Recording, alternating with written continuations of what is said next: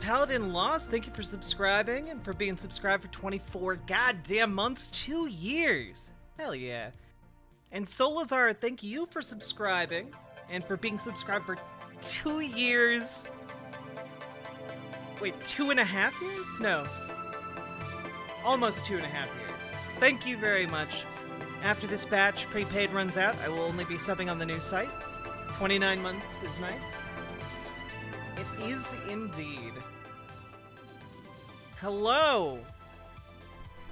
Hey, Avalon of Babylon, how are you doing? Haven't seen you around in a hot minute. Whew. Hello, LINHD. Hello, VCC TV. Hello, Kairyu. Hello, Ashley. Hello, Punky Gal. Hello, Sweet Myths. Hello, one and all.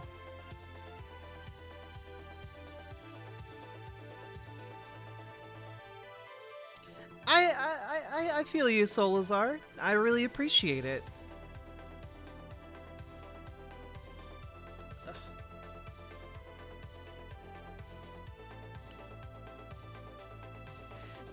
You just keep being on at the same time I mod. Oh, I'm sorry.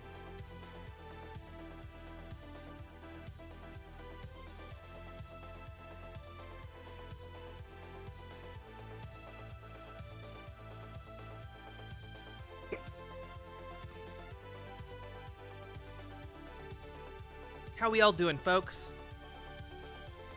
Hey, it's a Roro.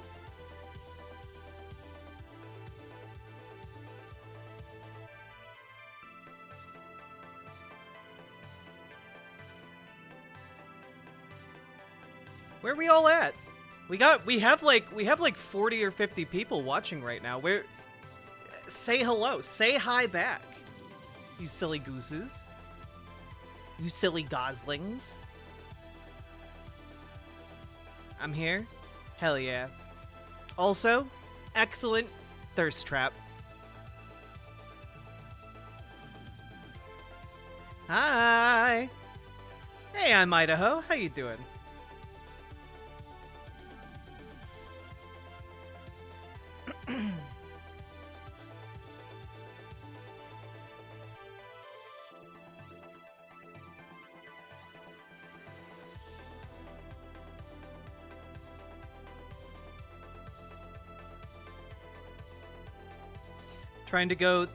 Trying to get the energy to go Madulg fajitas. Okay.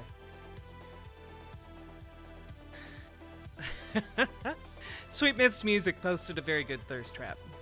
Hey, Ulersoth. Hello. Good evening. Sweet Myth's Music gifted *5 tier 1 subscriptions. Oh, hot diggity damn, Sweet Myth's Music. Thank you for the 5 gifted tier 1 subs. Hell yeah. Am I the only one who can't see? Wait. You guys should. Oh, I see the issue. My bad. I'm refreshing over on site chat. There we go. Thank you for letting me know.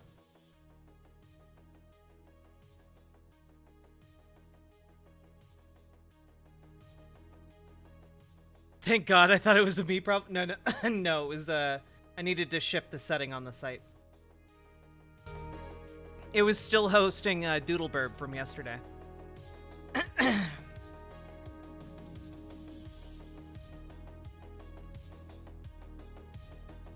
Professional streamer moment. Exactly. Also, chat, guess, and I know I talked about this a little bit yesterday. We broke 1,900 subs over on YouTube. Every sub we get makes it a little bit easier to get the next one. Is anyone hearing Jack twice, or is that... Yeah, excellent question. Are you hearing me twice?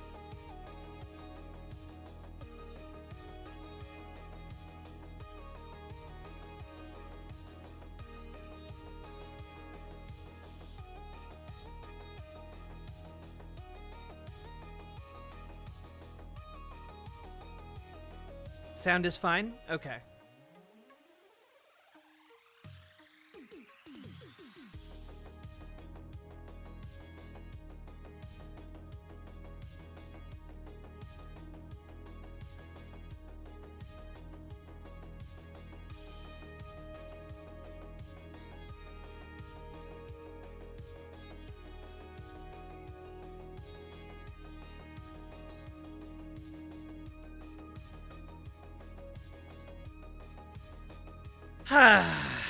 Open shirt, mommy. Oh yeah, I have a cute bra on. Gotta make sure everybody knows.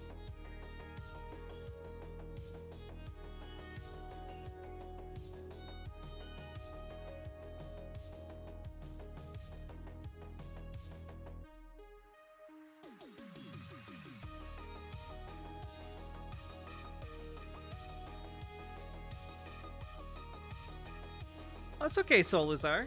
It happens. I've been goofing all stream.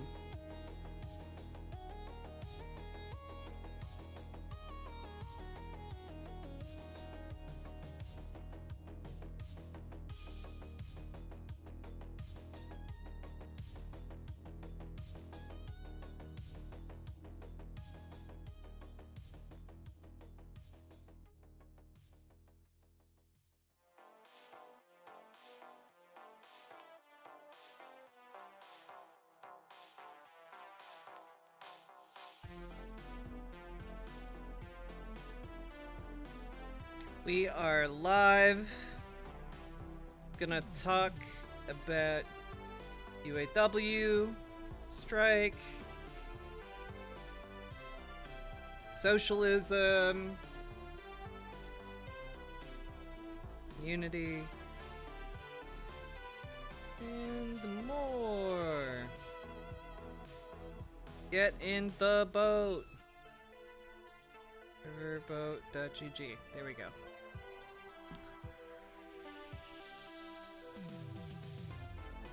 Hey, Todd Pemper. Hey, Shaloon. How we all doing? Hey, No Look at Flash.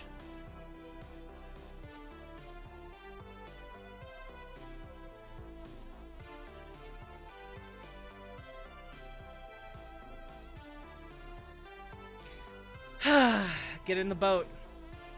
Get in the boat, chat. So we have a lot of things to cover today. Let's see how far we get. All right. So first of all, just have to say, watching this UAW strike unfold and seeing Sean Fain in front of cameras, he is like one of the most on-message guys you will ever see.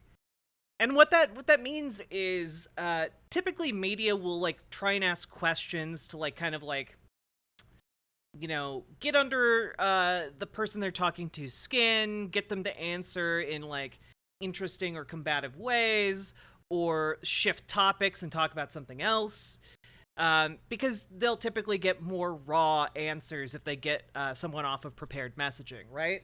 And Sean Fain is incredibly good at just making sure he comes back around and hits on the major points that the union needs to get out to, you know, just the general population, you know? And this clip was circling around today on social media, so let's take a look at it real quick.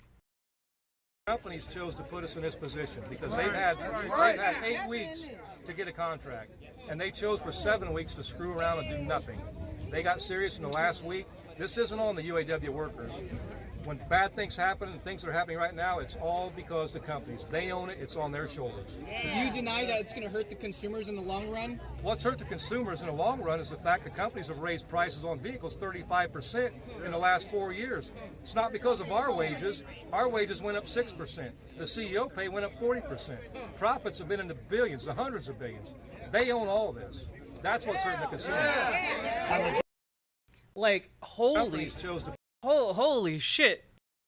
Like, is this going to hurt the consumer? He's like, nah, man, the company is hurting the consumer. That's not because of us.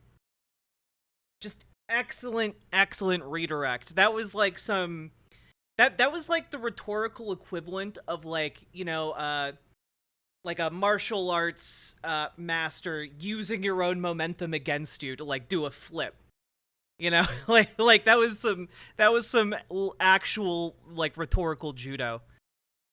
He didn't even like pause or take a break in that. He just immediately flipped it back around to union messaging. That was really good. But also interesting is that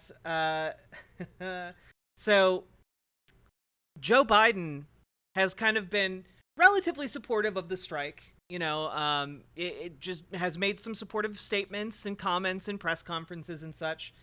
And what we have going on right now is that, well, Sean Fain invited Joe Biden to come to the picket line on Tuesday, and guess what?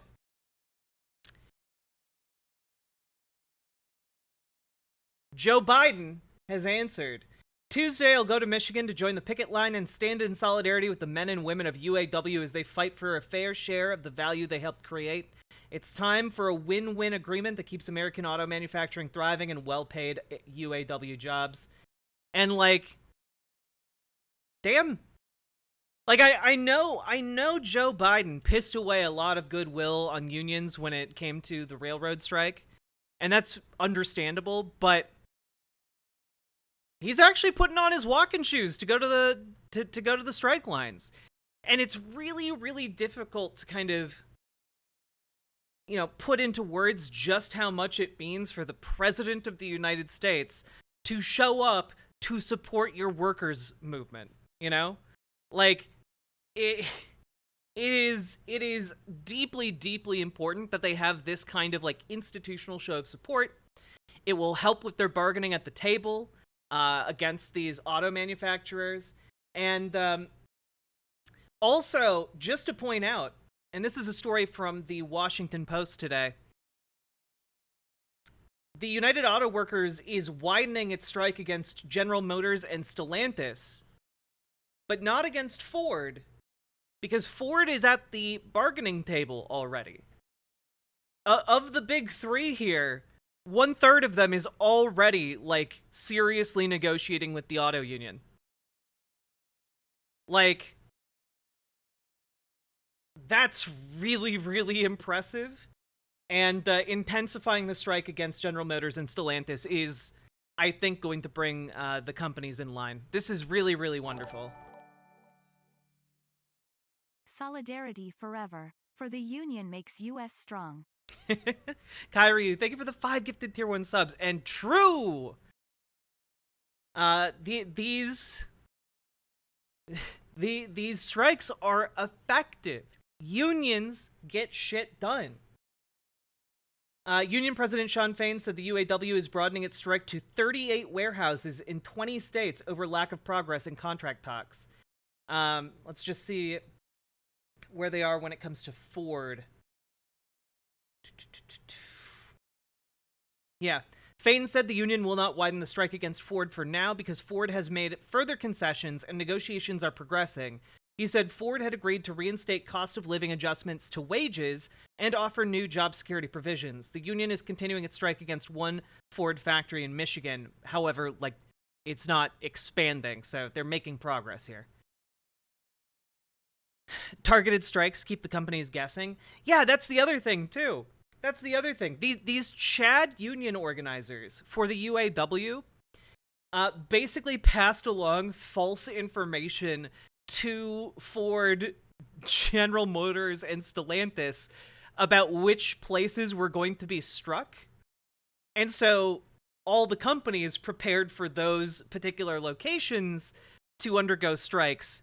But then the UAW didn't strike those locations and struck different ones. And all of the pre-strike preparations that they made, that the big three tried to take, completely undermined. It's so good. It's so good. King shit. Well, and that's the thing, right? When you have mobilized your entire union to go on a strike, and then you are able to, start small with your strike, that gives you more room to intensify the strike and continue getting media attention. It's actually a really brilliant maneuver. So they can continue to stay relevant throughout the strike, and they can keep the bosses guessing about where new strikes are going to happen, and they can kind of like do a little carrot and stick negotiating with like Ford, for example, they're like, see, Ford, we're not expanding our strike against you because you're playing ball with us. You know, like, it gives a lot more negotiating leverage than one might initially imagine. Plus, UAW is getting international solidarity along with public support. Yeah, we talked yesterday about how the Canadian, auto manufacturers union, I forget exactly what it's called off the top of my head, but their union is moving to strike against auto manufacturers in Canada as well. So there is solidarity across the northern border, which is really, really nice.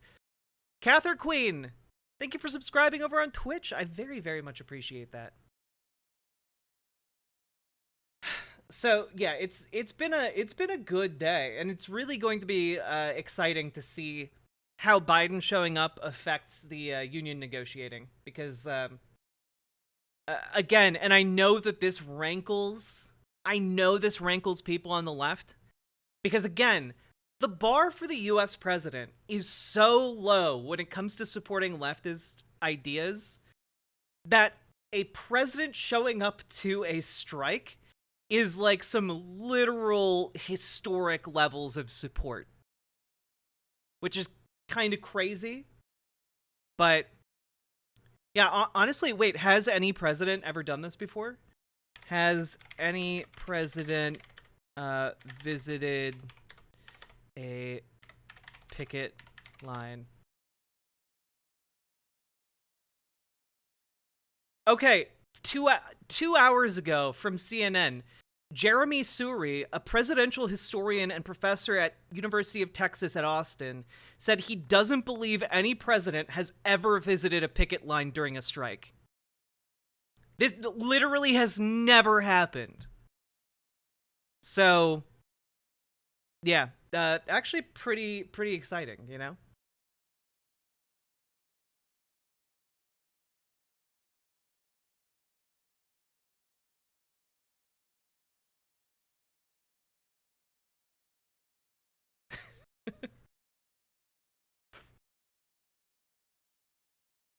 The bar was so low and he just met it. I know, right?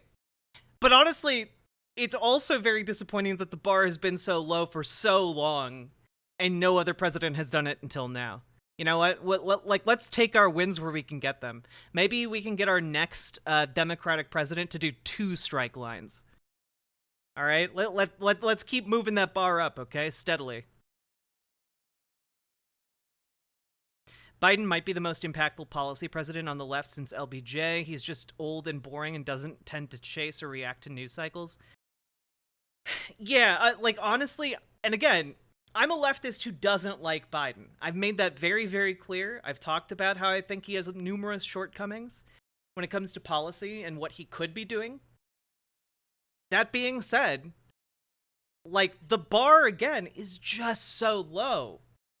And he has made a number of different policies and proposals that have been adopted and passed that are, groundbreaking and historic. Biden isn't on the left, but he's doing good things. Well, I mean, he's a centrist. He's on the left in the center. He's not a revolutionary by any means, but dude isn't dude's not a conservative. LBJ, Liverboat Jack. There you go. You got it. Nailed it. But Jack, if we don't vote for a third party or refuse to vote at all, we're literally the worst people ever. Oh, God. Yep. Yep. God damn it. We're only going to see people saying stuff like that in more and more and more and more intensely as we get closer to the election day, so I mean, brace yourselves for impact on that one, folks.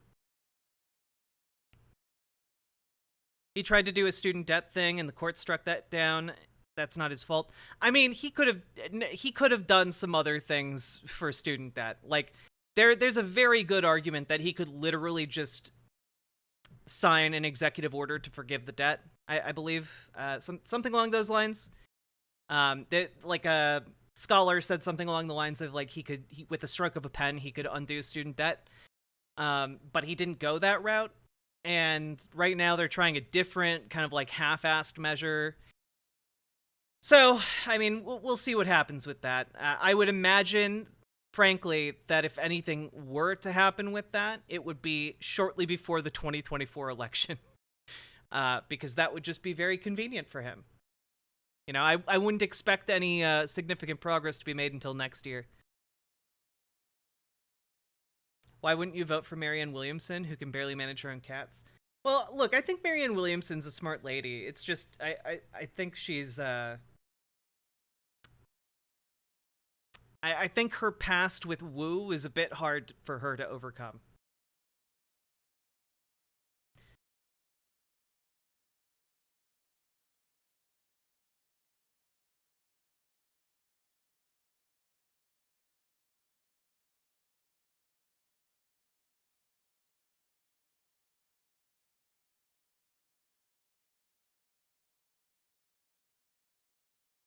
I don't know what those solutions are.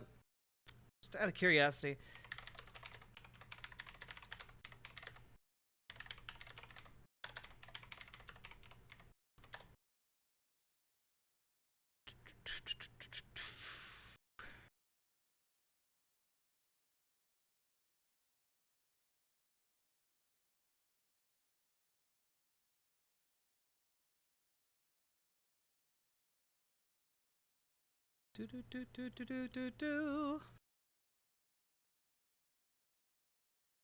Yeah, honestly, there are a lot of things he could do right before the election if he really wanted to.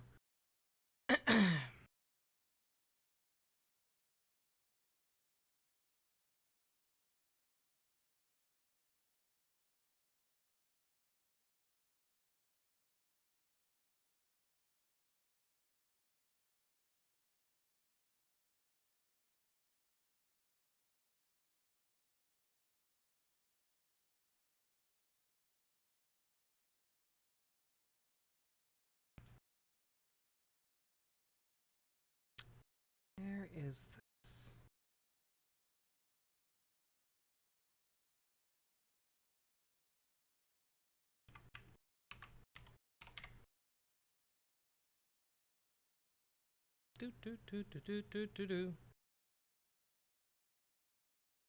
Oh, okay, yeah. Senator Elizabeth Warren said management of the student death crisis is a massive failure from top to bottom.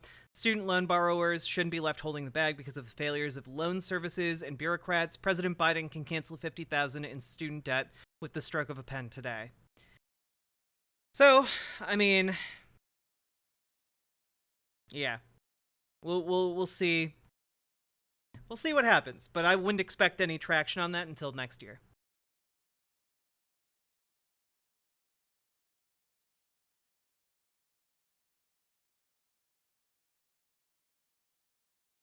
Oh, Riverboat Bot, why? Why are you choosing violence?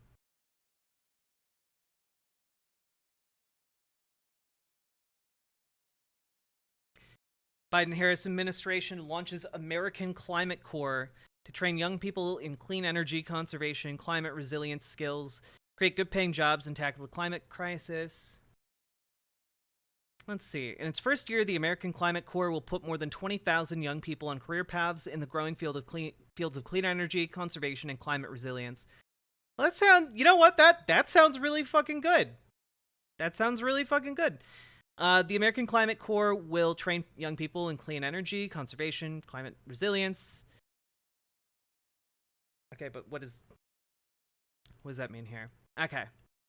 They'll have the opportunity to work on a wide range of projects that tackle climate change, including restoring coastal wetlands to protect communities from storm surges and flooding, deploying clean energy initiatives, managing forests to improve health, and preventing catastrophic wildfires.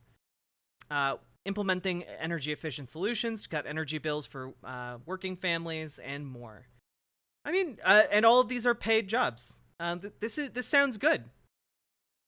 Biden is just single-handedly creating, and this is as of 2 days ago, single-handedly creating a jobs program for 20,000 young folks and getting them involved in green energy initiatives. This is good.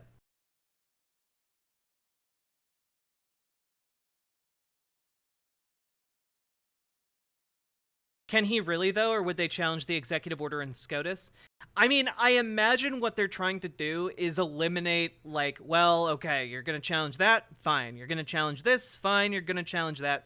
It's probably the last thing he would try, you know, if it didn't get through the courts. More anarcho-Bidenism? True.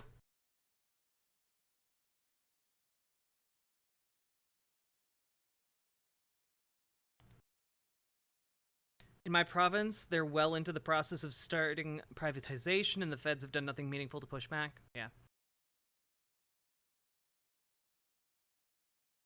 We need them to do more things that positively impact the bottom line for everyday Americans. Well, yeah, I mean, like, again, none of this is enough, but, like, I'll take what I can get. And then demand the rest. No, look at Flash, you didn't cause violence. You sent something very useful, and I don't know why Riverboat Bot did that. I'm sorry.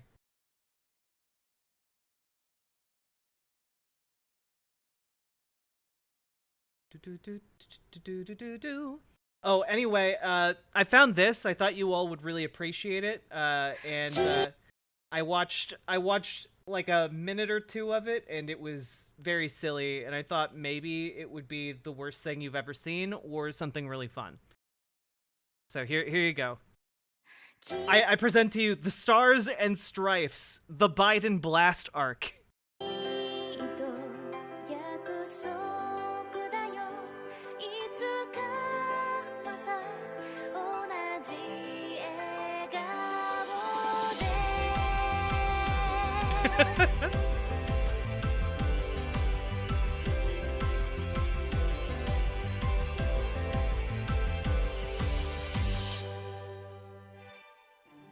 The Stars and Stripes, the Biden Blast.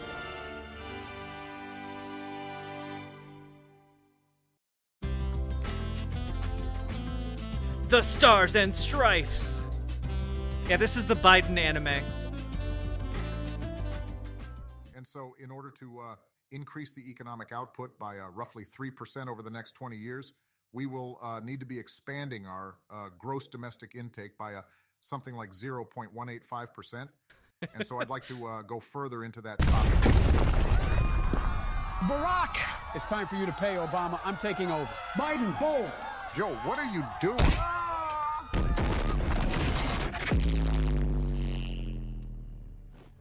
You're weak, Obama, and I've outgrown you.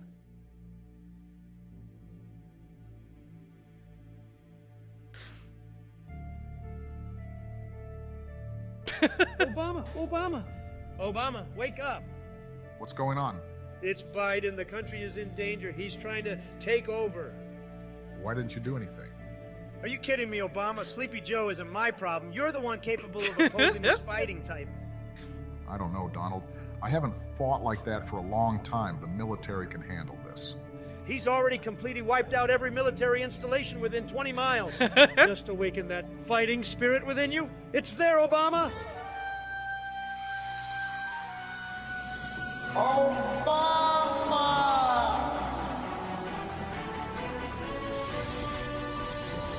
You did it! I knew it was there, Obama! Presidential pogo. Oh, God.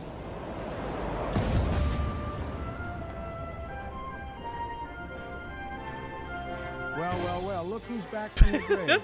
I don't know what's gotten into you, but I won't let you take over, Joe. You can't stop me, Barack. What do you know about handling something like me? Listen up, my friend. I've seen plenty of battles in my time, and I know what it takes to come out on top. So before I unleash my Obama Hamaha, let me give you a little advice. You can throw everything you've got at me, but it won't be enough. I've got the power of hope and change on my side, and that's a force you can't reckon with. So bring it on. I'm ready to show you the true meaning of strength. Here it comes.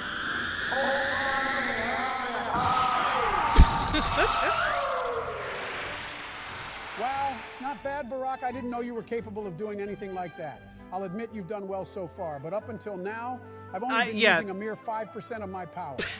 Now let's see how well you fare against my Biden blast. Biden blast. You couldn't live with your own failure, Barack. Where did that bring you? Are these AI Back made? to me. Yeah. Still, I'm surprised you're standing, even though I was using more than 5% of my power this time. You've improved. Thank you, Joe, but let me be clear. You haven't seen anything yet. It may have looked like you hurt me, but the reality is that I blocked and absorbed your Biden blast. In fact, I've been holding back as well, waiting for the right moment to unleash the Obama Hameha. And it's now shit. ultra-charged with the energy absorbed from your Biden blast. Ha! I'm not afraid of your fancy moves, Barack. My Biden blast can take on anything you throw at me. Is that so? Well, let's see how you handle the full power of the Obama Hameha. Obama. Bring it on, Barack. I'm ready for anything. For corn pop. Biden. For corn pop. Oh no, the Earth can't take this much energy. I've got to do something. I'll deflect their combining attacks away from the Earth, into space. Trump card, trajectory change.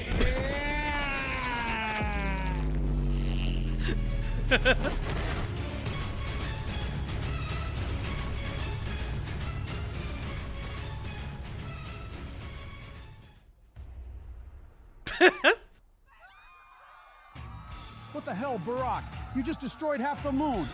Your Biden blast was part of that laser, Joe. You're just as responsible as me. I don't care whose fault it was. We didn't need the moon anyway. What really matters is that your 6% power Biden blast charge, Obama Hameha, was only powerful enough to merely match my 7% power Biden blast. Meaning all I have to do is use 8% or more of my power and you won't stand a chance. Although at that level, I risk destroying the entire continent just from the sound wave of the Biden blast. And then I'll have nothing on this planet to rule over, but I don't really care anymore. There's a whole universe out there for the taking, and you're in my way, Obama. Wait, He's so right. My Biden blast... Biden is Frieza, I guess, in this anime adaptation. Charged Obama Hameha should have destroyed him no problem, but he matched it. And he's not even using 8% of his power. There's not much else I can do here, unless... It's no use, Obama. There's nothing you can do. We may have been friends once. We may have ruled a nation together for 8 years. But I've moved on from that. And now, you're nothing more than a pesky little ant on the sidewalk. I will destroy you. You're right, Joe. We did work together for a long time. I trusted you. You were my home dog hood rat, but you turned against me, and you're trying to take the nation for yourself. You were such a fool ever to trust me, Barack. You knew what I was capable of. I was only ever there to learn your weaknesses so I could overthrow you. Right you are, Joe. I certainly did see your power and potential, but I also learned much more from you than you did from me. I know your ins and outs. I know your style of moves. It's how I was able to absorb your 6% Biden blast, but I can do much more than that. I can copy you altogether. What do you mean? Just watch this, Joe. Mode Biden! What have you become, Barack? Joe Obama. Biden blast! Oh, shit! You missed it, Joe Obama. You may have copied my power, but you're still a lousy aim. That was a warning shot, Joe. Surrender now. You couldn't keep your techniques from me. I know you went into the Library of Congress and read the secret archives to learn this power. Barack, can you please at least... This must be how Monument Mythos Modern Day ends. Change the look and voice back to you. It's so damn weird and creeping me the hell out to be fighting myself and listening to some weird morph of my voice and yours. Fine, but I'm not going to hold back at all from copying your moves, Joe. Biden blast! Oh! Man, that hurt. I can sense and feel that his power has significantly increased. I didn't think this was possible. If his Biden blast hit me again, it could severely wound me or even kill me. That's it, Joe Obama. I've had enough of your petty games. I'm going to destroy this entire planet and kill you. Get ready for a full 100% power Biden blast. Not on my watch. Trump card, deportation, teleportation. What?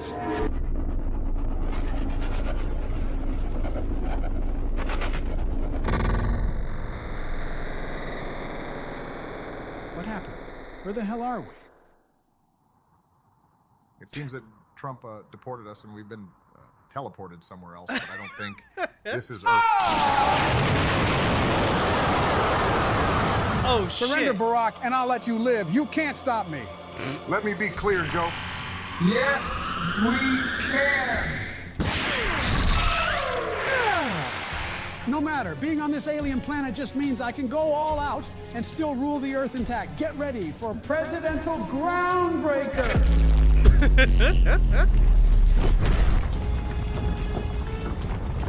Behold the magnificence of Golden Biden! Ha! Finally, I've got you, Obama. Get ready to be Biden blasted to the face.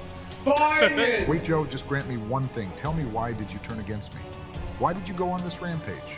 We were brothers, the best of friends. Why, Joe?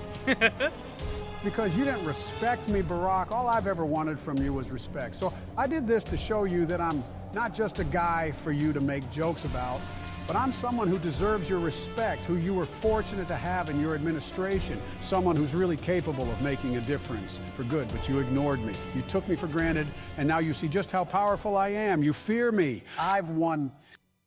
Joe, I've always held a great respect for you deep in my heart. No one could do the vice president job quite like you do, and I know that after hope and change, there's nothing in the world more powerful than friendship. And no friendship was more valuable to me than the one I had with you. Then why didn't you treat me like that? You laughed at Trump's Sleepy Joe jokes. Countless nights I spent alone, with no one to pour my heart out to, no one to treat me like I really fucking love that they're using the piano music from One Punch Man. This is so good. Really mattered. I'm truly sorry for that, Joe. I should have dedicated more time to our bromance, but you know how busy life gets when you're president? I do. I just wish things could be the way they used to be. They can be, Joe. Come back to me. I'll be a better friend. Let me be clear. There's always room for you if you want to be my friend. Let me be really, clear. even after this whole thing? Of course, Joe. I understand that I'm at fault here to an extent, and I want to make it up to you. Thank you, Barack, for understanding how I feel. Of course, Joe. Let's go home. Obama portal.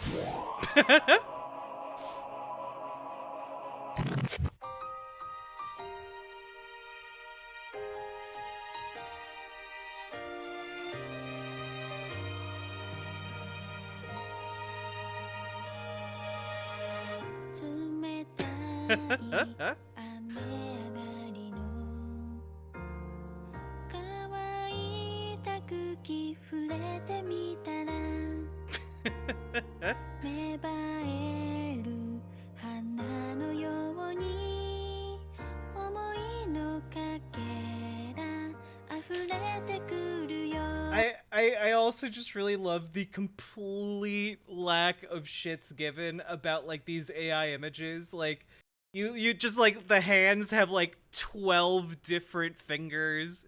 It's so awful. But you know.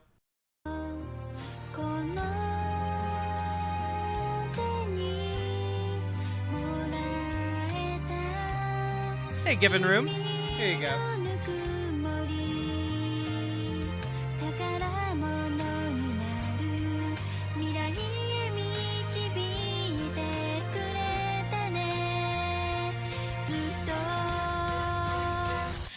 Well, Scoob, I can sense someone threatening to approach my power level. It's time for me to step out of the shadows like no more holding back. Oh, shit. Oh, shit. Stars and Stripes, the Shaggy arc is now in production. There's a season 2, baby. There once was a...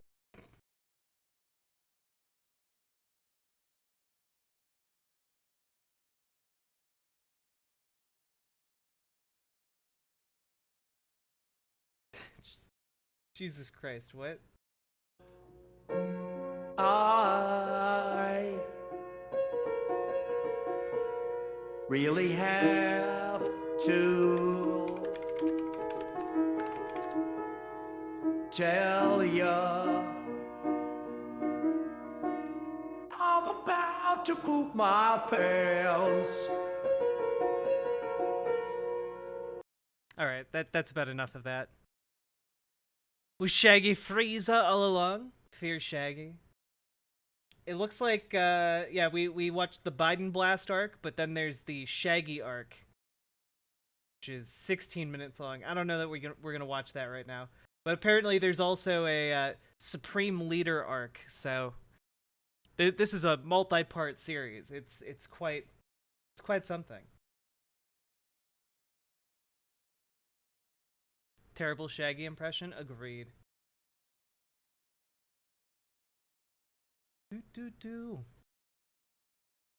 How we all doing?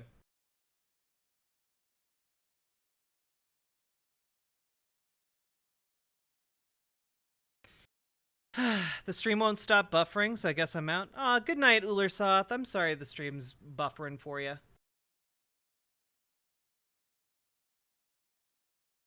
Also, Black in the Borg, where you been?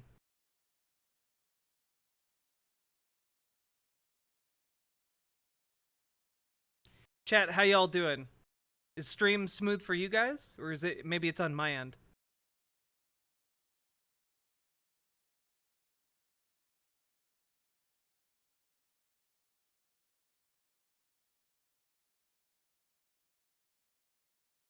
Fine here. Good to know, ally. Zelrex. Hello, Zelrex. Working for you? Good on your end? Okay, cool, cool, cool.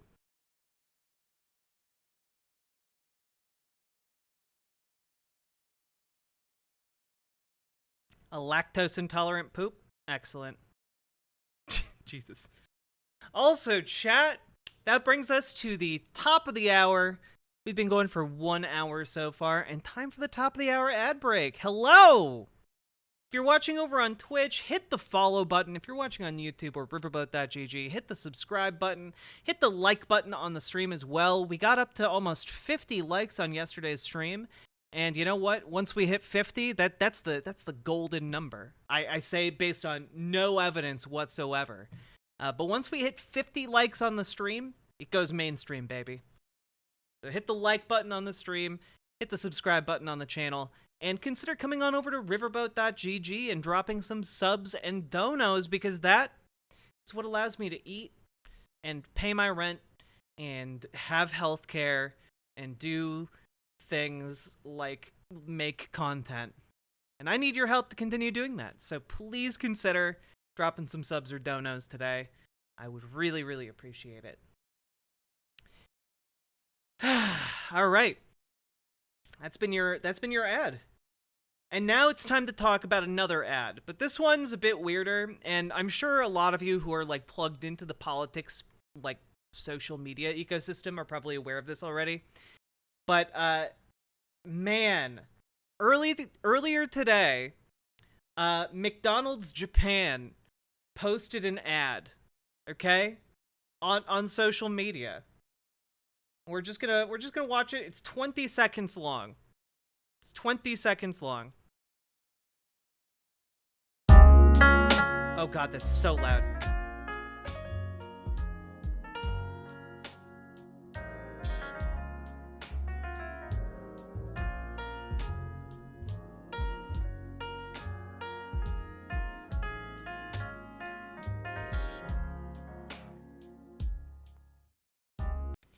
Okay, now, fellow leftists or fellow left-leaning individuals, did that really boil your blood? Did that make you mad?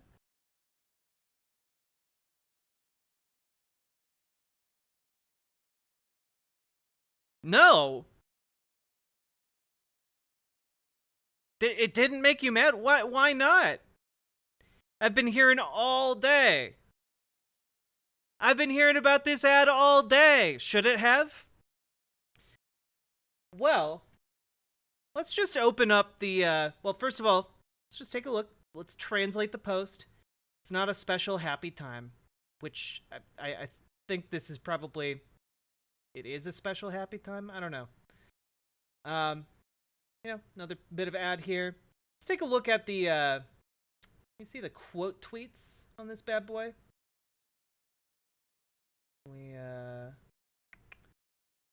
How do we see the quote tweets?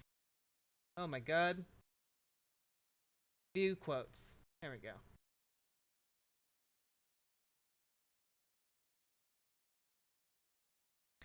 Probably a hot take, but the reason why y'all Malden at the sight of a wholesome ad of Japanese McDonald's is that both of your personality and worldview are so rancid nobody actually wants to have babies with any of you.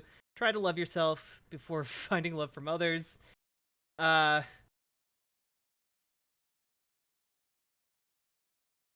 see. This shit is the cutest, most inoffensive animated ad I've ever seen, and Americans are arguing in the quotes for what?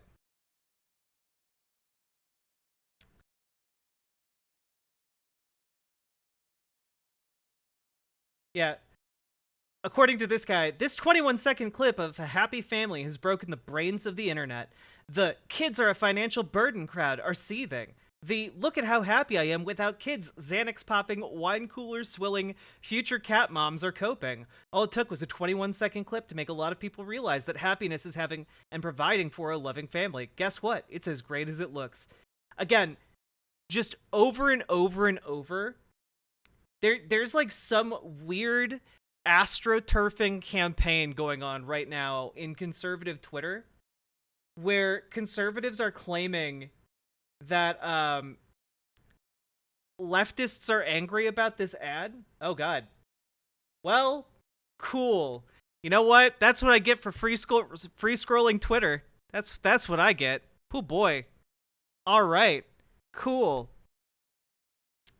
You know what? That's great. Cool. Well, was that porn? You know what? No, yes, it was. I'm not gonna lie. Nuke the stream. Nuke the stream. Were the actual tweets attacking the ad? I couldn't find any. There aren't any. That was the point. That there are leftists out there who aren't attacking this ad. As far as I can tell, no one on the left is attacking this ad for anything. But I do also know that because it's gotten so much traction, I know now that the quote tweets are full of pornography and people being very sussy about an anime child, which is gross. Don't do that. Get the fuck out of here with that.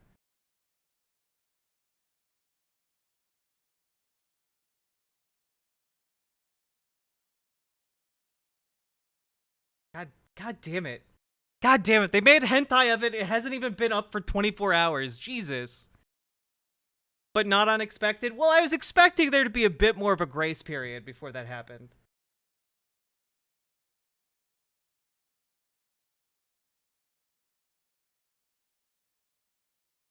Let's see.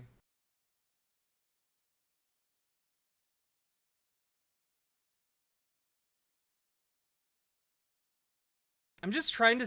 I'm just scrolling through here to find any left-leaning person who's like, this is wrong. This is disgusting.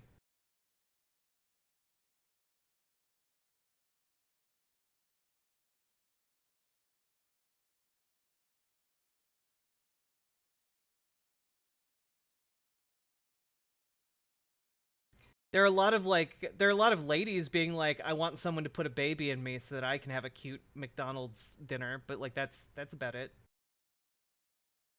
And a lot of the other quote tweets are just like, I couldn't find anyone who's upset about this.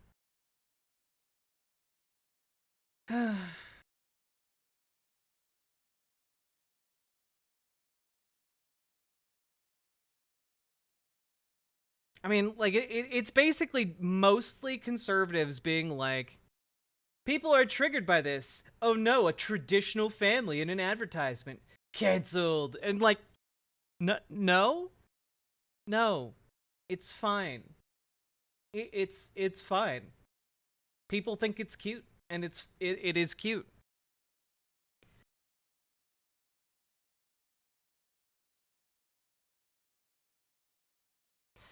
Very odd behavior. You can get McDonald's without having a baby. Well, yeah, of course. But they don't want the baby to get McDonald's. They want a baby because the ad is so cute and there's a small child in it eating French fries.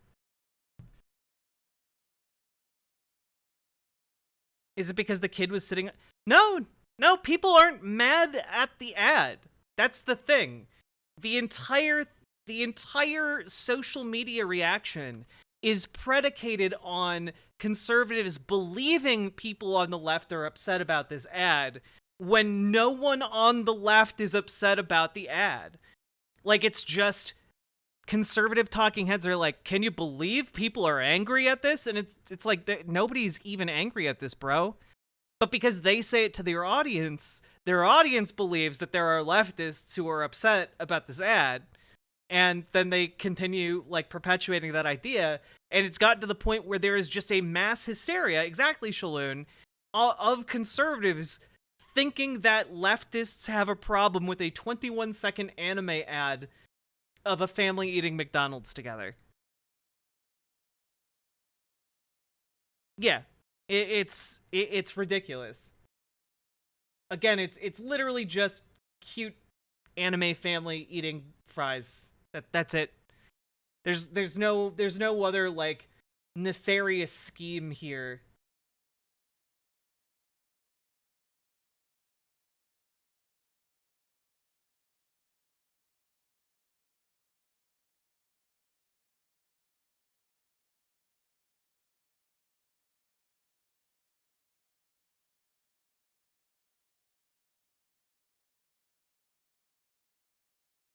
Like Jesus, look at this person. The amount of men despairing about not being able to start a family shows how modern society has failed men on a civilizational level. Our Western society is so depraved, hostile, and sex-saturated that a casual family-friendly ad is now profound and heartbreaking. And it's like, no, it's not, actually. It's neither of those two things. It's just nice. It was just a nice and pleasant 21 seconds of animation.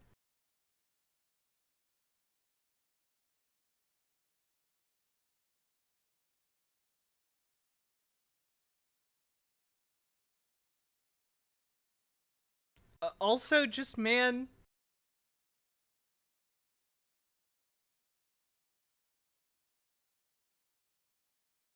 people are fucking crazy, dude.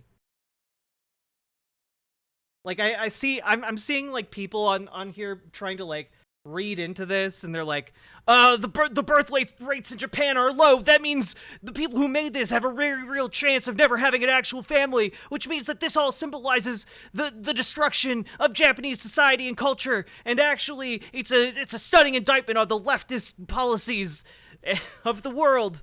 And it's like, what the hell are you on about?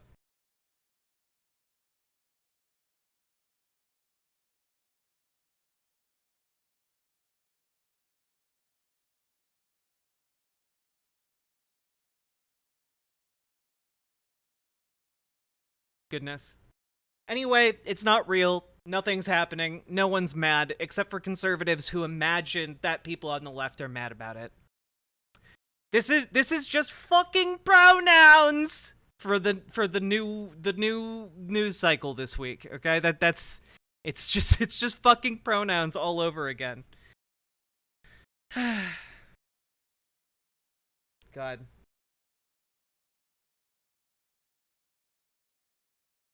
Also, I've been scrolling for a while now and no pornography, so we just got really unlucky, I guess.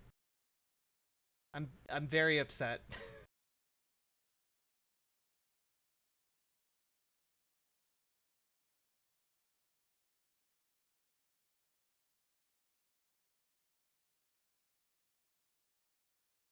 Isn't a Japanese family eating McDonald's rather than a traditional meal more of a destruction of their culture? Well, yeah. We found the one prawn. Well, no, there's more than one now. We got to be honest about that. Unfortunately, there are there are some extraordinarily sussy people sexualizing the child in that ad. It's really, really gross. So, if you are someone who looks up, like, porn of stuff like this, just skip this. Don't do it on this one. Okay? Do yourself a favor. Don't do that. By the way, they still haven't noticed that Baldur's Gate 3 has pronouns. I'm amused. Oh no, they're very upset that Baldur's Gate 3 allows you to have, like, a penis if you're a lady or a vagina if you're a man. They're very upset about that already. That old news cycle, you know. Shows they're in an echo chamber. True.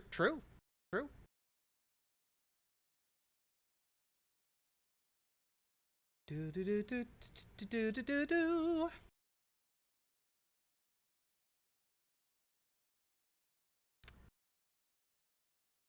Why lewd the kid when there's a MILF and a DILF right there? Well, because they are pedophiles. That would be why. Yeah. Again, I would say it is very fair to be extraordinarily sus of people who are very into lolly shit, all right? And you know what? It's okay to be sus of people who are even a little bit into lolly shit.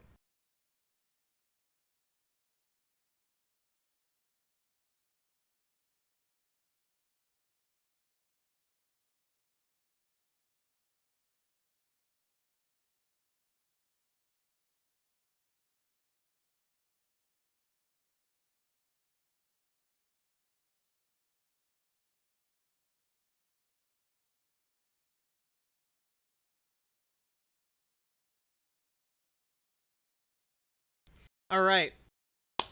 Folks, capitalism is evil. And you know what? I feel like you don't have to look too far into it to come to that conclusion. You know, people who many consider to be very successful capitalists will just sit there, stare into a camera, and tell you in great detail about their evil plans and what they think is good to do to make money off of the evil things they want to do, right? So I was just, looking, prepping show, as I do, and I looked over at Valuetainment. It's been a hot minute since we looked at what Patrick Bet David's been doing, and I saw that he had a video out called Global Water Crisis: Why Michael Burry is Investing in Blue Gold. And man, the fact that we live on a planet that is made up of so much water, and they're calling it blue gold in this is so telling. It's so bad. Anyway, here, let's dive into it, shall we? Hello, Geno. I appreciate the compliments. Thank you. So if I was to ask you right now, if an enemy wanted to attack our country, U.S., let's just say, how would they do it? You may say, well, Pat, they're going to do cyber. They're going to do biowarfare. No, they're going to do... Okay, I haven't, again, no pre-watch Reno. I did not anticipate with him opening up with, how would an enemy attack the United States? All right. Nuclear. What if I told you they could do it with water? If U.S. had a water crisis and you and I don't have water, you know how long we can go without water? 3 days. We have access to some of the largest freshwater reserves on the planet.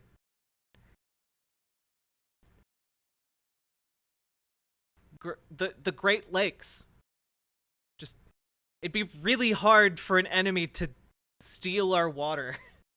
Say up to a week, but most studies say 3 days. And one of the biggest crises we're dealing with right now worldwide is water crisis. When I show you some of the statistics on what it's looking like, due to climate change, yes, and also overuse. Watch the movie Big Short. If you remember the movie Big Short with Michael Burry, one of the biggest investors that everybody worldwide follows. He's got this hedge fund called Scion hedge fund that I think he manages nearly $2 billion.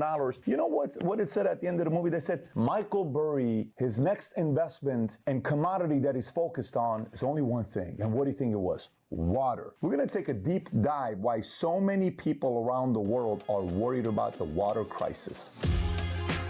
Well, worried about the water crisis, but also just straight up are like, hey, water's going to be in short supply. Time to invest in water so we can control the water sources and make $1 bajillion off of desperate, thirsty people.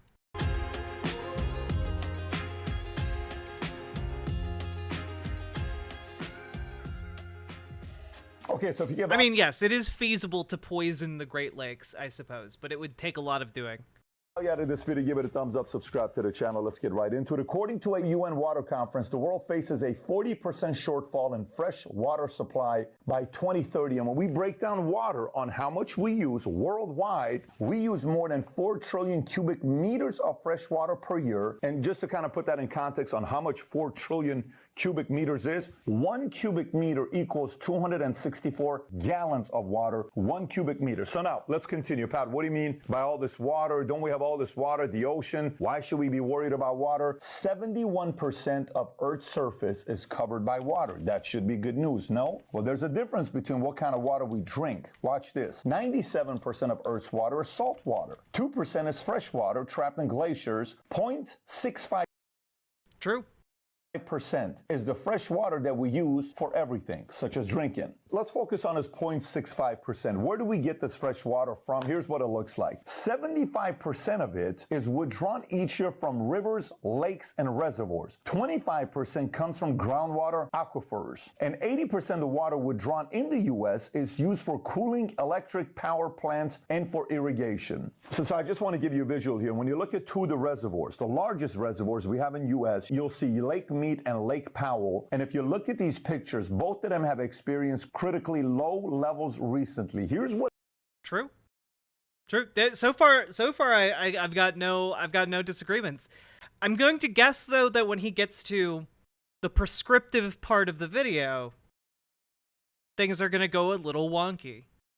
What it looks like in 2000 versus today. In 2000, these two reservoirs were full. 95% they were full. Today they're roughly 25%, said Brad Udall, a water and climate scientist at Colorado State University. It's hard to overstate how important the Colorado River is to the entire American Southwest. Now you may say, I'm not a math guy. Look, 95% just 23 years ago. To today, 25%, no matter what the number is, that's not a good thing on what the numbers are looking like. Where we've gone to where we are today. Today's sponsor is BetterHelp, and it's interesting because just today we were alone, we were two. Sometimes you do a session with somebody and you'll get 10% discount on your first month. So now let's take a look at how much water we domestically have been withdrawing since 1960. When you look at this chart, here's what it shows. If you look at the dark blue, it's domestic, then industrial, then total irrigation and livestock. So obviously 600% increase since 1960, that's 73 years ago to today. That's not a good thing to see. However, 70% of freshwater withdrawals are used for agriculture purposes, 20% for industrial use. The rest of the 10% are used for domestic, you and I drinking water.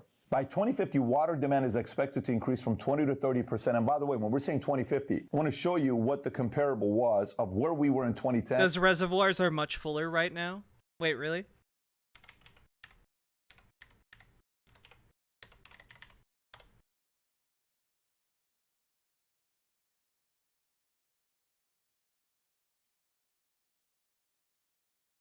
California's water storage system seen a stunning turnaround after a stormy winter, putting an end to the state's 3-year drought. Associated Press put together these before and after photos. Check these out. They show the drastic changes to major lakes and reservoirs this spring, from dry boat docks and dusty shores to just millions of acres of feet of water. Right now, 12 of California's 17 major reservoirs. Holy shit, dude. Yeah.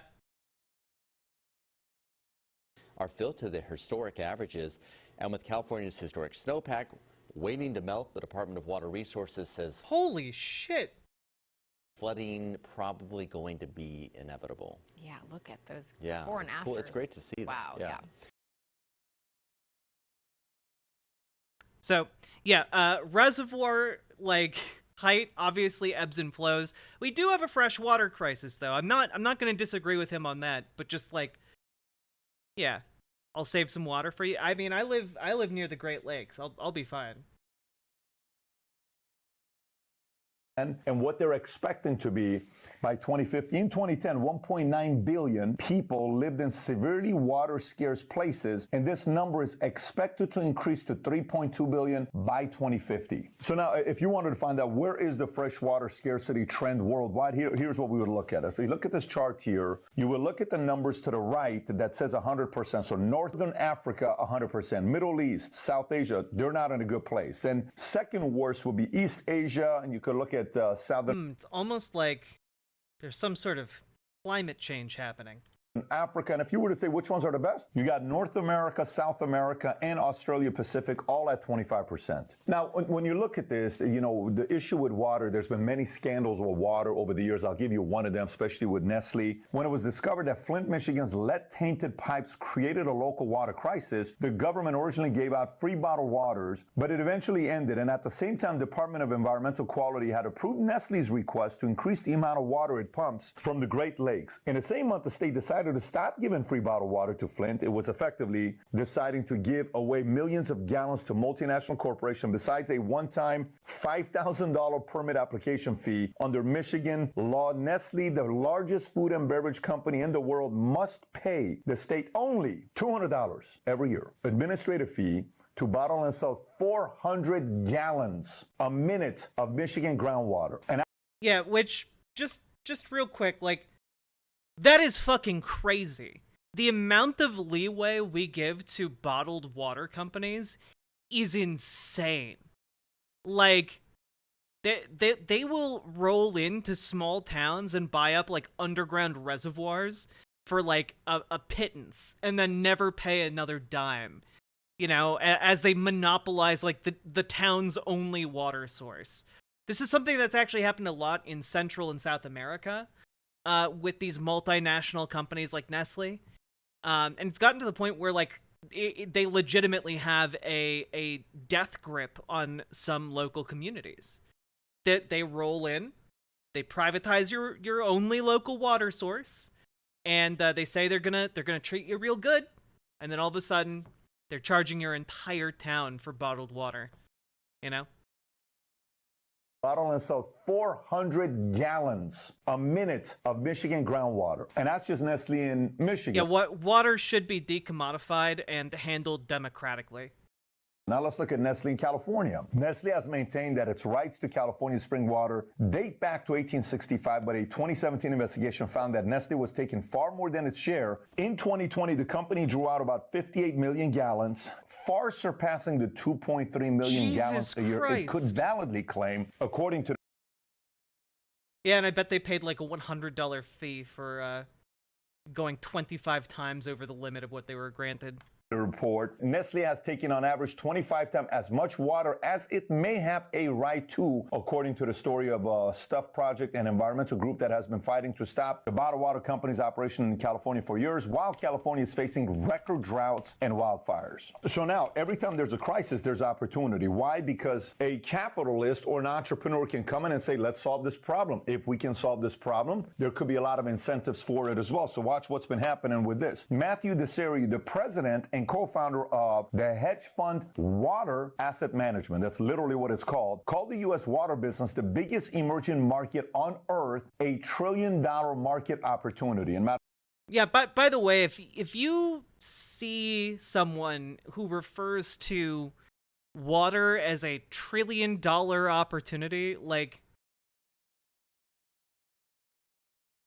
all I'm gonna say is, like, that's the sort of thinking that leads to, like, French revolutions, all right? That's the kind of thing where, like, people will get so incredibly mad that you are commodifying their very existence, like, the very, like, water proportions of the human body, and you're commodifying them. They're gonna get really, really angry. Yeah, let them drink Coke. Exactly. That's going to be the rallying cry of the 2050s. Matter of fact, like I told you earlier, even Michael Burry at the end of the movie in Big Short said that his focus had become on one commodity, and that is water. Here's what he said in an interview in 2015. Transporting water is impractical for both political and physical reasons, so buying up water rights did not make a lot of sense to me. What became clear to me is that food is the way to invest in water. That is, grow food in water-rich areas and transport it for sale in water-poor areas. This is the method for redistributing water that is least contentious and ultimately can be profitable, which will ensure that this redistribution is sustainable. And he's just use the food as little vessels to transport the water. People in water poor areas don't need to drink. Just let them eat food. Let them eat the bread we make with sawdust. It's fine. Said the following about wine. Those of you guys that drink wine, you ready for this? A bottle of wine takes over 400 bottles of water to produce. The water embedded in food is what I have found interesting. So it just tells you, guys that are thinkers, they're going to see opportunities to fix this problem, which means that's a good thing for us long term. There are 3 ways. Wait. No, investors don't fix the problem. They commodify the problem.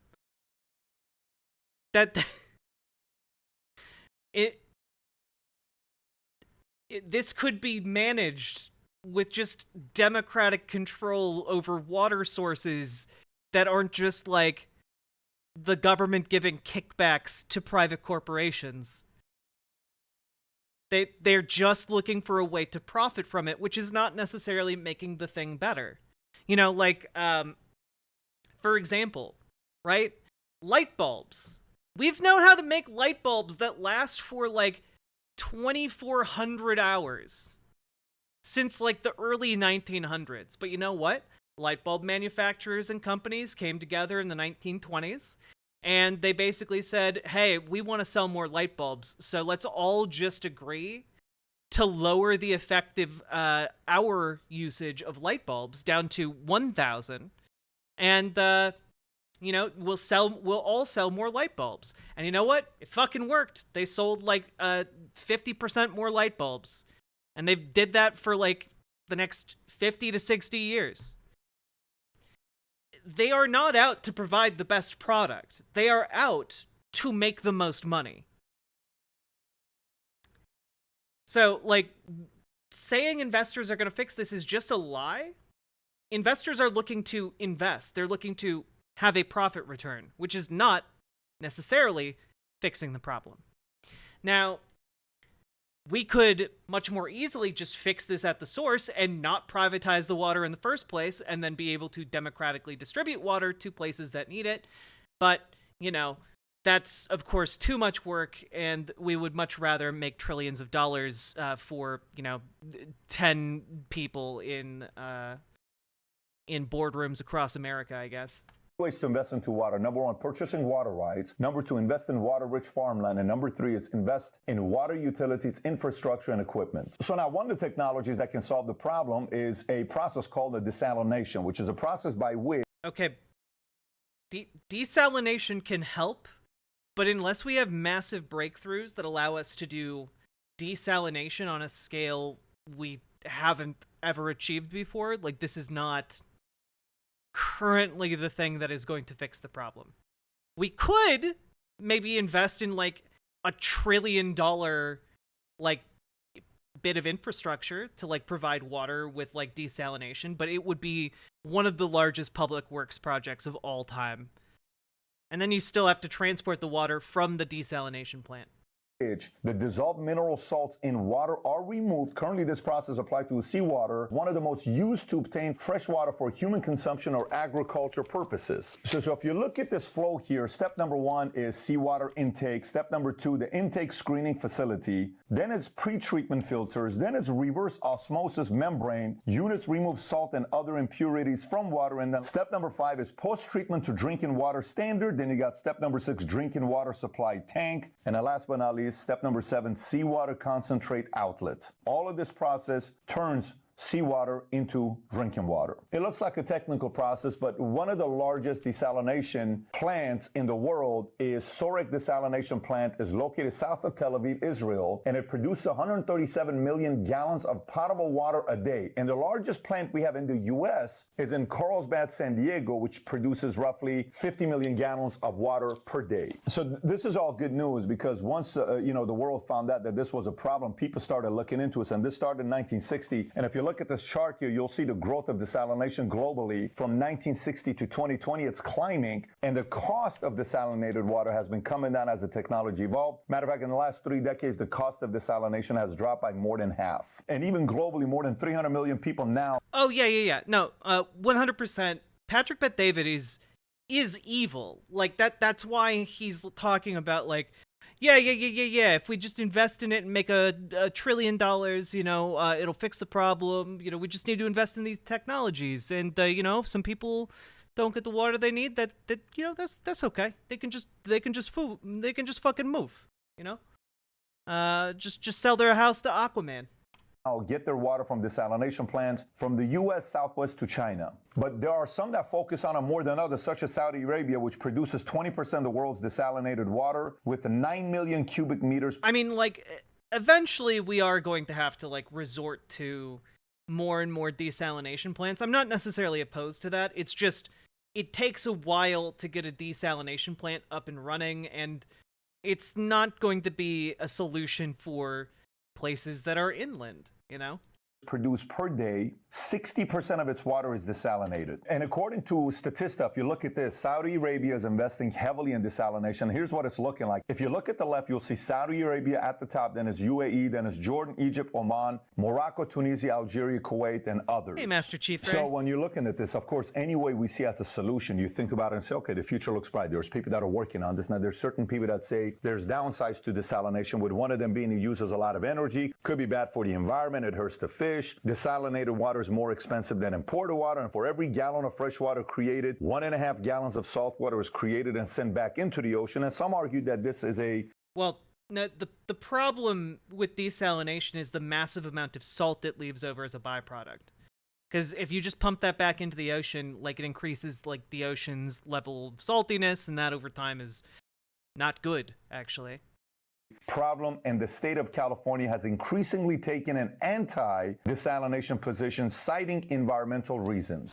Yeah, again, when he's saying 1.5 gallons of seawater, what he's saying is the saltiest substance you can possibly imagine. Like, the salt water that gets pumped back into the ocean is, like, so salty, it, like, kills any living thing that tries to exist within it. You know, fish that try to breathe that salt water, they just die. It's not great. Final thoughts on this water, on how I'm processing it. Number one, I trust capitalism. What do I mean by capitalism? Whoever's going to be negatively impacted by this has to fix this. So let's look at drink. Oh. Okay.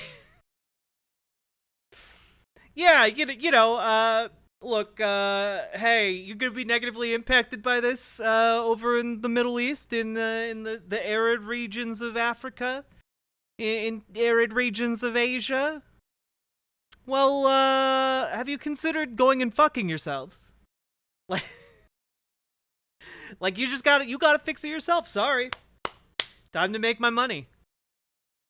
Companies who will be negatively impacted by this. Coffee relies on water, so that's who. Coffee. How is that the first thing you list? How is coffee the first thing you list on what will be negatively affected by not having enough water?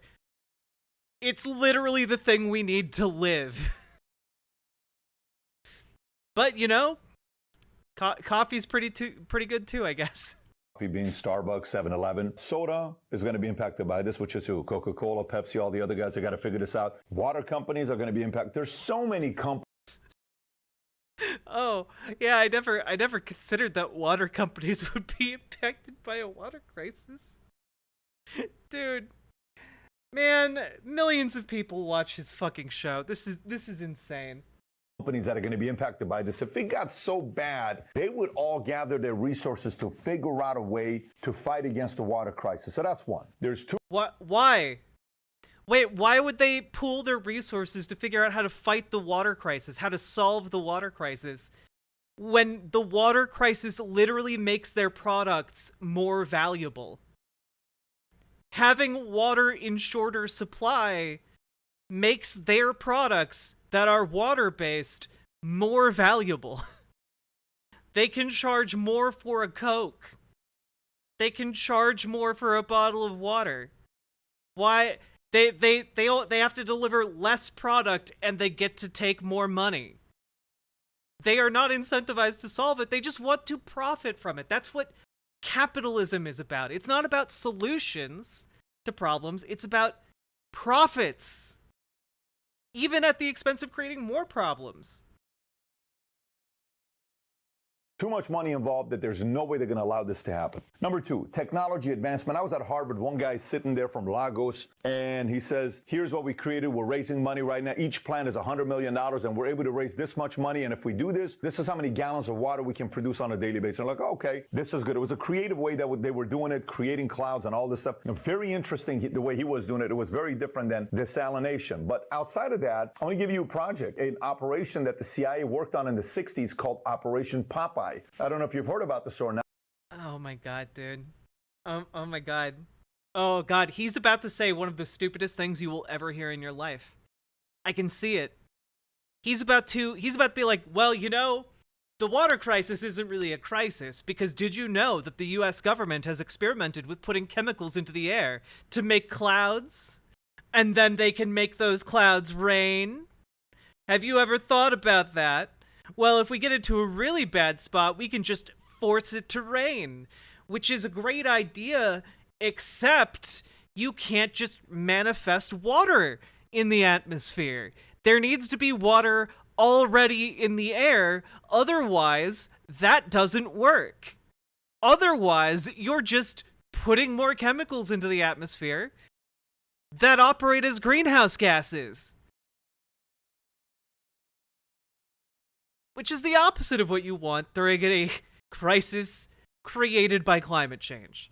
But we've known how to make rain, fake rain, look real for decades. And we've kept it kind of on the hush-hush, and we use words such as allegedly. But let me kind of read this to you so you can kind of get an idea.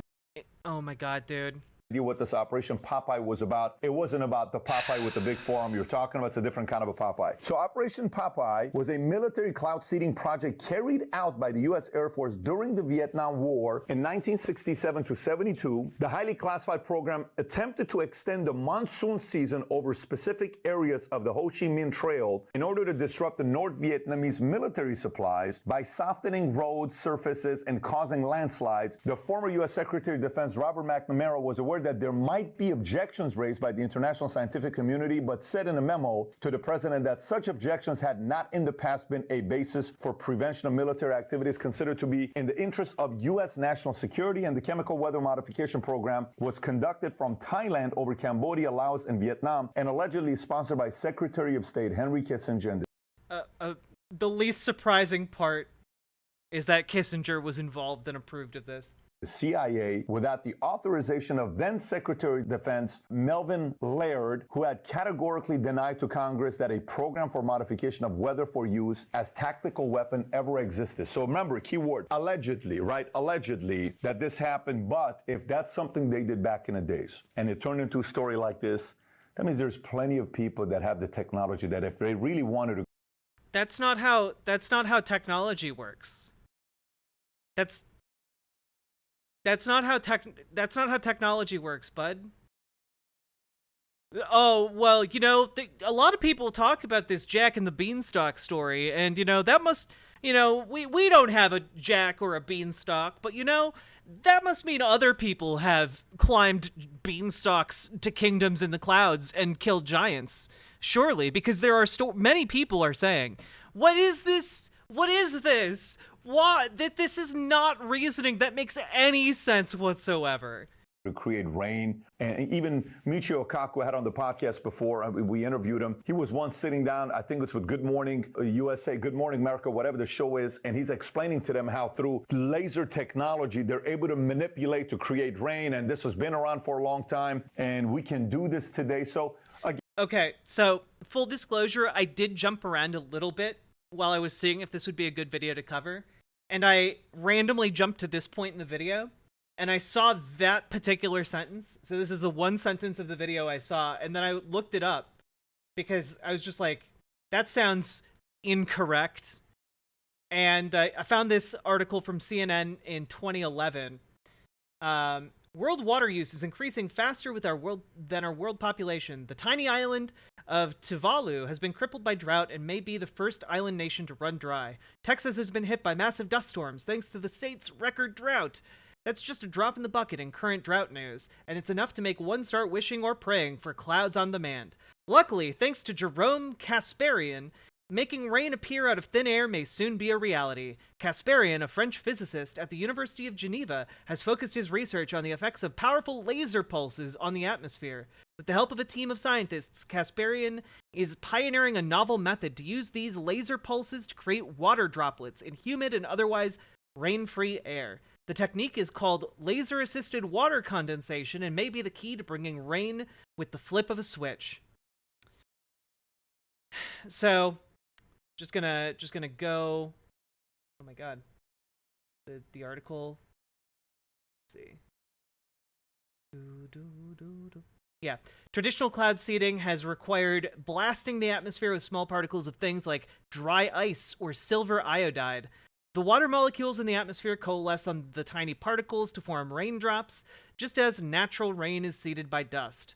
While these methods occasionally work, the trade-off is flooding the air with chemicals that can spread wherever the winds take them. Seeding is costly and not always effective. There's also the whole aspect of having your rainwater contaminated from the start with sprayed chemicals. The laser method is potentially superior. Unlike chemical seeding, lasers are far easier to aim and much more accurate. There's also the distinct advantage of being able to turn them on and off at will. The team uses a laser capable of producing extremely short pulses of light. Each pulse carries several trillion watts of energy. You know, everyone can just have a several trillion watt laser laying around and summon rain out of the air with a several trillion watt laser. But more than that, we'll finish going through here. The laser is powerful enough to knock electrons off of atmospheric molecules, creating charged particles that water can stick on to form droplets. Kasparian's team has gone as far as testing the laser in skies above Berlin, using a second laser to measure and confirm any changes to the atmosphere. The team found that its laser actually produced results. Kasparian said it's not a magic cure-all, though. The laser system can't create rain in dry air, and it's not powerful enough to completely change the weather. But as it stands right now, the system is capable of producing localized showers over a distance of a few miles, which is admittedly pretty cool. But also note the part where it can't magically pull water out of air that doesn't have water in it because it's dry from having been evaporated and climate changed to hell and back. So even if you could use a laser to start a rainstorm, it relies on there being water in the atmosphere. And if there's no water there, like say in a desert, you can't make a rainstorm. And also, yes, you have to have a trillion watts of energy just laying around. So I just want you all to know this is a very silly thing to say. Again, advancement, I trust it's out there. Capitalists, I trust, are going to figure out a way through. Okay, so the thesis at the end of this video is, well, capitalism has never led me astray before, which I would urge Patrick Bet-David to open a history book sometime. Triangle Shirtwaist Fire, maybe, a good starting point. The other part being, I mean, I don't know much about technology, but there's probably something out there that will save us, which is not a great attitude to have about a potentially existential problem. Well, cloud seeding is a thing. It's just not always effective. Using technology. And I just want to put this one thought in your head for you to be thinking about, because I truly believe only the paranoid survive, which is what Andy Grove said. FDR once said the following: in politics, nothing happens by accident. If it happens, you can bet it was planned that way. Why am I saying that quote to you? If in the future, you all of a sudden find yourself with news that's being shared to you to scare you with water crisis, and this is why we have to, whatever, shut down, eat, mosquitoes, or eat this, or eat that, or whatever way they're going to try to figure out to scare the hell out of you, always go back to, wait a minute.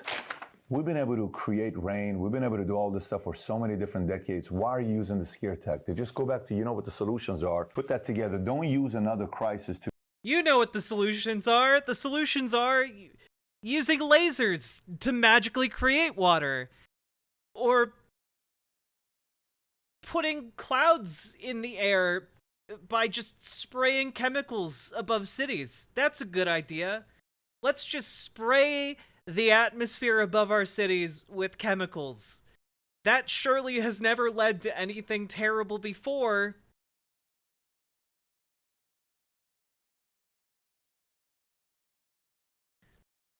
Creating rain, what the fuck is he talking about? Cloud seeding doesn't make water? Well, that's the thing! The cloud seeding also relies on there being water circulating in the environment. It's like he's somehow made a video about the water crisis into like a conspiracy about they have the technology to fix the water crisis and they're just not doing it. And like, bro, what? It's just time to spray. You know what? We need to bring smog back. Let's pump a bunch of smog into the atmosphere. We got a bunch of rain when we pumped smog into the atmosphere around our biggest cities. So much rain. Ignore the fact that it was made out of acid. Ignore that part. Ignore that part. To be able to control me and scare the crap out of me so I can vote for you. Be tempted to question and push back when somebody uses that crisis against you. Having said that, if you got that, I love that the vast majority of this video was talking about how like the water crisis is real, and then he like talked about how desalination exists, but it doesn't at all meet the needs of how many people exist. And then it's just like, also we can summon clouds with lasers or, you know, iodine or something, and that'll solve the problem. Without thinking about the fact that the water isn't created by the laser. The water isn't created by spraying chemicals behind planes. That doesn't create the water. And when that water rains, if it's made by the chemicals especially, those chemicals rain down with the water, meaning that water has to be cleaned before it can be drunk. Wait, so why do cloud seeding again? I get the conspiracy, but isn't there a reason in reality why cloud seeding is a thing? Well, yeah, because cloud seeding can provide, you know, protection from the sun. It can provide rain to the local environment, and, you know, there's still debate about whether or not the chemicals they use for cloud seeding have a negative effect on the environment or not. People don't really know. But also, like Ashley said, it needs a very high level of humidity to actually work. And that is not a level of humidity that is available everywhere. So, yeah. Used to be done over airports, but it was too toxic. Yeah. It's not great. There's a reason why the United States isn't constantly doing cloud seeding everywhere all the time.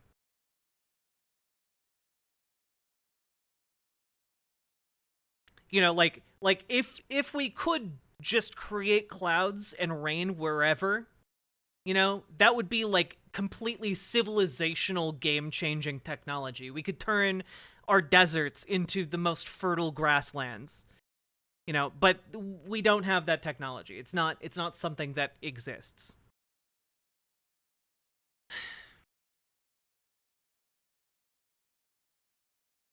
Like, the only real tech that he talked about here is desalination. And, like, there are some interesting, like, evolutions of, like, desalination technology. And one of the more interesting ones I've seen recently proposed is desalination facilities that also make use of the sun's natural ability to essentially vaporize water, and tapping into like the amount of water vapor that naturally rises off of oceans as part of the desalination process. So, I mean, there's a lot of interesting stuff happening with desalination. It's just not currently something that has enough infrastructure in America or globally to meet water needs on the level that we require.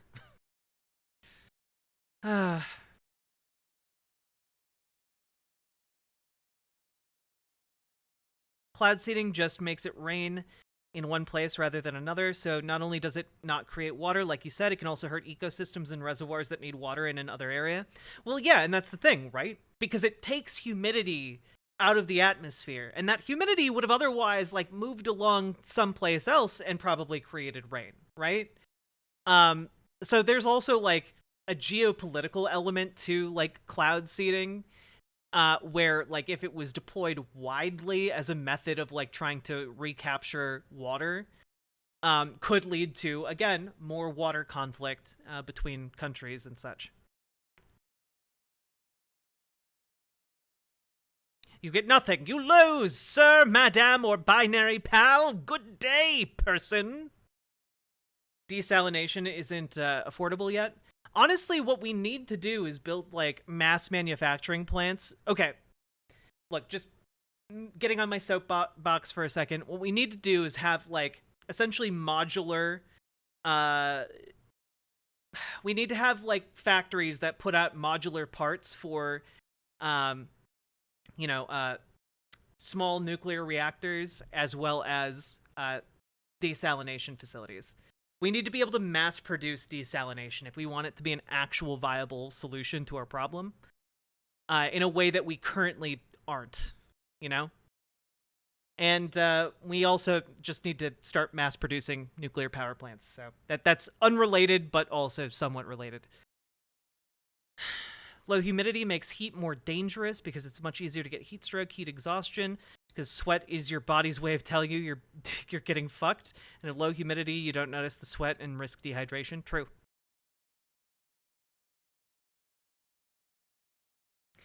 You need massive amounts of energy. You'd need a dam to run it in a sustainable way. Or either a dam or a nuclear facility, you know? In my head, my dream would be nuclear desalination plants that work in tandem with like salt battery production facilities, so we can use sea salt and like the toxic levels of salt produced by desalination could then be used to like produce salt batteries that would replace lithium ion batteries. That's my dream, kind of like this 3-in-1 system.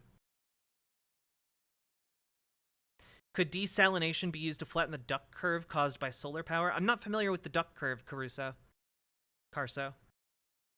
If you explain what that is to me, I'd be happy to answer your question.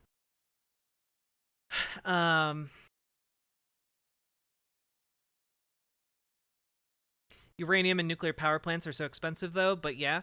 Well, the thing is, right, if we had modular nuclear reactors, there are some really great designs for kind of like almost like battery level tech where you can like socket in a modular reactor and then you can scale up with other reactors next to it for however many you might need to power like a facility or a community.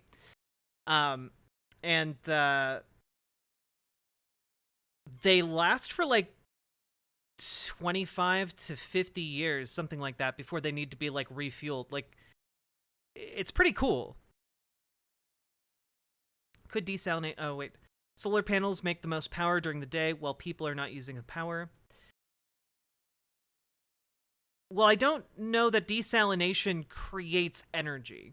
Desalination takes a ton of energy, which is why I mentioned pairing it with like a nuclear, or at least modularly nuclear reactor.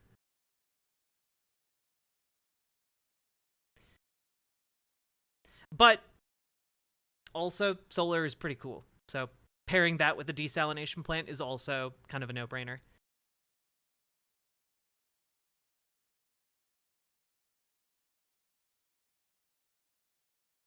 The issue with more nuclear power plants is getting lots of highly trained operators. The Navy trains the best nuclear power plant operators, but it's very difficult to find and train them. I find it hard to believe that it could be scaled up sustainably. Well, honestly, the issue... I think that issue can be solved with reactors that are incapable of like melting down.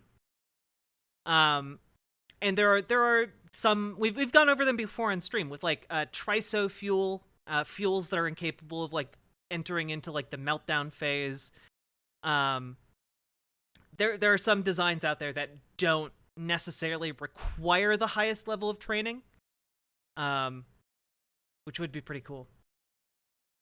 I've yet to be sold on socialism from socialists. I think I'm open to anarchy, but socialists suck at the whole public messaging. Sock them for life.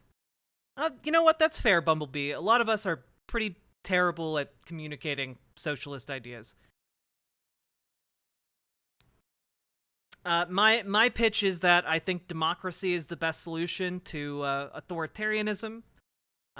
It's a damn sight better than feudalism and kings and queens.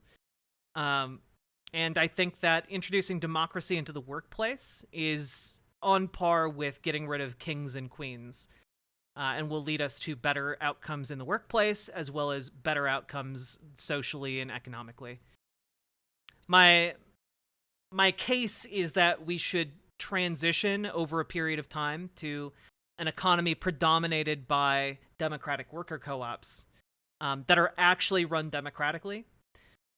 You could do this in a number of ways, whether by kind of just like a flat, small organization that's just flat. There's no hierarchy. Everyone's just has an equal say in what happens. But when it gets larger and you need levels of hierarchy, you could have like some sort of representative company structure going on, or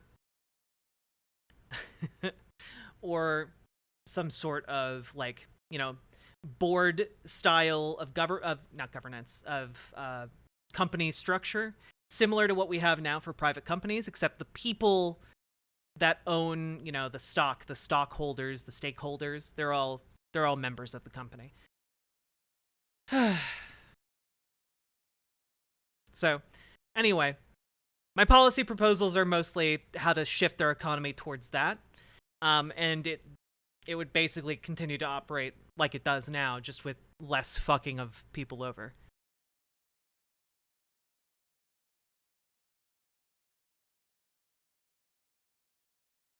Segment about nuclear fallout survivors in the USA. That's pretty good. That's pretty good. The United States should compensate survivors of nuclear radiation. Hey, Mithril Mist. Now, chat, we have been streaming for 2 hours now, so if you've been enjoying the stream, please consider hitting that follow button over on Twitch. Hit the subscribe button over on YouTube if you haven't yet. If you're watching on YouTube or riverboat.gg, make sure you hit the like button on the stream, because that ensures it gets out there to more people. We want as many people as possible to find this stream so we can continue growing. And folks, if you've enjoyed the stream, please consider dropping some subs or donos.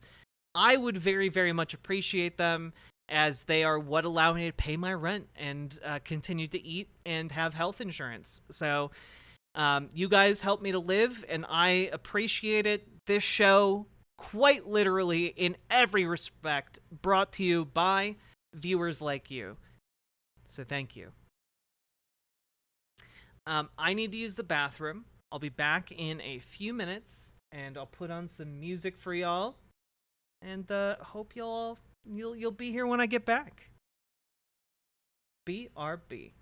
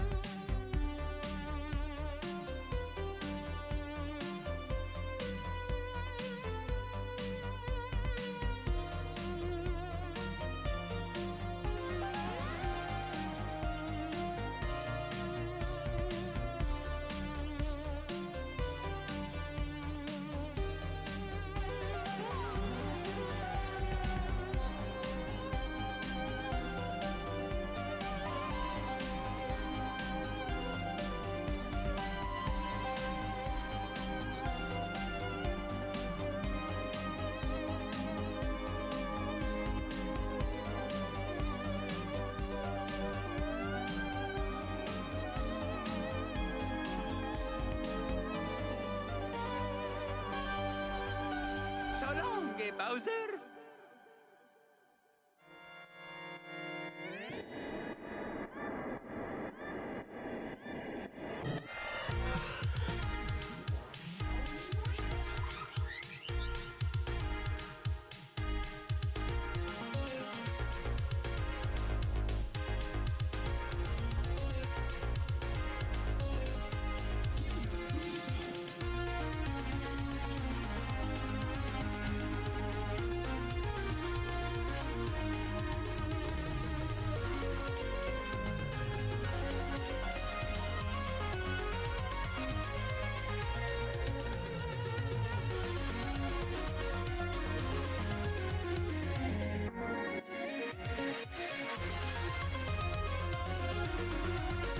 Hello, everybody.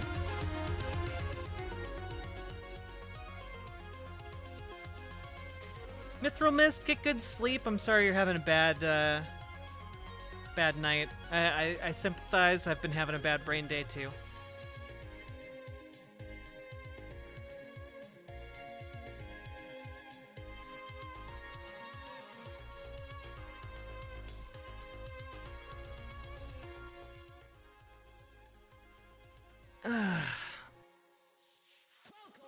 See ya, Bumblebee. Hope you feel better soon. Yeah, tankies suck. So much of the suffering in our communities are the consequence of a lack of political will. We don't lack wealth, we lack commitment to public interest.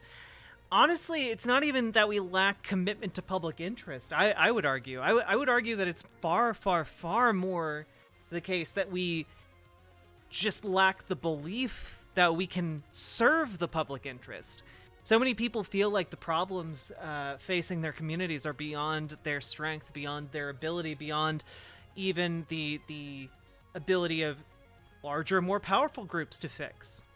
You know, they've been taught that government is incompetent and powerless and won't be able to improve anything, will only ruin stuff. And well, when you believe that, why would you ever believe that you can do anything in the public interest through the through like normal channels, you know? So sorry to hear about bad brain day. Just you know, like anxiety sucks, right? Because like I'll be totally fine. And then I just start feeling anxious. And my brain will latch onto something that is, again, totally fine. And just be like, you need to be really anxious about this. For no reason. No reason at all. And it sucks. It's such a terrible feeling. Because there's nothing you can do to fix it. It's not going to necessarily go away. It's terrible and I hate it. Yeah. Today was just one of those days where a lot of anxiety about stuff that I can't change, that is in all respects good. You know, like, yeah. Well, Gamer Jam, I'm autistic and I have an anxiety disorder. It's a hell of a 1-2 punch. So I'm glad you understand. Oh, as a little addendum for a little bit of a fun story here. When I Googled the laser stuff earlier, I came across this article from Scientific American, which is some of the coolest stuff I've seen in a while. Totally didn't hear about it. Lasers reveal massive 650 square mile Maya site hidden beneath Guatemalan rainforest. Sprawling Maya site has been discovered beneath the Guatemalan rainforest. Here's the image. And just like, dude, you can see the outlines of like the city. It's crazy. And like the foundations and stuff. It's wild stuff. A new one? Yeah, this is from earlier this year. I don't know if you know that's new enough, but same, nothing quite like always getting people like not always getting people and then spending hours wondering if they hate you because you couldn't figure out their tone. Yeah, exactly, Avalon. You get it. Yeah, about 1,700 square kilometers. And it dates to the middle to late pre-classic period, which is roughly 1000 BC to 250 BC. Just a massive conglomeration of structures from 3,000 years ago that stretches 1,700 square kilometers. Like, that is a size that is actually I can't fathom. Like, we're typically taught that is not even remotely the size that indigenous people reached in history, you know? Oh, they were all just nomadic, blah blah blah. They didn't do anything. Colonialist bullshit, baby. Love peeling it back. The findings were the result of an aerial survey that researchers conducted via airplane using LiDAR, light detection and ranging, in which lasers are beamed out and the reflected light is used to create aerial imagery of a landscape.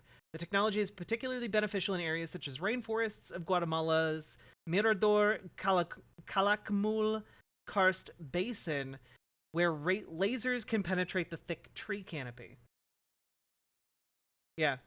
Using the data from the scans, the team identified more than 1,000 settlements dotting the region, which were interconnected by 100 miles of causeways that the Maya likely traversed on foot.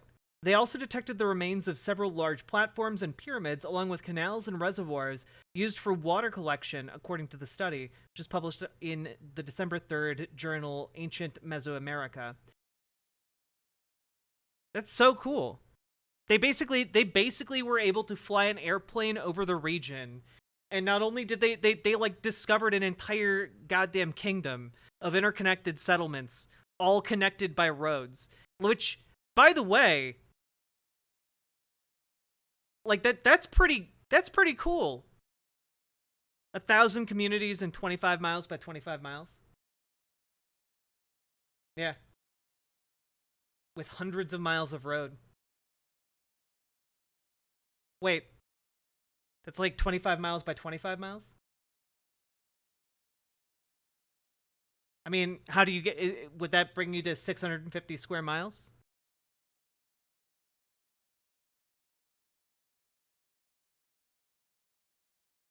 Maybe a little bit more than that. But yeah, it's real cool. I don't know. I don't have like a ton to say about this. Just like, that's really cool, and I like it. Let's learn more stuff. Fuck you, colonialism! Yeah. By the way, I've been watching a show called Rutherford Falls. It's actually a really interesting, like, it initially feels like a show that was designed by some executive somewhere being like, we need to have ourselves a new Parks and Rec show. And someone being like, okay.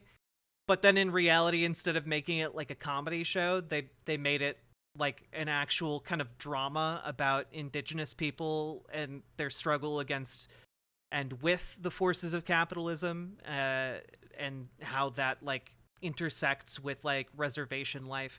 Just like a lot of really interesting issues that are actually like directly addressed. The writing is sometimes cringe, but it's actually a fairly good show. Would recommend. I haven't finished the first season yet, so maybe it'll be bad. Who knows?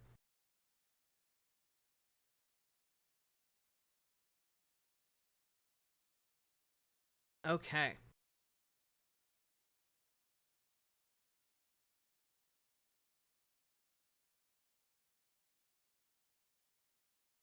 Okay, so we are going to do a new segment here.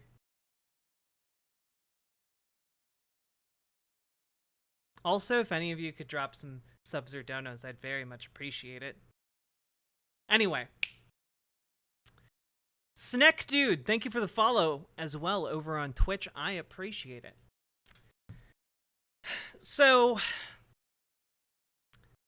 we're in a new era in the post-Roe v. Wade world, and it is like the Wild West when it comes to anti-abortion activists, because a lot of them are flailing around trying to figure out how, like, what should the focus of their anti-abortion activism be now that Roe v. Wade is gone, right? And, well, some of them are rallying around the idea of the need for hospice care for fetuses that are born, prematurely, need to be taken out because they're a threat to the mother, or babies born with deformities that mean that their lives are only going to be, pain and suffering for, 20 hours or so. And this is really highlighted in the story of Allie Phillips. Now, Allie Phillips went on TikTok earlier in the year to talk about the loss of her baby that was in utero. And an organization called the Equal Rights Institute on TikTok, an anti-abortion organization, brought this to her attention, and she made a response video to their video. So let's take a look at that, shall we? Our daughter was not compatible with life. My doctor informed me that I had two choices. I wanted you to make the best, most loving choice for you and your unborn child with perinatal hospice. Hi, Allie. I'm a pro-life advocate who keeps getting tagged in your videos asking what I think you should have done in your situation. Receiving a diagnosis like that for your daughter must have been devastating, and I am so sorry for what you went through and what you're continuing to go through, having to relive it in so many ways as you keep telling your story. I want to be very clear that if your life actually became at risk in your pregnancy, then you should absolutely have the right to take medical action to save your own life. I believe that there were two equally... Notice the Weasley language here. If your life actually was at risk. If it was actually at risk. And that's the thing, right? That comes back to what I keep telling you guys about these exception laws. That's what I keep telling you about these exception laws. The exceptions aren't real, because when they say, "Oh, you have the right to," you have the right to an abortion if your pregnancy is going to kill you. They don't think that the pregnancy is ever going to kill you. There's no amount of evidence where they're going to be like, "Okay, well, yeah, it's going to kill you. You can have the abortion." Yeah, exactly. How much risk is actually at risk? Exactly, Sashi. It could be 50%. Could be, you're on 69%. We need 70% risk of you dying in order to legally approve the abortion, right? Yeah. Really valuable people in your pregnancy, you and your unborn child. And I want to save as many of those lives as possible. It sounded like you wanted that too. If you needed a medical procedure, even one that's coded as an abortion to save your life, I would have supported that. If your life wasn't at risk, that's a different situation. If a born child has a fatal diagnosis, our solution isn't to kill that child, but to help them as best we can. We should provide hospice care to help them pass away without any pain and surround them with warmth and love for as long as possible. I believe unborn children deserve that same dignity. There are 9 places in your state, Tennessee, that provide perinatal palliative care, basically hospice for unborn children. Abortion isn't like euthanasia. It can be a very painful way to die. With new science from a leading pro-choice pain researcher, that fetal pain can begin as early as 12 weeks. I wanted to surround your baby with love and comfort care so she could die with dignity. Man. Yeah. If your life was really at risk, anyway, it sounds like you just wanted to murder your child. Just like we would for any born child, not directly and painfully take the life of your child. So that came from Equal Rights Institute on Instagram. Apparently some pro-life page that people kept tagging in my video, which has now prompted a bunch of pro-lifers to come into my comments on Instagram. And this one in particular is saying I went to New York for a political reason, that I didn't actually have to go out of state. I just did it for attention. So I didn't quite catch your Just Jesus. Imagine being the type of person who's gonna go out of your way because you think somebody whose baby died, who had to get an abortion, you think that, oh, you just did it to get attention. What is wrong with you? Go find something better to do with your time, like reading a book, smelling some flowers, you know, staring directly at the sun for 12 minutes. You know, there's so many more valuable things if you're that type of person that you could do. Your name. Well, you didn't offer it. You said, let me be abundantly clear. If your life actually became at risk, then you should have been able to get a procedure to save your life. Well, let me be abundantly clear. Me, nor any other woman, should have to wait for their life to be actively at risk to make a medical decision. Because True! Because also, you gotta meet an arbitrary standard that is not within your control to meet. Like what? You need to be almost on death's door before they do an abortion? No, fuck that. Do what you need to do. That is, whatever is right for your own body. Go for it. Because your definition of at risk and my definition of at risk are clearly two separate things. Okay, I did not pre-watch. I didn't know she was immediately going to agree with me there, but that was pretty great. Because every pregnancy is life-threatening from the moment of conception. So technically, my life was already at risk the moment my body decided to get pregnant. Especially because America has terrible maternal mortality. Like compared to other advanced nations, our maternal mortality rates are in the ground, specifically 6 feet under. And then you go on to say that if I needed a procedure that was medically coded as an abortion to save my life, that you would have supported that. Babe, I don't need your support. See, that's where you pro-lifers have everything kind of messed up. We don't need your validation, we don't need your permission, and we sure as hell don't need your support. You're talking about hospice care for an unborn fetus. She died. What kind of hospice care are you providing to a dead fetus? Here's the thing, I found out that my daughter wasn't compatible with life and that she was going to die at some point anyways. I was told the longer I stayed pregnant, the higher risk my health was going to become. So no, I'm not going to sit here and play Russian roulette with my life, waiting day by day by day to see if she's going to die in utero or not.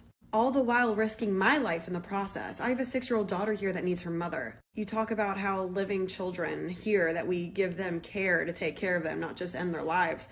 Right, we take care of the people that are here, right? Because those living children aren't solely surviving off of a host, are they? No, a fetus is. And when that fetus is starting to cause health problems for the host, yeah, it's the host's decision on what happens next.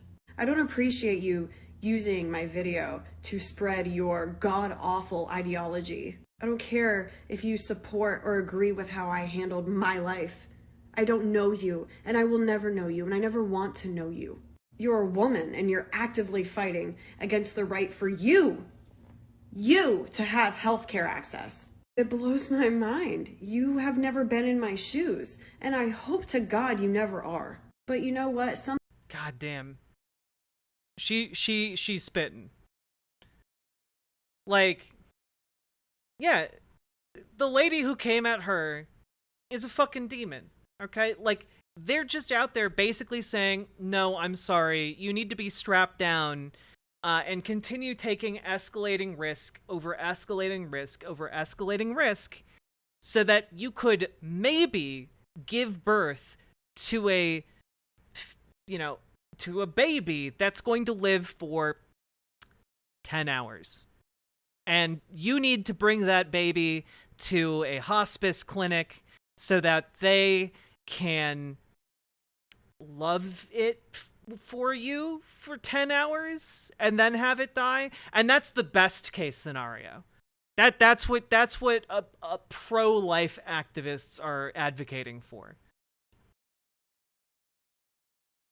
Sometimes it takes situations like this for you to experience to understand how important abortion care is. I didn't find out Miley was dead until I got to New York City. That was a week and 3 days after my high-risk appointment. I didn't have another high-risk appointment set up yet.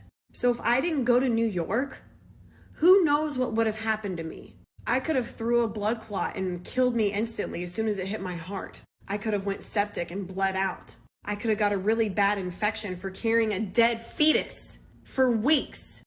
Which, by the way, is a thing that happens. That's a thing that happens.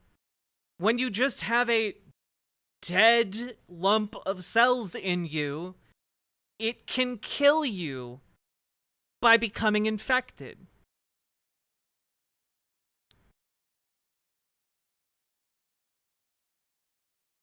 That's what a good mother would have done. Well, yeah, no, like there are not insignificant number of conservatives who will watch this and just be like, well, a good mother would have done anything that she could have, even putting her life on the line. Oh, okay, motherfucker, you put your life on the line. You have the right to do that.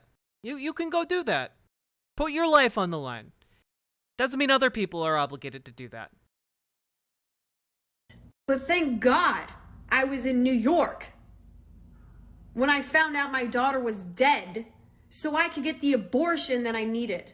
I didn't have to wait and scramble and call clinics in Tennessee and have to go in for consultations to confirm that the fetal heartbeat is gone.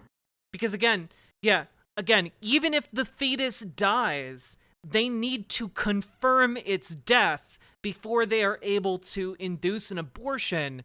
And if they can't see you, well, tough nuts. You know? That's the reality. The reality is pro-life people just are pro-birth. Even at the expense of the mother, even at the expense of the fetus. That's all they care about. It's almost an extension of like this birth rate hysteria that conservatives are going through right now. Like, oh, the birth rate is low. Oh, we don't have a replacement birth rate. Well, that's okay. That's fine, actually. We have more than enough immigration. Birth rates elsewhere are high. It's fine. But people are like, no, but we need more real American babies. We need more people who look like us giving birth. You know? That's what a lot of the birth rate hysteria is about. It's about whiteness. Whether they want to admit that or not. I don't appreciate you using my face on your social media platform to further your hate. Your pro-life stance is nothing but hate and control. I would love to see you putting this energy into fighting for the care and stability of the babies and children that are already here living in our foster systems, sleeping on floors, being neglected and abused. Oddly enough, conservative pro-life people generally aren't in favor of gay parents being able to adopt. They actually will tend to fight against that concept. Almost like they don't actually give a shit about children once they're here. But that's not your problem, right? You fight for the unborn. Which, by the way, pain receptors aren't developed until nearly viability. I made my healthcare decision that was best for me and my family. My daughter was a planned pregnancy. I wanted her. But she wasn't going to live, as we found out. So I had to make a decision. It was either her or me. And I chose me. And you can call me selfish and evil and vile and a despicable human being. I don't care. Because newsflash, if I died, she would have died too anyways. She was never going to hit viability. Every organ, major organ in her body didn't form correctly. She had a very rare brain defect. She had literally 0 chance of life. And that was proven because she died in utero. So no, I'm not going to sit around and act like everything's all hunky-dory, knowing that my daughter is about to die and waiting for the day that she dies before I go get medical care. I don't know about you, but that is very mentally demanding of a person. Waking up day after day wondering, oh, is this the day that she's going to die? If people want to tag you in my videos, fine. But you can make your own post discussing the video you saw without using my face. And don't ever tell a grieving mother what she should have done.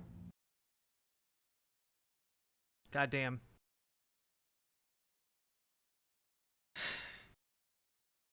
These people, man. They're flailing around. They're going after contraception.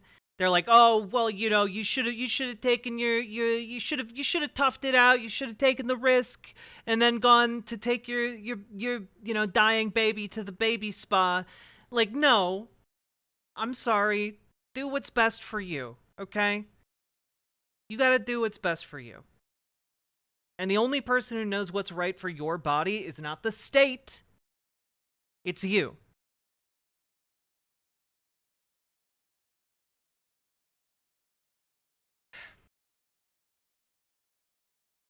Absolutely infuriating stuff.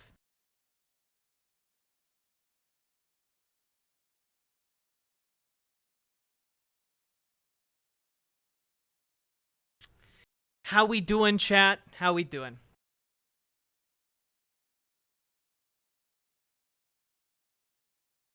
All right. We got another segment. Folks,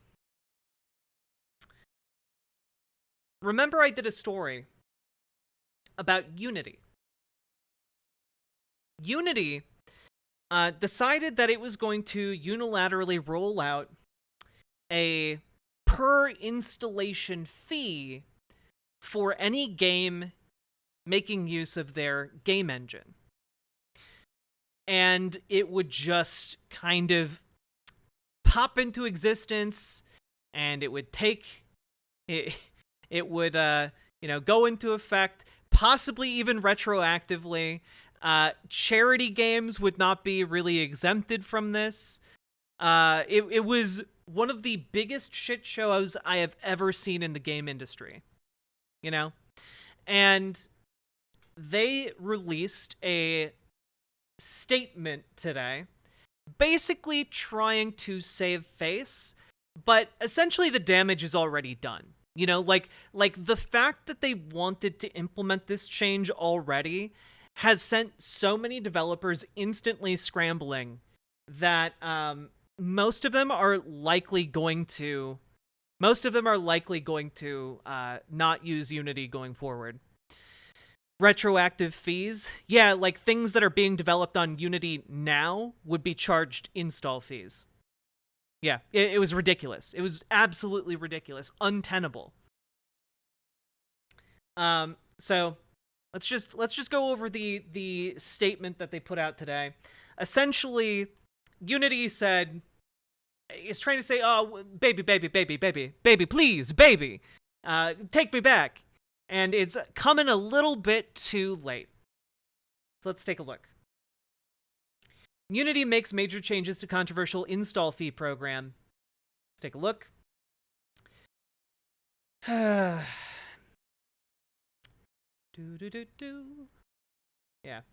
The per install pricing enrages the game development community. New blog post. Unity now says the projects made on current and earlier versions of Unity will not be subject to the new runtime fee structure. So basically, they put out this statement to be like, oh, okay, wait. What if what you're working on right now in Unity doesn't get charged this bullshit install fee? Please don't immediately abandon ship. Which was necessary, right? This was necessary because, frankly, you had games like Among Us basically putting out statements saying, hey, it would actually be cheaper for us to hire 2 full-time employees to port our game over to, like, Unreal or, like, a different, like, or Godot, because, like, that'd be cheaper than us paying fees in perpetuity on this Among Us game. It's honestly ridiculous.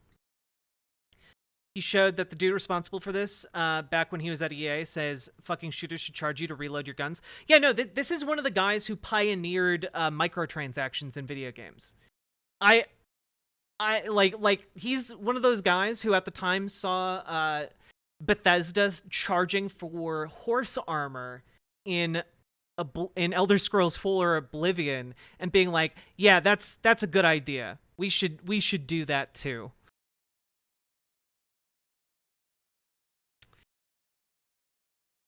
Wait, Google Trends for Godot? Just take, holy shit. Interest over time. Da-da-da-da. Da-da-da-da. just instantly spiked over the last few days. Oh my goodness. Oh my god, dude. Incredible. Incredible stuff. Yeah. That was a really great graph. Thank you. Thank you for sharing that. That was amazing.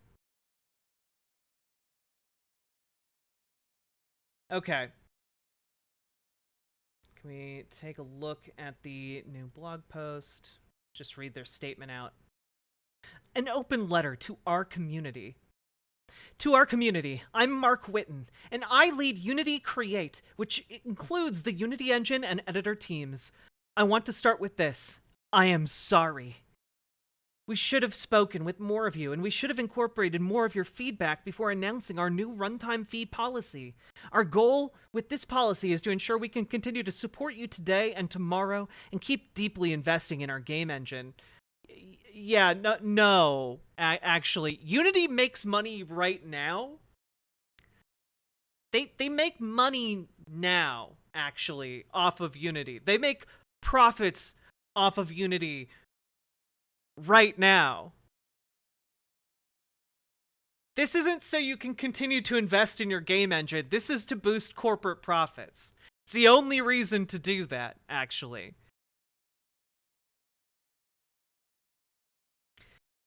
You are what makes Unity great, and we know we need to listen and work hard to earn your trust. By the way, very funny, again, we should have listened to you more, we know we need to listen.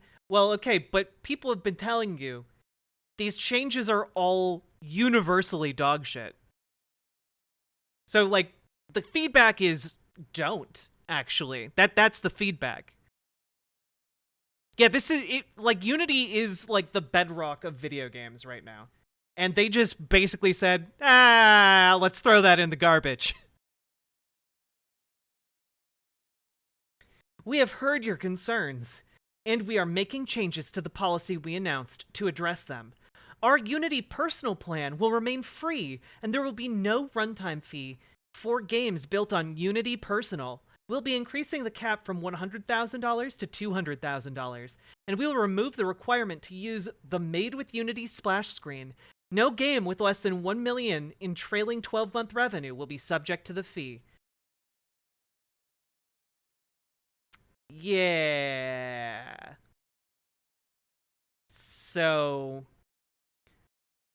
if you're using Unity Personal, I guess that's good, but if you're using Unity Pro or Unity Enterprise, sucks to suck.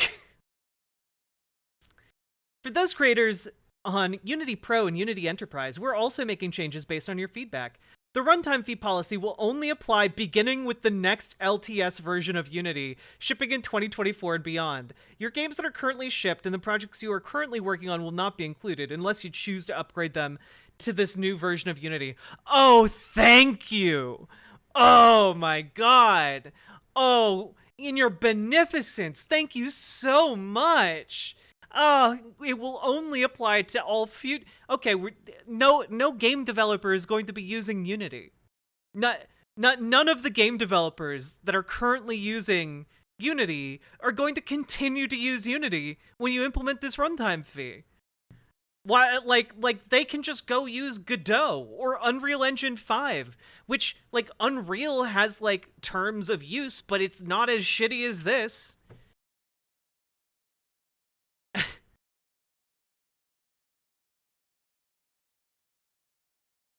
We will make sure that you can stay on the terms applicable for the version of Unity editor you're using, as long as you keep using that version. For games that are subject to the runtime fee, we're giving you a choice of either a 2.5% revenue share or the calculated amount based on the number of new people engaging with your game each month. Both of these numbers are self-reported from data you already have available. You will always be billed the lesser amount.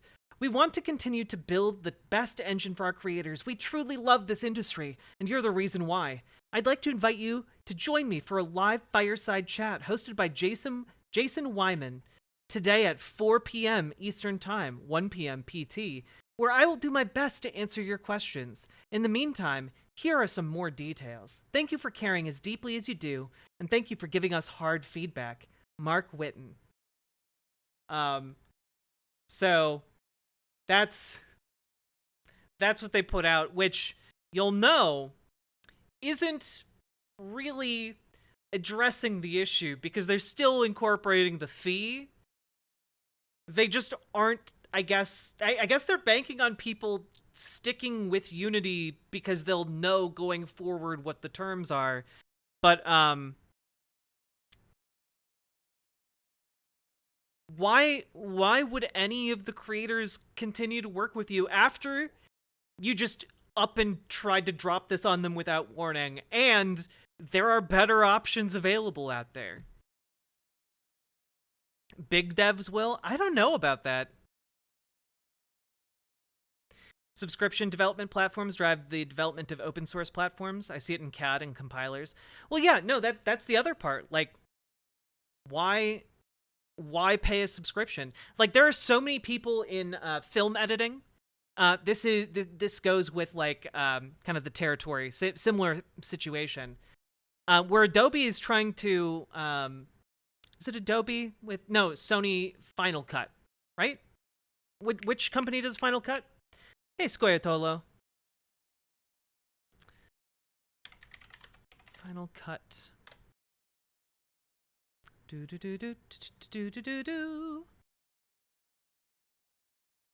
Oh, yes. Oh, God. I'm trying to remember if I'm talking about Apple or Adobe. Whatever. Adobe is now predominantly subscription-based. If you want the latest video editing software from Adobe, you got to subscribe to Adobe Premiere Pro. But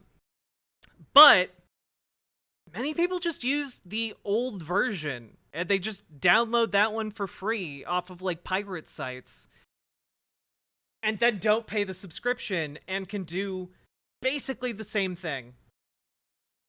And it has more features. So, like, people have incentives to just not pay the subscription fee. Like, it's ridiculous to do, actually. It's onerous to engage with these subscription models. People don't like it. Premiere Pro is all sub. The full suite costs a ton per month. Yeah, exactly. But I think there was an older version of Premiere Pro, or am I thinking of Final Cut Pro? I get all of my editing softwares mixed up. I'm so sorry.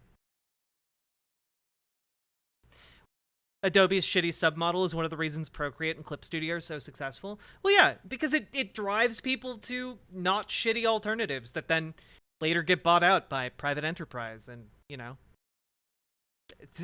turned into a subscription model. Such is the way of things. Thanks, private equity firms. But no, Unity is not doing so hot. Here's a piece about how game developers are responding to Unity's updated terms from Games Radar. Hey, Games Radar.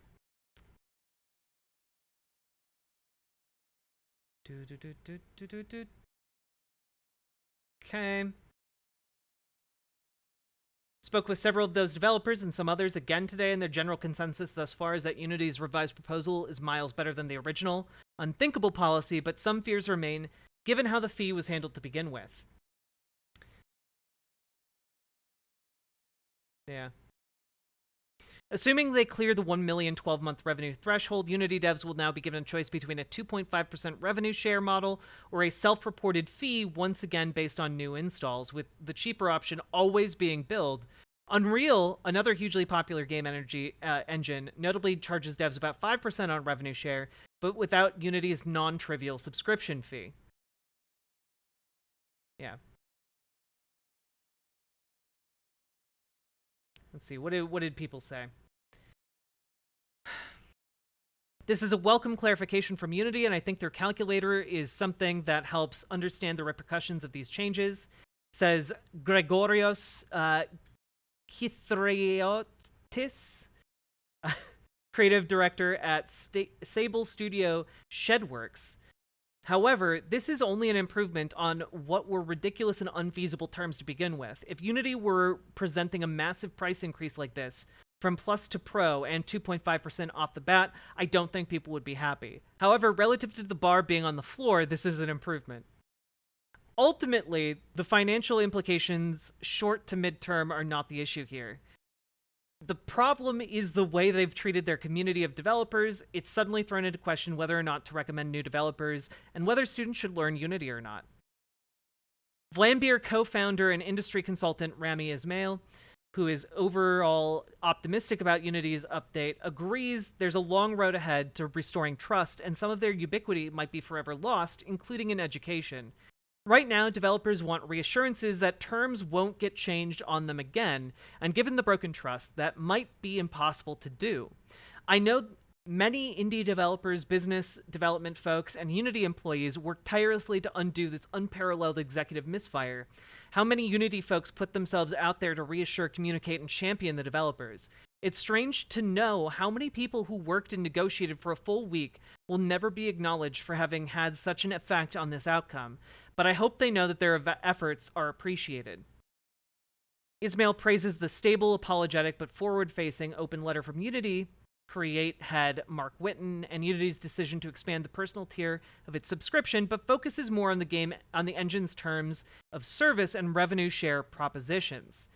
Being certain your engine version is bound to those terms is reassuring, although not fully, as often title support and future ports require updates beyond a single LTS version, he reasons. Unity needs a way to assure developers future versions won't spring similar changes on them. The revenue share is really what everyone wanted. This is now the industry's most complex revenue share. I'm still not sure how devs are supposed to report something as untrackable as engagements, but being able to go, here's 2.5% of the revenue, means every edge case is resolved.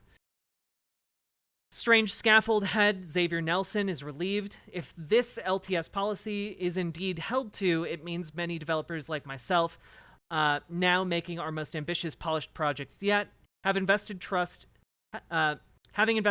into Unity to host those projects, can finish them safely. I'm deeply happy to see these changes.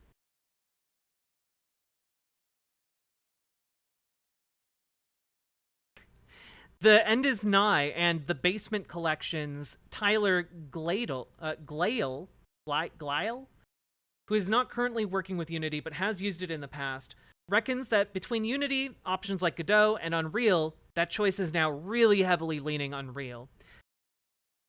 Yeah, their changes seem like a stopgap to prevent current devs from migrating away from Unity immediately. That's fair. Anyone with a project in the works can safely finish it now without concern for the pricing models changing under them. Honestly, this is my perspective as well. You know, like this is basically just to stem the bleeding. I don't think it's actually going to keep people in the Unity ecosystem for all that long. If there were a single voice of indie dev, it'd be Rami. Yeah. Dude was prolific even when I was working. You know, he's been around for a long time. Unity LTS releases seem to be about once per year.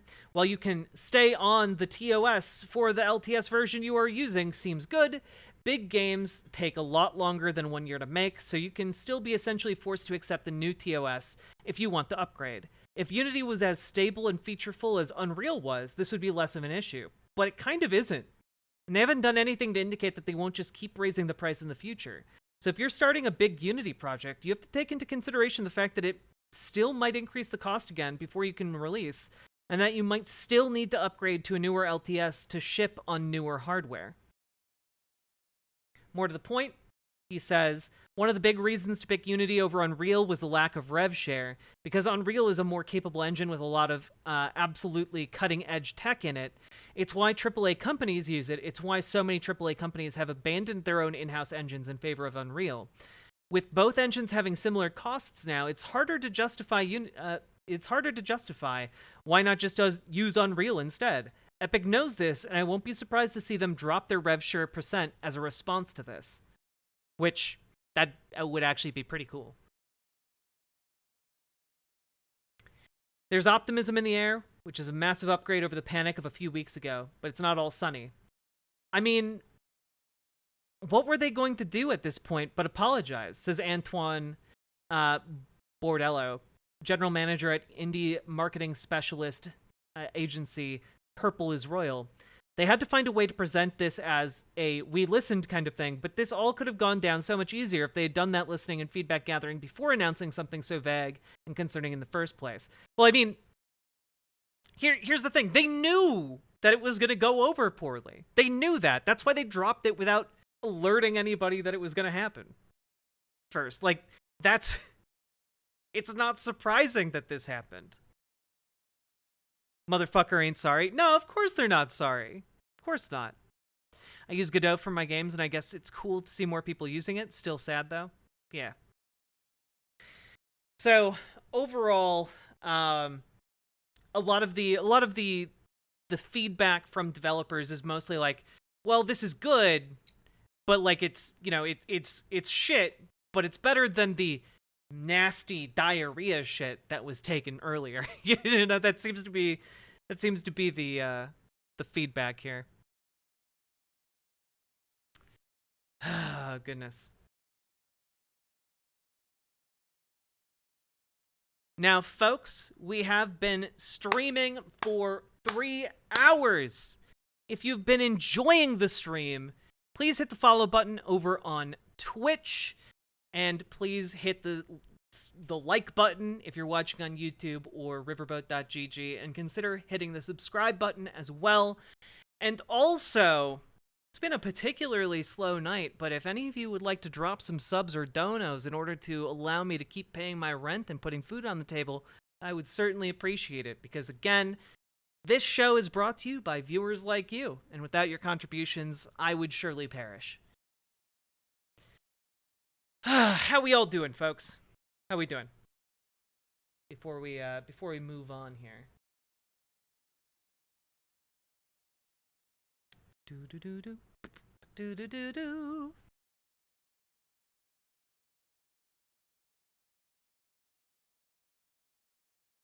Do do do do do do do do do do. Boom.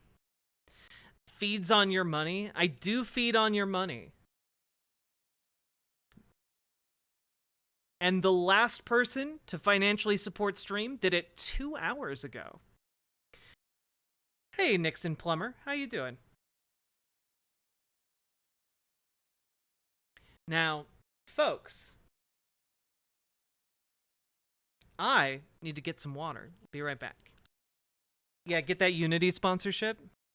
Hey, you know what? If they allow me to keep paying my bills.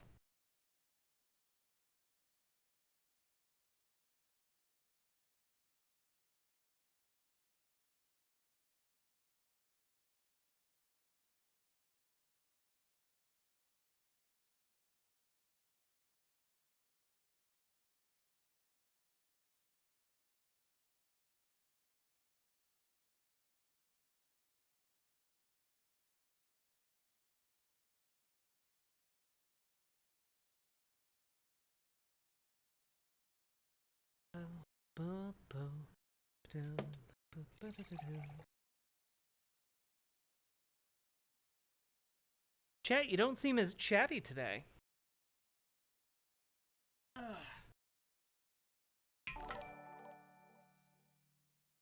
Here you go. Oh, Ashley, thank you for the 5 gifted tier 1 subs. I very, very, very much appreciate that. Thanks for helping me to buy food. Like, genuinely. Baldur's Gatein'. I wish, Mudvayne. I would like to Baldur's Gate. Not yet, though. I be lurking? Hell yeah. Ashley, thank you for the 5 gifted subs. It genuinely means a lot today. All right, so it's time. I'm gonna cover, before it gets too late, I'm going to cover the Hassan Ethan drama. Please drop subs and donations for Based Socialism enjoyer Jack Gardner. Thank you very, very much, Kyryu, for the 3 gifted tier 1 subs. My goodness. Damn. Tried to sneak a dono in while you were gone, but you weren't gone that long. So BWA anyway, but without the sneaky. Bawahahaha. Bawahahaha. BWA. Paladin, thank you for the 20 gifted tier 1 subs. My goodness.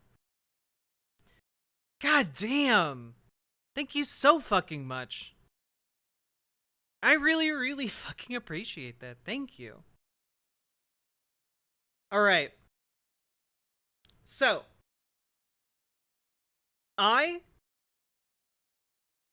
we're gonna watch. She's a jack garter. Does that mean she likes to plant other jacks and make them grow? No, it just means I like to plant things in my garden.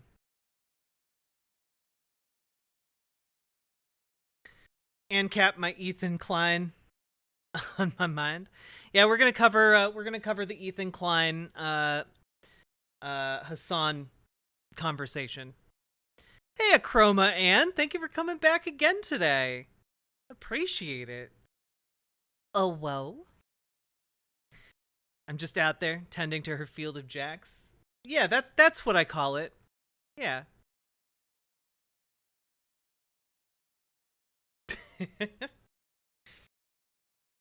I was going to dress really slutty for stream today, and then I lost my nerve at the last second. But I promise you, I will wear that outfit real soon. Okay? Maybe I'll wear my slutty outfit for our subathon stream. You look slutty enough for me? Okay, but I was gonna wear like a really nice vinyl dress with a lot of boob cleavage and stuff. You guys tend to really like that. You're wearing the gay outfit? I'm wearing the I'm tired outfit. That's what I'm wearing. I guess that is the gay outfit because this is like the outfit before a gay gets their iced coffee in the morning. T.S. Leggy Guy! Thank you for the $50 dono. That is incredibly generous of you. Thank you so goddamn much. Jack after stream. Oh no, my field of jacks has been invaded by a very bad dragon. What will I do? I would really like to, unrelated, I would really like to do a voiceover in a hentai game. That'd be very fun. If you are looking for voice work for a hentai game, hit me up. God.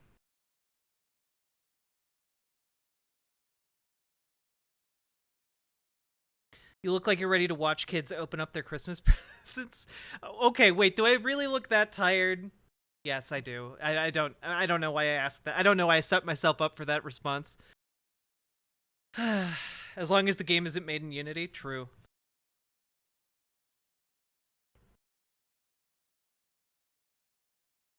I think Kyryu just solved the water crisis.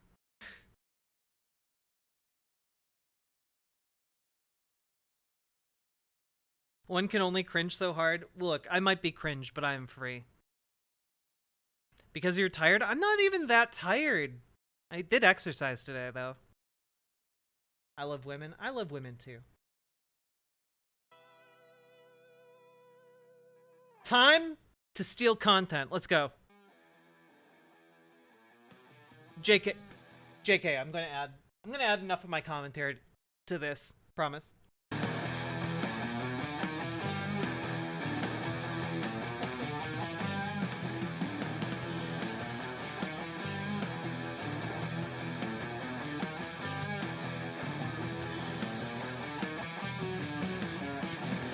Hello.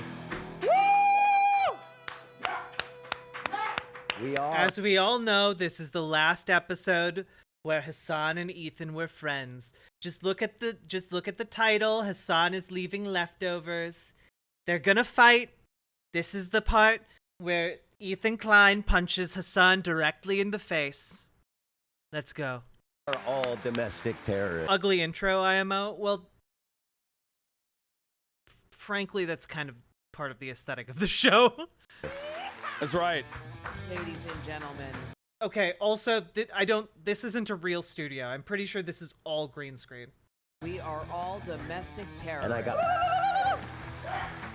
I got myself a tasty coffee with that flavored cream in it. Yeah? Goes good. All different flavors. Dude, I feel like the skinnier you get, the better you get at debates, and you've owned me too hard. Let's just get it out of the. Let's just start off by saying, this is the last episode of Leftovers. Yeah, after our last episode. Yeah. Dude, Ethan has been losing a lot of weight. God damn. In the heated debate that we had, I realized that I was a class traitor, and that I don't know why people said that, because that's a good thing in your situation to be a class traitor. Well, but also he's not against capitalism, so he's not a class traitor. Like a class traitor would be someone who betrays the working class or someone who betrays, the bourgeois. And Ethan is a capitalist. Like, there's no betrayal to be had there. It would only be a betrayal if he was advocating for the workers of the world because he's a socialist, which he's not. I don't think they meant it like that. Yeah. That doesn't make any sense. I like what you're saying, though. You'd be like Engels, you know what I mean? Like the guy who co-authored it and was facilitating it, but also had a factory. You know what I mean? So that's not a bad thing. Engels was a class traitor. That's right. That's me. I'm Engels. Oh yeah. Yeah. Ethan Klein is Engels. He's supporting the work of the poor, struggling Hassan. Without Ethan, Hassan would be no name, no reputation. Wouldn't be able to publish his thoughtful treatise on YouTube. Definitely. But there was crazy fallout from our last episode, which is kind of nuts because ignoring all that though, it seemed like a lot of people did like the conversation. I myself am pretty ignorant on the methods of governing and histories and all that. So I do think this conversation of, I'm not even going to say capitalism because that seems to trigger people. I'm just going to say social democracy. Okay. Part of my issue though is it's the conflation of governmental policies like social democracy versus an economic system, which is capitalism. You guys are talking about capitalism. You're talking about economics. You're not talking about governance. Conflating those two things makes everything so much more confusing. When people hear me say capitalism, they shit their fucking britches. Yeah, because there's a lot of, first of all, we're online. So no matter what you say, people are going to be very passionate about it. One of the things that I do quite frequently is yell at people to be normal, because people just have no fucking way of being normal online. So there's that problem. And then the other side of it is there's a lot of, baby socialists out there who are on their own journey, okay? And they get really passionate. And the goal always is oh my God, we have to convert every single person to socialism immediately. Or anyone to the right of me is part of the problem. There's that too. But of course, it takes a while. It takes a while to engage in any kind of movement building, and it's something I stress quite a bit. It's hard to tell how much of it was. Anyway, regardless, How would you convince Ethan not to be a capitalist? Well, okay, so frankly, I don't think that anyone has ever explained to Ethan Klein how one could transfer realistically with real policies that can actually be acted upon, how one could transfer the current American system of economics and commerce into one that is owned and operated by workers. A lot of the people that Ethan Klein is talking with are of the kind that are saying oh, we'll just elect Bernie Sanders, and Bernie Sanders is just going to wave a wand and everything will be socialist. Oh, we're just going to get Medicare for all, and that means we'll have socialism. oh, we're going to overthrow the White House and overthrow Joe Biden, and we're going to do that with 100 anarchists, and then everything will be right. It'll just be an anarchist wasteland utopia. Like, none of the things that he's surrounded with are actionable policies that actually relate to making America, predominated by democratic worker co-ops, or how to make that happen, So I would focus on tangible policies that the United States could move towards in order to, shift the economy to primarily rely on democratic worker co-ops. Because over time, I believe that currently the data shows democratic worker co-ops are more efficient. They lead to better paid, happier workers. Workers have more agency within the companies that they work at. They reap more of the benefits. They benefit the local community. They're more like open with information. So like they're not going to like try and defraud the local governments that they work with. There are a lot of different elements here that are good and positive for places where democratic worker co-ops exist right now. And there's no real reason to think that if we adopted them on a wider scale, those benefits would decrease or anything like that, right? So I think that we could talk, once we talked about that, once like I could like have some studies in my back pocket on democratic worker co-ops, could pull some of those out, and then I would talk about, okay, so we know that democratic worker co-ops are good. How could we incorporate them more into America? Because I think, again, a lot of people who talk to folks like Ethan Klein are like, oh, we would just seize the companies, Fivehead. We would just seize the companies from the capitalists. And it's like, well, from the capitalist pig dogs. Well, no. That wouldn't actually be a very successful way to transition our economy. And frankly, would we want to live in an authoritarian state where the government could do that at any given time? I don't know. I don't know that we want the government to have that power. That being said, there are other ways we can do it, right? We can have investment into that particular model of business. We can have the plan actually Bernie Sanders proposed several years ago about, when a company fails, when a prominent company needs is thinking about selling itself to some other entity, like a private equity firm or something, they first have to offer the company to the workers at a fair price, give the workers the chance to buy the company and then run it collectively. I think having policies like this, like policies at the top and policies at the bottom, over time would transition the economy, kind of like a vice. A big issue is so many people were individually attacking Ethan because of how his podcast is organized. I mean, I haven't seen the attacks on Ethan. All I know is that a lot of the people in the online left, and there is a large number of people in Hassan's community who fall into this category, do not have fleshed out ways of actually talking about how to transition to a primarily worker-driven society. And there are ways we can do it, but those ways are not things that are generally actually talked about, So, talking a bit about what socialism is, why I think democratic co-ops are kind of the vehicle for socialism in America, and then the policies we could pursue and enact that would get us to kind of that better future. And like we can, I in the long term believe in a lot of like communist ideas. I just don't label myself a communist because I don't really have policy proposals to abolish the commodity form. I don't have policies about how to abolish the state. But I do know how we could potentially reorganize our economy, and that could be really, really good.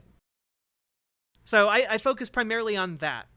And I figure as we move towards that project and then reduce the coercive power of capital with universal programs like healthcare, like Medicare for all, like, free college education, stuff like that, as we move forward into the future, like addressing or reducing the need for money the way we have it now could be more possible in the future. I just don't think I or many other people on the planet can really conceptualize what a moneyless society would look like with like modern logistical needs and systems and commerce.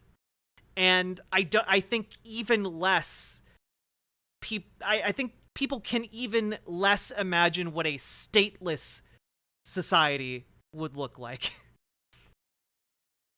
So let's just seek to address capital right at the root, which is ownership of the means of production. Let's address that, and we'll figure out the other details later.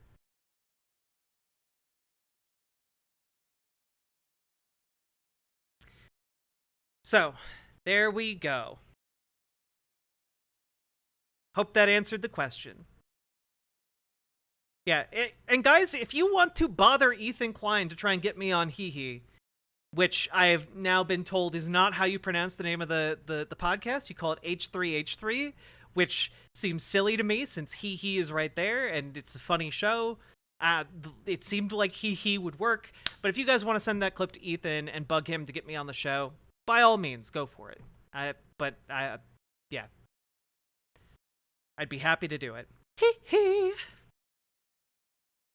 I was actually invigorated by the conversation in that, you know, I don't know what I'm talking about. And so I've been thinking about our conversation a lot, and I've been educating myself a lot.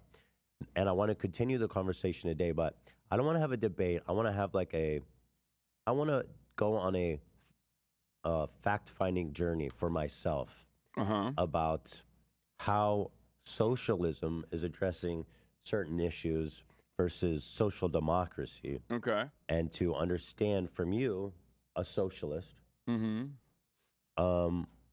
what really that is, and how would it be, enacted? Yeah. Dan, are you a socialist, would you say? I'd broadly I'd say so, sure. Dude, we're about to get executed after this. Ethan's called. Dude, everybody was riding for you guys. This is Ethan's McCarthy trials. It's like, would you say you're a card-carrying communist? Okay, very good. No, being a socialist is cool, apparently, online. No, dude, it's like sick. There are he's right. It's super cool. It is. For as many like very cool. Well, of course, there's a lot of people here. Bro. There's a lot of people here that would be like. There are very few places online where you can just be like out and about and openly defend any kind of economic organization, society beyond capitalism without a tremendous amount of scrutiny. Well, I got roasted under in a our capitalist community. dogma. Well, of course, the other side was defending you. That's why you didn't notice it. You know See, what I that's mean? not good though. I don't want Tim Pool defending me or whoever. I didn't watch all the. No, I don't think Tim Pool did anything. Absolutely. But one of his commanders, the guy who's like always the really weird like failed musician guy. That I think describes all of them. Yeah, that literally describes like Tim Pool and all of his friends. Yeah, that's true. But I want to better represent my position because I don't really know a lot, and I feel like I've done a lot of research in the week following. Let the conversation So, begin. What did you do? What did you read? What kind of research did you I do? had a very in-depth conversation with ChatGPT. Respect. Okay, that's good. I asked it really kind of. Well, Ben Shapiro thinks it's socialist, like ChatGPT socialist. So like, ChatGPT probably Lenin. is so Right, real. yeah. Yeah. ChatGPT keeps it so real. You don't even Yeah, know. ChatGPT Lenin pilled you. So, Yeah. is Lenin a socialist or a social democrat? No, that's Lenin is the revolutionary figure that is probably more important than Marx even. What? No, actually. Deal. He's just a socialist. Yes, he's All right. the first. Like, I mean, What- this is what? we're the father of the USSR. guys, you don't have to die on the hill of defending Lenin. You really don't. To be fair, out of Lenin or Stalin, at least Lenin would be more defensible than Stalin. But like, you don't even have to go down that road, really. That was a nice legacy to have. Could have been. I'm just kidding. I'm sorry. No. You're there's nothing. I don't think it's that controversial to say that, like. Yeah, I mean, USSR, or well, Joseph Stalin was basically whatever. That's not what I want to get into right now. Stalin definitely had a lot of issues, I will admit. First. What the hell, man? Stalin had a lot of issues, like marrying a 14-year-old, or sorry, having sex with a 14-year-old girl, and also the mass purges, and also the Holodomor. Like, I mean, I'm glad he'll admit that doing some genocides is probably not good. I want to say that I promote my shit all the time on the show, so now I want to give Hassan a shout out. There's no reason to promote it. It's already all sold out. Oh, it is? Yeah. Good for you. New Ideology drop, immediately sold out. Kind of annoying that it sold out so quick, but I'm sorry, except for the hoodie that I'm wearing currently. That's it. Which one is that? This one? Haas Anger Management one. Yeah. Get the president on the phone, quick. Yeah. No, I don't want to hear it. Buy, Buy. sell. Buy. Buy, sell. No, literally, yeah, that's the vibes. Buy it now. Yeah. Nice. Good for you. Scum. Capitalist scum. I fucking love it, dude. I'm just kidding. I know you work with unionized people for that. Of course, teddyfresh.com is that sale going on. Support my exploited workers today. Still? It's ongoing. Most of it is gone, but it's worth a browse. All right, I'll take a look at Teddy Fresh. I don't want to do all this news shit. I want to get straight into it. Oh, I have a separate doc. Okay, that's why I didn't see it. Hold on. This man has his own doc, dude. Oh, well, no, shit. because I put You got some notes. That's fair. What email is this? I say let the conversation begin. All right, let me just share. While you're looking for that, though, can I just... said chat CCP. Chat CCP. That's good. That's really good. That's funny. I love that. I'll just announce some breaking news I saw right before we went live. But Rupert, our boy Rupert, did not die. Yeah, it's good. It's fun. Well, wouldn't you argue that morphine might be better? But like, there's massive consequences. Yeah, I mean, it's the same drug. Right, in a way. It's just a matter of intensity. With morphine but trips. There's no drawback because obviously you don't want to be an addict during, the middle of your life. There's so much you need to do, and being a heroin addict is just not compatible with living a normal life. But if you're in a retirement home, then I feel like it's also more ethical than the way that they currently operate those places because it's like full of fucking theft and like our assault. boy David P&P is making a cleaning, dude, suing all these elderly homes. Anyway, let's move on. Let's get on. We have a lot to discuss, but we should get into that. But like run an elderly care facility, and then all the fans can send their parents. Yeah, and we'll kick it back to them. We'll give them half. just fucking give them heroin, and then the goal is we take half of the inheritance. We take half of the inheritance, and then the other half goes to the children. It goes back to them because they weren't going to get that money. And that way, it doesn't even get hit by the estate tax because we already fucking taxed them. Pound it. Boom. Genius shit. All right, first I want to make this clear. Capitalism is not innovative, but we just innovated under capitalism. I agree. It's so fucking true. That's the entrepreneurial spirit. I agree. This is some dude. By the way, Gary Vee is gonna do this. Hey, little morphine, Annie. No, I've got a great idea. Let's make NFT critters out of your dead grandparents, you guys. Bro, I saw like. Okay, where's the conversation start though? Social democracy is still capitalist. True. With serious, severe market regulations, right? Some forms of viable social democracies you can point to right now is places like Norway, an example I use regularly. The issue is twofold. One, social democracies don't address some of the domestic problems because when there's still capital accumulation. So which domestic problems? Domestic problems such as labor issues, homelessness, like there's no way to fully eradicate that because the inherent class contradiction between the owner class and the labor class still Like that's exists. an assumption. I don't know that that's true. That there's just going to be, there's not going to be homelessness in socialism, but there will in socialism. Well, so again, this is why I think we need to really get down to the basics of who owns and operates capital. You know, if you get bogged down, and we talked about this when we were covering the Benny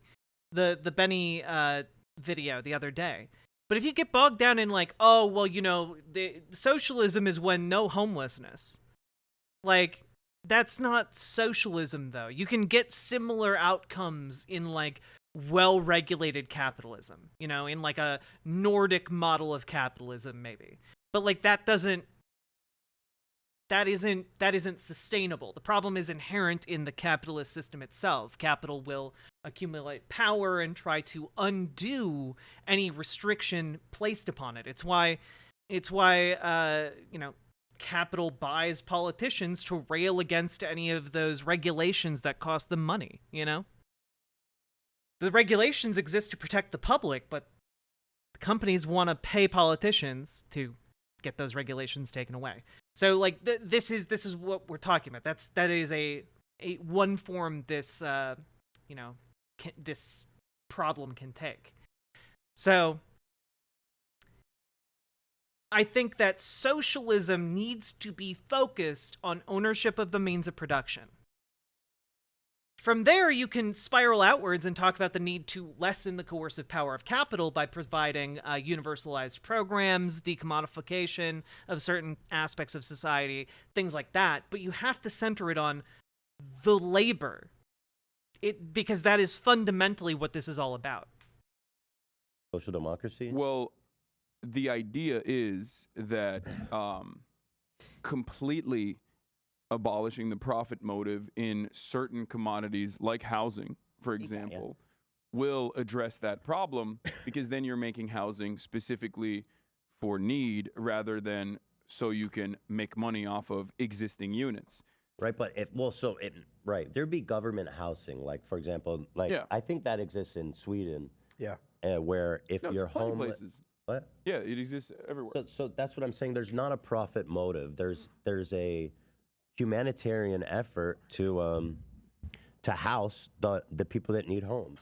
And sorry, he was eating a napkin. You know, so I don't know what you mean that there's homelessness won't exist in socialism, but oh, she's eating all your tissues. Oh, nasty. Oh yeah, she's eating all your tissues. Sorry. That's gross. Dog. Girl. Yeah. Shame on you. Yeah, she being a nasty girl today. Better used to do that. She being a real freak. Sorry, what like, were you what's saying? the homelessness in Sweden? That just as a, I mean. Oh, before we look really at those low. numbers, something to consider, something to remember always is that homelessness is tracked very differently in different countries. Okay. So like those numbers will always be, those numbers can be very different. Like you could think like, oh, it's so much worse. Like rape statistics in Sweden. If you look at that, I think Love can attest to this too. You'd be like, whoa, what the fuck? It's crazy out there. People are raping like crazy, and it's because they have a different methodology for tracking rape. Like each individual act of sexual assault is tracked as like is written up as like one individual. So then act. the actual number then isn't that important. But we acknowledge that in a social democracy that's run ideally, the homeless and whoever else needs a home for whatever reason would be provided one. So I don't understand what socialism does better in that case.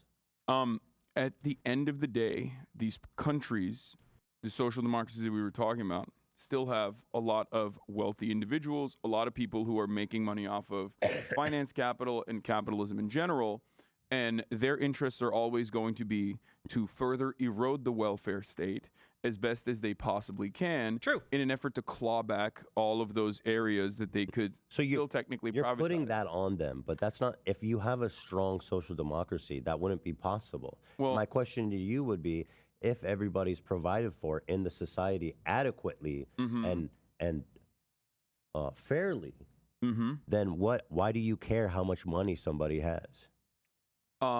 Because, well, first of all, I don't, but the real reason is not necessarily money, but more so how people make their money.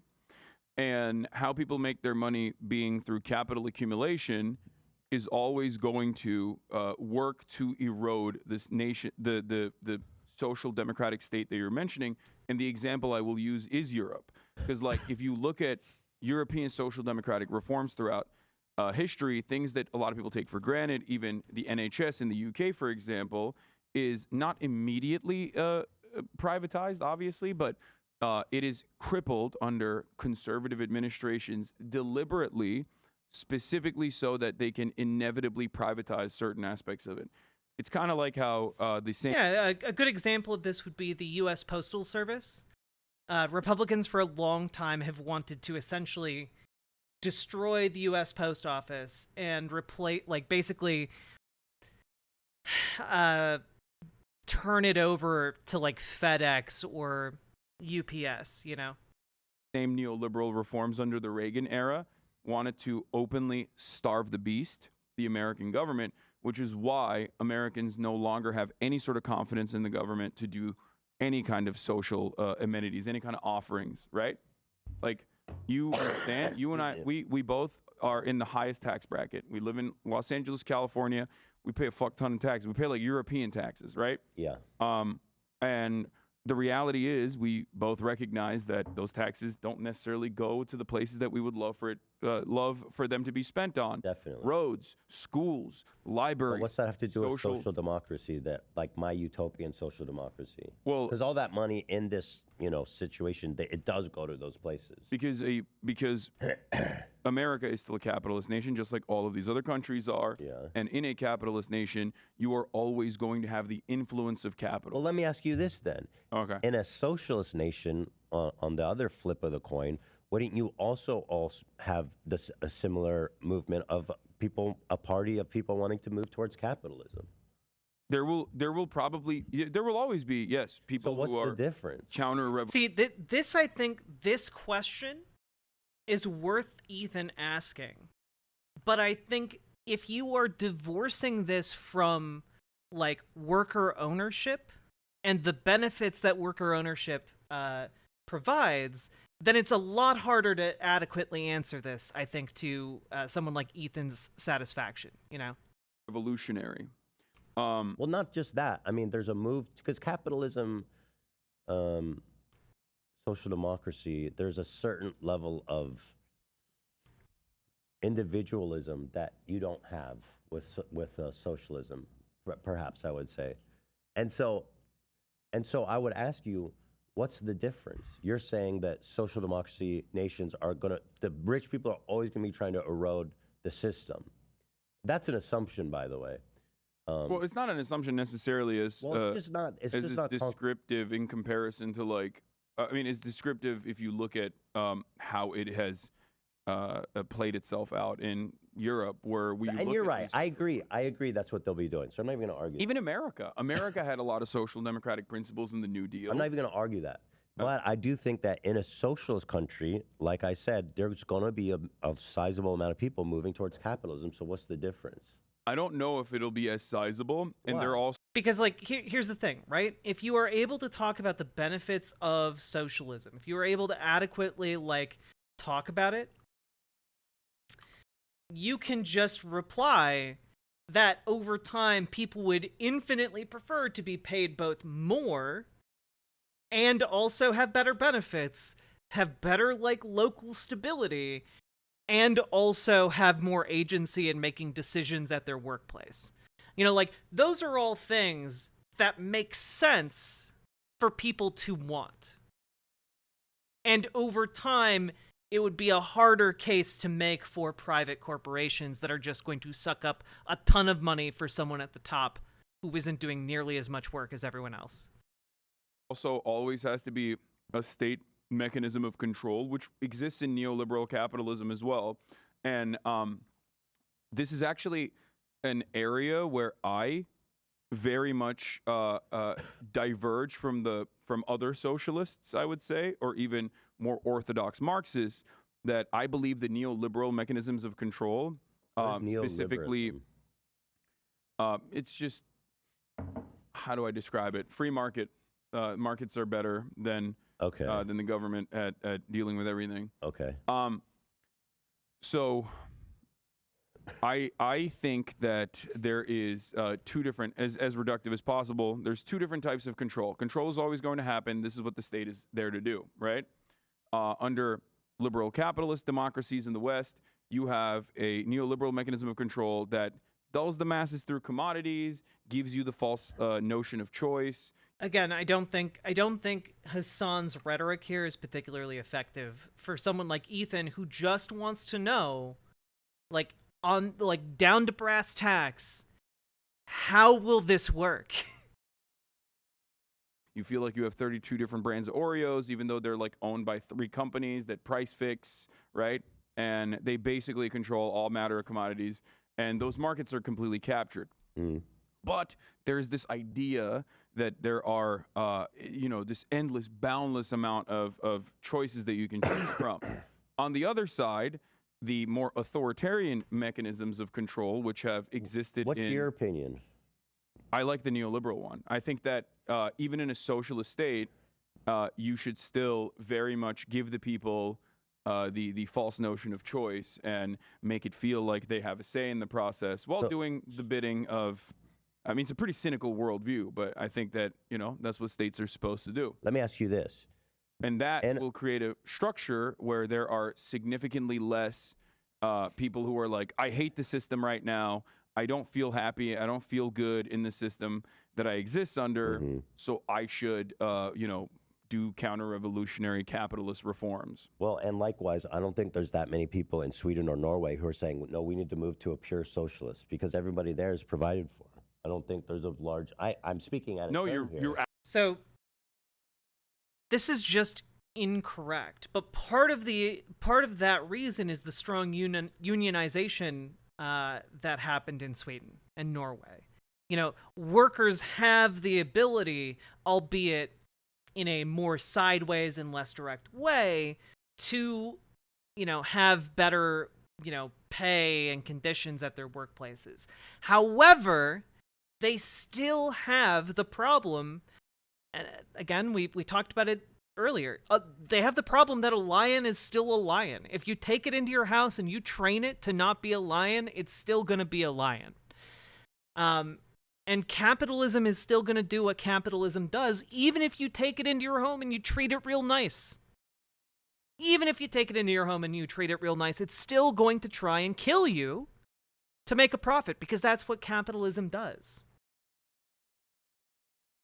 And the Nordic countries have been seeing a lot of lobbying from private corporations that want to take away a lot of the rights of unions, that want to take away the government regulations, the things that keep, the economic, vaguely socialistic society they're living in working.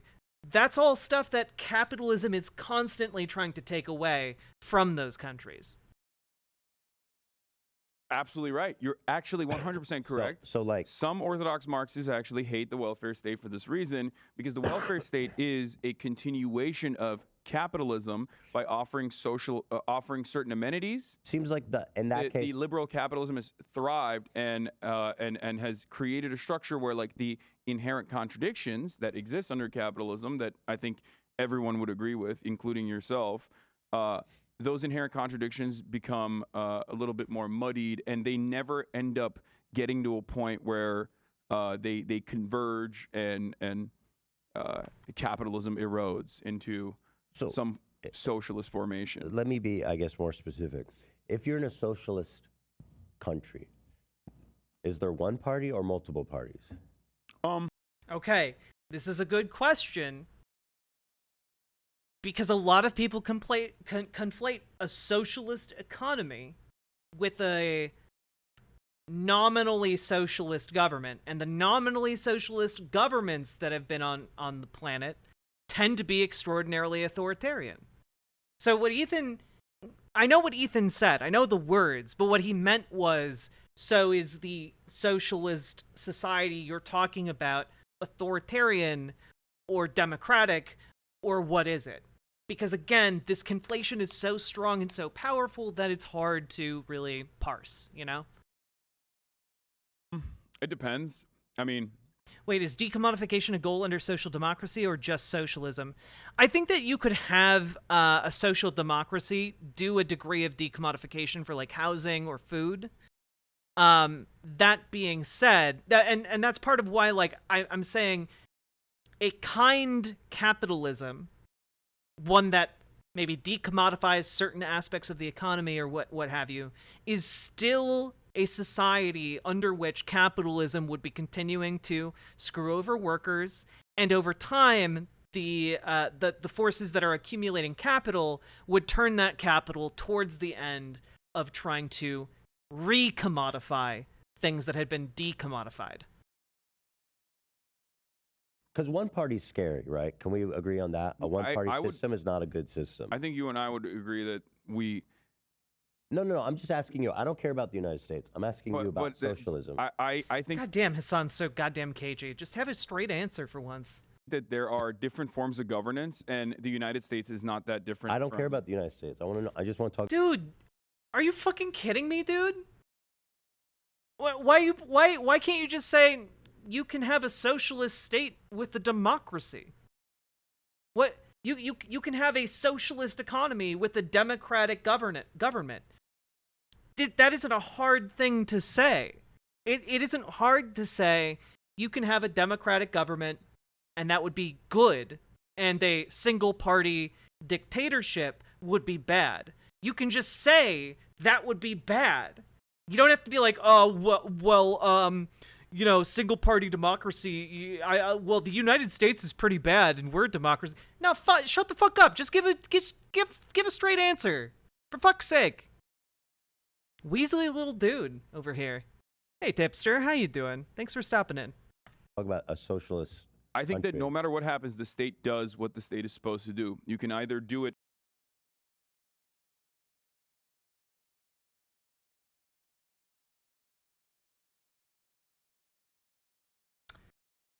What? No matter what happens, the state does what the state is supposed to do? That doesn't mean anything. That doesn't mean anything. No matter what happens, you know, the state does what it's supposed to do. Well, what it's supposed to do varies depending on what type of state it is, what type of government it is. You know, in a democracy that is prioritizing ensuring fair and free elections, well, then what the state is supposed to do is ensure fair and free elections, and that would be good. But if a state is an authoritarian dictatorship, then the state just cares about consolidating power behind its authoritarian dictator. And that's what the state is supposed to do, given that that's what the state is in an authoritarian dictatorship. So it matters what type of government you're talking about. Why is he such a spineless weirdo on this topic?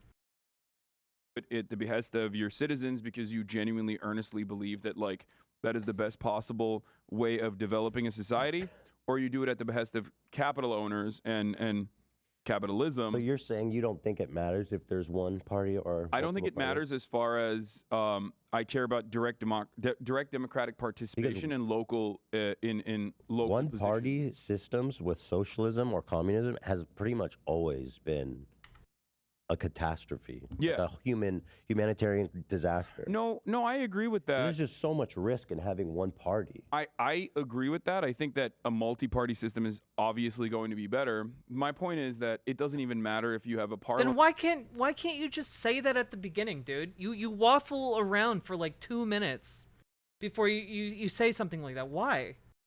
Just say what you mean. Man, it doesn't even matter if you have a multi-party system. The changes that are being made in one direction or the other are oftentimes incredibly marginal, and the differences are not born out of like you know, the party disagreements. The differences are born out of like genuine material conflict, like even including like the Civil War. It's never like the kindness of people's or like one party of individuals being like, we are kind, we want to do good things, and the other side is bad and they want to do bad things. So what I want to say was this then. But if you're in a socialist country with multiple parties, and one of the parties is a capitalist party, which would surely exist, Yeah. What would you do if that party started gaining momentum? And it was clearly like people wanted that route. They wanted that route. Yeah. So what do you do? I think I would do what America has done, not to the same degree. Which is what? Not to the same degree as like McCarthyist trials or anything like that. But I would offer additional amenities to ensure that people are comfortable and happy, because I feel like any But what do kind you of do if they're like, nah, fuck that, we're doing capitalism? well, if everything is given to you. See, by the way, when I talk about democratic worker co-ops, right? When I talk about democratic worker co-ops, one of the things and one of the reasons I talk about the research that's been done on democratic worker co-ops is so that we have a rebuttal to that question. Rebuttal is not the right word, but so we have an answer to that question. Right? Because if you, in a society of that's predominantly democratic worker co-ops, you can have people who are like, fuck this, I'm going to make my privately owned company. And that's fine. It's just that you're going to have a lot harder of a time as a private business owner trying to, retain employees when they can go and have more agency and be paid better at a job elsewhere in your community. Like, that workers would freely choose to work at a democratic co-op that pays them better, that has more rights and privileges and agency, decision-making ability for them. We know that. Workers like that. And that's kind of the rebuttal here. Because in a private business, the profits are going to the private owner of the business. Like, people would know that there's a difference there. Hey, Zero. Vouch Raid? Oh, Kira Tanikel. Hello, how you doing? Welcome, Raiders. My name's Riverboat Jack. We are going over this insanely frustrating H3H3 podcast. You look so pretty. That's because I'm moisturized. And also have a lot of buttons undone on my shirt. That tends to bamboozle a lot of you. Hello, everybody! My name's Riverboat Jack. I talk about the news and politics. Hit the follow button, you fuckers. And also consider coming over to riverboat.gg and come over to YouTube and hit the subscribe button and the like button, all that stuff. Really helps me out. And consider dropping some donos and subs if you are inclined, because it helps me to pay my rent and food. And by help, I mean it's entirely the reason I'm able to pay my rent and have food. So, welcome, Raiders. Buckle yourselves in, because we are only 30 minutes into this death march of a podcast. Here we go. Wait for Hassan's answer. Oh, no. Oh, dear. Oh, dear, oh, dear, oh, dear.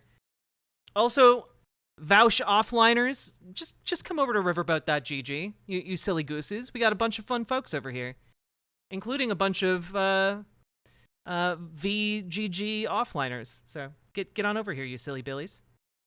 Hey, Penny.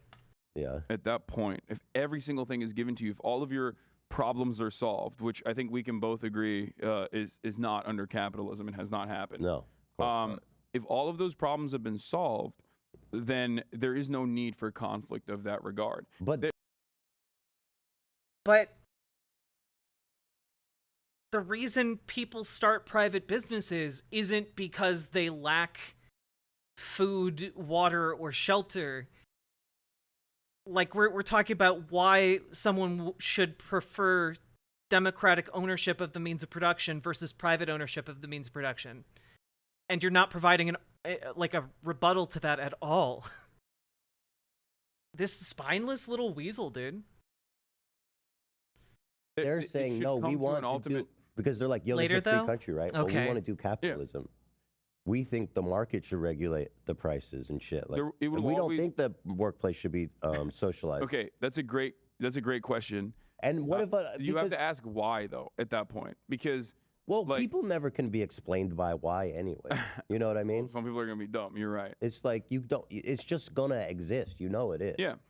And so if the will of the people is to go back to do more of a social democracy, is that something that a socialist country should move towards, or should there be resistance in the government to keep socialism? I think the resistance should be akin to how capitalist governments have resisted historically any kind of socialist movement, not to that same degree of violence, but I think that, yes, the solution to that would always be education and offering. This is not okay.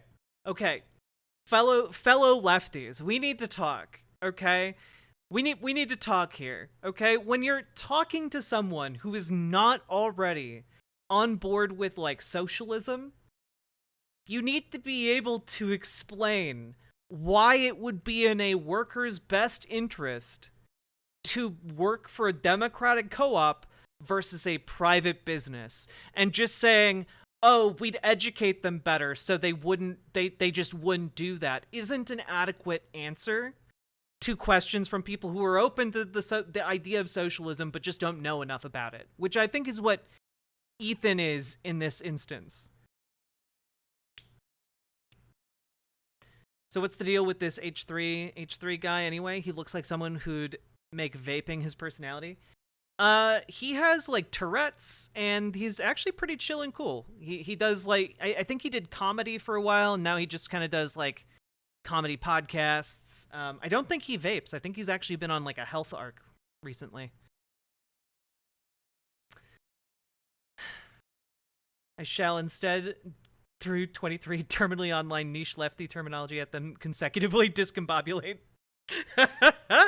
I got that reference. So don't say a one-party state should just educate away. Yeah, no. Yeah, the solution to, this conversation conundrum shouldn't be one-party states are fine and we'll just re-educate the capitalists. Like that. This is some, like, kill all the sparrows thinking, okay? This is some we'll simply put them in the re-education camps thinking.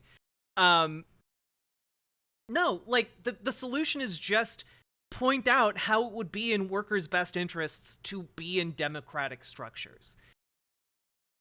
Once you put it in those contexts, I think most people can readily understand why they would prefer to be in that type of system as opposed to the system we're currently in. I'm someone not super knowledgeable in this topic and genuinely want to know more, so I listened to this convo hoping to learn something, and Hassan is so bad at explaining things I left the convo just legitimately more confused. Well, Tipster, if you ever want to come on and, like, we could talk about it on stream. I'd love to talk with you. I need to get better at reaching out to people. I'm just so fucking bad at it. But if you ever just wanted to pop on and, like, ask questions and have me sell you on the idea of socialism or what you're confused about, maybe I could help you. I'm better at putting things into, like, simple terms, I guess.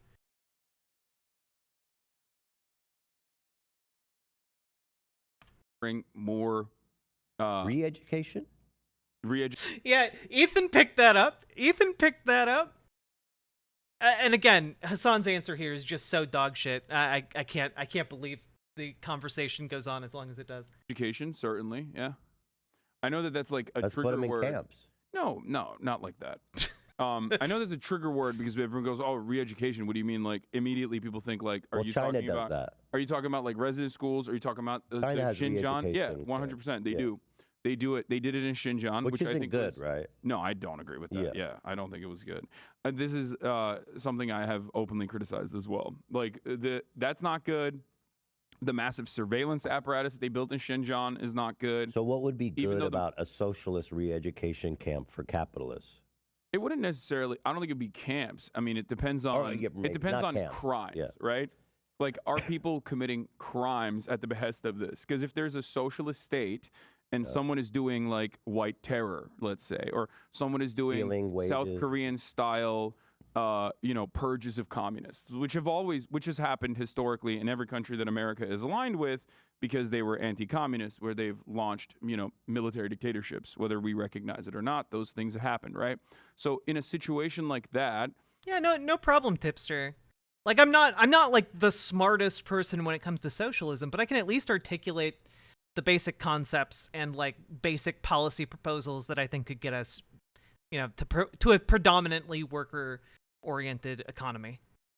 I think if there's any kind of like terrorism happening, Sure, yeah. If there's violence, then yes, that's obvious. I do think that there should be an enforcement mechanism, and in that enforcement mechanism, I think like rehabilitation, which would include re-education as well, would probably be a lot better than like, you know, a prison structure where they have slaves. What do you think a re-education system in the state you are proposing, hypothetically, you like he could be proposing like a much better society, and his response is just like, look, the prison system could also incorporate some re-education. And it's just like, well, why would it? Why is this your proposal? You could be proposing so many better policies. Slavery, Why? Like in the Why United die on States this of hill? America. I'm still a little bit confused about the ideal mechanism of a socialist country, whereas where people still have individual freedoms to like form, to assemble, and can also be like, yeah, I'm a capitalist, so what? And we're trying to grow our movement. I don't. Off topic, but do you have any knowledge of Bulgarian folk music? None whatsoever, First Frog. But also welcome. I don't understand the she/her army organization of grows. the socialist free country, because it seems to me to have a socialist country, there needs to be some amount of dampening of, you know, rights. Well, because like for what I said. Yes and no, because my point is always the same. It's that this is a constant. This is consistent. What you're describing is consistent with the American formation. It's consistent with capitalism. It's just a reality that will always exist. Violence, and who gets to do violence, is an inherent part of politics, because politics is, at the end of the day, a distribution of resources and a distribution of violence. Who gets to have what resources and who doesn't have the resources as a consequence of that. And if they do something to get those resources, what the state will be able to do. The state has a monopoly on violence across the board, no matter what happens, right? True. I'm not an anarchist.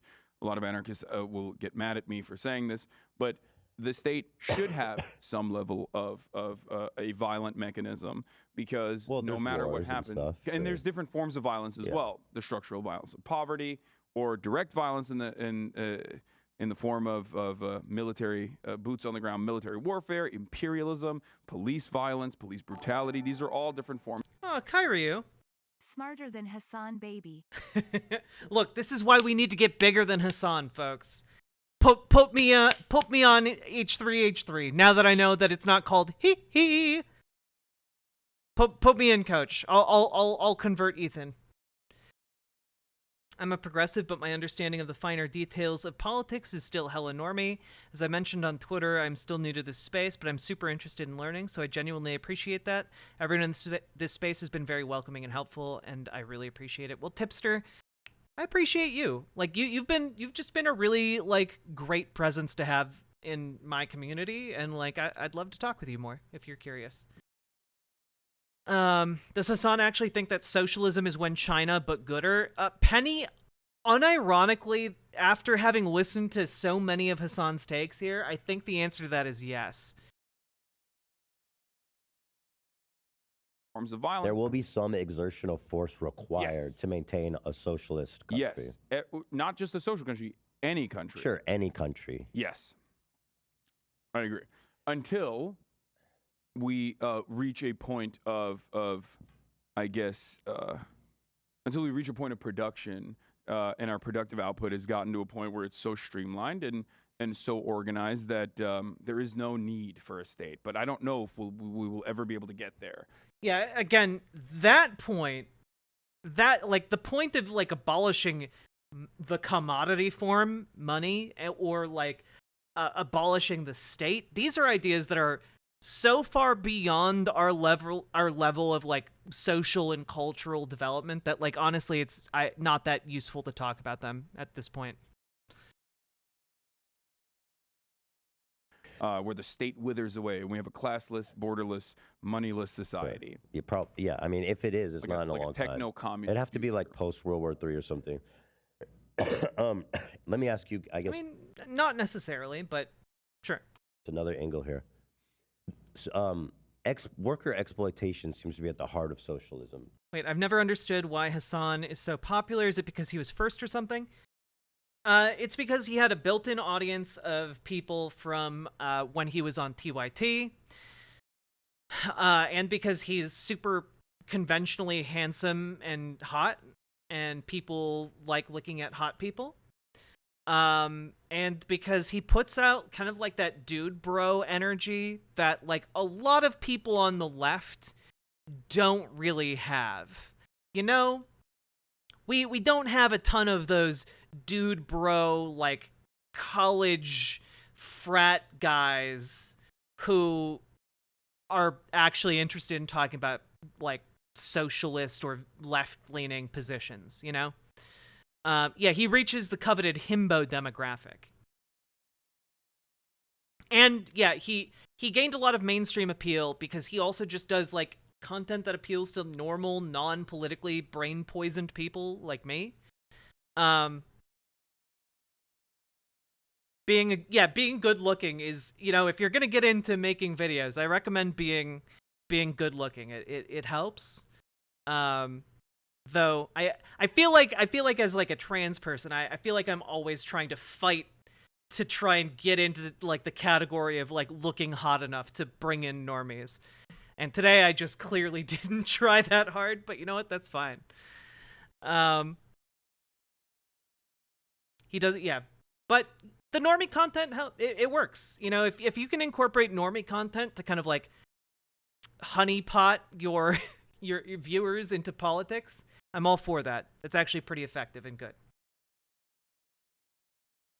Should raid Middlebury College. Nani? And communism. Yes. And so I want to ask you this question. If an employee is fairly compensated, and by fairly I mean that factors like work, compensation, you know, they're being paid well beyond the means of living. They can afford comfortable housing, food, pleasure, vacation, savings, all the things people would want to do with money. Again, this type of question is exactly why you need to have a response to why workers would want to choose socialism in the face of kind, restrained capitalism. If they're provided in all those ways that we see as important, is that still exploitation? In the Marxian sense, yes. In the capitalist sense, no. Capitalism is the Mark, when you say Marxism, you're talking about socialism. Yes, right? yes, yes. Okay. So, in the Marxist perspective, under Marxian economics, Marxist theory, exploitation is not a good or bad thing. It is just a thing that happens. Okay. And it goes back to something I've described many, many times over, which is that there are two classes. There is the labor class, the wage laborers, the proletariat, and the bourgeois class, the capital owning class, right? And these two classes have two inherently contradictory interests. You've worked jobs when you had a boss and someone was paying you, and you have been a boss, so you have gone through both of these stages. So as someone who worked in a job as a wage laborer, as a W-2 employer, 1099 contractor, you wanted to work the least amount of hours for the most amount of pay. That's understandable. That's like perfectly reasonable, right? Yeah. Like you want more money and you want to work less hours. You want to have more freedom. Your boss, on the other hand, wants you to work the most amount of hours for the least amount of pay, like that they can get away with. Yeah. So this inherent contradiction is at the heart of capitalism and is how commodities are produced under a capitalist mode of production. Now, when you have this imbalance, those who do have capital end up always being able to pay you much less than your actual output. So that is what's happening now. Yeah. My question is, in a situation, as I outlined, where the employees are fairly provided for, which I outlined before, is that when I say exploitation, I mean, like, I think that also has a vernacular, like when the ruling class is committing some kind of harm or injustice on their workers. No, it's beyond that. You could be paying your employees fairly and still engage in the act of exploitation. So then, Okay, so this is part of the problem, right? Hassan needs to be able to articulate kind of the origin of profit as a concept. Like, profit is derived from using, the labor that people make. You use the labor, and instead of paying them the full value of what those people produce, you pay them a wage. The wage is less than the value of what they produced, right? Now, that would still be true in a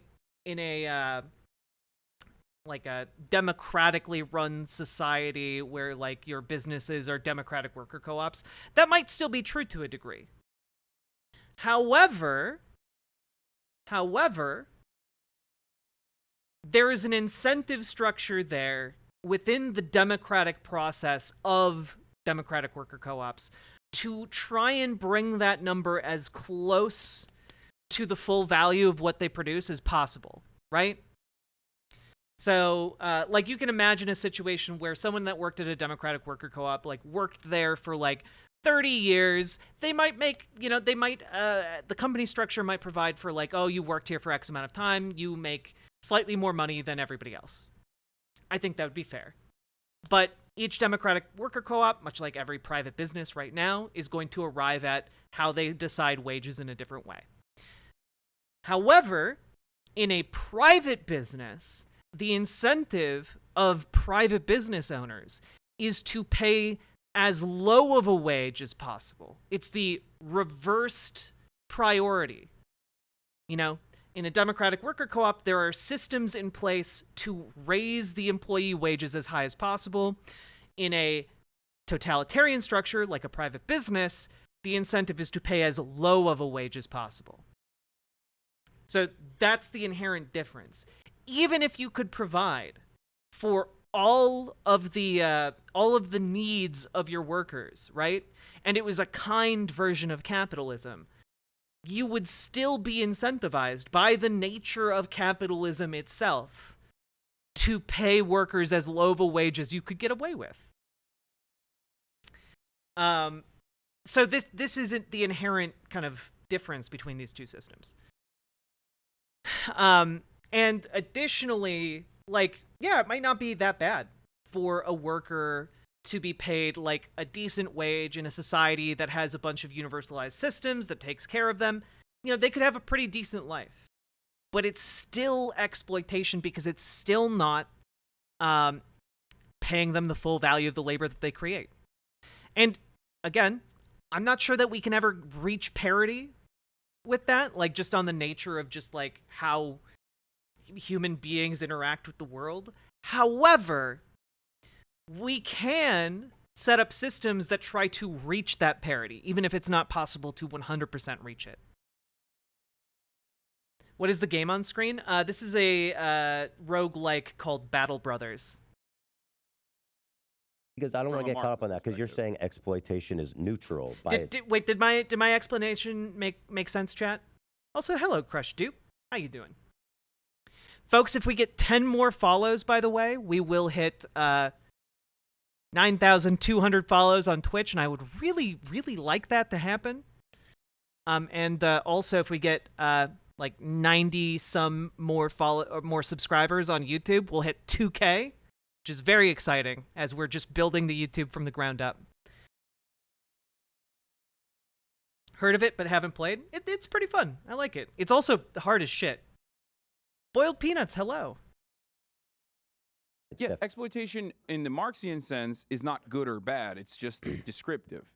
A lot of what Marx has talked about with respect to capitalism is descriptive. What does he mean then when he goes the exploitation of workers? Clearly, again, the exploitation when Marx is talking about it is like the difference between the wage and the value of the work, because the wage is always going to be lower than the value of the work.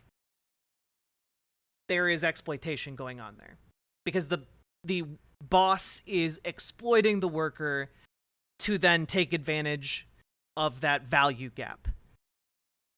That's the value gap, and the taking advantage of that is the exploitation.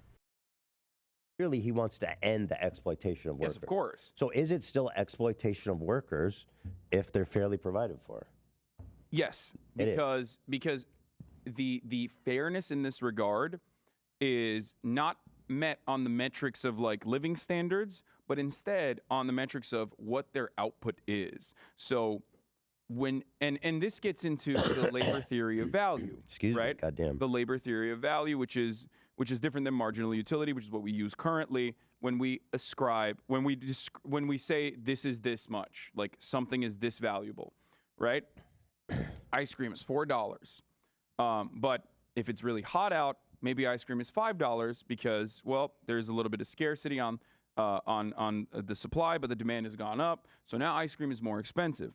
Whereas from a Marxian perspective, the value of that ice cream is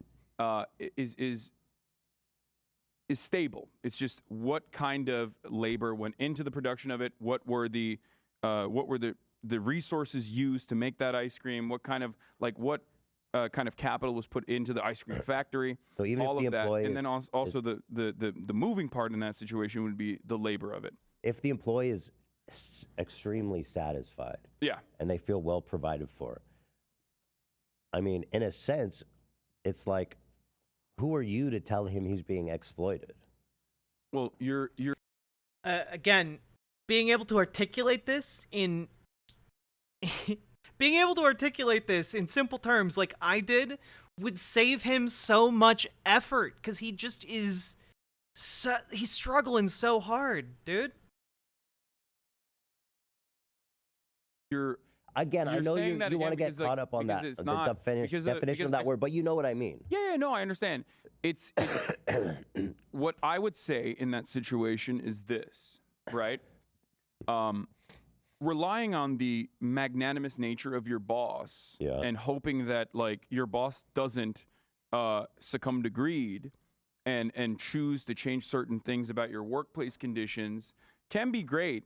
And there are people like yourself out there who are, as far as I understand, pretty good bosses, right? But that is never going to be that's never going to be the constant. That's never going to be the case. But in social democracy, you set up the bumpers, you set up the systems where they have to do that. Well, that's the bare minimum they have to do. Well, and then we go back to the erosion of the amenities that I don't the feel state like that's a offers and the strong enough regulation. argument to say socialism's better. No, as long as there is some kind of capitalist compensation in any sort of sector, they will always choose to monopolize. This is what most companies, like this is what every company does when they become a company, a corporation.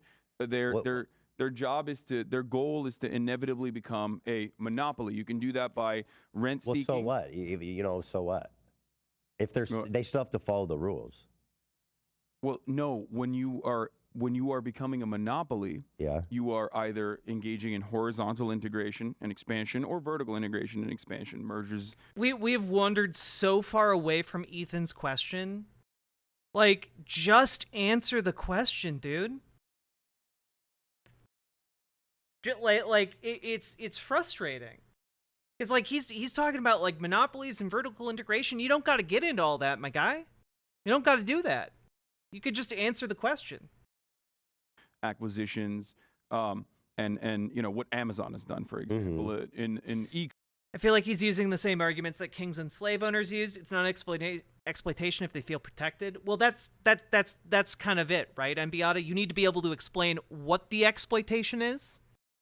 And then you need to explain how your new system would lessen that exploitation or eliminate it. In this case, I'm not sure if there is a way in like complex, logistical systems and worlds like the one we live in to completely eliminate it, but we can set up systems that are designed to get us as close as possible to eliminating that, This has been a criticism of Hassan for years. I haven't watched a ton of Hassan content, but I've been really kind of invested in this Ethan Klein leftward arc. I have genuine hope for Ethan, and I think he could actually become a really, really great platform for leftist content. And it's frustrating to see Hassan kind of piss this away. Also, this is a really good screen grab of Hassan. I like the face he's making a lot. They both sound sick. Maybe. I think, well, Ethan consistently has been far closer to leftist positions than Hassan recently, which is why I think it's so interesting. E-commerce is a great example of this.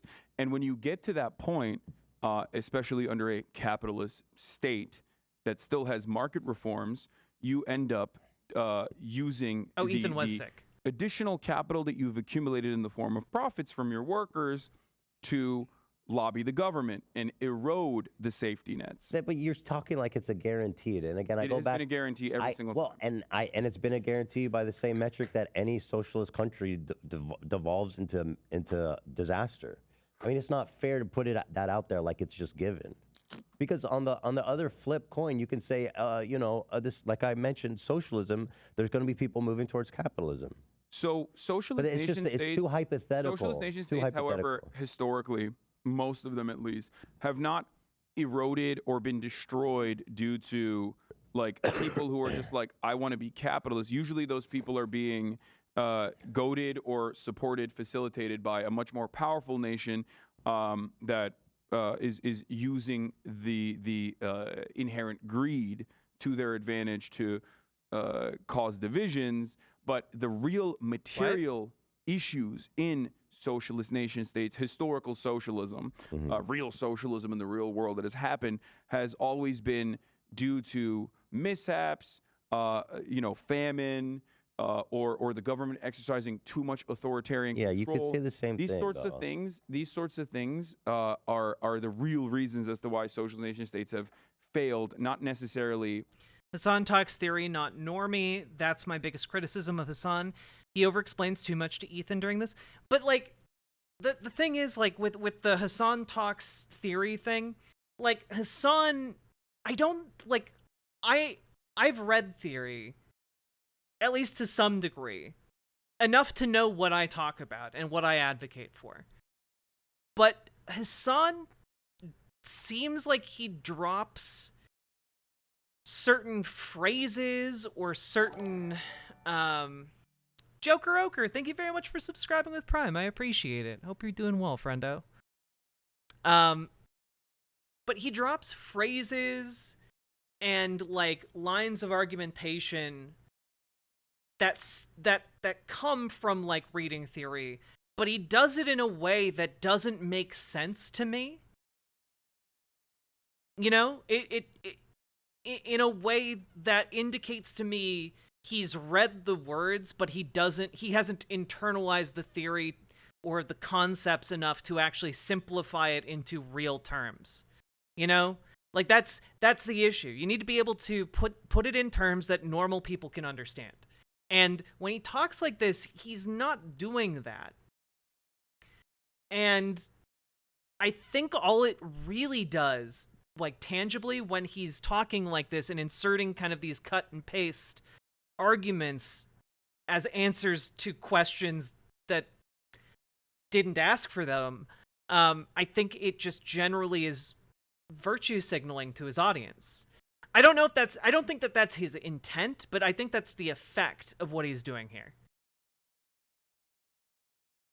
So, yeah.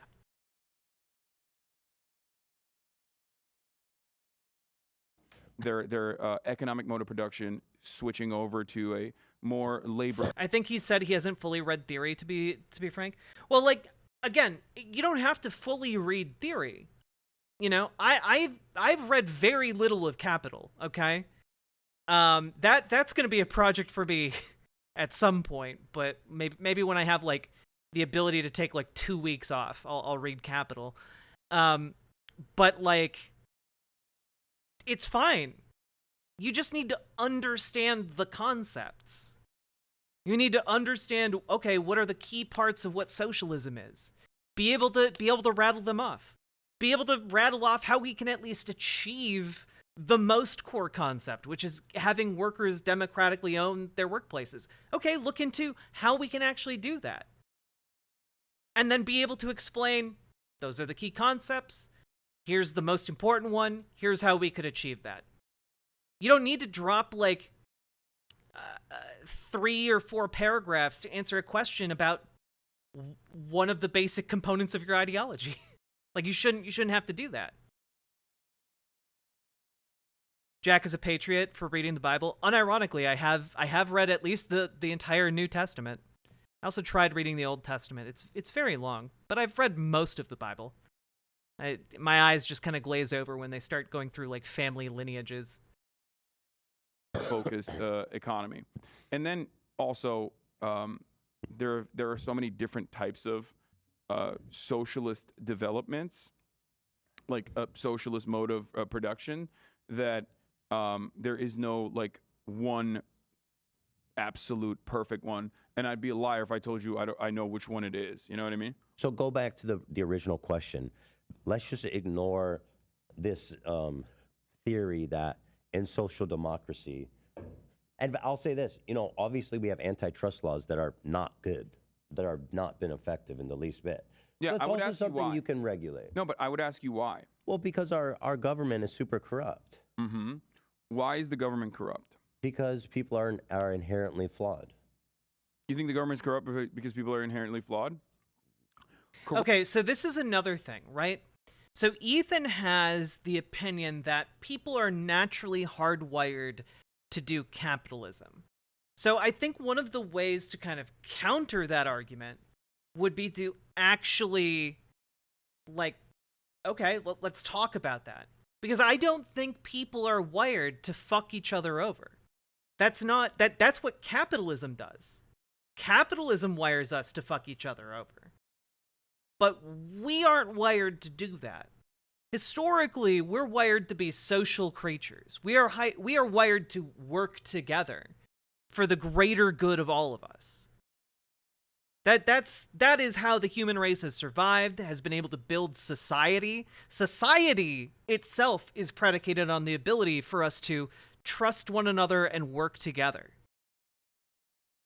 So, like, if Ethan's going to make the naturalistic argument, then you have to be able to, then you have to have the rebuttal. And the rebuttal is all evidence in the world indicates that, yes, we might fuck each other over in capitalism, but on a base level, we are wired to have one another's backs. And I don't know that Hassan's going to actually respond in that way. Corruption in that sense, I disagree with you there. Some people, not all people. No, That's another thing I said. People are inherently greedy, and people lost their mind. Some.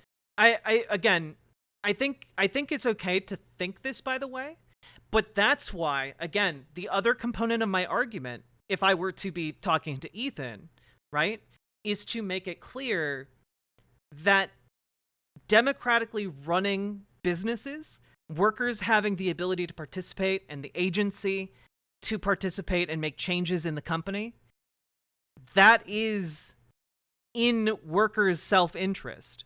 You get paid more from all the research we have. Democratic worker co-ops pay their workers more. The workers are happier and they have more agency and they have better benefits. Jobs are more stable, etc. Their jobs are better able to withstand any economic downturns that happen. Overall, there are a slew of benefits that come with democratically owned and run businesses. And the conception that I think Hassan is giving to Ethan here is that businesses won't exist because nothing, like all of your self-interest will be accounted for, which sounds just like it sounds made up. It sounds like something you pulled out of your ass, some utopia that would never work. And you need to be able to translate it into, okay, well, if you think that this is in, people would only do what's in their self-interest, well, yeah. But it would be in their self-interest to participate in a democratic workplace. That's the argument here. Yeah, well, Hassan has already said this doesn't need to be a democracy. You're right, Sashi. Some people are. Actually, I want to talk about that at better length, but go ahead. That's actually a great take as well. We can cover that as well. Yeah, I do want to. I always butcher this quote, but I forget who it was. It might have been Mark Fisher, might have been someone else. But assuming that greed is inherent in human nature under a capitalist organization of the economy is like assuming the black lung is inherent I'm not in human saying nature capitalism. if you work at the fucking coal mine. See, that's not a good analogy. Because, no, you're In my right. opinion. Greed is a part of it. Self-interest is a part of it. Not greed necessarily, but self-interest is a part of human existence. Why we have built societies and how we've done it. However, it's a biological survival mechanism. However, if we didn't have self-interest, we wouldn't survive as a species. I don't disagree with you. Yeah. You're absolutely correct. My argument always, and many Marxist arguments actually, have always been around individualism and self-interest, and how socialism, as a matter of fact, creates more opportunities for individual liberties for the person. It's only been sold and told to people as though it is, this gray, brutalist architecture, city blocks. You have to, do your government mandated coal mining job or whatever the fuck. But the ultimate goal has always been to open up more individual liberties. I'll give you an example of socialization that you and I both agree with, right? Healthcare. Nationalized healthcare or socialized medicine in general gives you more liberties as a person that you can actually leave your job if you fucking That would hate happen it. in social democracy as well. Yes.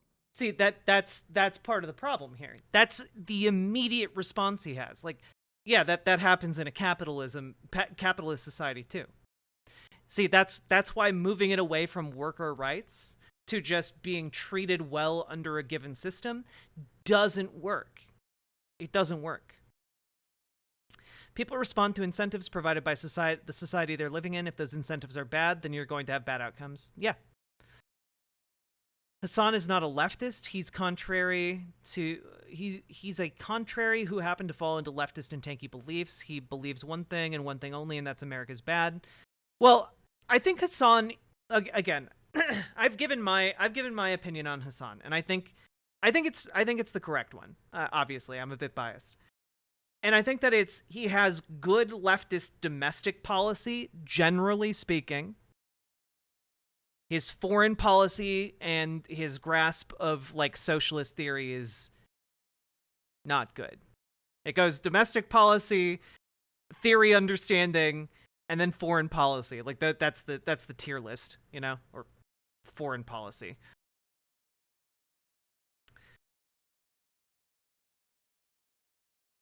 Hassan has said multiple times over the years that he hates politics and just wants to stream and be a React Annie and be a famous streamer.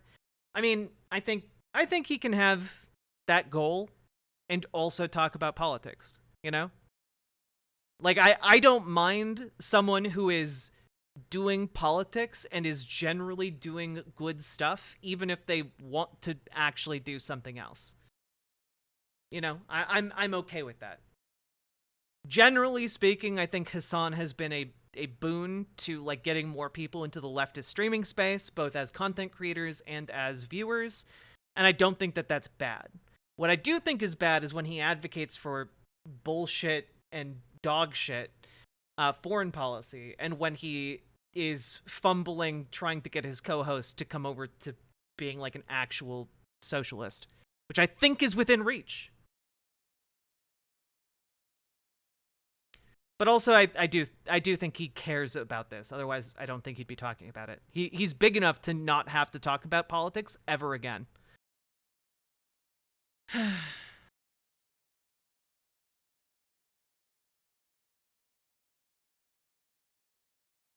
Anyway. However, we got a lot of this to get like through. I've said, there has to be the countermeasures in a social democracy are the capitalist forces are significantly more powerful, because ultimately the state is still operating as a capitalist state. That is still the norm. So I think we're having like a kind of just like a disconnect, or not a disconnect, but maybe at an impasse on that idea. But what I'll say, I want to give you a specific example, because this is interesting to me. Let's just take this workplace as an example, because we're all familiar with it. Mm-hmm. So I started my career 10 plus years ago, and I was successful by myself with 0 employees. Yes. I made a lot of money. I did well for myself. And then, 5 years ago into my career, I made the podcast, which obviously you all are watching now. So let's say we go back to 5 years ago. when I hired Dan as a freelance, you started as like a consultant. Yeah, or a freelancer. Yeah. And obviously, you moved to full time, and I'll get to that. Yeah. So he started as like a freelance consultant. So what would be a fair way of compensating him for that? See, this is why, again, you gotta talk about the actual way that this translates into labor policy. You know, is there a way to, just use !Discord.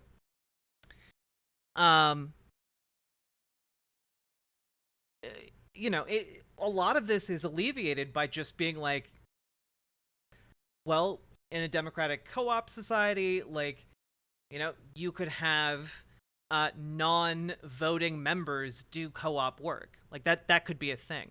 Now, I think there would need to be legislation around, like, you know, if a consultant does X amount of work, then they become considered an employee, like a full-time employee. I think there would have to be laws around that so that, like, people aren't just like hiring up contract laborers and like doing consulting work as like loopholes to like underpay workers and exploit them. But like that's something I think that can be worked out in the long term. It's actually one of my bigger people bring up Mondragon as an example of like democratic worker co-ops. I actually don't think it's a great example, just because I think some of its contracting policies are pretty exploitative towards workers. So you would have to have like some legislation around like who is and is not considered full-time employees, but I think that there's plenty of space to be carved out for temporary contract workers to like both be like paid a similar wage to someone who's going to be who's working full-time, and also, you know, something that mandates that they become a full like employee able to facilitate changes within the organization, you know, after X amount of time. Yeah, I think that'd be fair. Good night, Akira Tanakel. In your situation, it's like, what is the most like socialist way of doing it? Is that what you're asking? Well, yeah, because that's what we're talking about, right? It would be profit sharing. Okay, but profit sharing isn't enough. Profit sharing isn't enough for that, okay? You can't just say, oh, well, profit sharing would fix the problems, but it wouldn't, though, actually. You need to have more cohesive policy. So this is interesting. So hold on. This is interesting. You're right, because this is actually the most difficult aspect, in my opinion, of like trying to create the most ethical way of existing under a capitalist organization of the economy, while you are also productive, and you're doing like an owned and operated media company where you are the product. So I hired Dan as a consultant. Yeah. Just to help us out to get things. And I have hired people as well. So then I'm profit sharing with him. How much profit am I sharing with him? So the way I do it, and I think this will be, I mean, this is instructive for many others as well. The way I do it, like the most ethical way to do it, is basically try to make an assessment. Sure, there's market considerations on the one hand, like what the normal wage would look like, but that is like the minimum. You know what I mean? That is like the minimum. That is the worst possible amount to pay someone in the form of wages, in my opinion. Okay. So you have the market considerations on the one side, which I don't necessarily care too much about. On the other side, you have your productive output, right? Let's say you were making $10 before Dan came on, and now that Dan came on, you're making... That wouldn't be measurable metric. No, I know. I completely agree with you. Yeah. I know. Which is why I'm saying it's a tricky situation. It seems almost impossible. Yeah. Well, technically, the other side is also very cruel, but we just like have... I mean, yeah, the issue is it would be based on, like, how much money you're making. It would be based on, like, what you're paying other employees. It'd be based on, like, a number of different factors. And those are things we can figure out, right? The same way that, like, a contract would be, like, negotiated now, like worker contracts can be negotiated. Freelance terms can be like negotiated and like decided upon by workers. All of these are things that are subject to negotiation, you know, obviously going forward. But I think that there would need to be some democratic protections for, you know, consultants, essentially. Hassan's a great intro to the left. I'd agree with that. That's not true, because in social democracy, people are fairly compensated. It's not cruel, in my opinion. No, there's.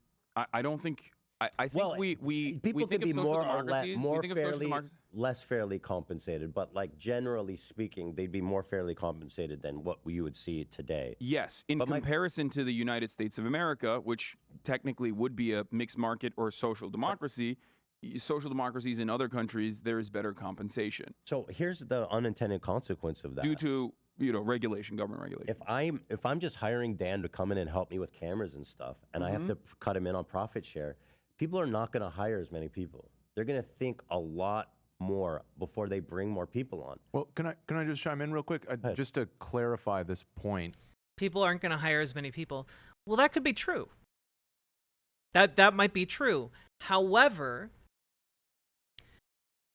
in a society that slowly transitions, in a society that slowly transitions to a democratic worker co-op society, to a socialist society, there's a lot of intermediary time. It's not like you're just Thanos snapping things.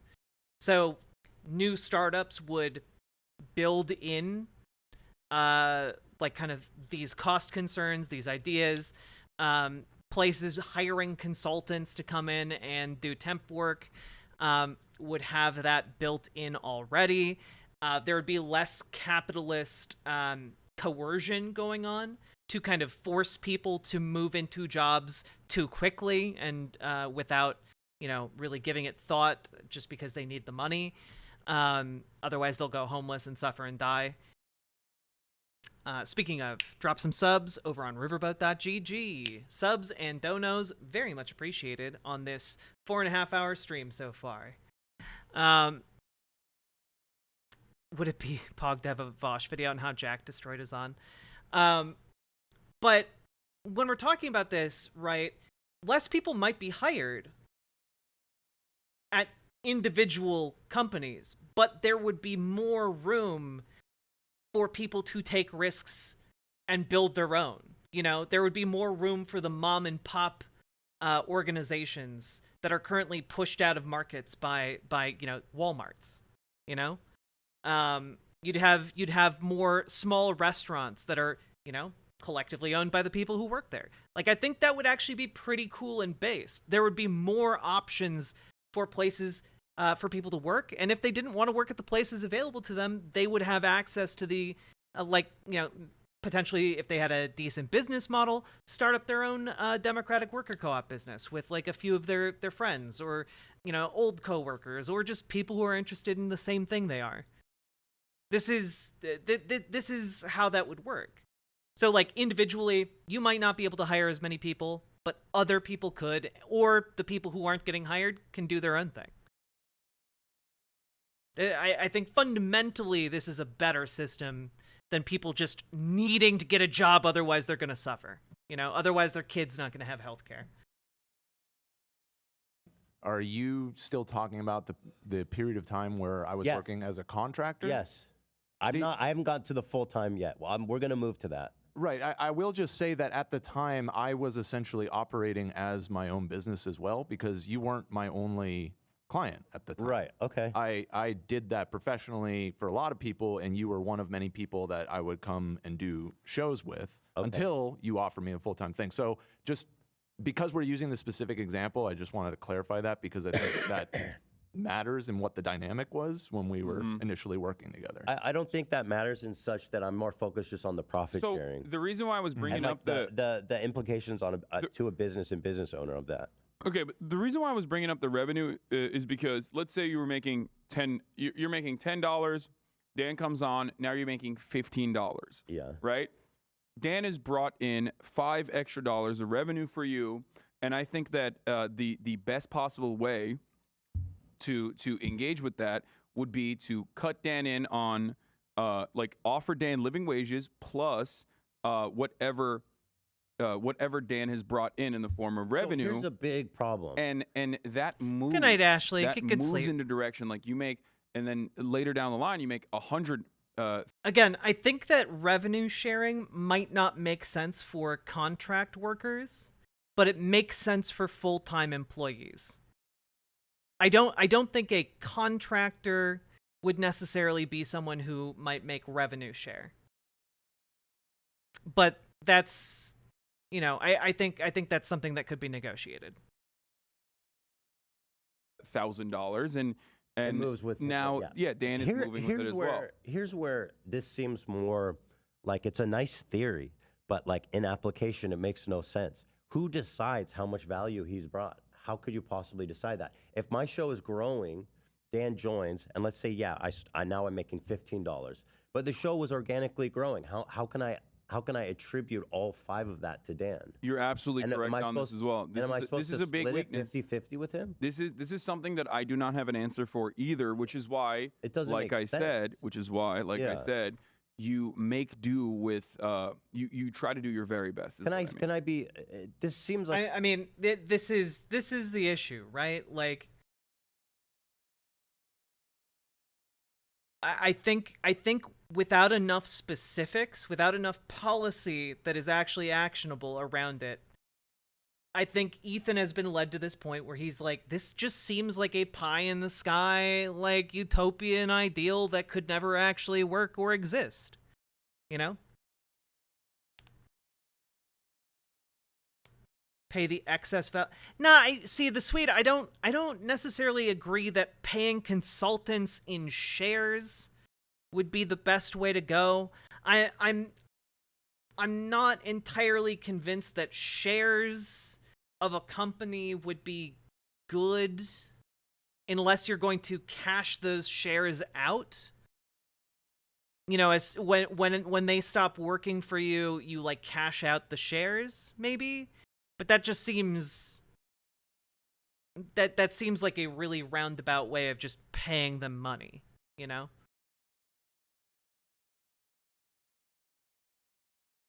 They need to be able to trade immediately anyway. Yeah.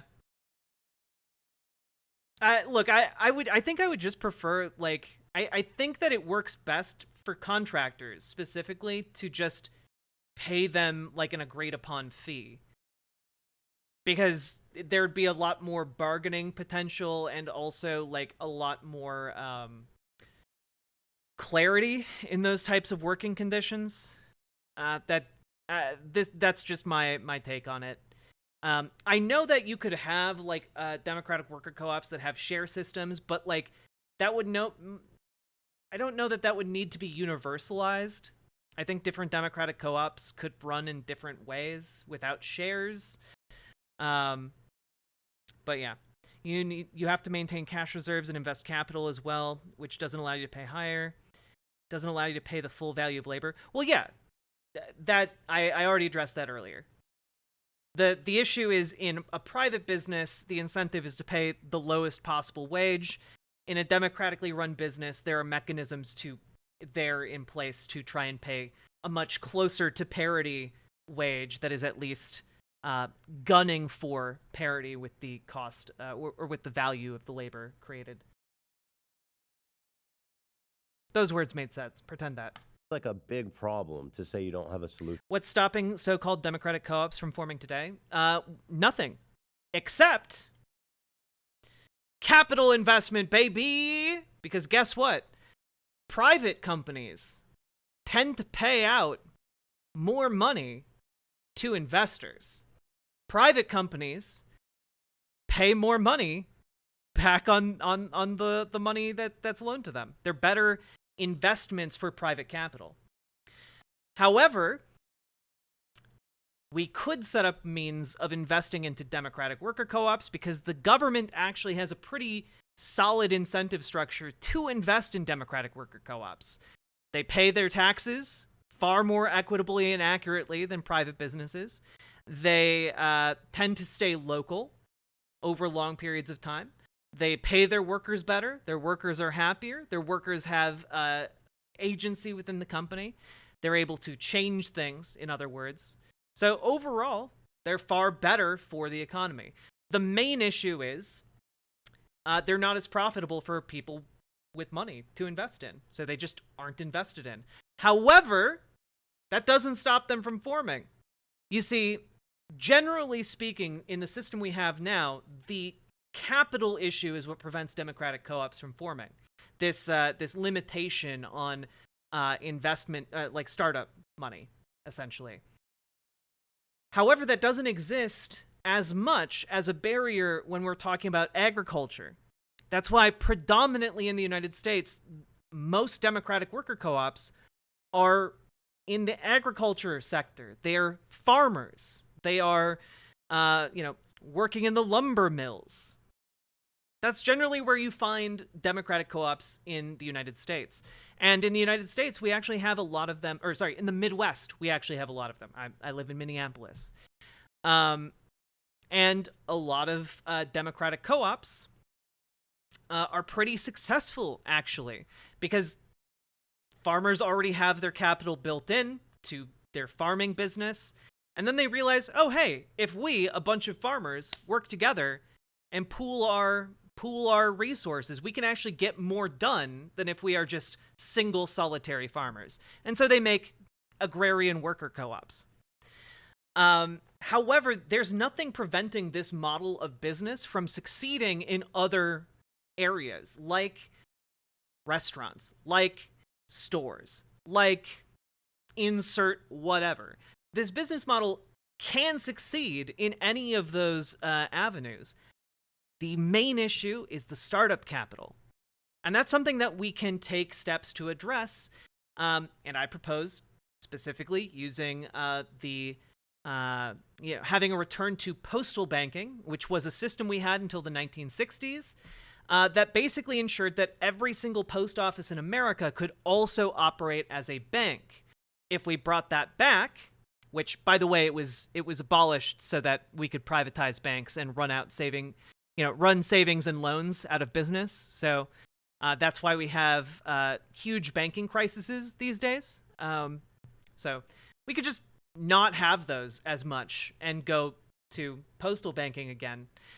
And that would also provide a vehicle for us to put government loans out that would subsidize the creation of democratic worker co-ops.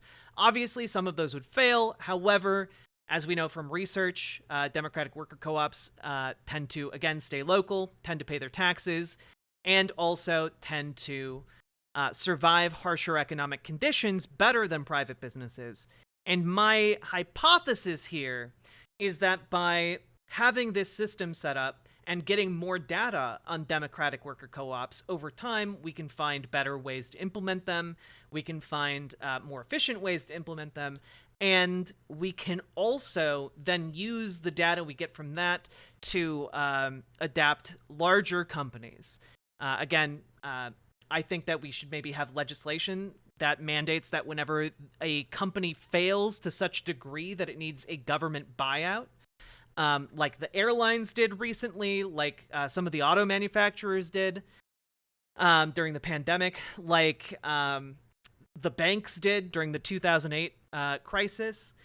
When those companies come to the government for a loan, the government should say, okay, we'll give you your loan.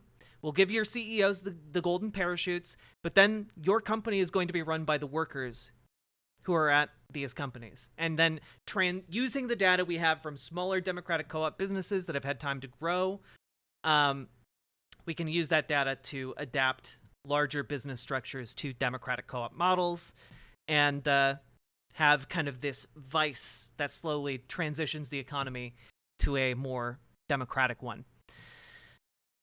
Anyway, you asked me one of my favorite questions, the people's elbow, so thank you very much. I appreciate it. Solution for if you're advocating for a socialist society. I agree, which is why I always... It doesn't seem like it's ready. If every streamer on Twitch espousing the virtues of co-ops kicked in a few bucks, you would have plenty of capital to start a new business. I don't know about that. Most of us are pretty poor. Well, can I just chime in on this? This isn't theoretical. There are lots of companies that do profit sharing. I do this as well. I know, but it's not. Okay, also, I hate the focus on profit sharing because democratic co-ops are not successful because of profit sharing. They're successful because of profit sharing and agency. Like, worker agency is an important component of what makes these democratic economies successful. But let's big say companies, this. and they have various methods of how they do it. The way there are ways that do it that make sense. I do this but as the well, way that Ethan. socialism does it in the purest sense is like Dan joined 10 to 15. Dan gets half of the 15. So that's his Ethan, labor. Ethan, this is if we're talking pure theory. Hold on one sec. If we're talking pure theory, I would rather have an imperfect structure that still absolutely it's not offers imperfect, better. It doesn't work. Well, if you don't know how people get paid, how does it even work? The capitalist structure also is imperfect in the exact same way. It's functioning at least. Yes, I know, but the idea that like the other structure would not function is not correct. Especially when we're telling you that even under a capitalist organization economy, there's plenty of different ways of doing this. But there needs to one of the most successful ones that I also have is a cooperative, right? I have a cooperative, collectively organized podcast, for example, where we just. I didn't know that. I didn't know his podcast was cooperatively organized. That's actually pretty cool. Split it 5 ways regardless. Obviously, my output in that situation, given that I am the host with the largest audience, would significantly outweigh my producers, for example, who could be paid with a very fair, very fat market wage, right? Market wage plus market wage times 3 is what I could pay him, and it would still be significantly less than what he gets paid now. Yeah. Because we're cutting him in 5 ways. We're splitting everything 5 ways. Yeah. And that is a perfectly viable way to do it because I think that's very generous, but I don't think you should be forced to do that. Okay, but that's the thing, right? In what I just talked about, I didn't say we would force anyone to do anything. Outside of if their company fails and they need a bailout, well, they can either just let the company fail or they can take the bailout and transition to a democratic co-op. But otherwise, like, yeah, we need to have the primary thing that Hassan hasn't done here is explain why workers and just generally would prefer a democratic business structure. Being allowed to fail is part of capitalism. It's distorted when it's not allowed to fail. Government intervention is not the answer. It never is and never will be. If you want corporations to feel some pain, unleash the free market upon them. Well, the issue is Han Fixar cable and when that happens to particularly large businesses, that means everyone else in society suffers too. You know, that's part of the too big to fail ethos, right? Like if your grocery store is going under in a town, right? Like the town obviously doesn't want the local grocery store to go out of business because then where are people going to buy their food? Again, I live in the Midwest. Some of the places out here, there's only the one grocery store to go to. Otherwise, you got to drive like 100 miles.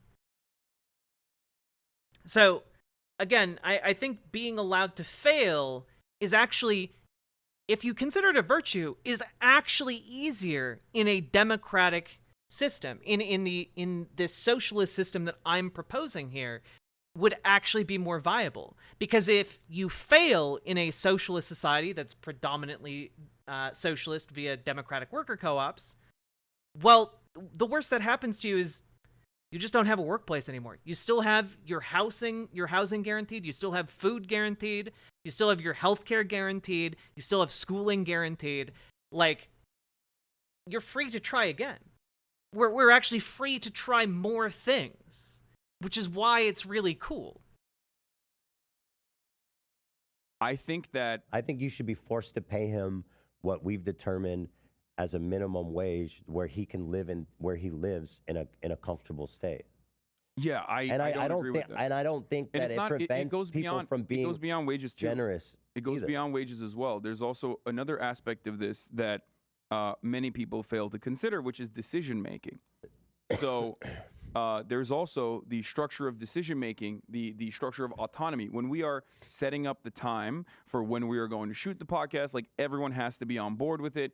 It has to work around every single person's schedule. These are all scheduling conflicts exist usually, but it's like in good faith, every single person is like giving their most, giving their all, and it ultimately, I think, creates a pretty solid product. Let me ask you. So, do you acknowledge that in this socialist theoretical country, where I go from 10 to 15 and I give Dan 15, hypothetically for any worker joining, that I, as a business owner, I would be less likely to be hiring people? Certainly. And that's not good, is it? No, I don't agree with that. I don't think that's necessarily a bad thing at all. Because, like, I don't know, because, like, I've gone through a lot of people that did not work out. Mm-hmm. And they were hired on, like, let's say, you can still fire them. Exploratory. So is it at will employment in this situation? In this structure, you can. I mean, I think that it possibly could be, but I think hiring practices would be decided on by the people working at the company. Generally speaking, there would probably still be like worker protections enshrined in law, but yeah. Still, of course, like you can still have issues with an employee and fire them. It's ironic because like Japan, for example, is like the most capitalist country. Yeah, Ethan Klein has Tourette's, Han Fixar. So if you see him moving around a little bit weird, that's what that would be. On the planet, and yet in Japan they have this like very unique culture where getting into a place of business is very difficult. But once you actually have made it into the corporation, they don't fire you. They can't fire you. They never fire you. What they do is they ostracize you and make you into a social pariah within the company, and try to get you to quit. Is it because they're trying to avoid paying some kind of severance, or is it just no? It's like it's both cultural, and I if I'm not mistaken, it could literally have legal implications as well. But it works, right? Okay, it technically works. But I'm saying, why is it? Hey, why is it not a good? So as a business owner, I think the fact that I was not super hesitant to hire lots of people, to find the crew that worked. I worked with a lot of people who were not compatible. So I was able to burn through enough people to find a team that worked, right? Kaya, and so if I was so hesitant to hire people because I have to profit share with them, I would do like a way more strenuous interview process. It would take way longer. Yeah, you're making an argument for why it's stronger. Like you I don't lucked think out with so Dan. at all. You lucked out with Dan. I don't think that's a good argument because first of all, it's good that people can go try a bunch of jobs before they find one that works. And as an employer, it's good to be able to try a bunch of people. Do you find the right fit for employees? If I had to go through this strenuous process to find each one of them, this podcast may very well likely not exist as it does today. Might not exist at all. I disagree with you on that for sure. I think that that it's better to have a strenuous process of ensuring that you have the best possible even for like the most entry level job. Yeah. I think that it's then perfectly valid. Doesn't that result in people not getting work? So, yes, it will. So but then we're talking about like an entirely separate way of organizing the economy. Let me go back. Why is it better? Why is it better that I have to go through like extraneous full-on HR processes? We're talking about hypotheticals. Yeah. In this situation. Yeah. So it can I can just hypothesize that you found Dan, not even hypothesize. Well, no, we're not talking. Well, we're talking hypothetically, but we're talking. You found Dan, so you clearly. But we went through a lot of people before we found Dan. Yeah. Well, you could have arrived at Dan as well, is what I'm saying. It would have taken a lot longer, and the business might not have survived. Okay. So there was a point where the podcast almost got wrapped up. Yeah. So why is it better in theory to have that extraneous of a hiring process than being able to kind of just people try things out? This is only one aspect of it, but what you're talking about, like the extraneous hiring process, also would exist under a social democracy as well. It should exist in some form under a social democracy as well, like some level of protection from being fired. But so in social democracy, you're not rev sharing. So there's like this big thing that you're like, I'm a business owner. I've created this business from my own sweat and blood and tears over the last 10 years, and I'm making a lot of money. I got to hire this guy who I don't know anything about, and I got to cut him in on my profits. Well, again, this is why I'm just like, just I think having consulting work in a socialist society governed by, you know, certain worker protections is totally fine. It's totally fine. You would still need laws for worker protections in a completely socialist society that has like abolished like the commodity form or some shit. You know, you would still need that. That doesn't exist in social democracy. So the risk to me as the business owner is way less. But it's much smaller, to a much smaller degree, because it's supposed to exist through unions. And once again, it's not just revenue sharing. But everyone it's a big difference, everyone always focuses on that aspect of it. But rev sharing comes in the form of benefits. Rev sharing comes in the form of like how much we invest in R&D, for example, or what kind of R&D initiatives we invest in. All of these decisions are made by a board. Well, that's all regulated. Fiduciary responsibility to the shareholders that is not regulated under social democracy. This is the major point of contention. What do you mean by rev share then? Because you see, in our example, like in Germany, they have a trade union representative that sits on the board of executives, but that's only one aspect of a larger board that is still representing the interests of the shareholders. Those who own the company, who never have seen the company. They can, you know, even globally own it, right? So having one vote in that situation is not as good, in my opinion, as having all of the vote, all of the power, making these decisions as a collective. Something that kind of is not legally enforced here, right, in your structure, but you abide by because you're a nice guy. Many people are not going to be like that. And I'm saying that we shouldn't rely on the magnanimous nature of bosses. We're going back to this point because we don't have to with the right. Well, even an example like the one I mentioned in Germany still yields terrible, still is susceptible to the influence of capital.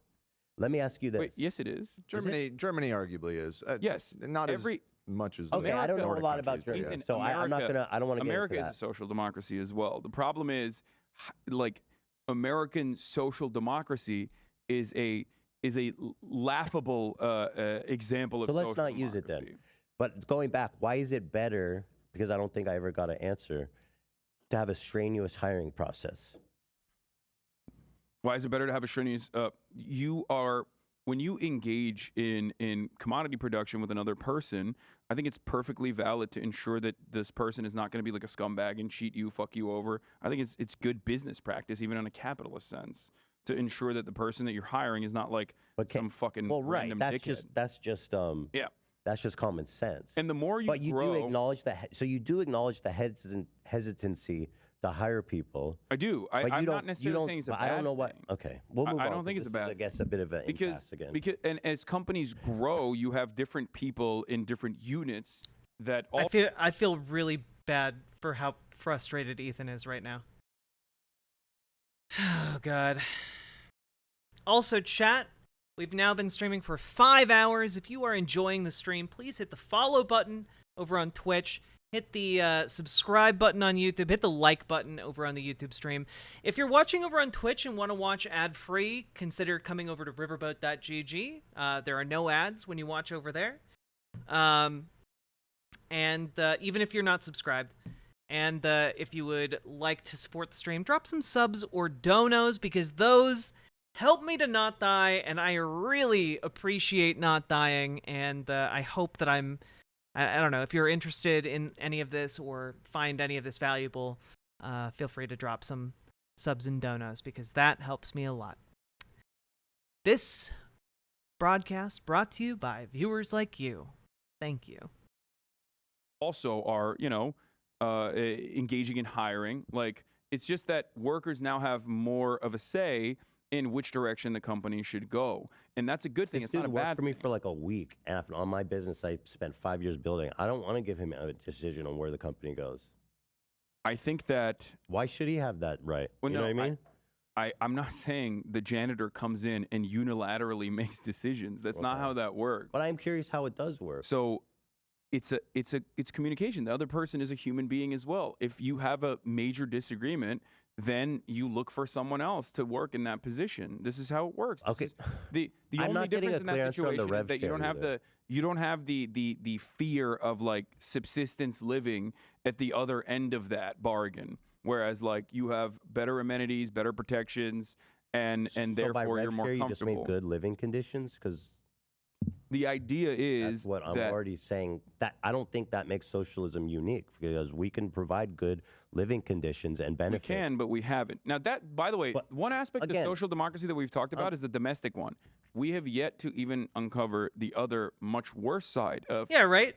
Right, exactly, quasi-spec. I mean, I haven't even really talked during this stream about, like, would workers really vote at a local factory to dump the toxic waste into their drinking water, into their own drinking water? Do you think the workers would be pretty, in a democratically run factory? Do you think that they'd be okay with, like, you know, putting out products that are poisoning children?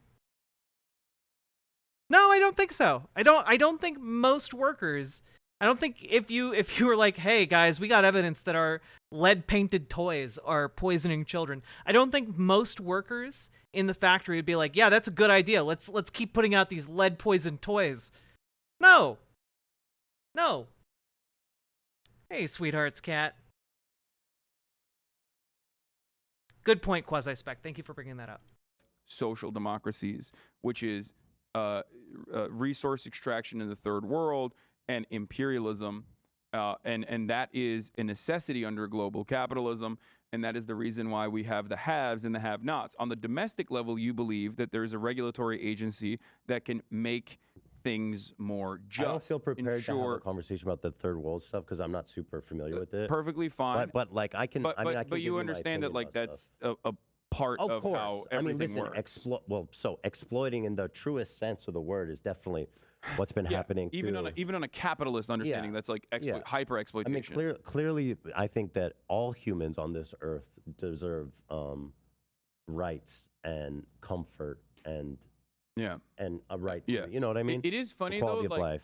one thing I will mention in the domestic, going back to the labor force thing, is that like we're so susceptible and so programmed under capitalist dogma that we refuse to see a world outside of it, and we're so captured in that worldview that oftentimes the number one counter against a socialist governance or democracy in the workplace or anything like that is always like, what do you want, the fucking janitor just came in yesterday to make these decisions? Like, no one said he's the CEO now. I just want to understand how it works because you keep saying rev share. Rev share is only one component of the it. Janitor Rev share can be democratically assigned. If the say what? Okay, here is an example. When I first started the podcast, I was originally under cast. It was fucking terrible. We quit. We started our own podcast, me and Will. We needed a producer because we don't have that skill set. We needed someone to change the cameras and maybe do a little bit of, someone to post the videos, do the captions, titling, thumbnailing, right? So in that situation, we looked for someone. We found someone. And we were splitting it 3 ways. We were splitting the revenue 3 ways, anything that we made, right? And even before that, I was also giving March money as well to make sure that he like at least had a fucking, had a revenue opportunity even when we weren't generating a lot of revenue. Okay. Right? So what did I do after that? The podcast grew. Fear and now has 5 cast members. We brought in Austin Show, my good friend, and Cutie Cinderella. And when that happened, us 3, we got together and we had a conversation. Okay. Do we need more hosts? Do we think that this will be beneficial? Right. Right? Do we think that we will end up making, more revenue, generating more revenue in the long run? Right. Will we have people with unique creative ideas? Like, I care more about the creative output than anything else, than revenue. I haven't even touched the fucking revenue that I've generated from the podcast. And we got together and we had a conversation. And I think that is a significantly more equitable and just and better way of doing business than me hiring March, me giving Will some money originally, like a fat salary, or maybe cutting in on the rev share for him, and then giving March like a super high fucking wage, right? Way higher than like the average producer, and then making these decisions single-handedly. Let me add another aspect to your example. Let's say you need to hire a cleaner to come clean the office. She works for the podcast. She comes, she cleans the office. She works full time. How do you pay her? The cleaner side of this is not like, I mean, I don't have an office like that, but the janitorial services theoretically. in a theoretical situation where we have someone that needs to do it, we would also get together as a unit. Okay, the existing company would get together and decide what level, just like hiring the 2 other hosts, we decide what level of revenue cuts we are going to take from our 5% How you to doing? give But you're making her to a the job other offer. person. It's not really that different than a salary. And once they get that job, and there are many different ways of doing this, but once they get that job, and let's say they worked for 2 years, 3 years, then they Most early progressive stuff the U.S. has is because of socialists, Crystal Eastman and Helen Keller, to name some socialists who did movements to improve workers' and women's lives. 100%. Like, most of what people enjoy, like the goddamn weekend, we had to fight for. Hey, do you guys enjoy having, like, fire escapes and fire exits? Guess what? That was worker rights advocates. Let's go. have a say in the revenue sharing structure and the power sharing structure as well. Because it doesn't have to happen, like, instantaneously. A lot of people forget that, Well, my problem is that in the socialist economy, this is being regulated by the government. People can get together now and decide to do whatever the fuck they want in their company, and that's great, you know? But in the socialistic economy, there's rules that says you need to pay her X amount of rev share. What you're saying is not true. Again, this is why you need to delineate, and this is something that should have been cleared up at the very beginning of this. You need to delineate between, hey, this is, over here, this is what the economy is, and this is what government is. And socialism is an economy thing. It's not a government thing. Socialism, economies have effects on governments, but, like, you can have a capitalist country run by a king, Saudi Arabia, for example, or in Saudi Arabia's case, that'd be a prince, but you guys get it. Exactly, you need to define what socialism is, and I don't think they've ever done that on this show. At least not in a way that delineates it enough for Ethan. And Ethan is the one we need to win over right now. So you need to be like, okay, let's get back to brass tacks. Here's what socialism is. Here's what I'm talking about when I am talking about socialism. Let's go. What kind of government do you want? I want democracy, baby. I want a democracy without capitalism seeking to pervert it. Okay? That's what I want. I want give me that multi-party democracy. Give me that, okay? In the long run, I would prefer, a stateless society. I'm anti-statist, if I want to get real pretentious about it. But I don't really have the means to make the argument for a stateless society outside of saying I think that it would have less coercion.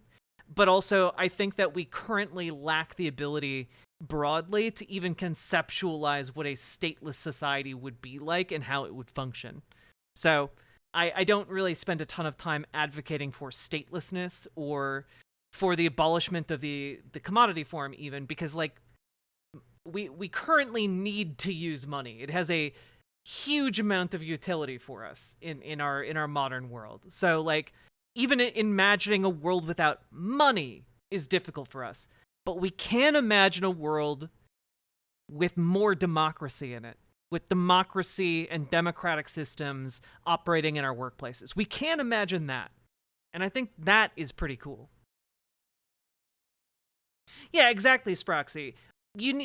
Whenever we talk about, like, what socialism is, I always have to be really careful to say, like, here's what I'm talking about when I'm talking about this. I'm talking about when I talk about socialism, I'm talking about a system under which the workers control the means of production. Fundamentally, that is the goal when I talk about socialism. Workers controlling the means of production and reducing the coercive power of capital. And we can get into what that means, but, like, fundamentally, those are the two things I mean when I talk about socialism. And you need to do that. Otherwise, people think you're talking about the authoritarianism of, like, China, Stalin, etc. Like, oh, you're talking about North Korea. Like, no. Yeah.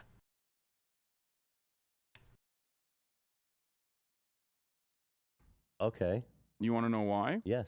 Because you want a social democracy, which kind of exists, and market regulation exists under capitalist formations, and plenty of capital owners hate that. As a matter of fact, I would say universally capital owners hate any kind of market regulation, which is why they choose to erode it as best as they possibly can, or they use it to their advantage to create an artificial barrier of entry into certain sectors. I'm saying in a socialist economy, there's going to be laws. Just like there are laws in a capitalist economy that capital owners hate. Socialism, how I'm saying the government is telling you how much you need to pay the janitor. That's not how that would work. Then how would it work? But it would be government. Isn't that how is that functionally different than a minimum wage in our That's society? my point. That's my point. Yeah. Why do they? Well then, But socialism is much more radical. We're talking. It's not. Social. It doesn't have to be.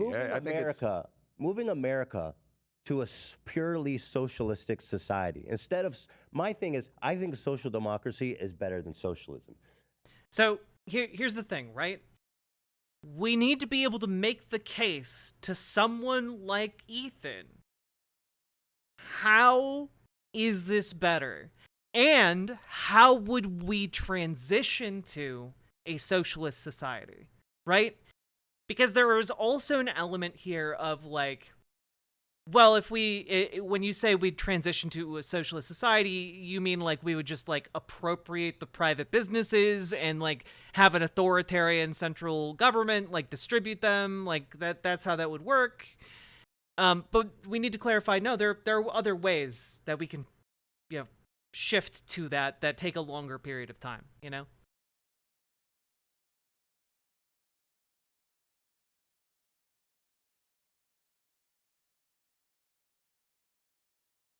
Yeah, like Ethan even better as target capitalist that we need to convince as he shifts his audience over towards being able to honestly engage with socialist arguments. True. I like what Audruism YouTube person talks about, but I don't know how we could get him there. I don't know what you mean by that, Sweetheart's Cat, sorry. Democratic socialism with utilitarian wealth distribution are the qualifications of Hassan and Ethan listed. Yeah.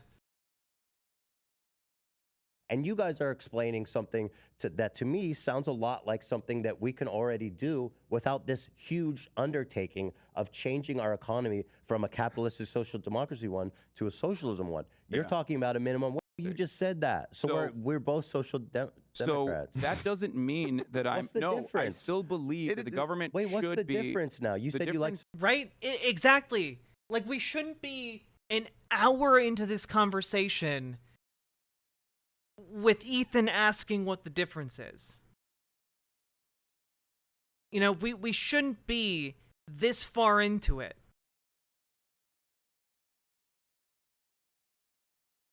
Do they do a regular podcast together? Yes, Proxy. They do a regular show together. This is the show they do together.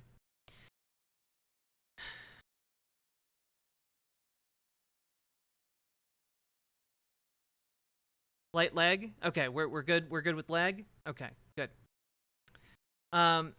There are so many types of socialism and theories of how it should be done. So many hear it and think of things that aren't actually socialism. Honestly, at this point, it should be just rebranded to something more digestible. Super capitalism for the win. No, I think we can just call it socialism. Just call it socialism and actually just describe the tenet of socialism that's most important, which is worker ownership. Like, honestly, that would focusing the question of this entire conversation on worker ownership would be so beneficial if they had someone there to refocus it, but they don't. And it's frustrating because there are two guys who are flailing around here trying to get Ethan on this, and they're doing a terrible job.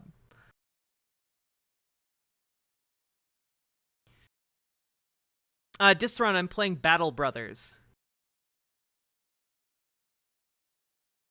Socialism the with difference capitalism. is no. I said I like socialism with capitalist characteristics, meaning that the governing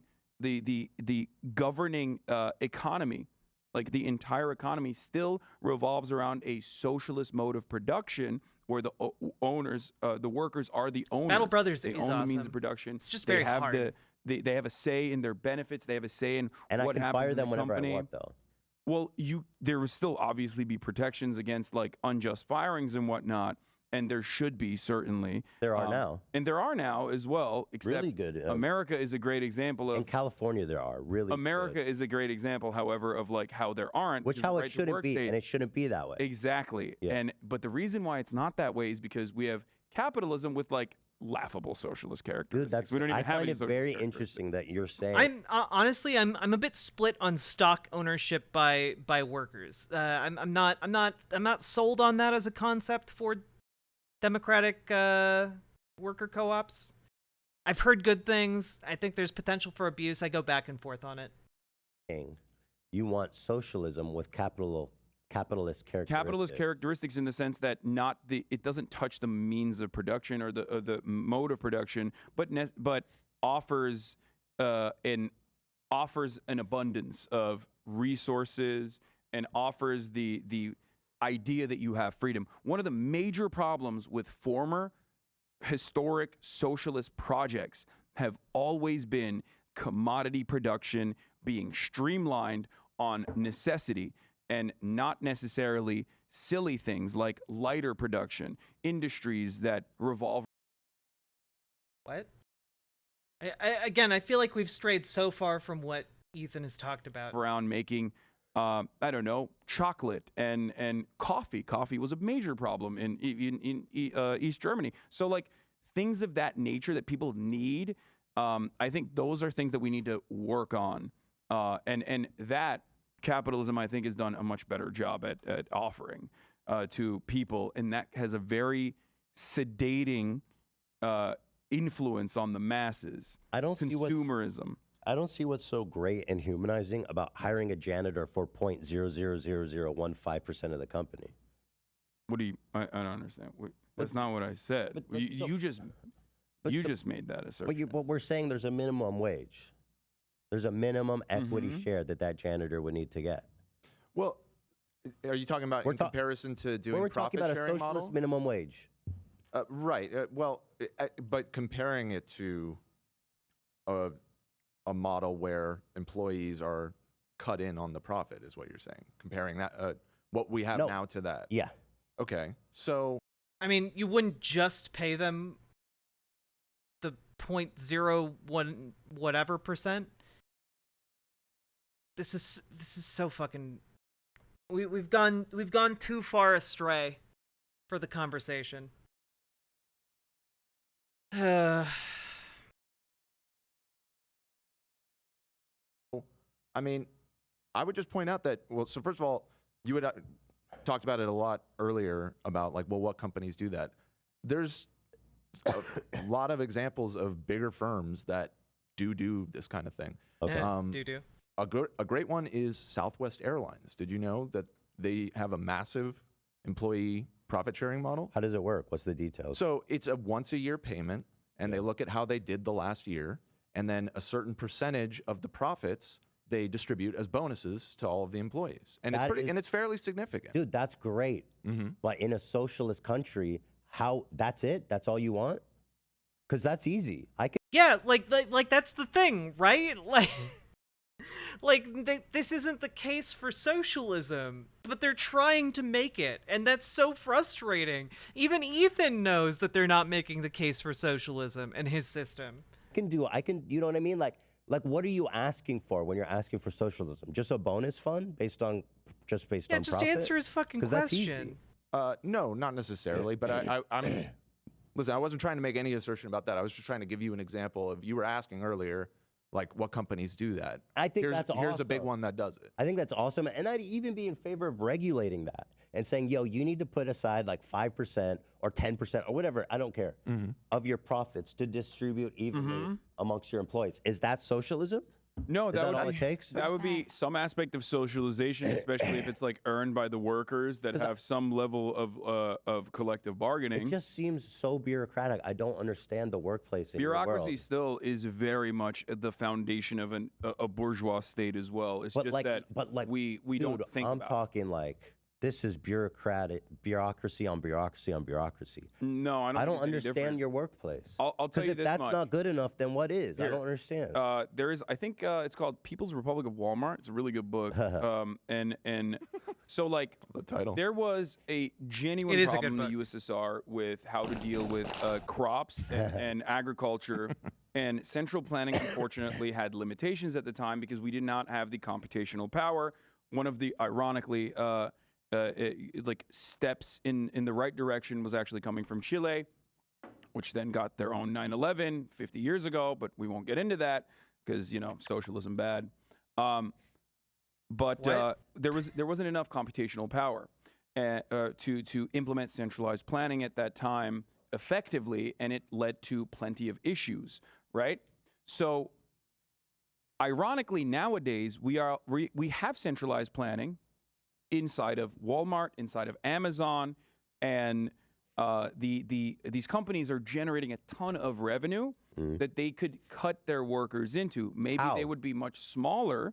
Maybe they would be much smaller. What's the in minimum size. that would make it socialist? That's what I'm curious about. I don't think there's like an exact dollar value, rather than, because you're looking for an exact dollar value, rather than I'm talking about an entirely different way of thinking. But there's the law. No, not a different way of thinking. It's a different way of organizing labor. Come on, dude. You know this. All right, I'm gonna burn off some of this energy. Thank you for getting me in shape, Hapsley. 1, 2, 3, 4, 5.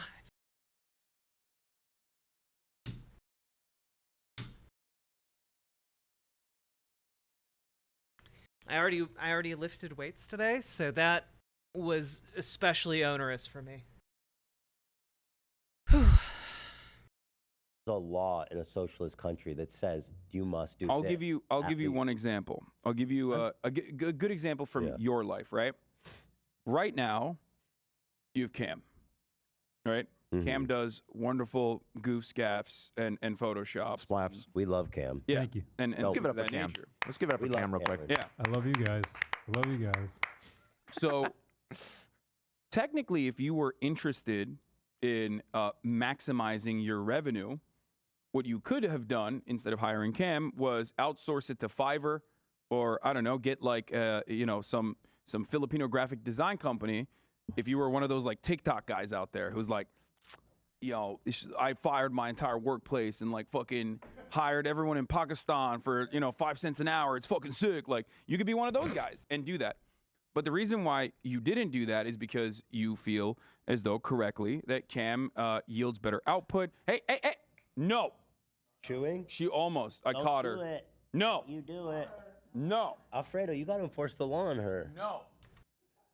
Alfredo has no interest. Alfredo, you have a monopoly on violence in this office. Dog. Sorry. It's okay. A welcome Welcome to A welcome break. Yeah. Okay. Please continue how cool I am. So you don't do that, and there should be restrictions on that. Certainly, like there should be restrictions on being able to do that, being able to just like completely outsource your workplace. Those restrictions can come in a capitalist country in the form of tariffs, which many do. Protectionist trade or protocols exist globally, with the exception of the United States of America, which has some protectionist policies, but others that, most protectionist policies still benefit the interests of capital rather than the working class there. And trade partnerships have created a structure where like labor has been outsourced overseas. Our manufacturing capabilities have been completely outsourced. These Hey, are very bad McWiggin, how you things that doing? exist exclusively due Been to missing you. Where you been? Exclusively due to greed that you understand under capitalism that needs to constantly be put in check. But a government that is designed, a government that's full of rich people, that is interested in their own wealth and wealth accumulation, that has stock options and trades like Paul Pelosi, and has, you know, that gets jobs for their family members in Goldman Sachs like Ted Cruz and many other examples, is never going to truly represent the interests of the working class, and is always going to put the interests of capital ahead of the interests of the working class. You will never be able to have a real democracy. That's the difference between a bourgeois democracy and a proletarian democracy, or a dictatorship of the proletariat, rather than a dictatorship of the capital owning class. I just want to know how the socialist workplace works. It seems so nebulous when you talk about it. Why is it? I don't think it's nebulous at all. Because he's not defining his terms, and he's not talking about how it reorients the actual system.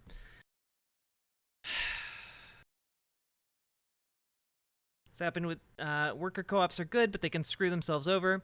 This happened to the co-op nonprofit insurance company in my state. The co-op board voted to be bought by a California nonprofit insurance company. So there's no co-op insurance company in my state now. The California company didn't even improve care.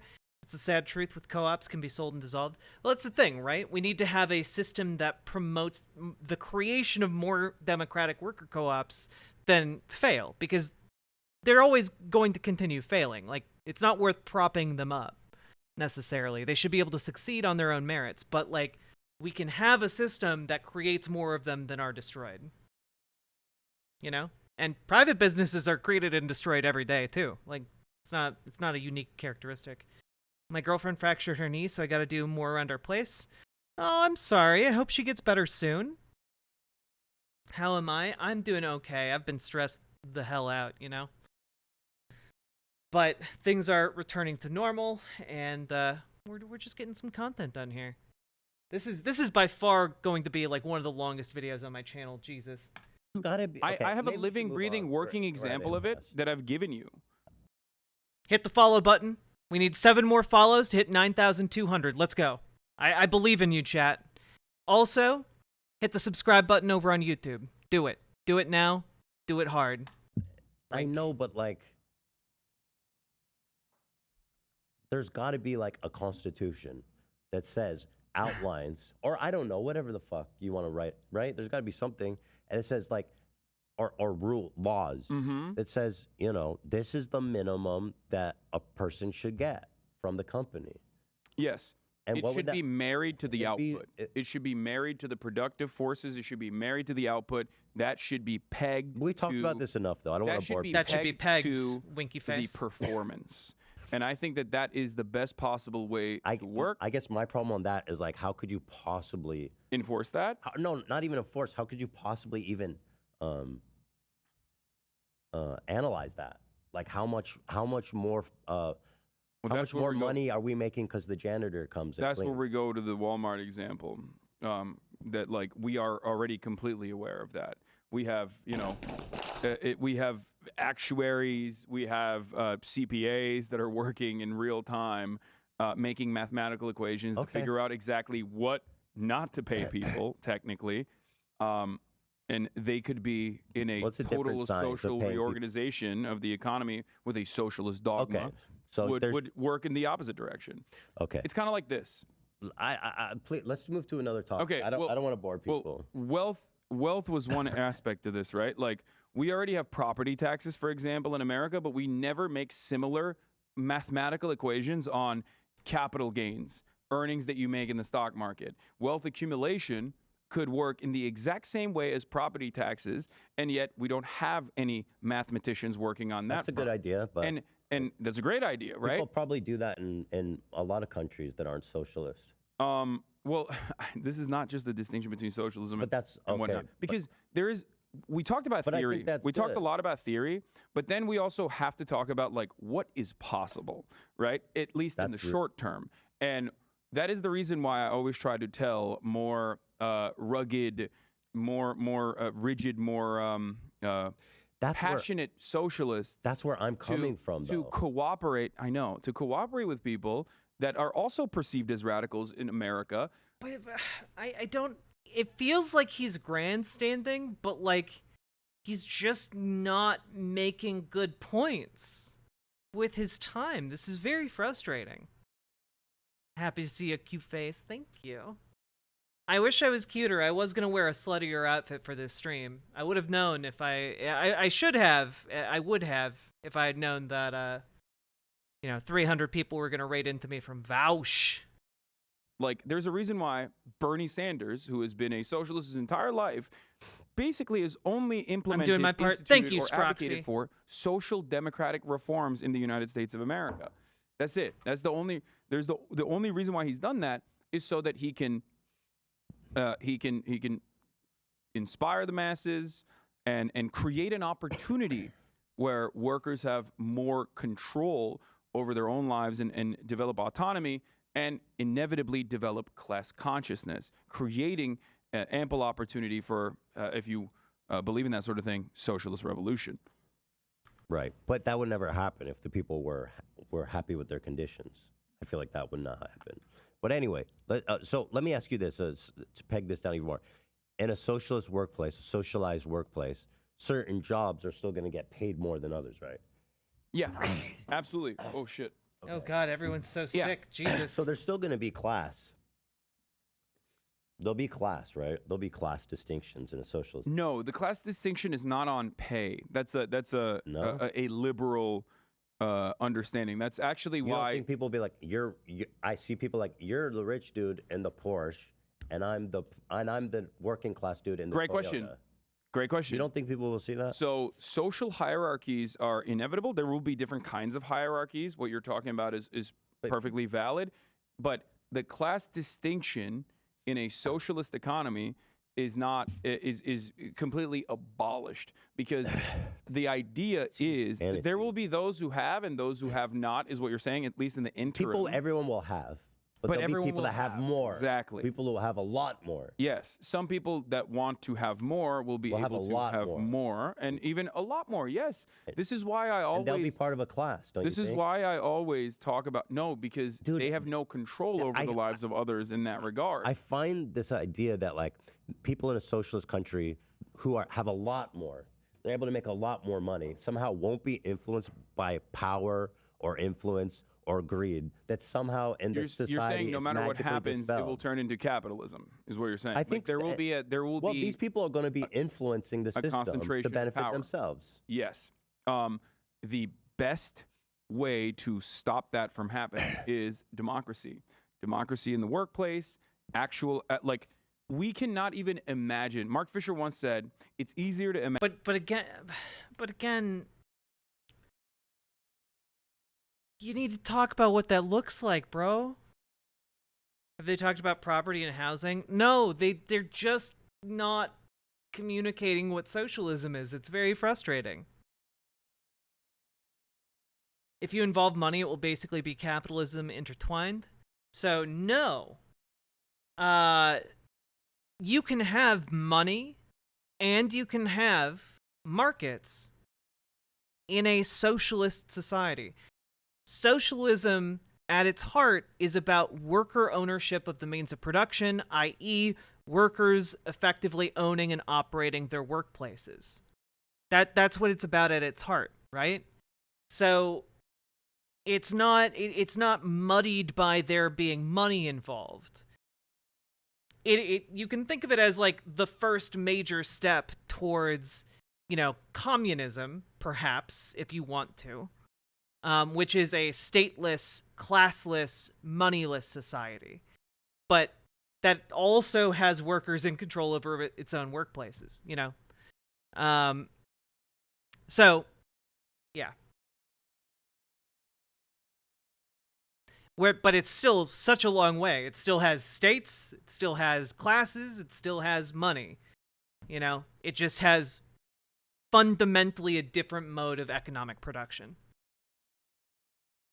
I often avoid conversations around socialism because all the terminology around it confuses the hell out of me, because everyone has their own opinion and I don't know which one is the correct one or not. I mean, I feel like mine is. If any of you feel like you see like a flaw, please feel free to point it out. I want to improve my position, and I think I have a pretty solid base for everything that I've advocated for today and, on the day-to-day basis. Imagine the end of the world than to imagine the end of capitalism. And he was right. And Trans Girl Jade, if I've said anything that sounds confusing, please feel free to ask clarifying questions. This is capitalist realism, because we are having this argument within the boundaries and within the cultural understanding of existing capitalism today. And the reality is, we have no way, you and I, as it stands, I have no way of helping you try to imagine a world where each individual worker has more autonomy and does not suffer from alienation in their workplace, which would offer them plenty of more educational opportunities, plenty more free time. I guess the example you can point to in terms of different degrees of socialization would be a person doing contracted work at Uber, okay, to make ends meet in America, versus Trans Girl Jade, I know you're not saying I'm wrong. I'm just asking, if you have any questions, feel free to ask them, and I'll try to answer them to the best of my ability. Regular unionized factory worker in Germany, the level of autonomy that they have and the level of interest that they have and the level of engagement that they have in a workplace democracy or some form of it is drastically different than the contracted Uber employee. Their worldview is drastically different. Their democracy yields drastically different results as a consequence. But let's be realistic. We're not going to spring into an alternate reality where capitalism doesn't dominate the world. Which is why we have to be realistic. Which is why I always advocate Which is part of why I'm saying but that's why I always advocate for that it's is why I always realistic. advocate for, in the interim, social democratic reforms that will yield more opportunities for for workers to organize. Now, of course, hold on. You can prove you can. I want to follow this out a little further because I think it's interesting. So, in a socialist country, there's going to be people who make a lot more, and within a company, are they exploiting their workers? The CEO, the founder of a car company, he makes a lot more than the workers. As long as it is democratically organized, in the sense that the answer is yes. Just explain the concept of surplus value. Explain where the exploitation occurs. It's the gap between the true value of the labor that is being done and wages. The wages are less than the true value of the labor. And that's where profit comes from. This area here. It is a system inherently set up to be exploitative. Wages are exploitative because they are less than the value you are providing.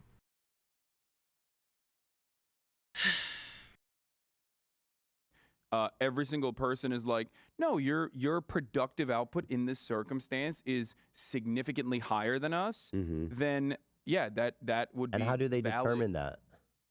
Through a democratic process. They have a vote for everybody in the company has equal ballot power. Depending on how long you've worked at the company and things of that nature. These are different formations at this point. This is now we're getting into how do we organize our workplace and how much power do we give each individual vote in the workplace? Yes, they would have one vote, but ultimately, what are the matters that they are tasked with voting on? And there's even in unions, there's a structure, right? Every single person does have a vote. The rank and file will always vote, but there's still a negotiations committee. There's still someone engaging in the contract negotiations. Let me say this. There's still elections being held inside of the union. Does that make sense? It does. But here, does this make sense? Yeah. You're inside and I want to ask you, Dan, because I'm curious about your opinion. You're inside a big company. Let's just say they make cars. There's tons of employees there. The CEO, founder, he makes a lot more than the employees.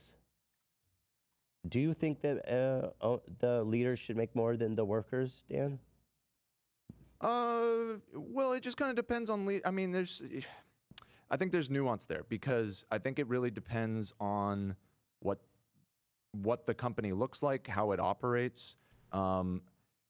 Should the CEO who is on a day-to-day basis working and managing a company make more money? He works the same hours as the production people. I mean, with more responsibility, I think should inherently come with some more privilege.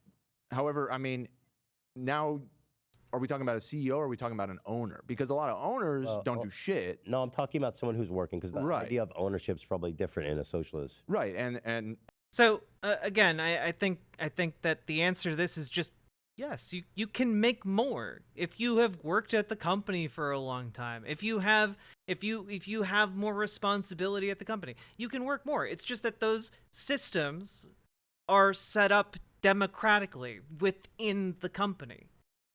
They're agreed upon terms by everybody involved. So you don't have a CEO or like president or head of the board or chairman or whatever that is making $10 million a year while everyone else makes $15 an hour, you know?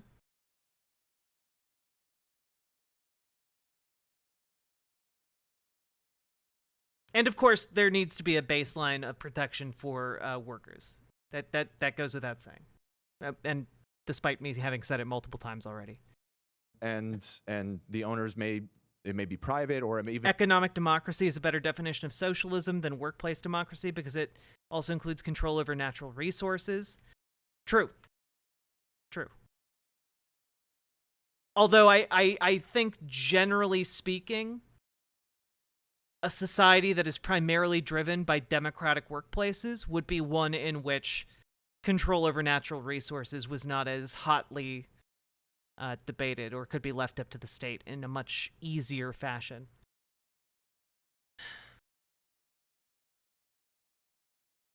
Hey, I just found out the majority of female population in the world is already infertile from a study. And?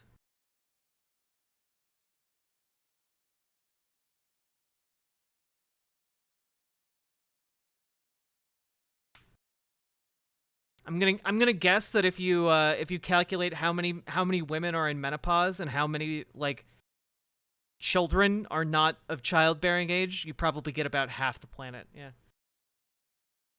Even maybe a public company in the CEO. So you agree he should make more. So it just depends. Yeah. There's not room for nuance. There's just not. What do you mean? If you're living in a socialist country, this shit needs to be like laid out. Like there's not room for nuance where in every workplace we're going to decide little different rules for everything. Under capitalism where you have the freedom to fucking but there's operate rules in that like regard. minimum wage. But with rules, exactly, you would have the similar structure pegged to like... I'm trying to ask you guys what the rules and I keep getting these nebulous... Like a maximum wage. Yeah, I feel his frustration. I'm frustrated. Tied directly to your lowest paid employee. This is what I wanted to say though. Let's say... Did you hear what I said? I did. Maximum wage tied to like there could be a situation where like a maximum wage could be implemented under a socialist structure to ensure that every single workplace has at least a maximum wage that is directly tied to the lowest paid worker and their full-blown compensations and benefits package that they get. Okay, let's just go back to so the CEO, he earns more. He has more responsibility. Oh, Hassan, you said I don't agree with that either. No. I don't agree with CEOs having more responsibility or should earn more for the record. What? You just said no. If you're an owner operator, if you're an owner operator and you're literally fucking, I was talking to Dan about this earlier before you got here, but it's like the difference between what you do and the difference between like, let's say a jewelry designer is that a jewelry designer can outsource their fucking labor, but you are the main product here, which is why it's very hard for you to see it. I'm using a different example. Yeah. So if you're a fucking jewelry designer and you are responsible for all the beautiful designs in your jewelry that's like super competitive, everybody loves it, everyone wants to buy your fucking jewelry, right. You can still hire other people like designers to help benefit that process and make better jewelry. Workplace where everybody's altruistic. Yes. They vote to say the CEO should make more money than us. Yes. Well, the way that works would be slowly but surely as you bring on more people into your company or as you expand and you grow, okay, in a democratic capacity, you are taking away the earnings that you have right now and eroding it because you're giving it to some people that are coming in because you think that they're valuable enough to be able to paid that way to be paid that way. But that process is being democratically voted on, and ultimately, you know that you're doing that because you're in your understanding. Later down the line, if you care about this sort of thing, you're going to make even more money. Or rather, money shouldn't be a motivator. Money should not be a motivator. You're right. Why like, does in my situation? Why it's does not. the CEO care if his company makes more money? It's not. He's not going to make more money. No, it's long. Jesus. Because he might make more money if his incentives are tied to that of the company. He might make more money. Like, oh god, dude. Yeah, put me in, coach. I feel like I would do very well here.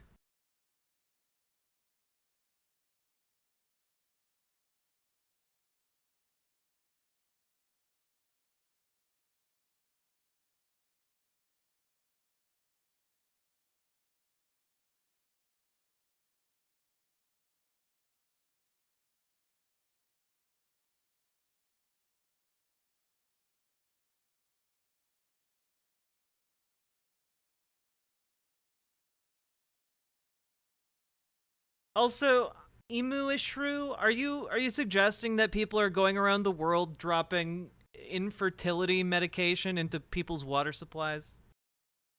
Is that really the hill you want to die on here? The degree of topic inflation is off the charts. Oh yeah, 100%. 100%.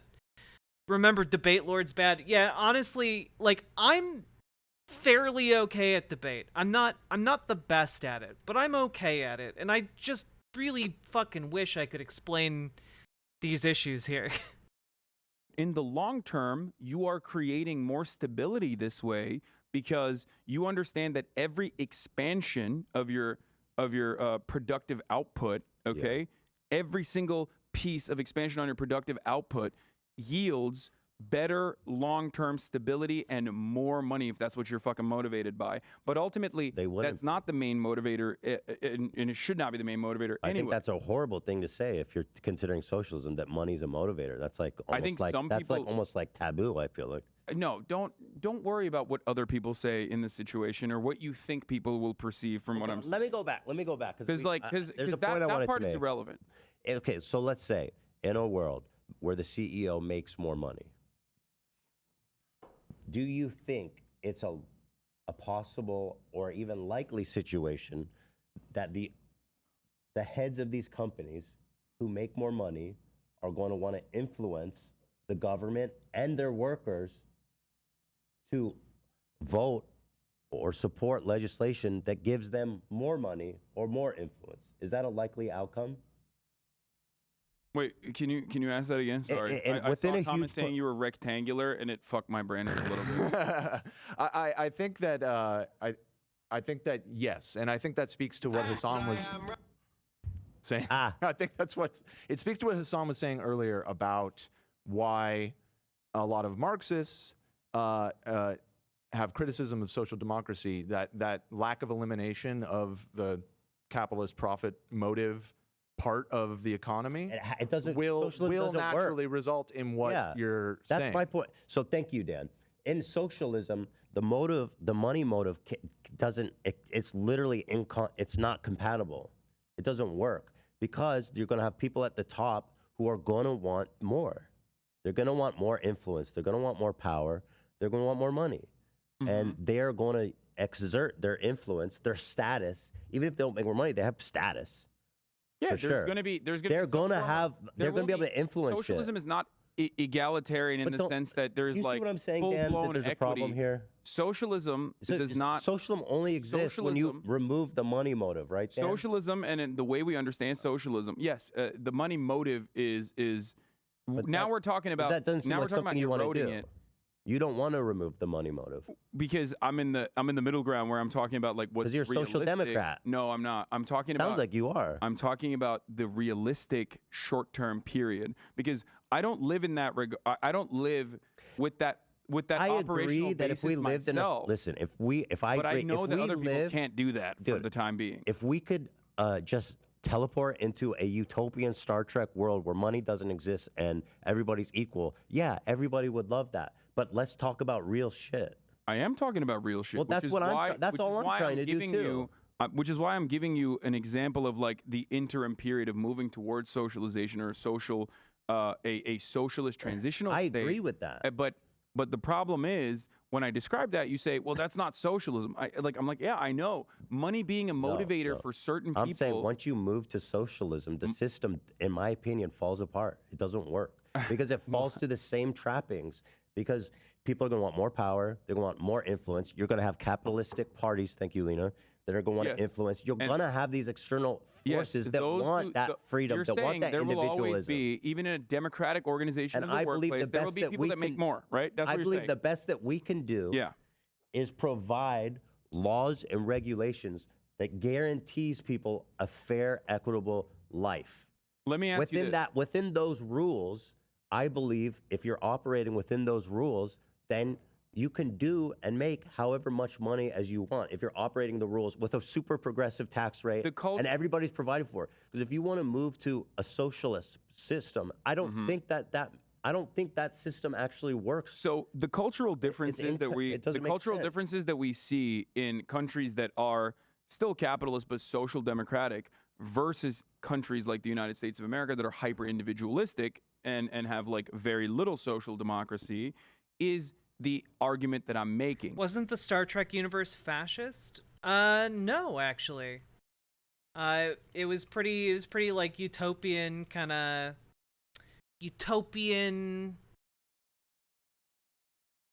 communism, sort of. It was definitely stateless in the sense that most countries on Earth aren't really like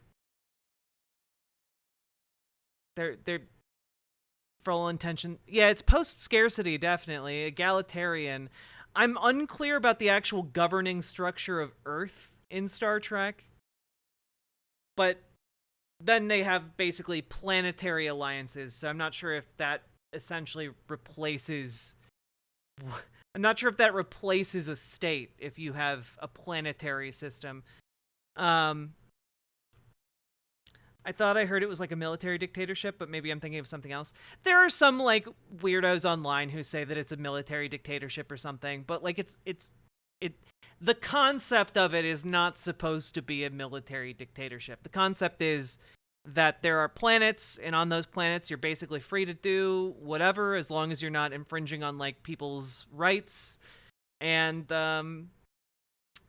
then there's a broader kind of military diplomatic alliance that explores space and makes sure that people, aren't invaded by alien space slug parasites. Is that with more social amenities and with higher degrees of socialization, people's attitude towards money and money making becomes drastically different. There are different motivators. Yes, status can be an important thing, but that social hierarchy designed around status has nothing to do with the productive output and has nothing to do with like your material reality. It has the capacity to change like the way people perceive you. It's like an attractive person versus like someone who is maybe not as aesthetically pleasing, right? Those things are going to exist. Like there's always going to, socialism doesn't mean like LeBron James has to be the same fucking height as like, like a 5-foot person to play basketball. There's going to be different earners. There's always going to be some level of competition. Okay. This is not a bad thing. This is a good thing. This is how you innovate. If there's different levels of earners, do you agree that that seems to be incompatible with Marx's theory of socialism? Because no, it's absolutely not. Because all, and correct me if I'm wrong, Hassan, because you're more read on this than me, but all that is being said at the end of the day is that people are entitled to the value that they create. If somebody creates more value than somebody else, then they are entitled to more value. The theory is wonderful. Yes. But, we're talking about real shit, right? So when people make more, they're going to want to influence. I'm not saying everybody, but again, this goes back to what I was saying last week. There's people who are pathological. Okay. Yes, there's always bad faith actors. And even in a socialist country, the sociopaths are probably going to float to the top just because they're willing to do everything that other people aren't, or they care about status and power where other people don't. And so these high-functioning, highly motivated sociopaths are going to want to influence government and business democracies to increase their power and influence. Like they do now under a capitalist like they system. do now. Right. And that's why I think it's not realistic to expect that not to happen. And I think the most realistic and the best way is in between. Because capitalism... Can I counter what you said? Hold on. Capitalism doesn't work. We know that. And I think socialism doesn't... Again, this is all being bred from not having defined terms and not being able to address in simple, tangible terms, and I'm not saying simple because I think Ethan is stupid, but like he's asking basic questions. You need some basic answers. Doesn't work for the same exact thing because people are going to want to, the psychopaths are going to want to move it. And I think the only realistic solution is in the middle, where you just create a sandbox that is good for everybody and operate within that sandbox, because everything else seems like a fantasy to me. Every single thing that you've mentioned in both of these equations still revolve around human greed, turning humanity and the way people operate into capitalist little demons who are driven by profit. I do believe self-interest is a thing that happens. That's certainly true, which is why you have to have certain restrictions placed upon people that ensure that they don't get out of hand with the level of power that they have. The way I describe it is this. In America, people always say labor unions are corrupt. They're actually really bad. They have a rigid hierarchy, and they are also susceptible to nepotism. This much is true in certain labor unions. There's been a lot of reform in the Teamsters and the UAW. Shouts out to that. No, what do you mean? Historically, there absolutely has been. I don't say that about unions. No, I know you don't say that about unions. My point is this, though. The way I counter that always is this. There's always going to be corruption. There's always going to be, bureaucratic red tape. There's always going to be nepotism. But I would much rather, if corruption is inevitable, I would much rather have a more just and more equitable, a more democratic process that at the very least, by its very design, like in the union structure, offers tangible benefits to the workplace, the workers, rather than the corruption that we currently experience on a daily basis under the capitalist corruption. That's the same thing I want. Okay, which is why I said but you're not comfortable with socialism with capitalist characteristics. I also think that socialism, when you consider corruption and high-functioning sociopaths, there's a lot more risk when you centralize the power at the top. Let's say one party for a dictatorship or tyranny. No, that I actually don't agree with at all. I think that the democratic process in and of itself, whether it's a multi-party system or a single-party system or a two-party system like we have that yields results exclusively, like the material changes that are made are done at the behest. Hey, Mr. Anderson, thank you very, very much for becoming a member over on the YouTube. I appreciate that a lot. Thank you. Of corporations and the wealthy capital owners, no matter what, I think that a more democratic process is. Well, okay, wait. I don't think. Okay, I just saw Bjortrick Rex. I think it's fine to have I think it's fine to have hierarchical structures. I think, especially Starfleet, which acts as kind of a military force and an exploratory force, because in a hostile universe, you need an exploratory force to be at least a little bit militarized. I think it's fine that it works in a hierarchy. Mr. Anderson. Does Hassan know you? Like, if I asked him to put a good word in a good word for you with Ethan, would he know who I'm talking about? Is that a good idea? I mean, I don't think Hassan has any idea who the fuck I am. I'm not big enough to be on Hassan's radar in the slightest. I'm big enough to be on Vosh's radar, not big enough to be on Hassan's radar. And I'm also just not that big in general. But, If you happen to be alone with Hassan in a room, you can be like, hey, you know what? I know a great streamer named Riverboat Jack, and she talks about socialism. And maybe she could come on and talk to Ethan. I mean, I'd be happy to do that. But yeah.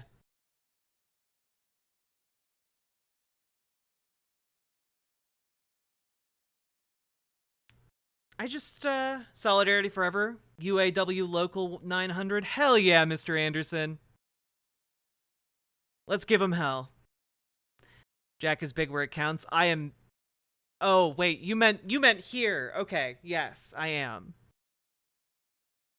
I'm pushing hard for this H3 appearance. I would, again, I'd love to go on. I'd travel. I'd take that expense. I think Ethan would be a cool dude to hang out with.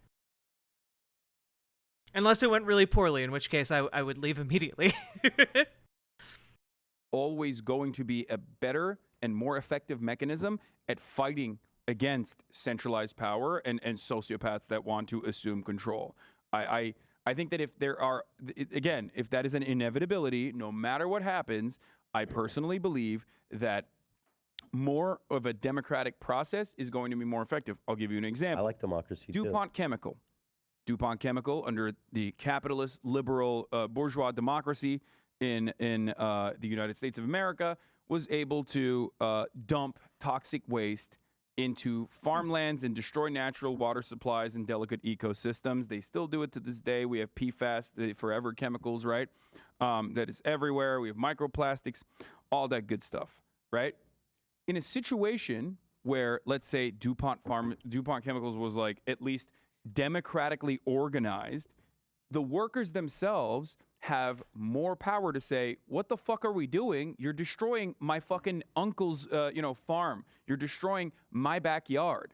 Right. And that way they can put a stop to it, or at least demand changes to happen, rather than expect the government to turn around and be like, all right, we're the EPA. We just realized that we are going to... so you want less government or more government? Because socialism is like all government. Government, no, that's not true, Ethan. Socialism is simply giving more power to the individual in that regard. Yeah. Again, if you just defined your terms, you could correct him, be like, no, I'm talking about this. I'm not talking about that. It'd be so much easier, though.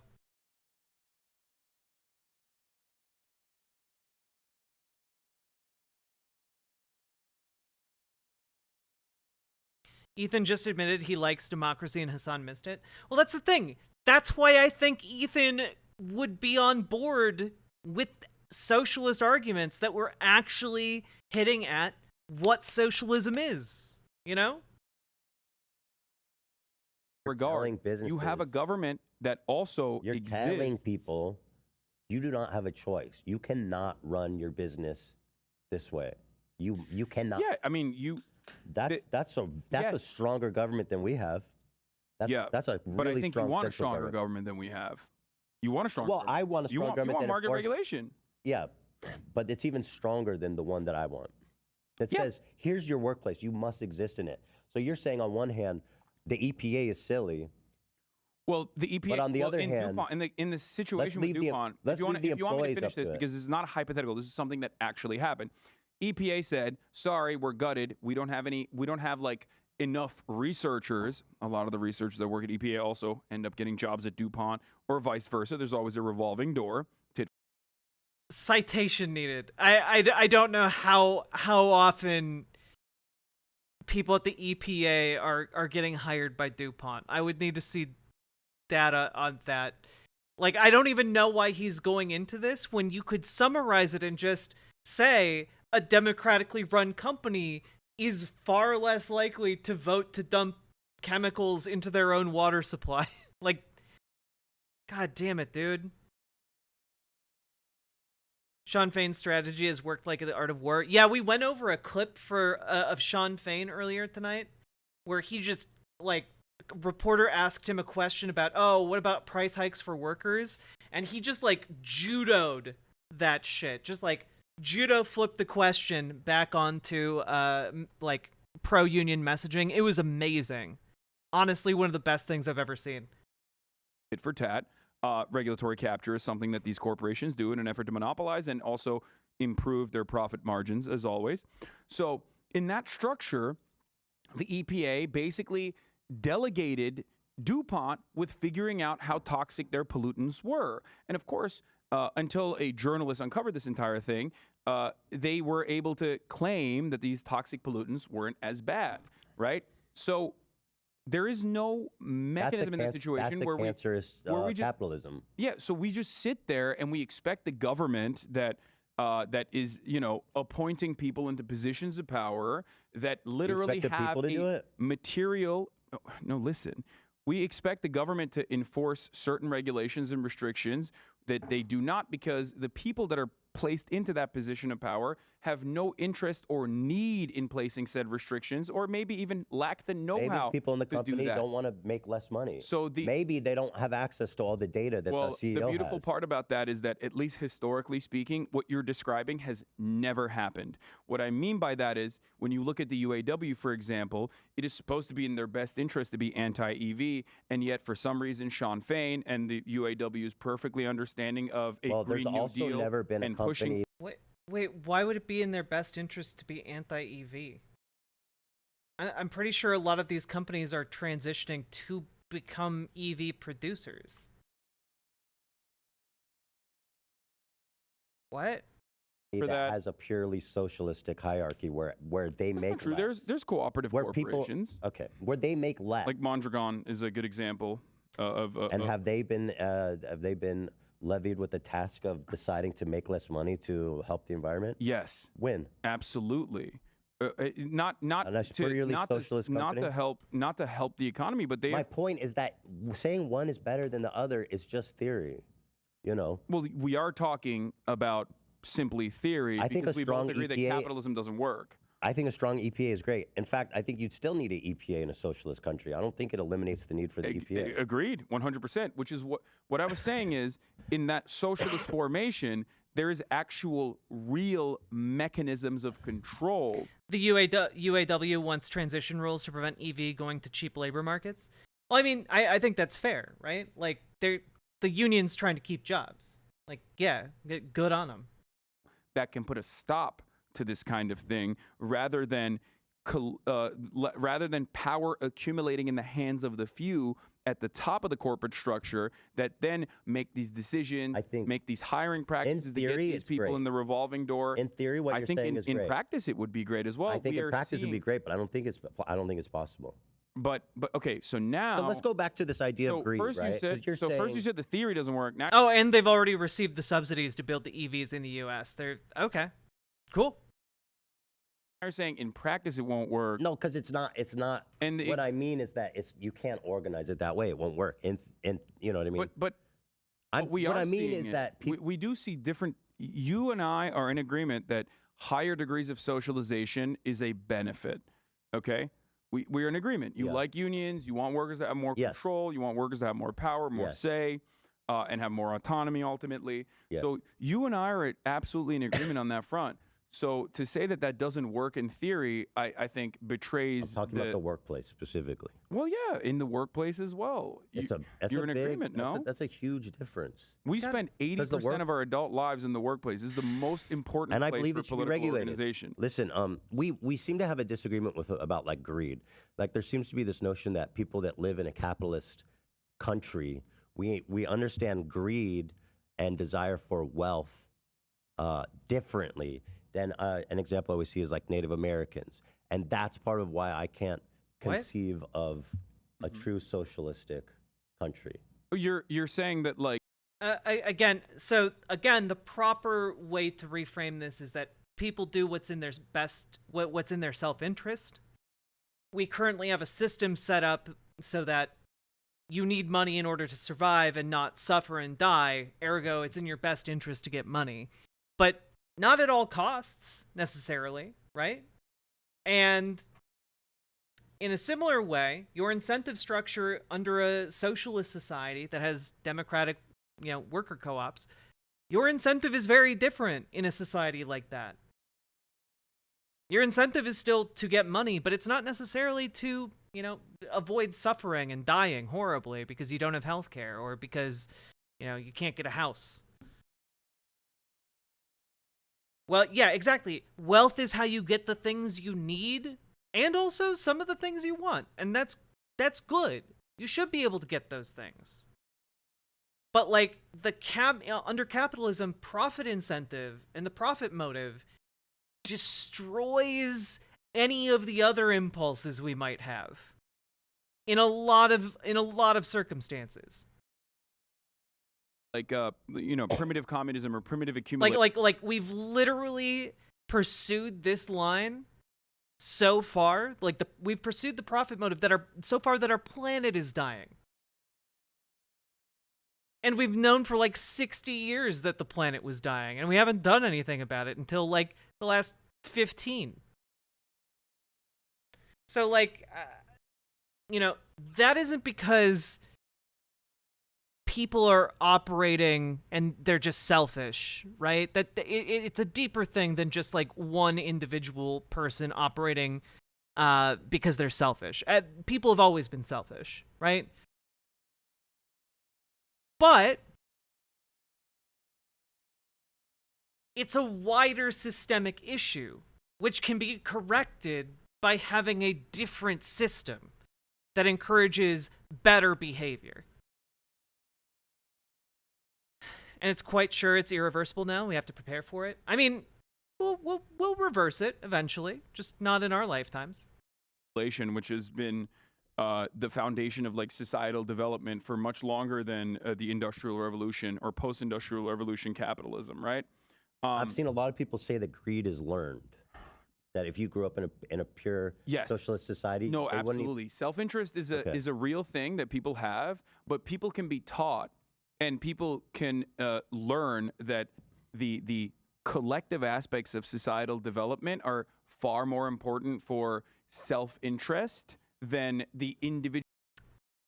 This is like the first good response Hassan has had this entire goddamn time.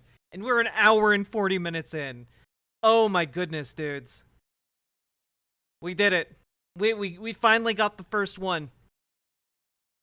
The hyper-individualistic, like, I'm going to get mine, fuck everybody else. So the point of going to this greed discussion VCC is TV. To talk about like human nature, and that I believe that in a perfect socialist society, there'll be forces of influence of wealthy people, people with status, people with power, wanting it more for themselves. Mm-hmm. My argument always and I believe that that's that's innate. Yeah. If so, first of all, I don't think that there's a biological imperative.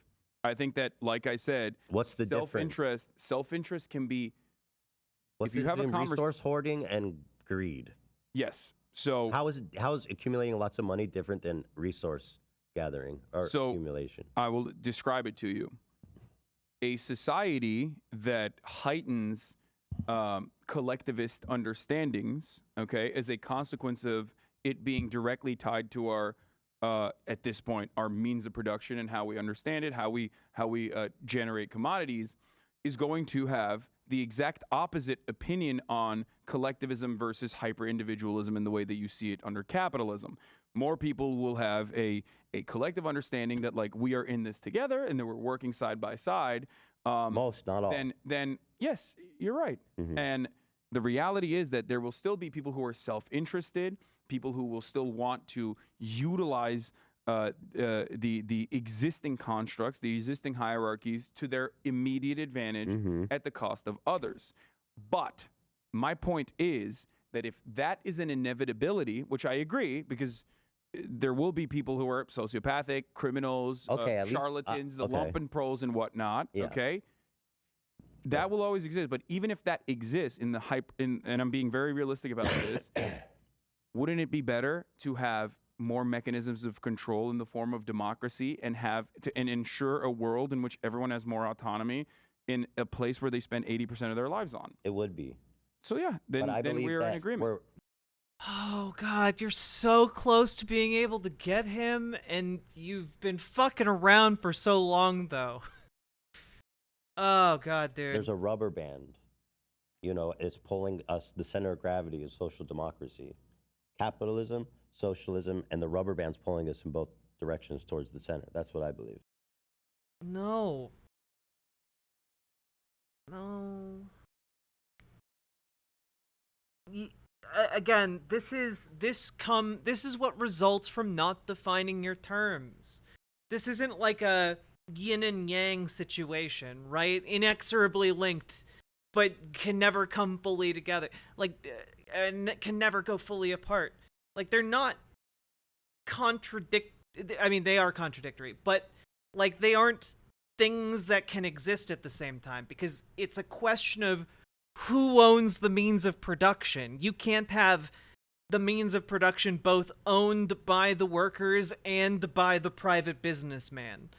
That's not a thing that can exist. It's a matter of who owns the means of production, who operates it.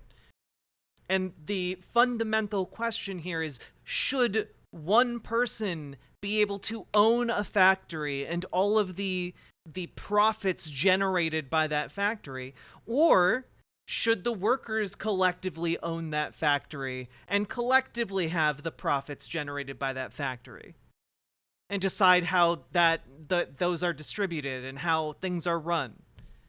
You know? I think the answer is very clearly the workers should, for reasons I have already said. Good night, sweethearts, cat. Get good sleep. So, God. You know, I don't think he understands. Does Ethan believe billionaires are ethical? I mean, probably not. Ethan, I think, is a good stand-in for just kind of like your average guy and your average guy's understanding of like what socialism is. And I think he's a good stand-in for us to look at for like, oh, this is what your average vaguely leftist guy thinks. And I think we can reach him. It's just that the answers he's getting are confusing and mealy-mouthed and not really explaining much in a way that makes much sense at all for the underlying questions he's actually asking. Like, how viable is this? Okay.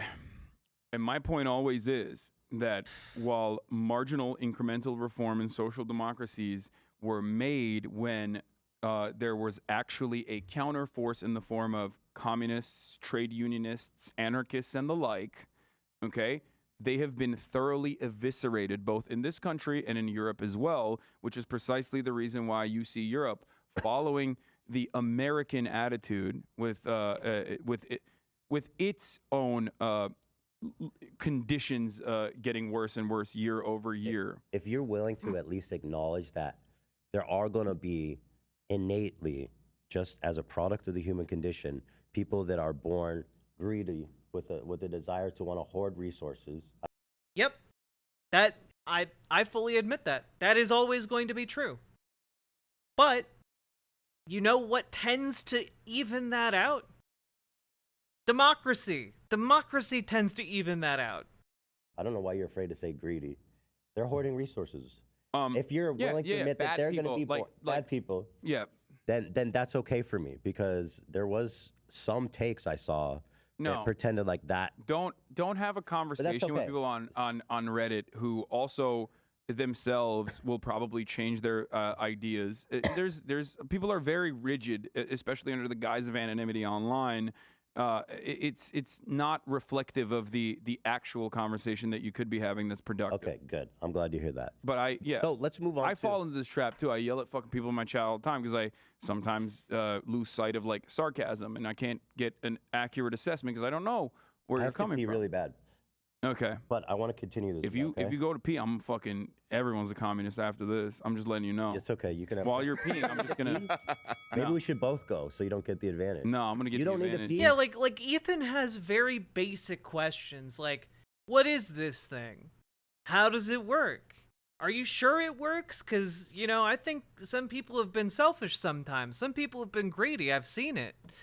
And, like, the answers he gets are, like, 15 minutes of, like, weird hypotheticals and then he just asks a simple follow-up question about one of the hypotheticals, and then another 15 minutes of hand-wringing. You always pee before me. No, I'm holding it in. No, I don't need to pee. There's no shot you don't need to pee. Yeah. I'm not taking a pause. Oh God. No, do not. You want me to mute his mic? That's fucked up. I'm reading the comments. Nope, I have control. There you go. I think this has been a relatively productive conversation. I mean, God knows what people will do to pick this apart, because every single time we have conversations, it's very frustrating that like there is a secondary market, like a cottage industry of people who will like pick apart every detail and Sure. Hey, that's me. It's me, the bottom feeder. These like grand assertions off of it, which is very frustrating. Okay, wait. I haven't made any grand assertions. Never mind. Frustrating because it's like I guess if you're from one of these communities out there, and there's plenty of them, there's so many people that make videos, right? I mean, hell, we do it. I'm not going to say that the H3 podcast is. I mean, I would say the H3 podcast. We do that too. You know what I mean? Yeah, we do that as well. Yes, I do that as well. But like, my question always is like, if you're coming from one of these communities, like, don't you feel like you're duped a little bit by whoever you trusted into believing that there is like genuine discord and division here? Like, talking about you and Ethan having like a falling out, or even well, people didn't attack you as much. Surprisingly, it was more so me, even though you and him had a big disagreement as far as well, nobody gives a shit about me. I mean, come on.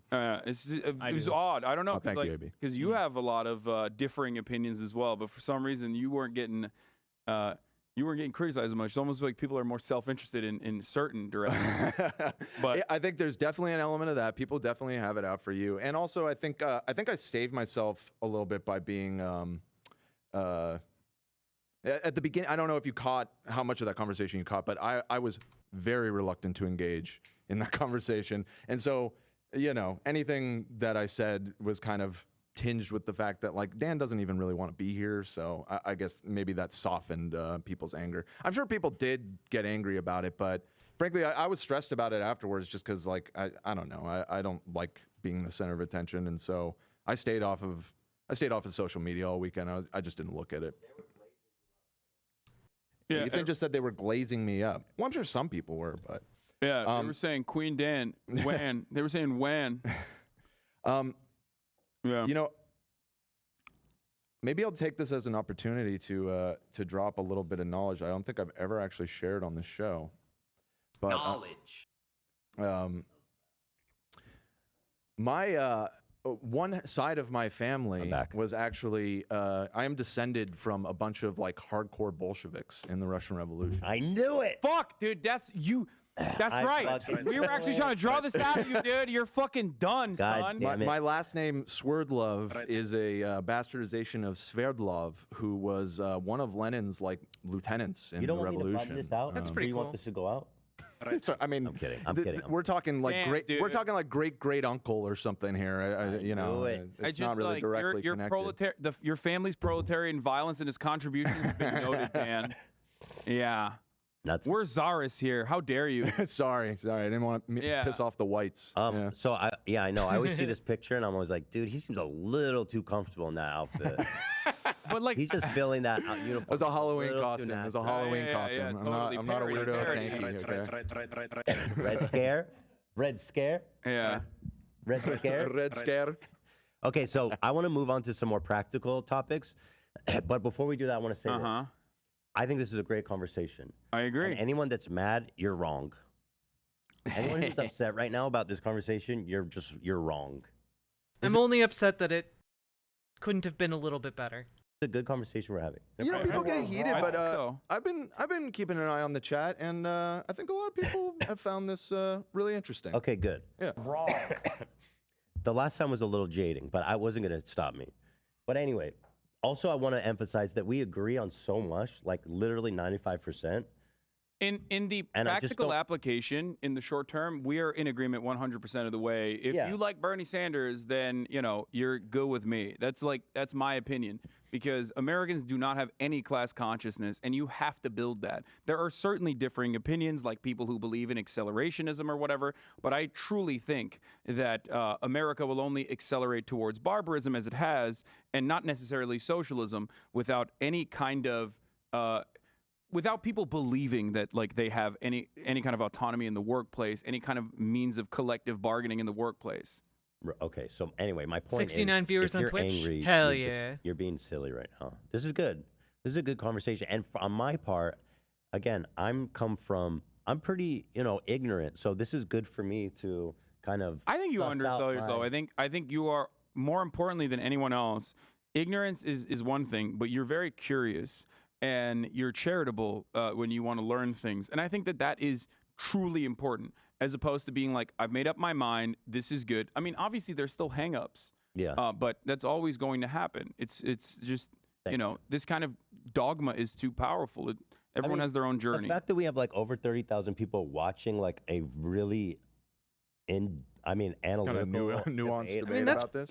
That is pretty socialism cool. And social democracy is pretty Yeah, cool. I'm happy to see that. And like Hassan said earlier, I mean, I think there's been a massive sea change in this country in the last decade, largely thanks to Bernie Sanders. But I would even go further back and say like the Occupy stuff and the financial crisis is when it really started to creep into the consciousness. But I can't imagine having this conversation when I was like a teenager. You know what I mean? Yeah. Like it would be a non-starter in this country. And well, we're both radical, by the way, as we're saying. Yes, yourself in the eyes of the broader American Even public now, are I would be considered radical by compared almost to someone everybody. like myself. Yes, people will go, "Oh, he seems reasonable," which I personally love. I think that's a fucking great thing. I don't think because they'd the say more that. That'd insane be good, I though. look, the more sane you look. And in the short term, what you're advocating for is unironically a good thing, Props. which is why I also You look crazy for once. I look sane for once. no, but that's my point. Is that's why I also We're working in the same. that's why I also try to engage in movement building in the other Come on, direction as dude. well. Whenever there's because there's plenty of people who fucking hate me on to the left of me who have like radical, Maoist third worldist opinions or whatever the fuck. But I never give that any kind of light or any kind of attention or dunk on it because I feel like, yeah, they look crazy or whatever. Who gives a shit? Ultimately, if they are working in their own way to erode the power that capital has, then you're good in my book. And that even extends to social democrats to the right of me as well. So just to summarize my point before we move on, it's essentially this. I believe social democracy can address all the issues that socialism attempts to address and also offers a more realistic and a proposition for an organization of society. That's it.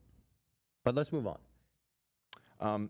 It is 12:20. I should just point out. I We don't should know keep how much going, we've right? been I going wanna for keep about doing 2 hours here. If you need to bail, that's fine. But I have more questions. Okay, what do you have? I'm down to keep talking. Can I just point this out real quick? You sent this a moment ago. Yeah, my dad More got caught. questions. Ladies and gentlemen, we got him. Every time. Every time. Every That is so time. funny. One of my Okay, parents. to be fair, Predicatons has gotten me as well in the past. Yeah, but like- this was my parents. Every time we do a clickbait title, they go, "Dan left. AB died? AB's dead. AB's dead." What? Yes. And in the role of a lifetime, Gary. All right, let's talk about some like realistic or not realistic. Let's talk about some actual applications of socialism today, because I kind of want to understand it. So let's look at China. So Oh, no. I know China's done a lot of good for the massive amount of its populace. They've uplifted them out of poverty. They gave them access to health and housing. Bye, Alameda And on the Express. whole, the Get good sleep. Improved literacy rates. Yeah, everything across Rapid the board. urbanization, rapid development. Exactly. The quality of life of the average Chinese person is absolutely catastrophically improved. Mm-hmm. Okay. Then- Now you tell me when I ask Wrong word, but you got spirit. you, is Seems Chi- pretty radical for you to even admit that, in my opinion. But okay. well, hold on. I've never denied that. Okay. But my question is is China socialist or not? Because you always say China isn't a socialist country. I think China, if you ask them, is a transitional socialist state. Do I think that it has certain socialist characteristics? Who would Absolutely. say that in China? What do you mean? You said if you ask them. The CCP. The government. The CCP. Oh, okay. That's like their their thing. main thing. Is that this is like They say we're socialism transitional. with Chinese characteristics. We are a transitional socialist state. Every communist party will always say that they are trying to implement a transitional socialist state. Obviously, that socialism has to be adjusted to the material conditions and the needs that the people have. So socialism can. Last week, you were telling me China isn't a socialist country. I was excited when Bernie won Michigan. Yeah, same. I thought things were gonna go different.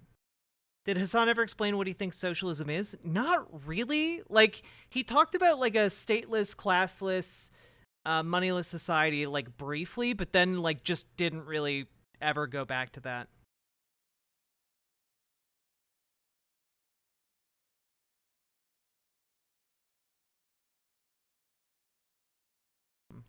So I was curious what you meant by that. It's not socialism in the sense that like there is collective ownership over the means of production across the board.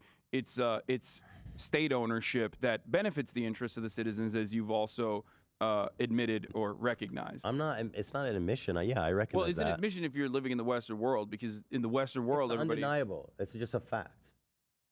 Yeah, but people will use. Here comes the. Well, I'm not one of those people. I'm not one of those people. You know what I mean? Okay. So,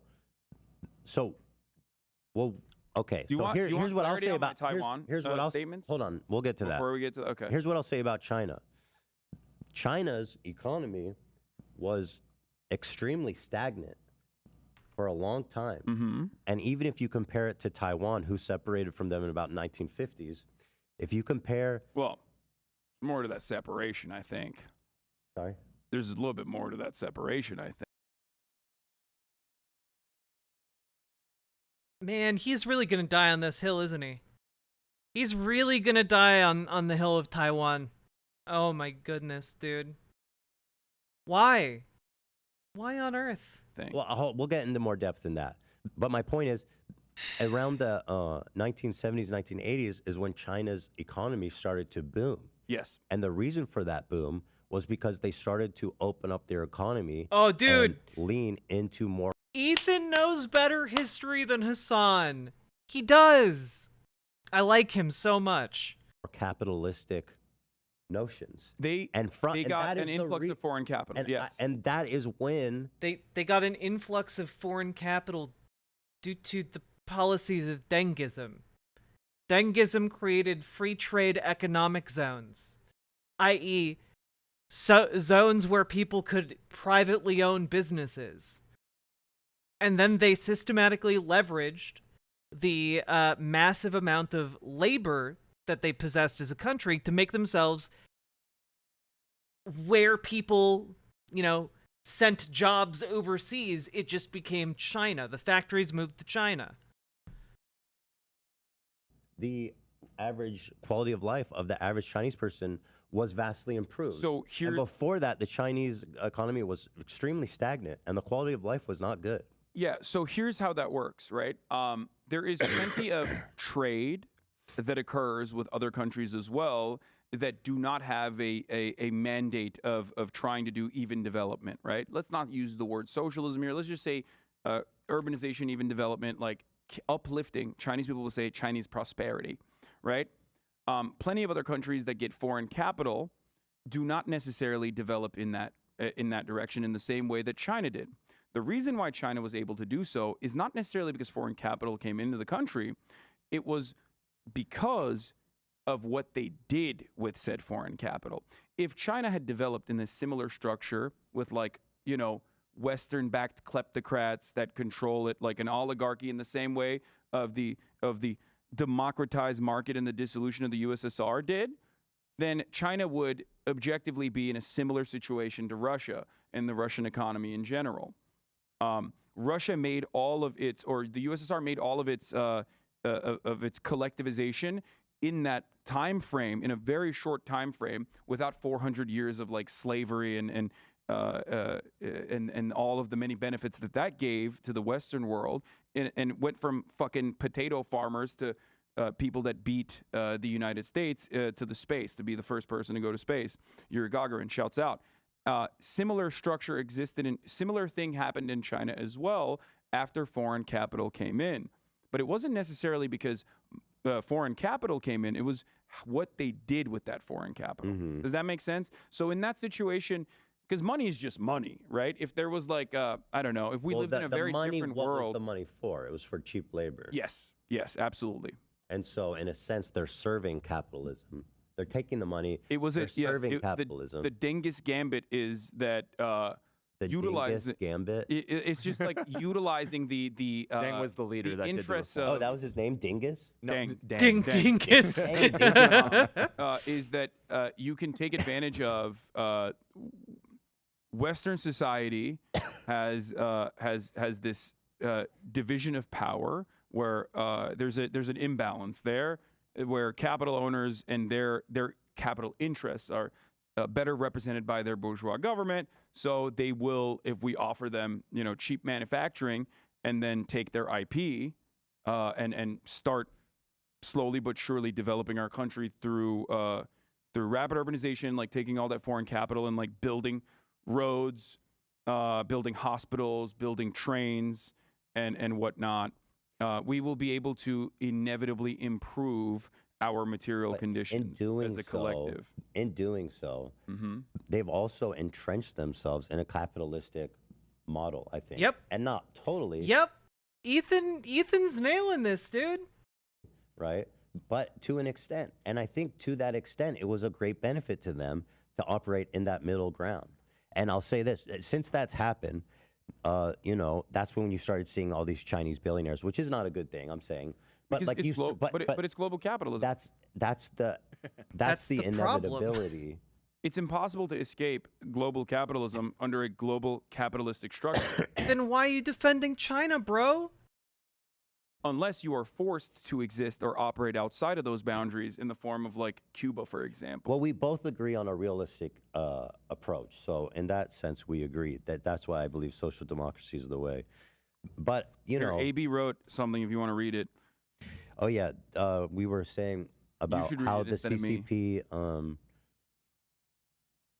I didn't see the second part. Since established in 1921, CCP has proclaimed itself to be a Marxist-Leninist party and has consistently referred to its system as socialism with Chinese characteristics.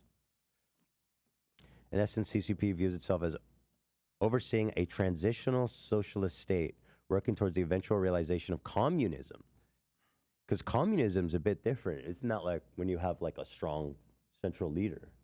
No, communism is when after a successful stage of development in a transitional socialist state, where the scarcity problem has been solved, and there is no interest in like capital accumulation, and the state eventually withers away, yielding a borderless, moneyless, stateless society. You don't need borderless. Like if you don't have a state, you don't have borders. Star Trek future you were talking about earlier. Yeah, I'm sure but not China's well entirely aware. because there's definitely Critics still a often state point in to the Star gap Trek, between the party's rhetoric and the realities of it, noting the prominence of capitalistic practices, the wealth gap, and the absence of political freedoms as challenges to their characterization as a transitional socialist state. But isn't that just like, okay, but we kind of agree on that. So let me ask you this. One of the reasons that China is able to govern so effectively, and we agree, they get shit done fast. Yeah. And that's how part of, again, how their economic growth was so quick and strong. Yeah. They can act. They don't have to be bogged down by Congress and shit. Can I cut in here really quickly? That's a dangerous prospect that capitalist countries are also reckoning with, for the record. And under a capitalist country, if they want to continue consistently competing with China, for example, one of the things that the EU did recently was talk about the government-backed subsidies in the form of EVs and how Chinese development is impossible to compete with because they're offering insane subsidies that offer Chinese EVs and is like basically destroying the EV marketplace for European car manufacturers. So they want to create an investigative team and stop that from happening somehow, or possibly even implement tariffs. By the way, that in and of itself makes the Chinese centralized planning structure significantly better than capitalist ones in the form of global trade. That will create, in my opinion, a very scary future for Western liberal democracies, where how do you implement that kind of central planning, which already exists, but how do you make it work? So he's basically bought the state line from China, hook, line, and sinker, right? The state line on Dengism is essentially, oh, no, we might be doing capitalism, but we're doing capitalism because we're going to eventually dominate the world market, and then we will, be able to slowly incorporate other places in, and we'll be able to do socialism better, at some point. And it's not effective in that regard. I think it's an effective tool for modernizing the country. I don't know that it's an effective tool for socialism. First, fascism. Okay. And that's what I'm. Hey, can't find a name I like. How you doing? Well, I mean, China's not that far off from it in its current state. What do you mean? With they have basically a all-powerful leader. Everything's owned by the government. The only difference is they're not at war. Basically, that's the only missing factor. Yeah, they are building their military. Yeah. And threatening countries like Taiwan.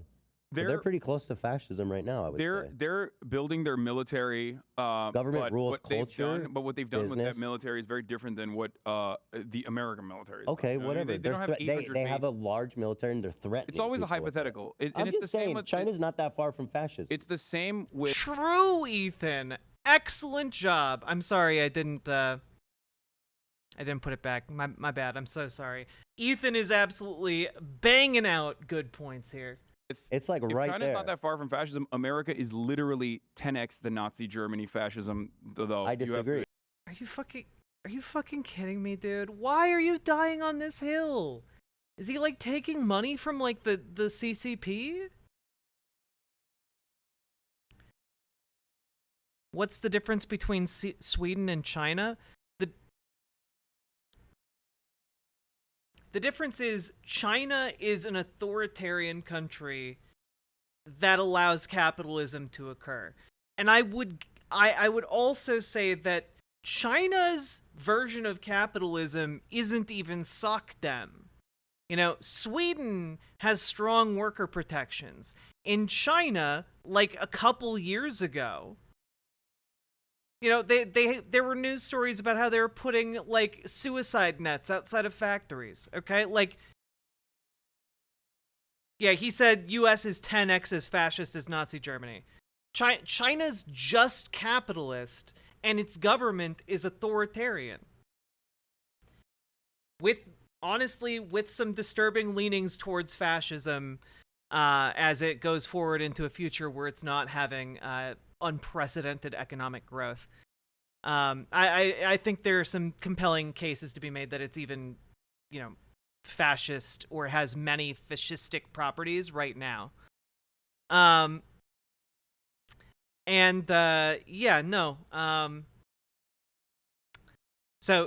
China's not sockdem. No.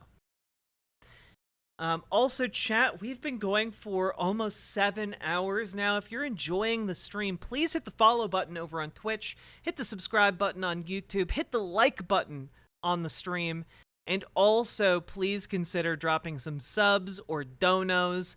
I would very, very much appreciate it, because that is what puts food on my plate and gives me the ability to have an apartment and not die. So, if any of you can support me, it would mean the world to me. Thank you very much.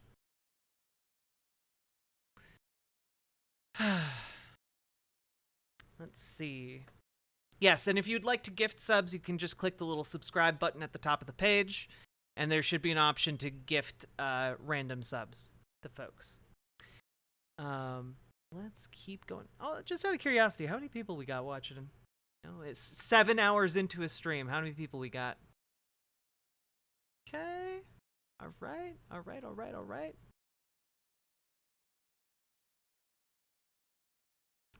We got about We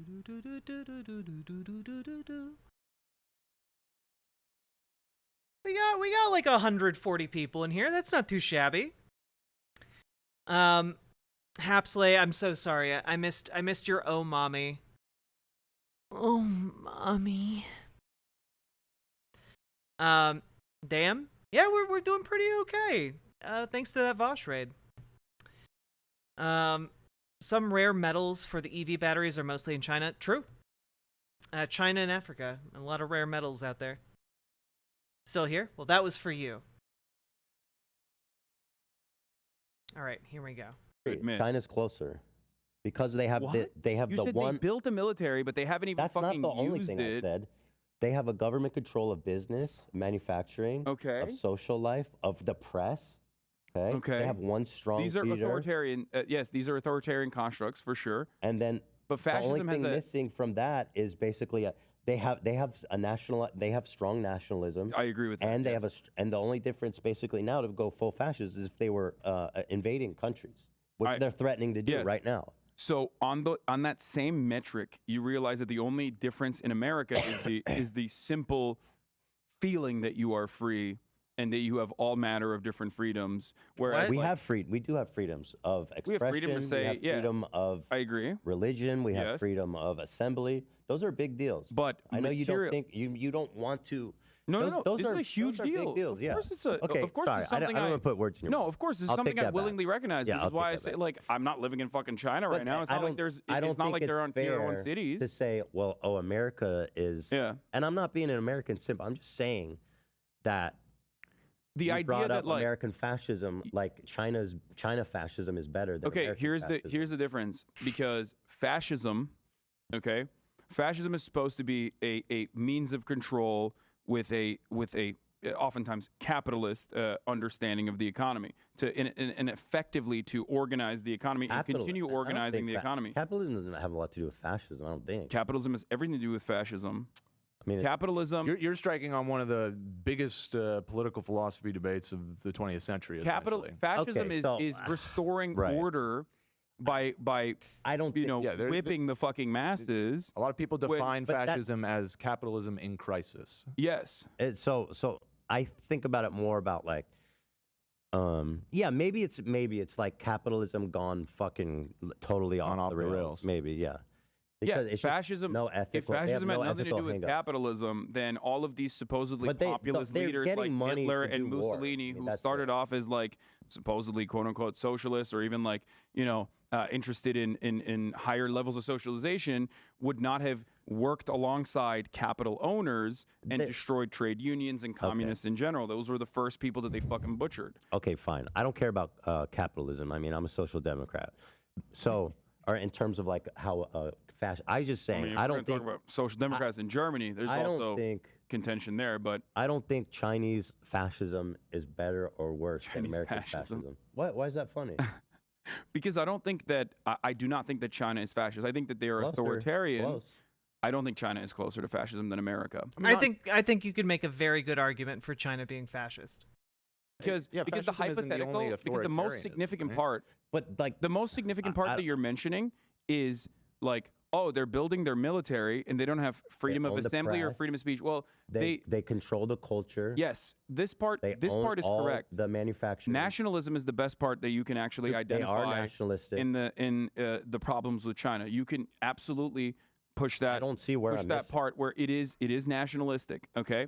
However, the Chinese development and Chinese military action is either irredentist in nature, which is different than imperialism, where it's more so expansive in its own limited area, rather than global imperialism, which is done with the express effort. Yeah, exactly, Gamer G. Which is why I would say, like, if you could make the argument, I don't know if I'd necessarily agree with it, but I can certainly see how it would be arguable. With the Tibet, Taiwan. They're always expanding. Well, if we're going to talk about Tibet, if we're going to talk about Tibet and Taiwan, you think it's you want me? like okay? Oh, dude. It's their territory. Are you going to talk about Tibet? Oh God. I mean, okay, I guess. Or he seems Do you want me to? Do you want? No. Do you want me to describe it? I don't want to get into the Taiwan thing because Well, I don't you want can't to just get say to Tibet and Taiwan and then not expect me to explain the nuances. I'm not ready for this tangent. Because okay, Ethan, but like Go Tibet ahead. Tibet was literally a fucking feudal slave mandate, like So autonomous zone. China did them a favor. That was one. I mean, in America, when I say something like this, people get very upset. You know, we talk about the Dalai Lama saying "suck my tongue" or whatever, but like that's not far from the norm in fucking normal Tibetan existence before the Communist Party came in and So took over. China unilaterally took over Tibet. Like these are their culture. They basically are trying to, homogenize the culture. If your culture, they're trying to spoil the religion and the identity. The part of feudal warlords and slavery, abolishing that, yes, I do think that is good. No, China did them a favor.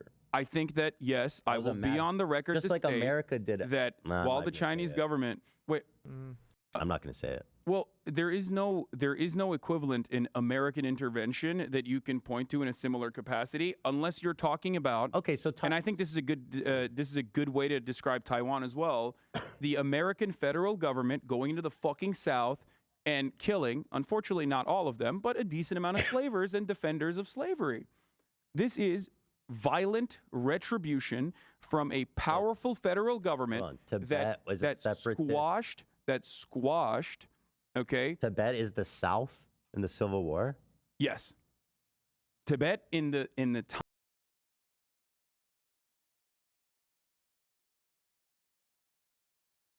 What?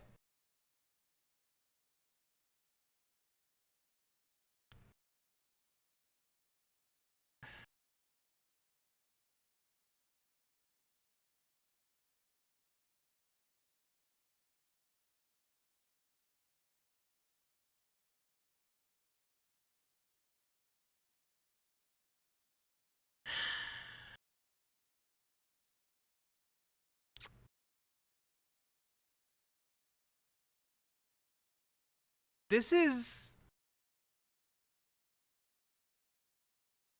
What the fuck, man?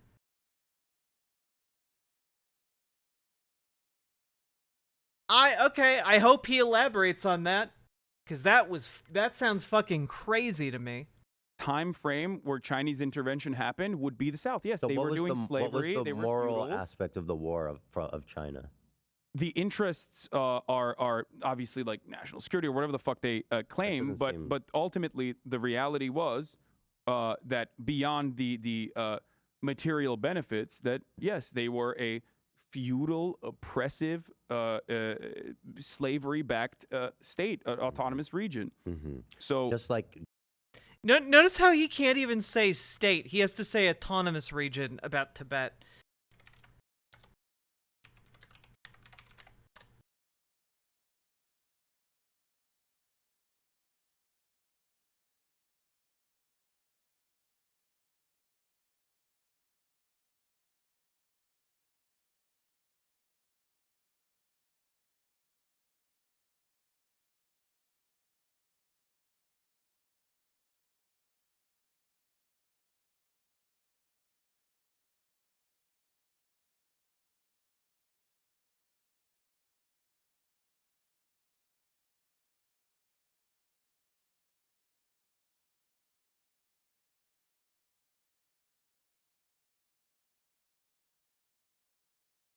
Yeah, like, also telling that this is riddled with issues, but going on what's on Wikipedia here.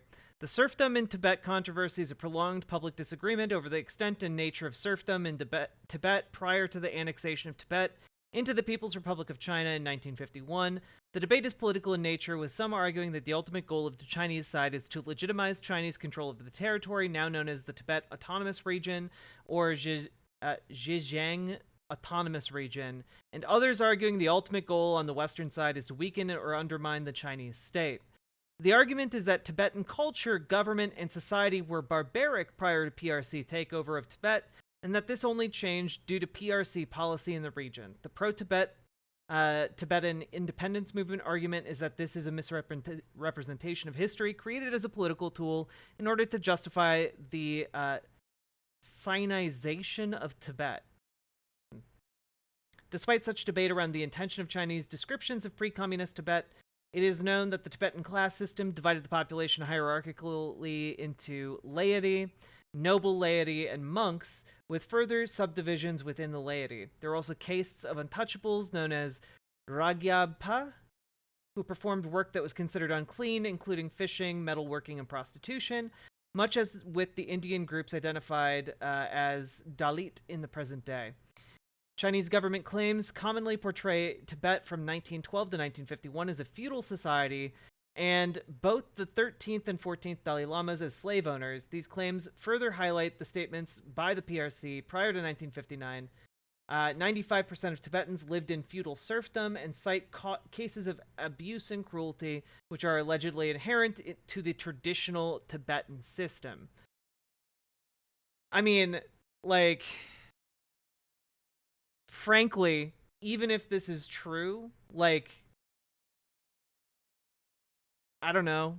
Do we invade Saudi Arabia because it has a cruel and oppressive system of monarchy?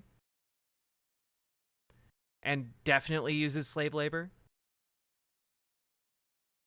I mean, again, if it was indeed, right, that they're invading Tibet to free slaves, sure, I'm okay with that. But also, India had a very strict case system with untouchables and such, handling things like burning bodies. I don't know. China didn't invade India. That's pretty interesting.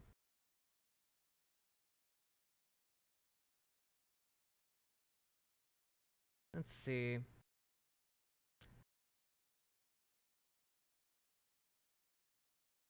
Difficult to find academic consensus on the nature of society in Tibetan history. Sources on the history of Tibet are available from both pro-Chinese and pro-Tibetan writers. Pro-Chinese materials may be published by mainstream Western publishers or within the PRC. Tibetan material similarly may be published by mainstream Western publishers or by the Tibetan government in exile. Both sides hope to persuade foreign readers to support their own point of view through these publications. Many of the pro-Chinese works in English on the subject were translated from Chinese. Asian studies scholar John Powers concludes that ideology was the most powerful influence on the translators.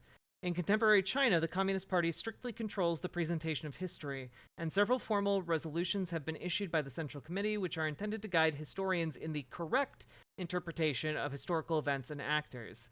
Western authors' writings on Tibet history are sometimes controversial. For example, whilst Hugh Richardson, who lived in Lhasa in the 1930s and 40s before the takeover of the PRC in 1951, writes in Tibet and its history that Chinese versions of Tibetan history are contemptible, and he considers the Chinese rule brutal and illegal.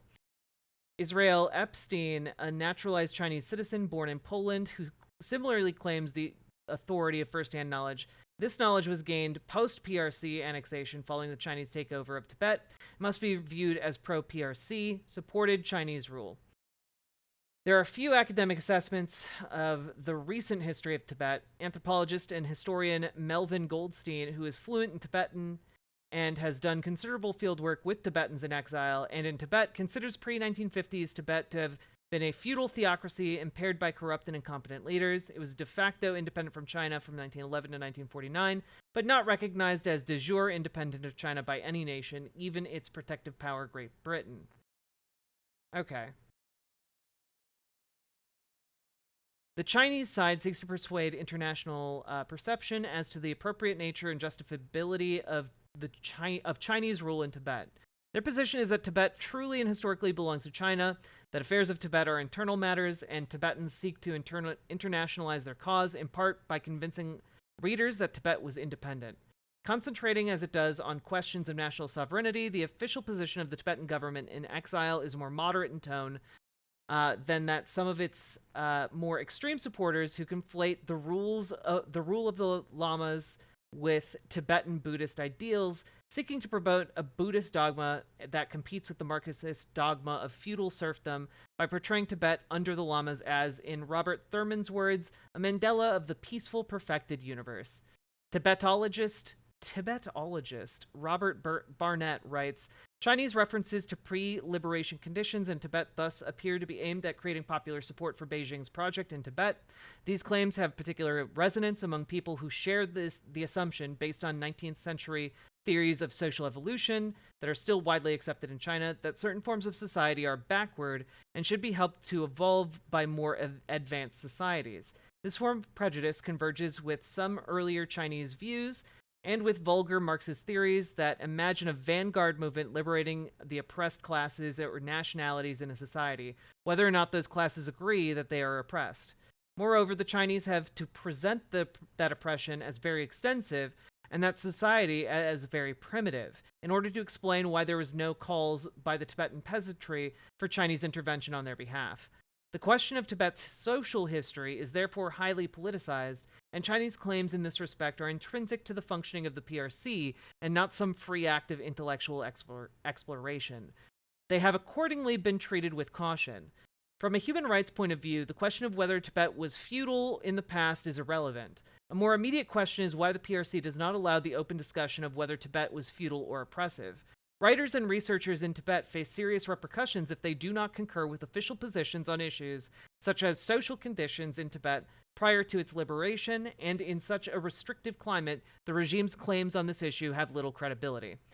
And I'm inclined to agree with that one.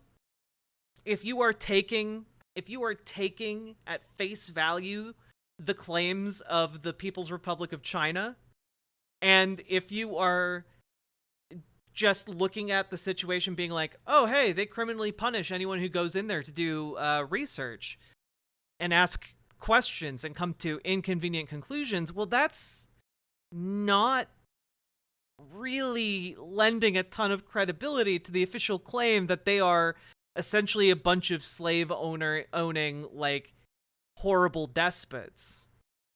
You know? Yeah, like, if you have to create a secret police force for a place you occupy, that might be a bad sign, actually. Now, I'm not saying that Tibet absolutely wasn't a feudal society with people being held in oppression. It might very well have been. I'm willing to accept that. I'm just not willing to uncritically regurgitate the Chinese government's line that they are imprisoning and punishing people for questioning. So, yeah. I also don't necessarily take at face value the claims that, pro-Tibet forces are making of, like, a Mandela of the peaceful, perfected universe. I don't believe that was the case in Tibet prior to the Chinese takeover, but it's also, it's somewhere in the middle, and it's definitely not where China says it is. Good night, slaggy guy. And also, who else said Avalon? Wait, no, who said they were going to bed? Hapsley, good night, get good sleep. So, anyway, little foray into Tibetan history, I guess. Just like Russia's denazifying Ukraine. No, I don't agree with that, for the record. I don't think that Russia is denazifying Ukraine. If anything, they will end up nazifying Ukraine in the long run. Mm-hmm. If you want to point to a modern country that you could probably fairly characterize as fascist, I would point to Russia before I agree, 100%. I think that Russia is a significantly better example of a fascist nation state, given its modern Russia, contemporary Russia, being a capitalist nation state built by oligarchs that were anti-Soviet and anti-communist, that made deals with Western bankers and Westerners originally leading up to the dissolution of the USSR, so they could literally pick apart the entire country, Vladimir Putin being another primary example of this. Okay, good. They're fascists. I would agree that Russia's interests are significantly more fascist than the outcomes are, because their interests do not lie around improving their productive forces or the abolition of like what Russia's doing in Ukraine is no different than what America has done in Iraq. Like, oh, we're bringing democracy. Like, they're not denazifying Ukraine. It's fucking bullshit. Whereas I will not say the same thing about like Tibet. Like, no, I'm not saying one I is think it better would be a than the other. disservice. I think it'd be a disservice to you. Why can't you say the thing about Tibet when China oppresses any conclusion to the contrary? That seems weird. That Steam sound was mine. My bad. Ukraine to make a comparison between like modern Ukraine and feudal Tibet. You can create a pretense to take anything you want, you know.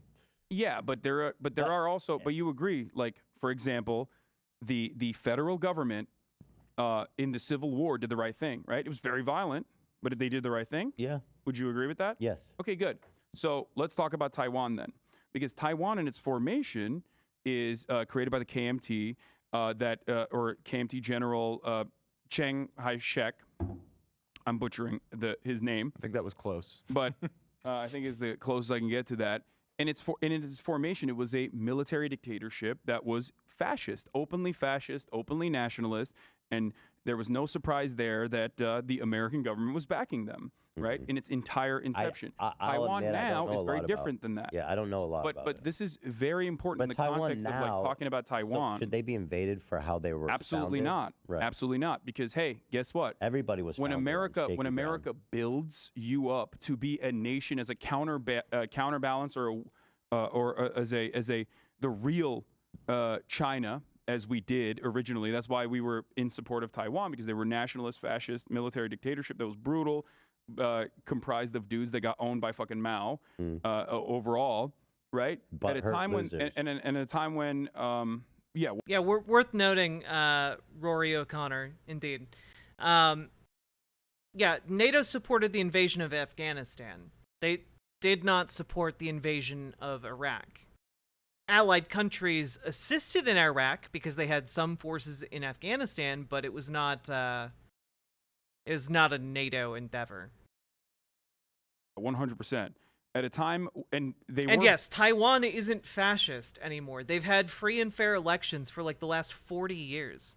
Butthurt losers that believe that like Mongolia is also a part of Republic of China. They have more expansive desires, more expansive territorial desires than Mongolia. Than that. Well, they can't do anything. Well, they're military. Well, yes. Netanyahu, Hassan suffers from American diabolism. Okay, he believes America bad in all cases. Okay, and sometimes things that other countries do wrong are America's fault. Military, according to American generals' assessments, which is silly as hell, was fucking dog shit. I think Taiwan's a better example then. So Taiwan. But wait, I'm not ready. But Taiwan in its inception. This tangent is out of control. Wait, but like you want me to? We'll go back to it. These things don't happen overnight. If you assume that it's like a war between good and bad, or that it happened overnight, it materialized out of nothing, then yes. That is infinitely more susceptible to Western framing, to be like, these are the good guys, these are the bad guys, they want to do this thing, and then you make comparisons to like reasonable wars or whatever, and then all of a sudden we are not factoring in the understandable, whether I agree with it or not, doesn't matter, the understandable desires of national security from the Chinese nation state that is in an openly contentious yet still very favorable trade relationship with the Western world. Why the fuck would they want a American military base in a nation state that was developed by America, originally a fascist, nationalistic, brutal military dictatorship? Why would they want that to be an American base 1 mile off their fucking coastline? Okay, you're right. So that is precisely the reason. So that's precisely the reason why. Again, it's Taiwan is like 100 miles away from China. Like it's not 1 mile away from the coastline. It's like it's like 110 miles. Like it is a long ways away. But also Mexico has military bases real close to America. So should we claim Mexico and invade? Like, what? This is silly. This is silliness, bro. Why do you gotta die on this hill time and time again?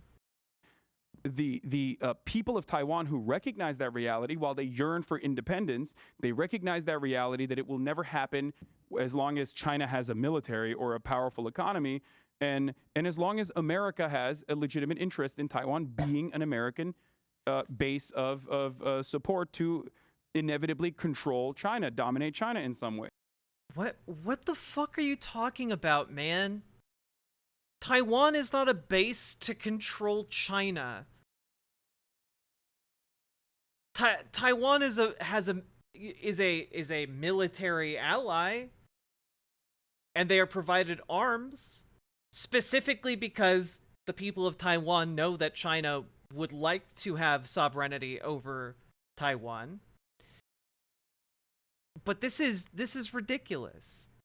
The United States has carefully crafted a diplomatic niche for Taiwan to sit in, where it is, for all intents and purposes, independent, an independent nation, but that is armed to the teeth in case China ever tries to invade.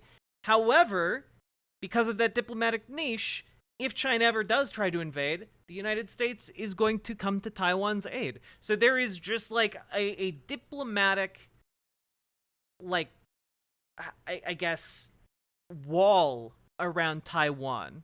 A great diplomatic wall, if you will.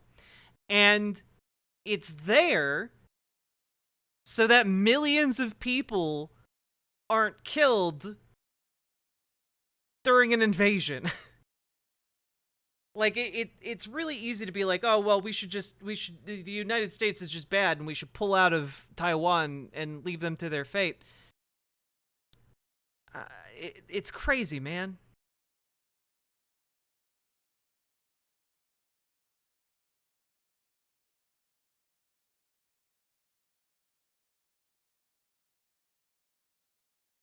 Yeah, no, if China could, China would annex Taiwan. Okay, hold on. Let me go back because we did like the monster tangent here. Okay. I was saying one of the reasons China's so effective is because of their one-party state. Without opposition, they're able to move fast and effectively. So, do you think this is a good model? Do you think the one-party state is a good model? Oh God! Oh God! Why? One-party state is also massive human rights violations across the board. I mean, I don't think that. I think that America is a one-party state. I don't care about America. No.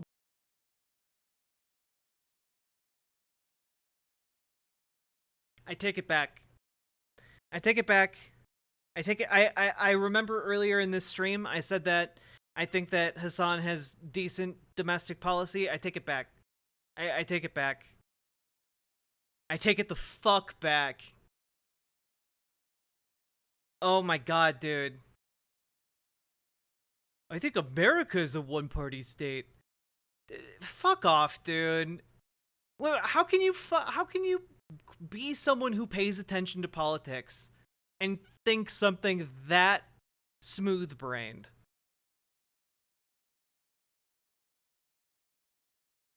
He have absolute dogshit international policies, not just Ukraine. Well, yeah. No, like I said, he has terrible foreign policy. And I mean all his foreign policy takes are terrible. Oh, the Democratic Party and the Republican Party are the same. They're both the same. They're the same, guys.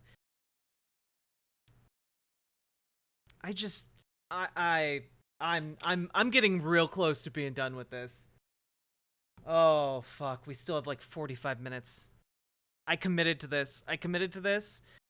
Chat, if you have any love of me or my content, at the very least make some donos or gift some subs or something to make this worthwhile. Let's go. Oh, but it's important to understand because like the one-party state is an inevitability under any kind of formation of the government. The government is going to yield results that are either positive for the people or negative for the people. Even if Some it's of those marginal, there social is still a difference. Even if it's marginal, there's still a difference. For example, abortion, which I consider a human right. It's marginal. I agree but with there's a you difference. on that. I think that it But I don't want to yields- talk about America. I want to talk about China. Well, the reason why we're talking about America is to put it into a framework that is understandable. Like that's the only reason why I always bring up. People always say, Hassan, your only assessment on the situation is America bad. It's significantly more nuanced than that. The reason why I always go back to America is to help Americans or Westerners understand Chinese governance and how it's what you're not all that saying. different. You say they don't just pretend to have two parties. Yeah. Now, I disagree with that. I don't think it's like super wrong. I think there are marginal differences in the parties. And I do think there's space potentially, although it's super unlikely. It's happened in American history for a third party. It's probably never going to happen again, but it has happened before. Yeah, the Civil War. And so, but like the consequence of the greatest material differences. Okay, but the greatest material differences were ever represented in American history was during the Civil War. I take back the Okay. The greatest material differences, like genuine material differences in the form of how to produce cheap commodities like cotton, okay? Well, in the northern states, they backed the abolition of slavery. Yeah, if any of you from YouTube or Twitch want to come over to riverboat.gg, we got some people here who want to gift you some subs. States didn't. That was a major point of contention. That was probably one of the last times where there was like a real and significant difference in an agreement, I guess, a difference in opinion that led to a very violent conquest of the South that wanted to secede and was forced to not. The one-party system in China does result in a lot of human rights violations. Does the ends justify the means in that case? I don't think so. Control. I don't think it does. Okay. I think that in Cuba, which also has a certain restrictions on civil liberties, for example, there is a better argument to be made that the ends justify the means in Cuba, because Cuba is an island that has been under embargo, and since its inception, since the Cuban Revolution, after we backed Batista and wanted to ensure that Cuba was still a tourism destination and sugar plantations with slavery, and then lost, we immediately said, okay, fuck this shit. Cuba, we are going to do everything in our power to stop you from developing.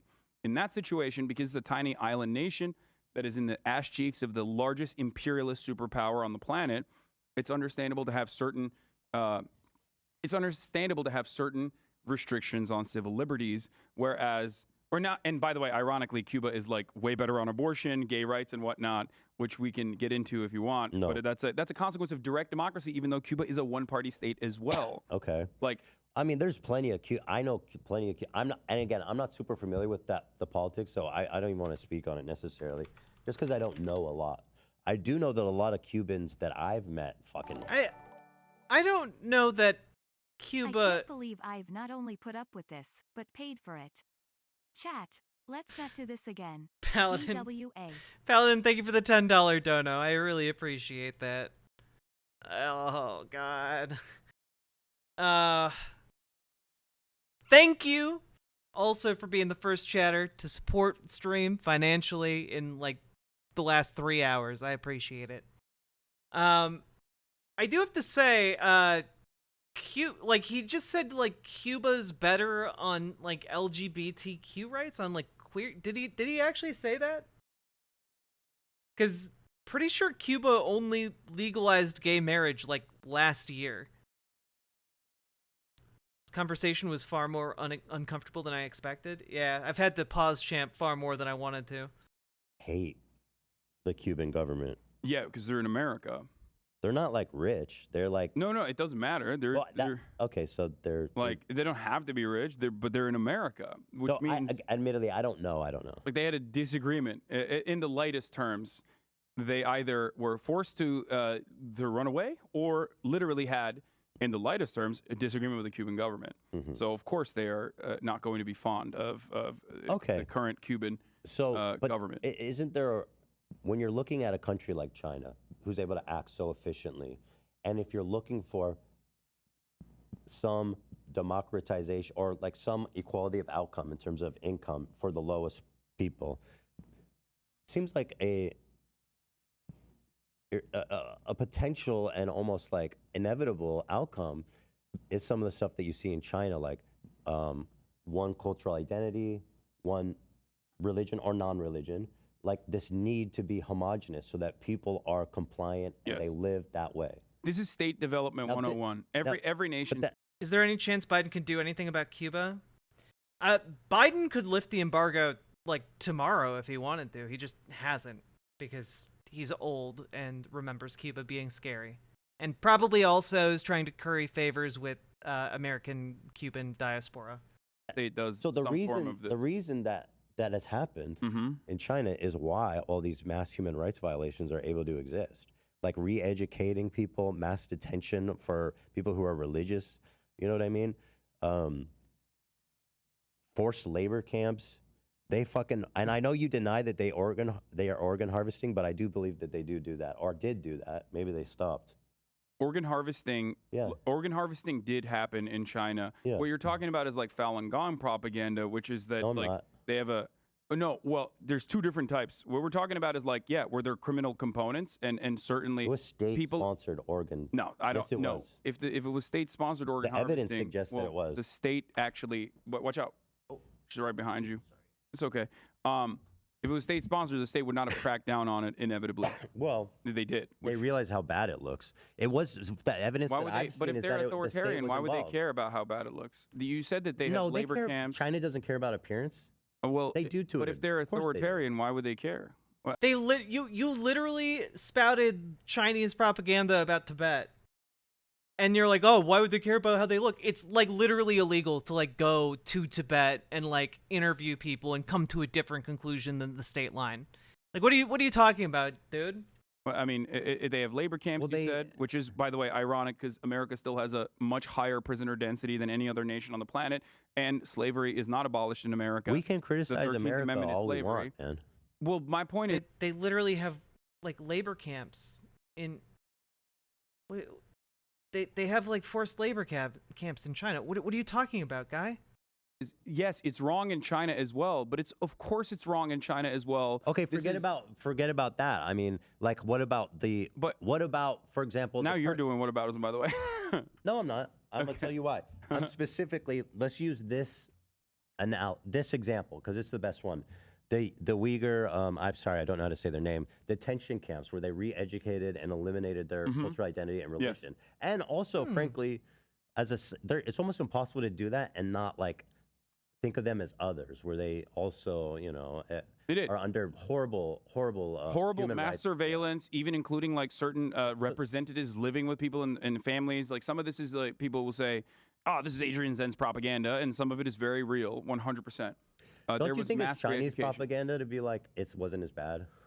I'm not saying it wasn't as bad. Okay, good, because I thought maybe you said that. But hold on, no, I think that my analysis on the matter is fairly nuanced, but still incredibly critical of the Chinese state. I have never said that mass surveillance, mass imprisonment, even execution in certain instances, and China's development, this is the outcome of their homogenous socialist society. The reason that the Chinese nation state claims they did this, and Xi Jinping famously even, I forget when he said this was a while back, but basically said something along the lines of like, we learned how. Hey, Dances with Disaster, thanks for jumping on over to riverboat.gg. I appreciate it. Hassan always gives me the same vibes as one of those dude bros who smokes way too much and thinks he's deep.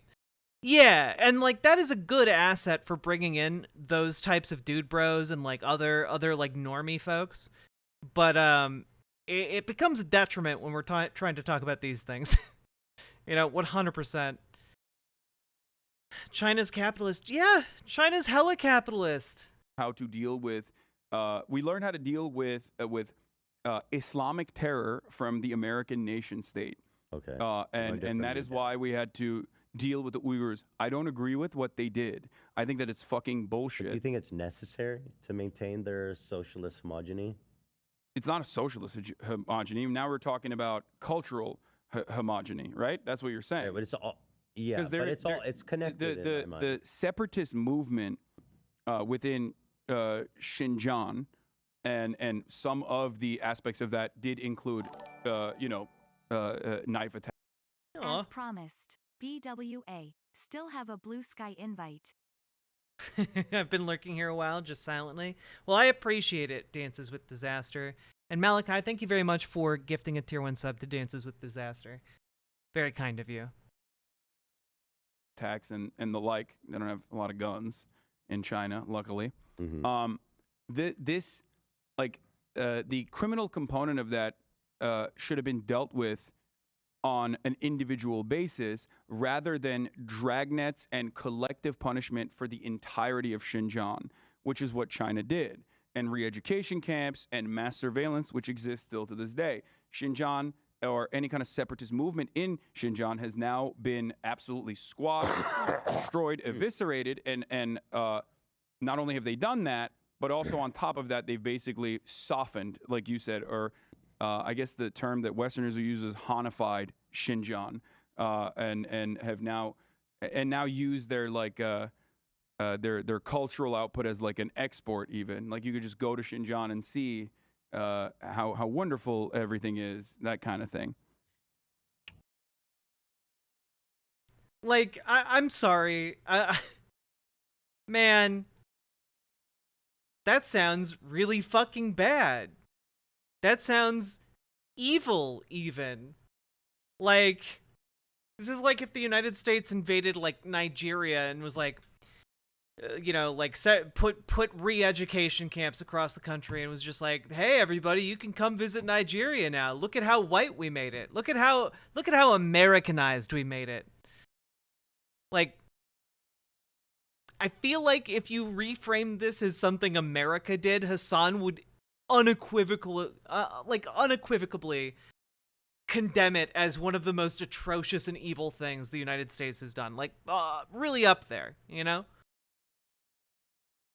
And so he's just kind of like, yeah, you know, you can go there now, and people say it's fine. You found it. God damn, that's so funny. Mr. Xi urged the party to emulate aspects of America's war on terror after the September 11th attacks from documents leaked in 2019. And that justifies them doing terrible shit? Like, what? Come on, dude. Just to frame this for people that aren't familiar with the history, the crackdowns over there were a result of a rise in terrorism in that region. There were bombings and stuff going on. And so all of those camps and the re-education, all of that was a response. It was essentially a crackdown.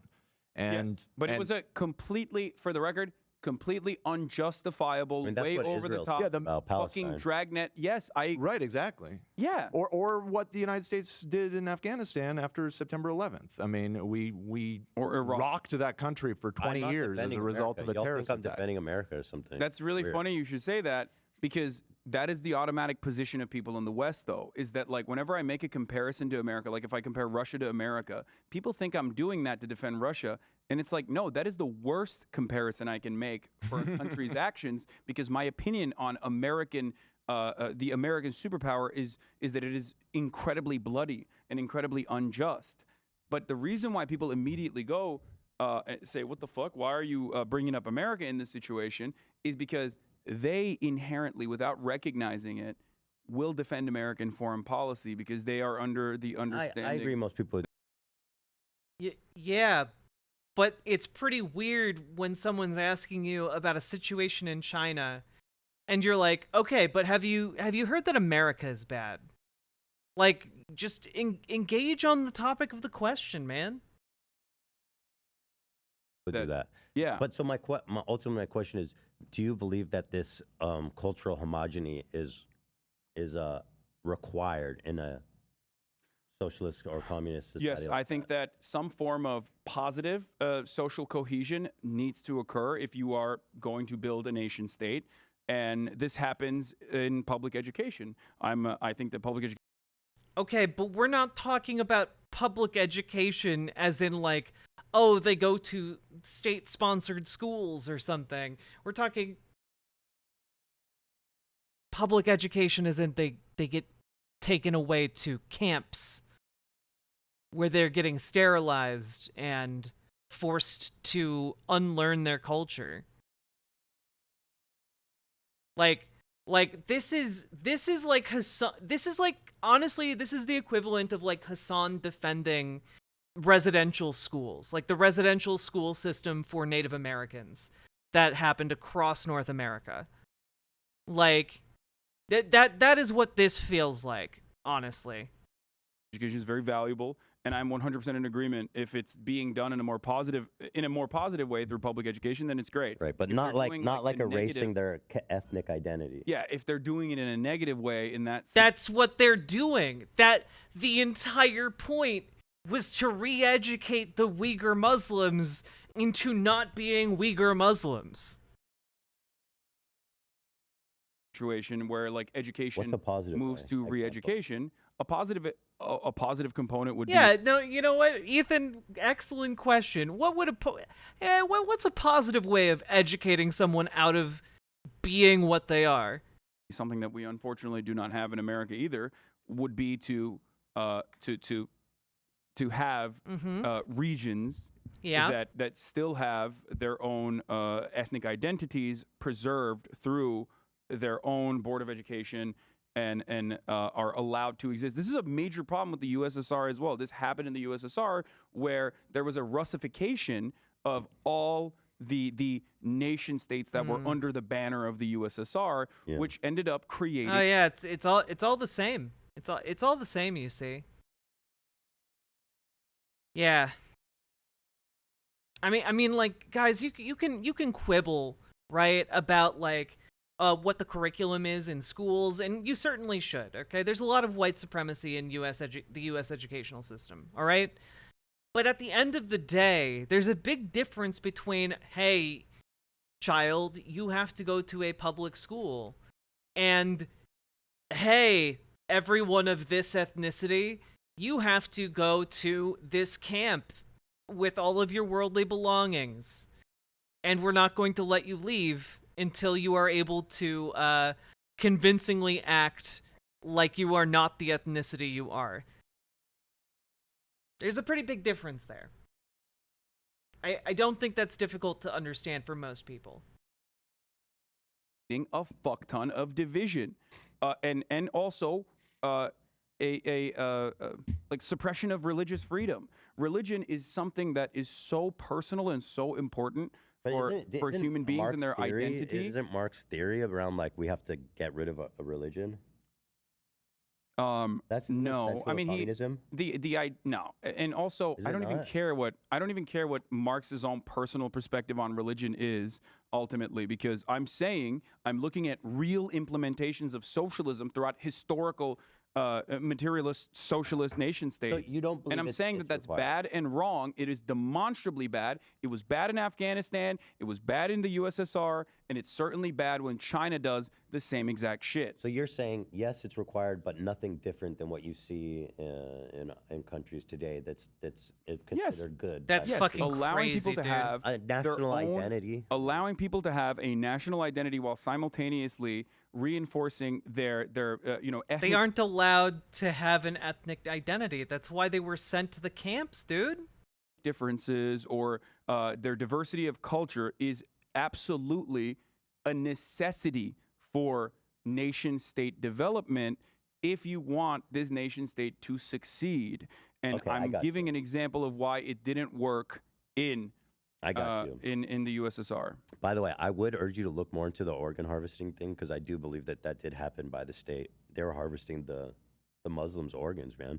Like the wait time on the But you're saying in modern China? No, not in modern China. I don't think. Well, it was modern China. It wasn't that long ago. But I don't think they're doing it. You're now. saying the state was harvesting the organs of Muslims? Yeah, who were in that detention camp to give to their citizens. Dude, the wait time for organ here. Listen to this. One of the most cited pieces of evidence is the rapid growth of China's organ transplant industry in the early 2000s, with much shorter waiting time for organs than other countries. Chinese government has attributed this to the use of organs from executed prisoners, but the critics argue that those numbers do not match up. The prisoners of conscience, So there's I believe the crackdowns literally came. I'm sorry, if it was in the early 2000s, it would have been before the crackdown on the Uyghurs. I don't know when did that. So it sounds like it was just the general That's what prison I was trying population. to say. There was a criminal component. I'm not saying that Hold on, organ hold on. When harvesting did did that not happen, the happen. detention? Organ harvesting certainly happened. There was a black market for organs, 100%, not just for Chinese citizens, mind you. That is like literally massaging the narrative to fit the Uyghurs being harvested for organs. I like because it. Respect. Well, that's Uyghur is how you're. They're you know what's funny Turkish, about so this? yeah. They're fucking Turkic. Yeah. Like it's called East Turkestan. You know what I mean? Right. Like, it's not like the other side of my family. My mother's side is literally their last name is Uyghur. So this is not like random individuals that I have no affinity towards. That I'm saying like the Chinese nation state should oppressively fucking crush I'm just them. saying. I mean, I don't think you have affinity to the Uyghurs who are living in China right now. I gotta keep it 100. I don't believe him. I don't believe that he has an affinity for these people. Again, you are basically defending like residential schools, but for everyone of every age in the Uyghur Muslim category in China. And it's always additionally funny when some fucking dumb fuck from Iowa is trying to tell me about fucking Muslim oppression. Why don't you care about Muslim oppression in Xinjiang? It's like, what the fuck are you saying? Anyway. Well, what the fuck are you saying? Like, for real? You're just like, oh, yeah, you know, the Chinese government uprooted, like, the Uyghur Muslims and put them into camps against their will and wouldn't let them leave until they unlearned how to be a Uyghur Muslim. And you're like, yeah, you know, I really feel for these people. Do you? Do you really feel for these people who are having their culture stripped from them? Do you? For fuck's sake, man. Anyway, sorry, I get very heated about this. Do you? Because you seem like you're heated about people being upset with you defending cultural genocide. You seem more upset with people being upset with you for defending cultural genocide than you are at the actual cultural genocide. It's like, people are so merciless. Just like people are merciless with you when they say you're a fucking tyrant or you're a capitalist pig dog or whatever the fuck. People are infinitely more merciless when you deviate from the foreign policy norms that have been mandated by what do you mean he's raising awareness? He's not raising awareness. He doesn't think it's a big deal. Americans through our mainstream media. Okay, so in short, I think I got my answer on that, which is, you know, the China Tribunal. Okay, whatever. I want to move on to Taiwan. So last time I just want to point out it's 1 o'clock. We're pretty far over already. To the end. Yeah. Okay. I mean, it's fine. We can. Okay, I think this is just very keeping you valuable aware and that- very Okay, good. good. So I'm perfectly fine talking about this. Okay, great. Love that. So last time we were talking about Taiwan, you had mentioned one country, two systems. What did you mean by that? Because I didn't know anything about that when you said it, but I've read about it now. So since the Nixon era of normalizing relations with China, America's understanding of China has been that it is one over-encompassing nation, and that Taiwan, which certainly does want an independence movement or has a robust independence. Oh boy. He's about to say something extraordinarily wrong. This movement is simply Chinese Taipei. The American understanding and the global understanding is the same, that there is a different autonomous organization inside of Taiwan, an autonomous government inside of Taiwan, but it's still under the Chinese umbrella. My opinion on the matter does not deviate away from the American foreign policy on the matter. And the reason for that is because it also does not deviate away from the collective Taiwanese understanding on the matter, which is that if there's two different forces here at play. Taiwan independence is not something that even Anthony Blinken or the American state backs. Why?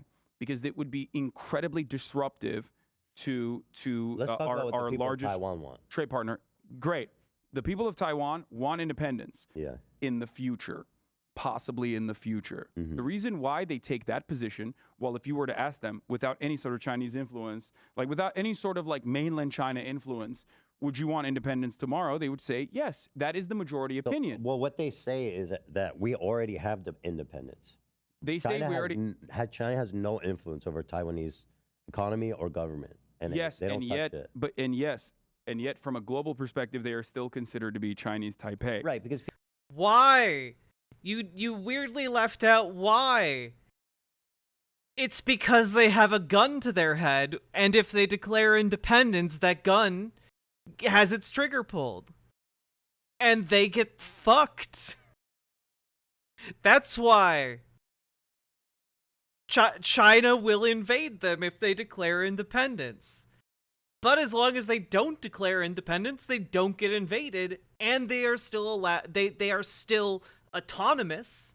They are still able to conduct their own affairs and govern themselves. So yeah, the only reason they are not an independent state is because of the coercive threat of China. And the only reason the United States doesn't support Taiwanese independence, at least on, officially, is because if that happens, the United States is obligated to defend Taiwan. And if it's defending Taiwan against China, then that entails a nuclear exchange, and, well, it's nuclear war, baby. Like, no, of course we don't want that. So yeah, Taiwan lives in this weird little diplomatic bubble that's been carved out for it. But obviously they want independence. If they wanted to be part of China, they could do that tomorrow. People doesn't want to rock the boat. Exactly. But the Taiwanese people and that is my perspective as well. That we are already independent. So, but you believe that this is China's statement, so then one country, two systems. So then there's no... Oh. Please have this money which you can use for goods and services. Matt at Yahoo, thank you very much for the $10 dono. I very, very much appreciate it. Additional need for state intervention from Western forces then. Well, but China is, China is what? It is being provocative. What are they doing? Towards the Taiwanese. What are they doing that you would consider to be provocative towards the Taiwanese? I mean, they have military station around. They're doing war games and shit like that. You know where Taiwan is in proximity to mainland China, right? It's 1 mile off their coastline. Okay, so whenever people say China is obvious though. China is violating their airspace. We know China says it. The government even says it that we're gonna fucking take Taiwan if y'all don't play ball. Yes, so we don't need to pretend like they're not doing China, no matter if I agree with this or not, right? Because I want autonomy for. Damn, Mr. Anderson, thank you for the 5 gifted Riverboat Jack memberships on YouTube. I very, very much appreciate that, friendo. Thank you so much. Hell yeah. See some more heart emojis in chat. That'll be nice. The people of Taiwan, I want them to do whatever the fuck they want. Self-governance, right? So I understand that. And I also simultaneously understand, one, the history of the Taiwanese nation state being propped up and why it was propped up. And more importantly than that, I understand that the Chinese government, which is a different government than ours, right? They are human beings over there that have their own concerns, is not going to want a fucking American military base 1 mile off of their coastline. That is a perfectly reasonable thing to never want. And given the historical reasons as to how Taiwan has been created as a separate nation state with its own expansionist interest in the Republic of China, the entire mainland China, including Mongolia, that's like its founding mandate, that it is... how's that going for them? How has their expansionist mandate been going for them? Exactly, Hassan. They're really expanding into mainland China, are they? Yeah. Understandable for China to not want that to happen, which is why they constantly counter American saber rattling with their own version of saber rattling. Except Hassan has it reversed. China is doing the saber rattling about invading Taiwan. And they're doing it because the economic progress that they've been making at unprecedented rates for decades now is starting to slow due to COVID, as well as some other domestic issues at home, which is in turn making people more dissatisfied with the single-party authoritarian dictatorship they live under. And they can't have that because they have billions of people. They need to keep people happy. So they're shifting to a more nationalistic rhetoric, and that in turn gives the Taiwan in turn gives them a target for that nationalistic fervor. This isn't new information. And the idea that, oh, well, the United States, they wouldn't want an independent Taiwan because the United States would have a military base. We already basically have a military base there. That's just, Taiwan is just a gigantic military base for the United States, essentially.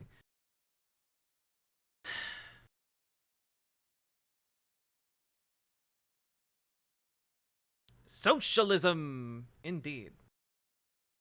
But no, this is very bizarre and weird, and I cannot believe he's continuing to die on this hill. This does not mean that the Chinese state is nice. This does not mean that the Chinese state is genuine or wants to implement communism in Taiwan. What? 30 U.S. troops are stationed in Taiwan. There's no way you think that is the only material support that America is offering Taiwan. 30 U.S. Taiwan's troops. entire standing army would not exist without U.S. support since its inception. Okay, but America. You say America has a military base there as one of the, and no, that would be a good reason, but I don't. I'm saying I don't want it to turn. I do not want further conflict. The people of Taiwan do not want further conflict, which is why the overarching assessment is like, we're independent, we want to maintain independence, we want to be fully independent, but we don't want to rock the boat. But it seems... But I don't think the U.S. is even proposing building a military base on Taiwan. I don't think that's a thing that the United States is doing because of the diplomatic situation Taiwan is in. This is very, very strange. Seems like if China was to just invade Taiwan and like, look, we're over it. It would be devastating. It would be awful for Taiwan. It would be awful for China. It would be horrifyingly bad. Mm-hmm. It would be disastrous. Mm-hmm. Yeah, which is why the United States isn't trying to build a military base right there currently. We are in agreement right there, right? Yeah, like, of course. Okay, so we both want no further bloodshed to happen. And that's what the people of Taiwan also say they want as well. You also kind of see where China's coming from. I absolutely understand why China would feel like this is a major issue with their national security concerns. Wait, why do we care about this and not other humanitarian issues in other nations? Well, we can care about multiple things at once. We can pat our heads and rub our tummies. The example I will give you is this. The reason we care slightly more about this issue is that this particular humanitarian issue could lead to a nuclear world war, which I think is maybe worth thinking about and considering a little bit and having accurate media messaging on. Let's say, just like England and France tried to do during the Civil War because they had material interest in the cotton trade continuing with chattel slavery. Do you think Ethan knows Hassan isn't a good representation of most socialists? No, I don't. Which is why I'm frustrated by this conversation. Let's say they offered material support to the southern states that wanted to secede, right, in order to continue slavery, okay? And they were actually successful to a certain degree because third parties like Imperial Japan were also invading mainland America, okay? Mm-hmm. In this process. So the Civil War ended in a way where chattel slavery continued in the South, and every abolitionist was executed, and they called it, instead of white terror, let's say they called it black terror, okay? They executed mercilessly and ruthlessly any abolitionist that lived in the South. And then, after years and years of this fascist white supremacist implementation, hyper-nationalist implementation, the southern states that had successfully seceded, okay, kept building a robust military apparatus through surplus military supplies and weapon systems that other... Dude. Again, he has the worst foreign policy ever. These situations are not remotely analogous. Man, I never knew this about him. Man, he ain't right. Well, he typically has good domestic policies when he talks about domestic political issues. This is all absolute nonsense. And honestly, after this, like, I'm even a bit suspect of his domestic politics. other countries that were foreign adversaries to the United States of America started giving them even more and more of this, and then and also said the real America is the South America. Southern states are the real America, and they will one day take over the rest of America. You're saying, and that they will inevitably take over the rest of America, and that's going to be the real America. We're going to help them do that. And then you're saying Taiwan is comparable to the South seceding. Taiwan in its inception is identical to the South. How long after this? It is absolutely not.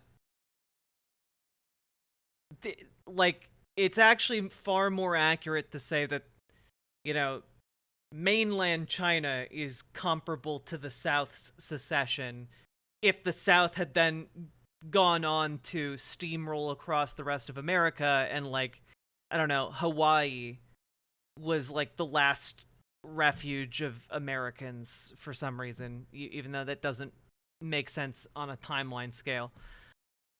This is lazy. This is lazy and inaccurate.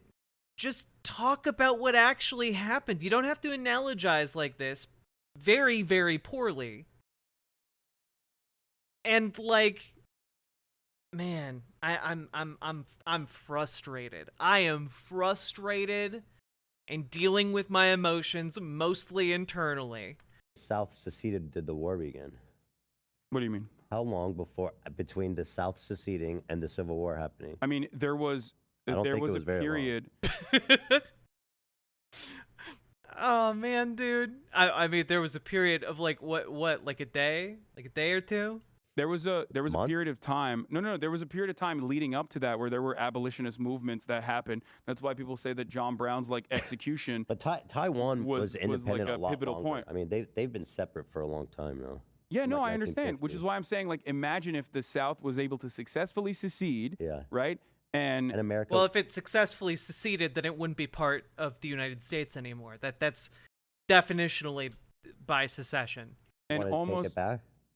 Northern America wanted to Northern America is like, we're worried about our own genetic shit. bomb. We can't fucking deal with South America right now, right? Like Northern America, the Federation, let's say, okay, is now working on improving their. Did this guy go to college? I mean, I think so, but apparently not for any of the things he's talking about today. Own productive forces, doing trade deals and whatnot with the rest of the world, and they start rapidly urbanizing, rapidly developing, okay?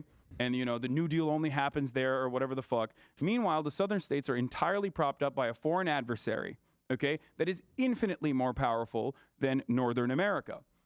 And they keep saying, we're going to take over the entirety of America. It's one America, okay?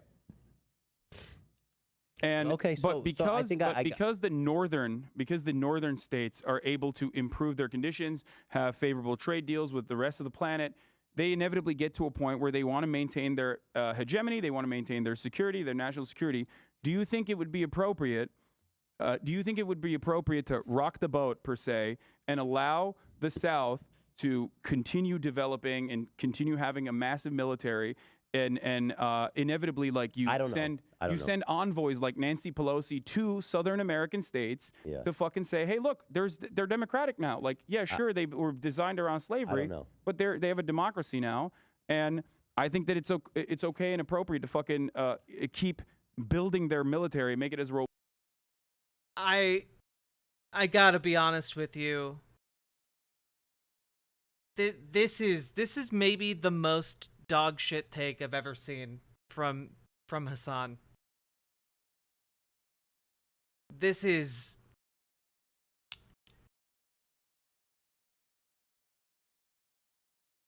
like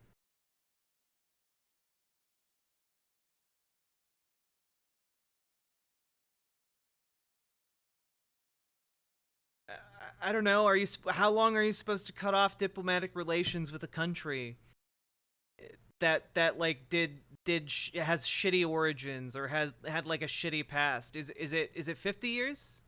Do we need to wait another decade? Like how long? How long? You know?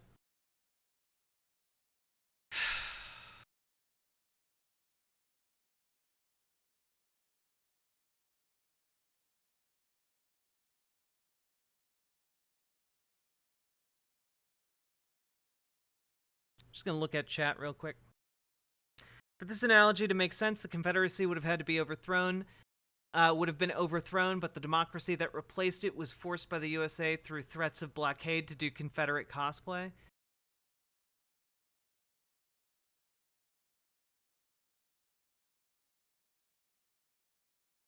Oh, Genetic Bomb, you're calling me Amy Schumer. I see. I got you. I was wondering that the A Schumer wasn't making sense to me. Also, I think I'm much prettier than Amy Schumer. There's an economic link between the South and North created by slavery that had to be severed to maintain northern states' international trade, but slavery had to end. Well, yeah, of course. You forgot? You're just saying A Schumer. I didn't know what that meant. Took me a minute. I'm sorry. I've been streaming for 8 hours. You try being on camera for 8 hours. It's hard.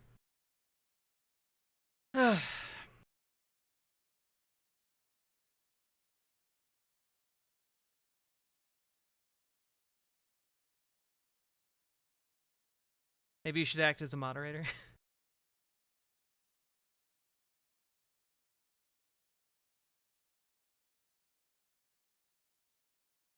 Okay, like I said earlier, I believe it comes down to the reason for why he believes the things he believes. He doesn't believe what he believes because of leftist logic. He believes what he believes because of luck combined with contrarianism, with a leftist/tanky slant towards American bad brain. That's why he doesn't debate other people. A debate would require one to know how to actually argue one's beliefs, even when pushed against. I mean, I think he's been riddled with, like, you know, leftist tanky talking points. With a hefty dose of American diabolism.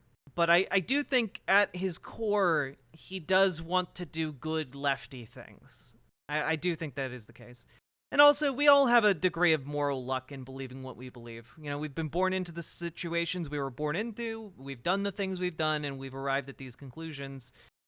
And we could very easily have been born into different circumstances, so.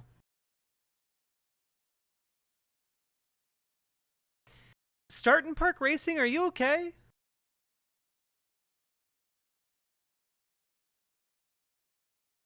People need to stop valuing his opinion and get their own. True. They should get mine, because mine are correct.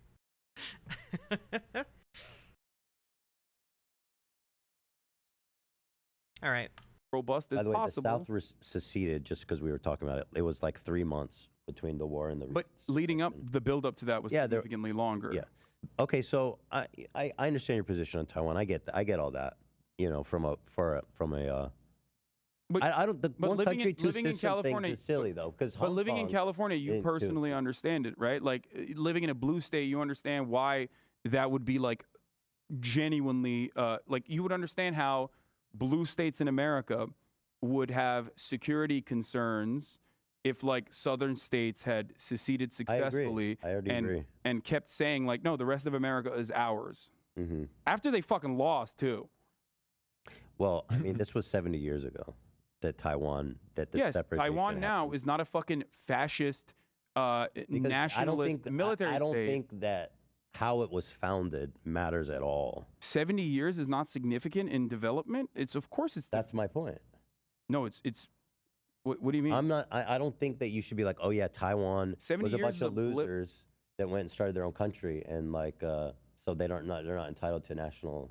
To a national identity. I don't think that matters. 70 years is a blip in time in as far as talking about a fucking empire or a history that spans over like. I don't care, but that doesn't matter, right? We're talking about human beings. Yeah, and we're talking about human beings, and we're talking about geopolitics. We don't have the luxury of just being like, oh, they were bad 50 years ago. We can't have any diplomatic dealings with them. We have diplomatic dealings with North Korea, and they're terrible. Like, what are you talking about, bro? Now they are democratic, which is great, and I understand their want in autonomy and not being under like some form of crushing civil liberties that the Chinese state will bring. The one country, two systems isn't real. That's not a real thing. What do you mean? It's not a real thing. It's one country, one system. Like at Hong Kong, that's what they want to do. They say They say Taiwan, we'll do the one country, two systems, but that's propaganda. True. He's correct, though. Hey, level 6 Laser Lotus. I love the community reference in your username. No, but that's the Good night, American Dances with policy, Disaster. which they did with China. They have America said that they would not support an independent Taiwan, and that Taiwan is a part of China. Well, the key there is just, never having Taiwan declare independence, huh? But internally, Taiwan still has... It's interesting that he leaves out the other bit where the United States has said they don't support an independent Taiwan. However, they also, they also absolutely will come to Taiwan's defense if its autonomous activities are ever threatened. So, I think he's leaving out a little bit of what the United States has communicated there. That's very interesting. Which you would know if you looked up the webpage on the U.S. relations with Taiwan.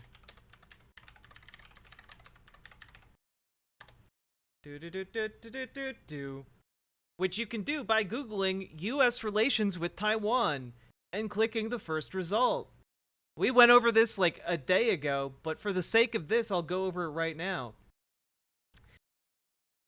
Through the American Institute in Taiwan, a non-governmental organization mandated by the Taiwan Relations Act to carry out the United States' unofficial relations with Taiwan, our cooperation with Taiwan continues to expand. Taiwan has become an important U.S. partner in trade and investment, health, semiconductor, and other critical supply chains, investment screening, science and technology, education, and advancing democratic values. The United States' approach to Taiwan has remained consistent across decades and administrations. The United States has a long-standing One China policy, which is guided by the Taiwan Relations Act, the 3 U.S.-China joint communiques, and the 6 assurances. We oppose any unilateral changes to the status quo from either side. We do not support Taiwan independence, and we expect cross-strait differences to be resolved by peaceful means. We continue to have an abiding interest in peace and stability across the Taiwan Strait. Consistent with the Taiwan Relations Act, the United States makes available defense articles and services as necessary to enable Taiwan to maintain a sufficient self-defense capability, and maintains our capacity to resist any resort to force or other forms of coercion that would jeopardize the security or the social and economic system of Taiwan. Which is basically a lot of words that boil down to: the United States cannot officially recognize Taiwan as independent. Taiwan cannot officially declare itself as independent. However, by living in this kind of diplomatic gray zone, China cannot annex Taiwan either, and cannot send military to enforce any decree it might make regarding Taiwan. So basically, it's not part of China, is what I'm saying. So I don't know. I feel like Hassan is pretty blatantly misrepresenting Taiwan on this. As autonomy, which is what is currently happening, and the Chinese state sees it as a autonomous region that is still under the Chinese banner that ends up getting military support from Western forces. Let's talk about Ukraine, and then that's my final one. Okay. So we were talking about Ukraine, and God, I have brain your cancer. position was that the support for Ukraine is 100% manufactured. No. That's what you said last time. No, I think that all matter of American foreign policy is greatly influenced by manufactured consent because of our interest in, doing whatever the fuck we want to do there, whether it be like bringing Ukraine into the Western sphere of influence or it's not genuine because they want like genuine emancipation for Ukrainians. So last time you guys compared it, you said, well, nobody gave a fuck about Georgia when that got invaded. Therefore, you know, the fact that anyone cares about Ukraine feels like manufactured. It's not even just Georgia. Well, you guys know but you guys realize there's like a massive. I didn't know anything about the Georgian War. I learned about it. There's a huge difference. You guys understand? well, I mean, the scale it is was a 5-day war. Yeah, it was 5 They days expected Ukraine to versus- drop in 5 days, and if it did, we probably wouldn't be talking about it. Because that's true. That's true. So like what happened was Ukraine mounted this miraculous defense, and they've got Russia, a fascist country, on the back foot. And we all like when fascism. I don't think Russia is on the back foot. Yeah, people forget when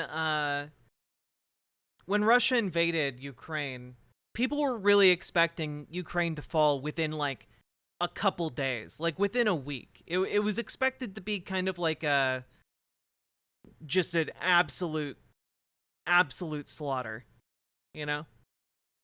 I think it's just like extending the harm. Well, and only specifically because of like the air capabilities of Russia, which have absolutely not translated into domination. Well, the thing is, Ukraine has a decent sized standing army, but they don't have like the necessary air support really. But Russia hasn't been able to really anywhere maintain air superiority, and that absolutely changed the calculation.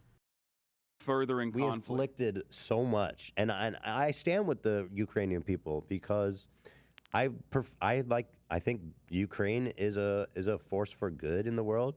They're on. Can I just stop you for a second? Because Because you said 100% manufacturer consent. Like that's what you said. Nothing is genuine. I said 100% manufacturing consent is a leading role in this. If you want to amend and the reason why the reason why I take issue with this is because it's like stating like I don't give a fuck about Ukraine. Of course I give a fuck about people in Ukraine. I want the war and the bloodshed, the unnecessary bloodshed to end. Okay. My assessment on the situation might deviate from, NATO, like bloodthirsty NATO defenders or whatever the fuck. You feel like we shouldn't even be doing anything in Ukraine? No, I don't. No, we were told that because Russia was one of the largest military forces on Earth. Like again, God, what was it? Was it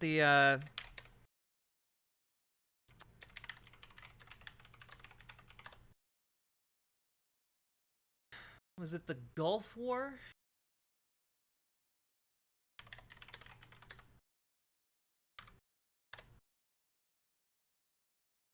Yeah, it was expected to be something similar to the Gulf War. Yeah.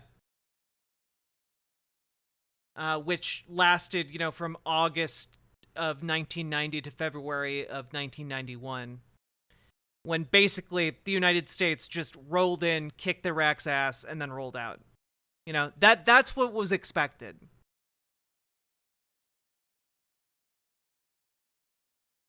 That did not happen.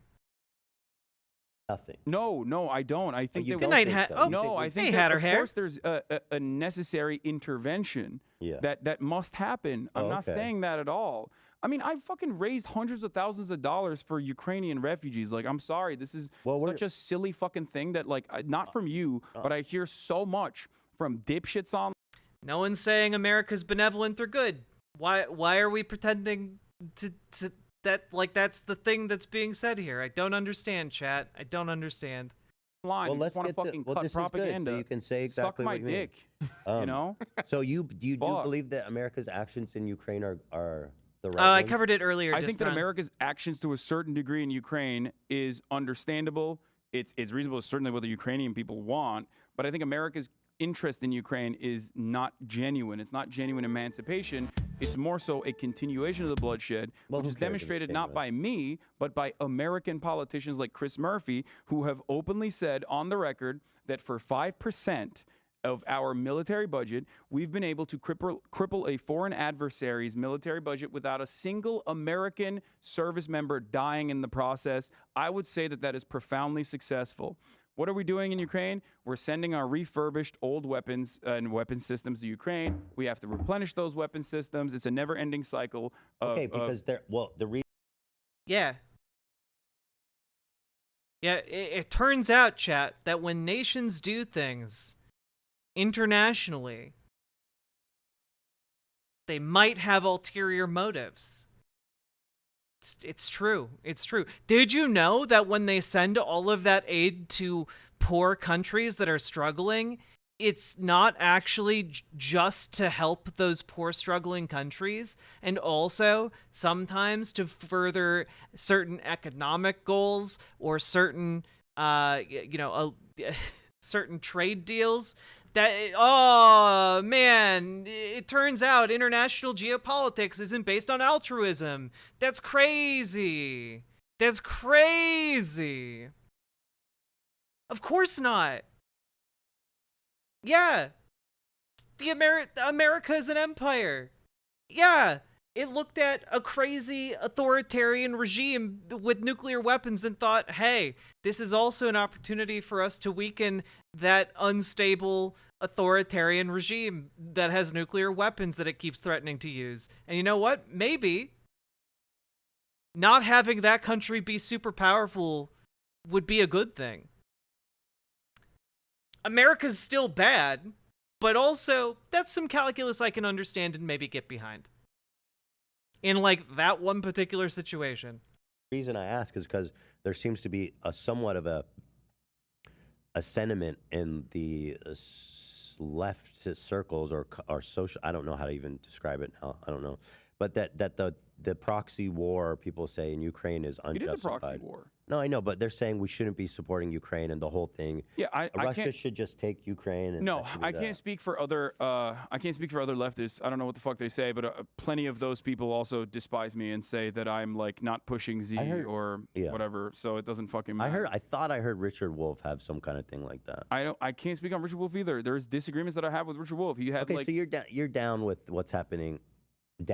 You're down with what's happening. I'm not down with what's happening in Ukraine because I want the bloodshed to end, and the only way to do that is by bringing China to the table, bringing America to the table. The real actors here. You think Ukraine should make some secessions to Russia? I think the original 6-point plan that was a continuation of the Minsk Accords that were tried twice and failed twice would be a far preferable situation than like endless bloodshed over, inches of territory where, people are being fucking slaughtered endlessly. I don't think the Ukrainians would describe it as inches of territory. Wait, what do you mean? Well, you're saying they're fighting over inches of territory. He's just saying in the context of how stagnated the war has become. Like, the back and forth is pretty much ground to a halt at this point, and this is what I mean. It's like a very cynical interpretation of what I'm trying to say. It is inches of territory physically when we speak about it. But you're you mean when we're talking about Russia invading Ukraine, it's in the interest of territory? Oh, that's crazy, dog. You mean the Ukrainians and the Russians are making judgments based on territory gains during a fucking ground war? Oh, wow. I guess a lot. I think Ukrainian people get angry when they hear you talk about it because they. That's understandable. I mean, I get it. Like they want full-throated support. They want and expect full-throated support, right? They understandably want that, and they want more than that. They also wanted Article 5. They wanted full NATO protections. And that doesn't matter because they're not part of NATO, dude. Chat. Okay, in case any of you have been brain poisoned by this, I need you guys to know. I need you to know that you can't actually join NATO if your country is engaged in a territorial dispute. And do you know what constitutes a territorial dispute? Russia seizing Crimea in 2014. So there has been no chance of Ukraine joining NATO since 2014. The idea that, they wanted X, Y, and Z from NATO. That's too bad. They're not a part of NATO. They're getting support from NATO-aligned countries. And, of course, they have diplomatic relations with NATO, the organization, but, they're not able to join NATO. They are trying to join, but you know what? They can't join. they aren't eligible to get in. They can take actions that ready themselves to be joined if they ever either relinquish the claim on Crimea or retake Crimea. Then they can join after that has been resolved. But until then, doesn't matter if they're trying to join, they can't. For the very specific reason that NATO and the countries aligned with it don't want to be dragged into a dispute because they're in a defensive alliance. They don't want to be dragged in to an ongoing war for like this very reason that's included in the terms of NATO. But they'll bend the rules for Ukraine? No! Ukraine isn't becoming a part of NATO right now. I think them aspiring to join is same threat to Russia. It's not. If anything, Russia was a main threat to Ukraine, as evidenced by the seizure of its territory in 2014.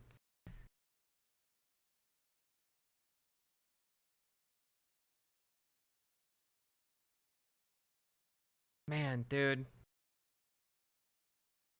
I can't. This is so frustrating.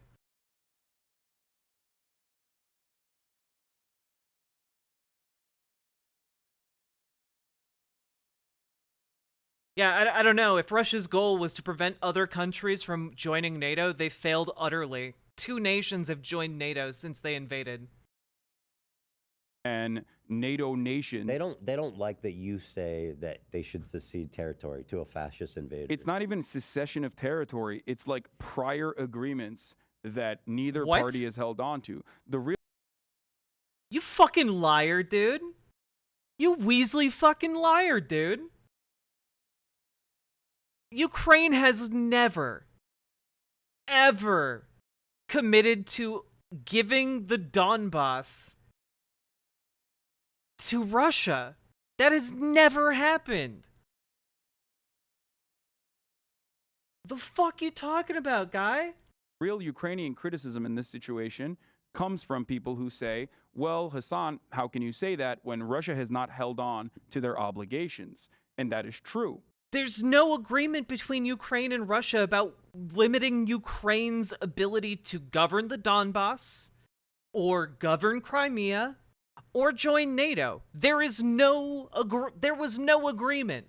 What are you talking about? Russia has not held on to their side of the bargain on the Minsk Accords, but neither has Ukraine. And my point is, ensuring that with an international cooperation. I don't know anything about that accord. What is that?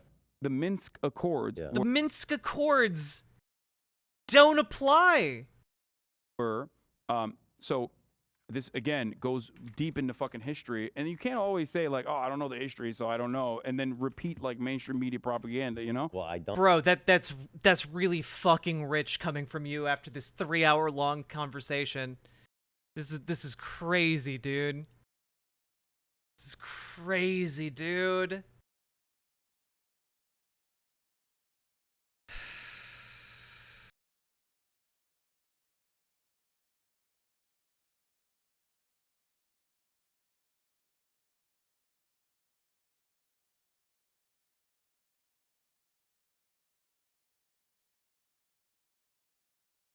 Yeah, just real quick, let's go over the Minsk agreements, okay? What are the Minsk agreements on the Ukraine conflict? This is from last year. Alright, U.S. authorities have warned Russia not to invade Ukraine and urged both countries to return to a set of agreements designated to end a separatist war by Russian speakers in eastern Ukraine. Here's Minsk 1. Ukraine and Russian-backed separatists agreed to a 12-point ceasefire deal in the Belarusian capital in September of 2014. Its provisions included prisoner exchanges, deliveries of humanitarian aid, and the withdrawal of heavy weapons, 5 months into a conflict that had by then killed more than 2,600 people, a toll that Ukrainian President Vladimir Zelensky says has risen to around 15,000. The agreements quickly broke down. Violations on both sides. Then there was Minsk 2. Representatives of Russia, Ukraine, and the Organization for Security and Cooperation in Europe, OSCE, and the leaders of two pro-Russian separatist regions signed a 13-point agreement in February of 2015. The leaders of France, Germany, Russia, and Ukraine gathered in Minsk at the same time, issued a declaration of support for the deal.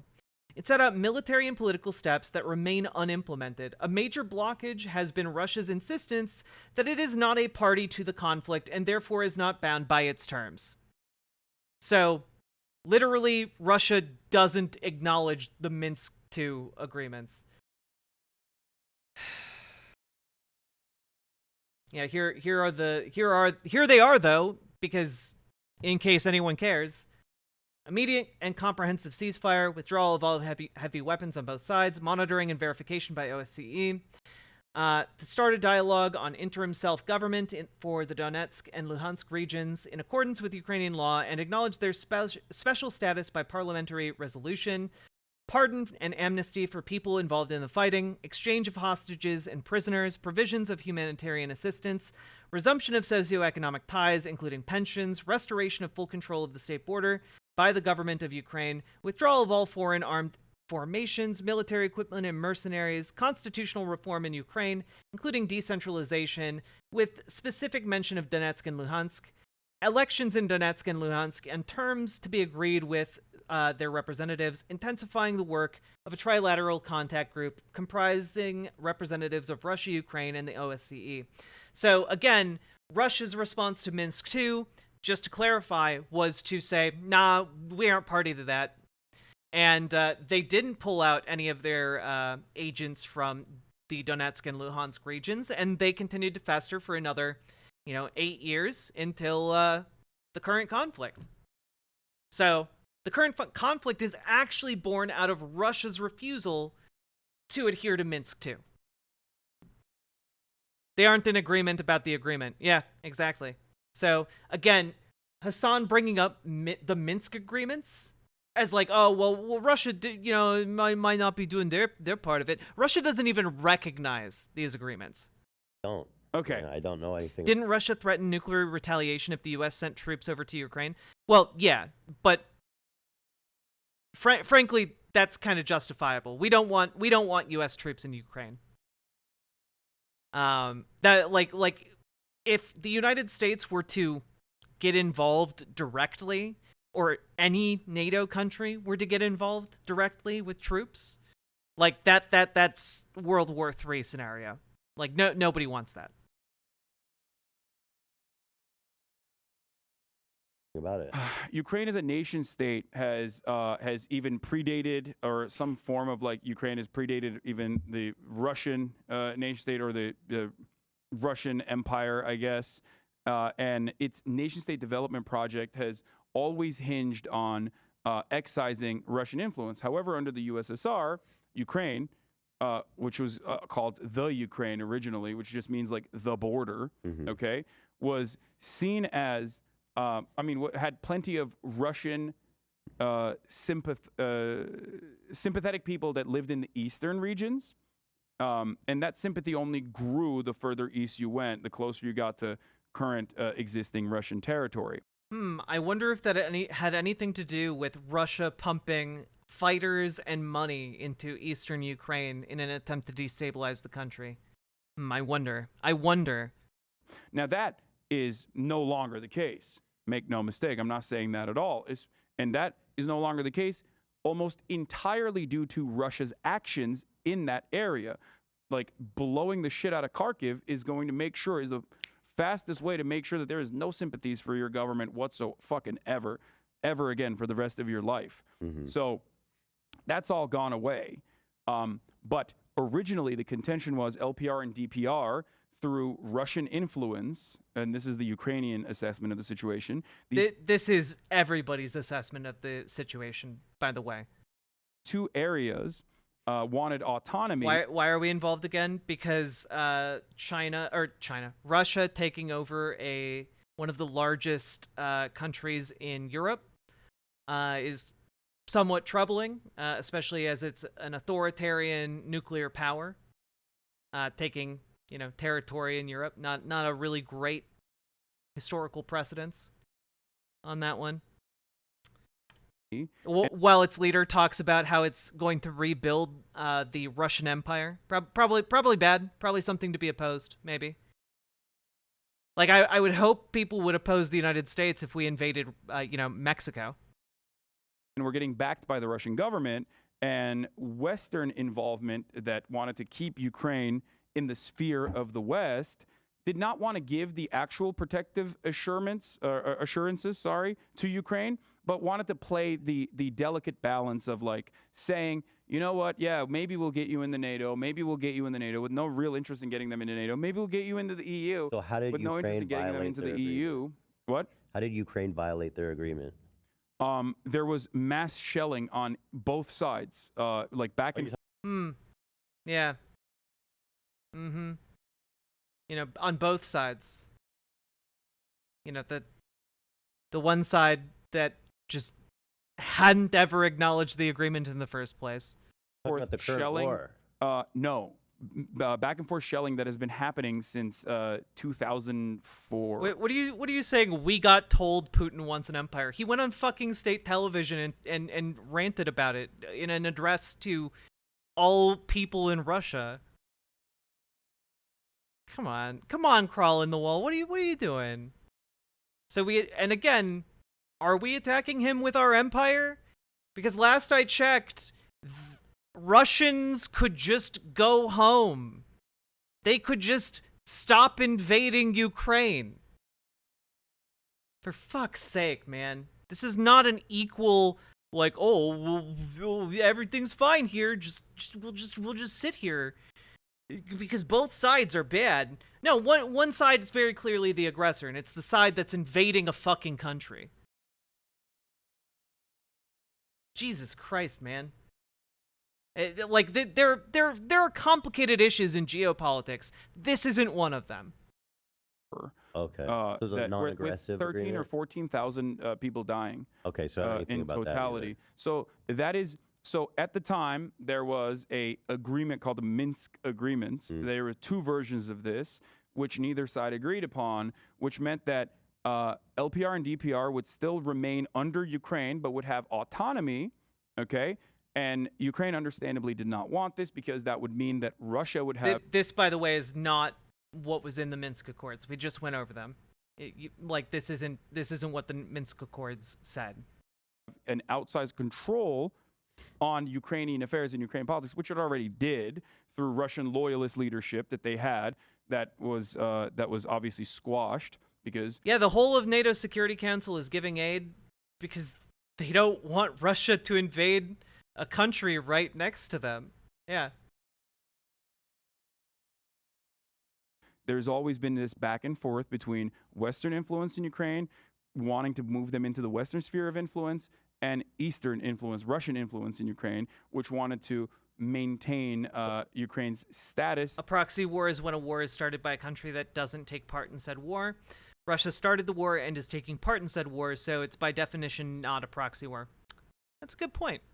Thank you. All-seeing dude, you've been making good commentary. All stream. What a champ. And wanted to change Ukrainian affairs. Okay, so they were both attacking each other, and you think the attacks were equally provocative? And again, I don't know anything about it. I think that this was another instance of proxy war, 100%. Okay. Like there are people who wanted to be a part of Russia, and at the end of the day, though, like the reaction from the Ukrainian government to that was understandable. They wanted to protect their own interests. They wanted to protect their own borders. They wanted to protect their hegemony and national security interests. But there's a difference between like what they did in Crimea, for example, and what they did with LPR and DPR. What do they? Is there? Because they basically did the same thing. They sent a bunch of people in to foment like discord, and then they were like, they held a referendum. Ignore the fact that we had Russian mercenaries and black ops, just all around while they did the referendum. It turns out Crimea wants to be part of Russia. Haha. See ya.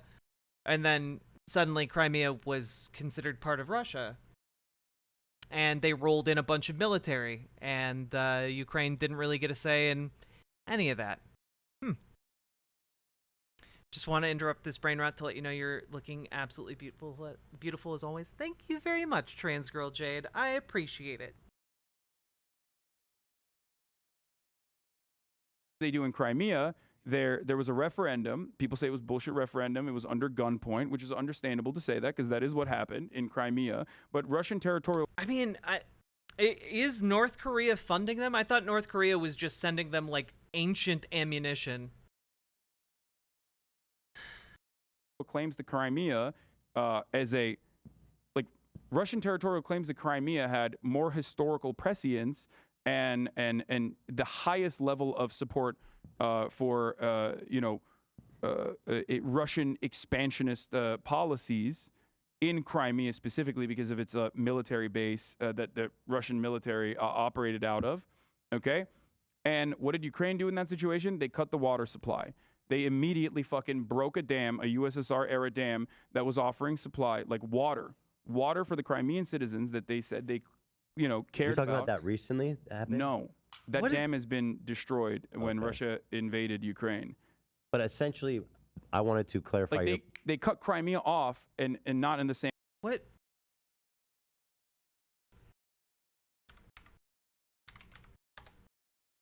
I'm sorry. I need to look at a map real quick.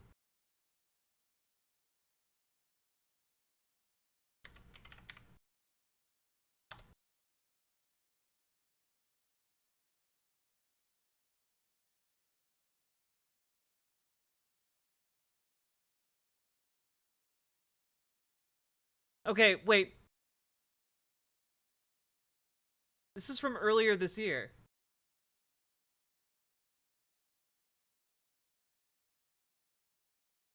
Yeah, no, this is the Kakovka Dam. Why did he say it wasn't the Kakovka Dam? Why did he say it wasn't that?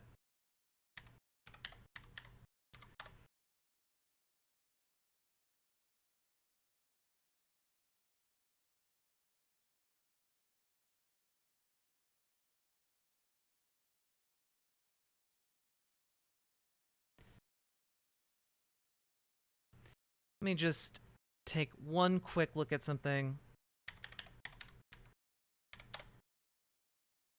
Okay.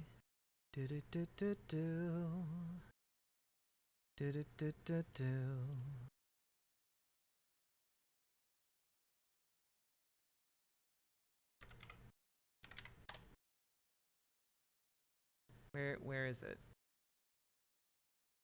I don't want the Kakovka Reservoir. I want the Kakovka Dam. Like, where did it used to be? Location.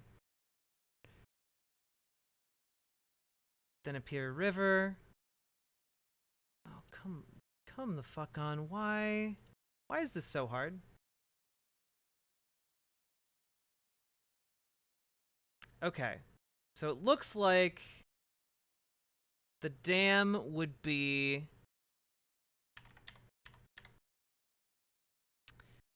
Yeah, all right.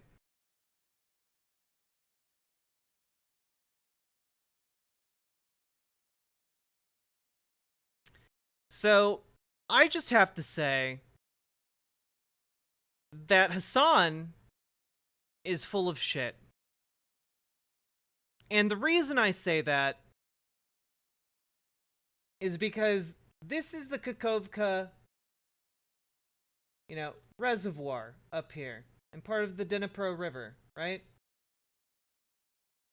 And the Kakovka Dam is right here, which you'll notice is on the Dnipro River. And you'll notice that doesn't go into fucking Crimea. That doesn't go here.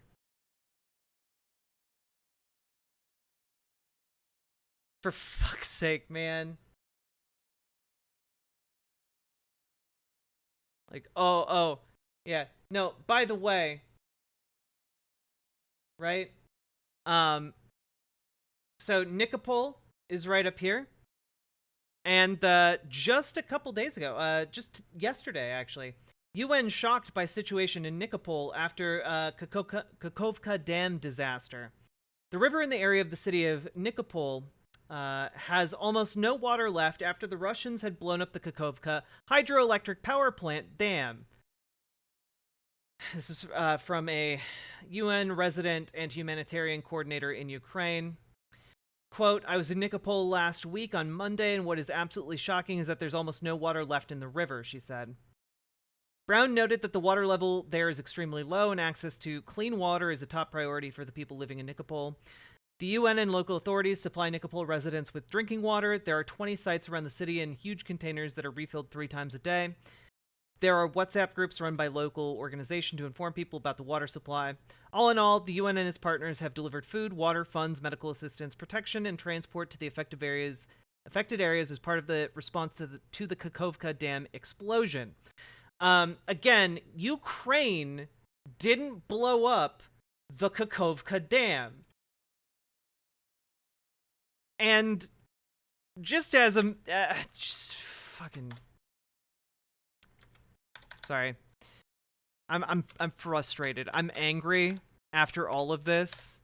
But, you know, we're going to take a quick look at this. You'll notice here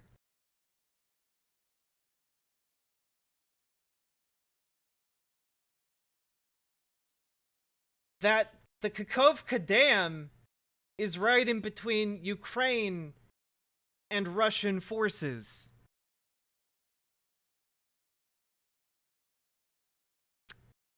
At least in territory that they control. And it's almost like Ukraine wouldn't blow up a dam that provides electricity and clean drinking water to major cities along the river. They wouldn't fuck over the entire city of Nikopol just to do minor damage to Russian encampments. Okay? This is ridiculous. This is silliness. This is silliness right here.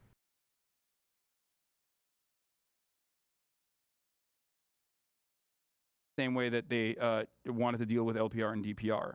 I wanted to clarify your position. Yes. Because it seems like there's a lot of confusion, so it's good to clarify.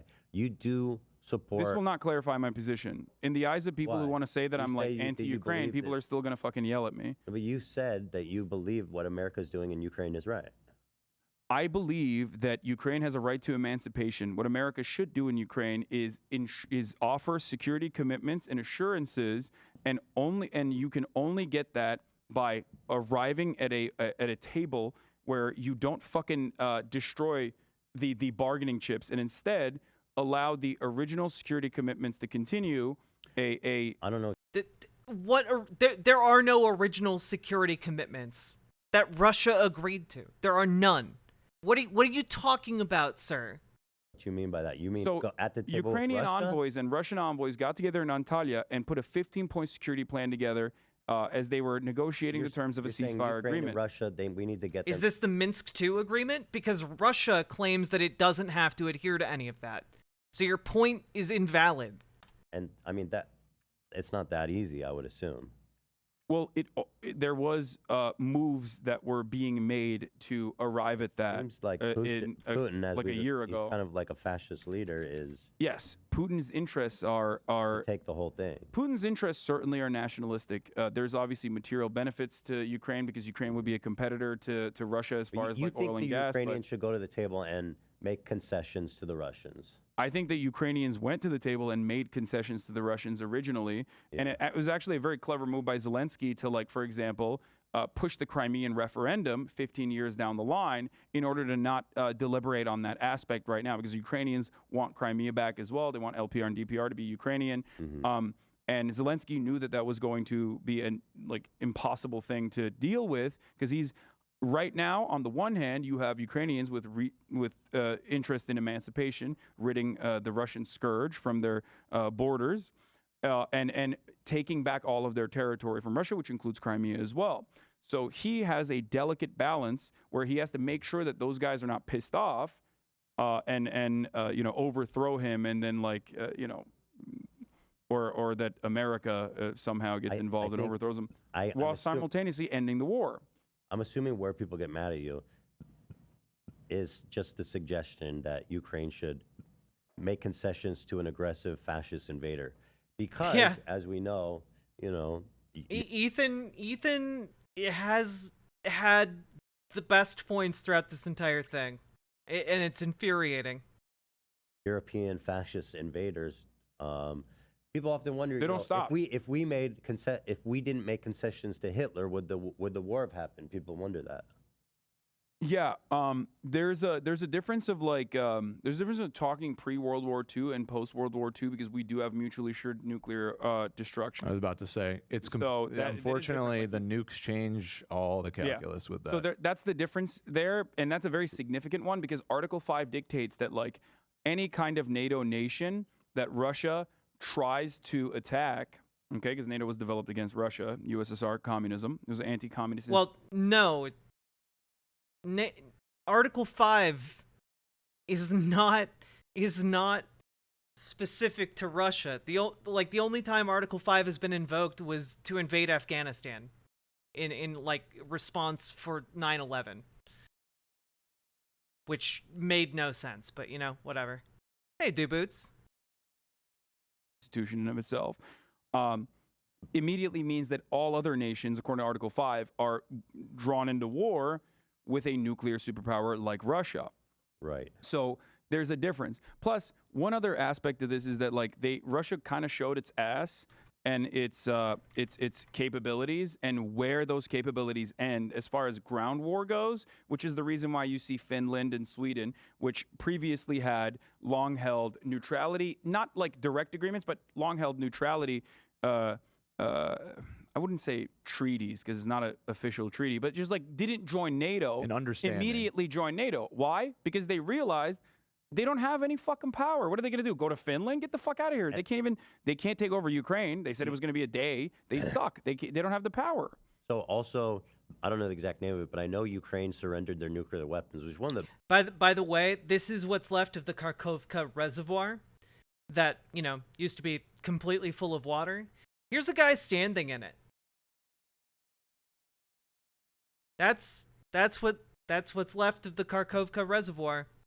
Yep, certainly seems like something Ukraine would want to do to itself for no tactical gain whatsoever.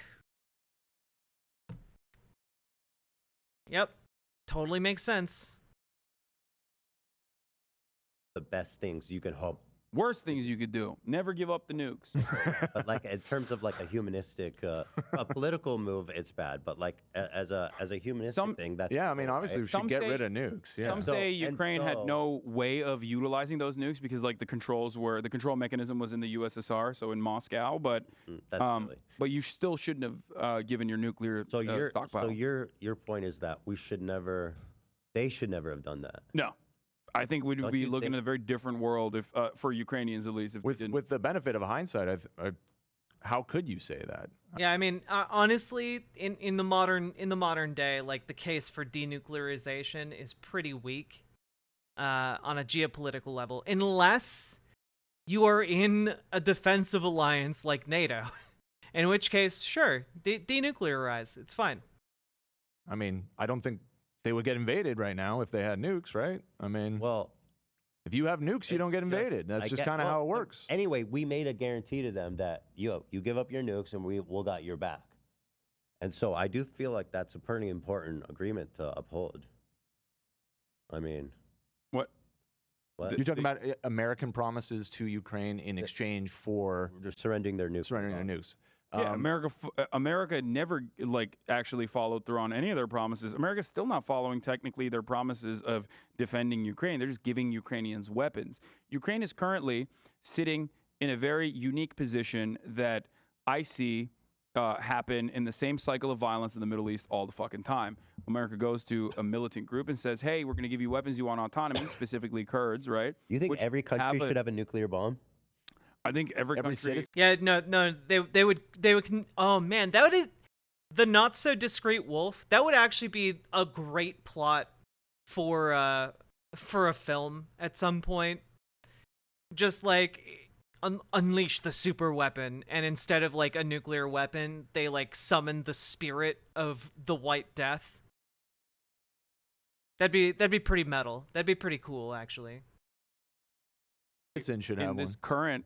Every citizen of America. Yeah, that's Tim Pool's. I think that's in the Tim current Pool's position. formation, if you have a nation state, you have to have a fucking nuke. Otherwise, America will come and fuck you up. So you think every nation should have a nuclear I think program? either every nation has a nuke or none of them have it. And I would obviously want none of the nations to have it. But less is which is why I better. was in support of the Iranian denuclearization. The spirit of the White Death.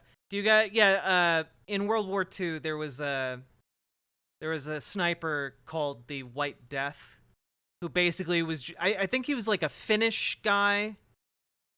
Who was just like, man, I really hate Nazis. And then he just like put on a snowsuit and like took a can of beans and then went out into the woods and basically made it his mission to single-handedly kill as many Nazis as he could. I think he wound up killing like 500 or 600 Nazis. It's pretty crazy. Agreement. I thought that was good, which, you know, Donald Trump fucked up.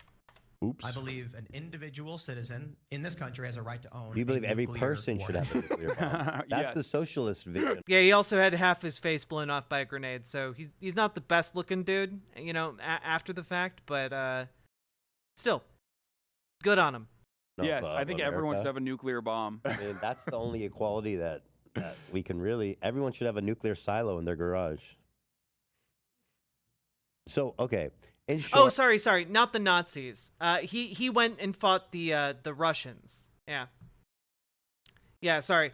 Russia during World War II invaded Finland, and he wasn't super happy about that. So he went and decided he'd have a little target practice, and killed over 500 Soviet soldiers. Jesus Christ. Cassifel, thank you very much for the subscribing. How you doing? Pretty awful. Yeah, World War II was not a great time. Oh, is both Nazis and Russians? He used a rifle with an iron sight. Yeah, he wasn't like using like the most advanced stuff by any means.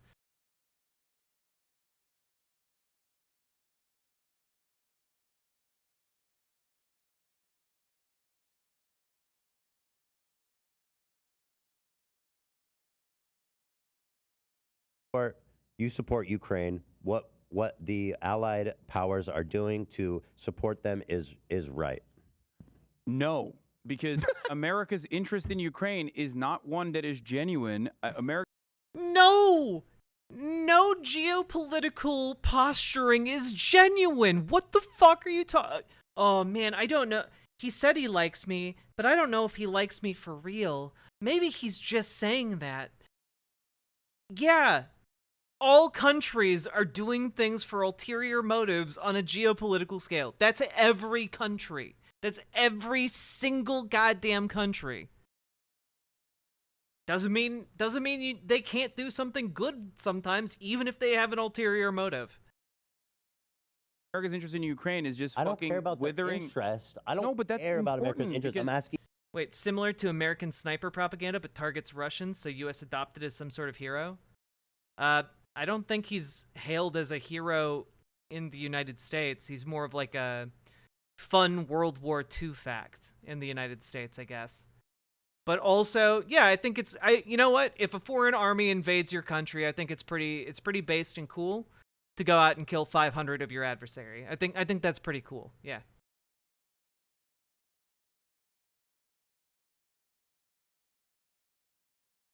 You know what? If there was a Viet Cong soldier who claimed to kill like 500 Americans, I think that's pretty cool too. Not for the Americans, obviously. But you know, we did kind of have our ass beat in Vietnam.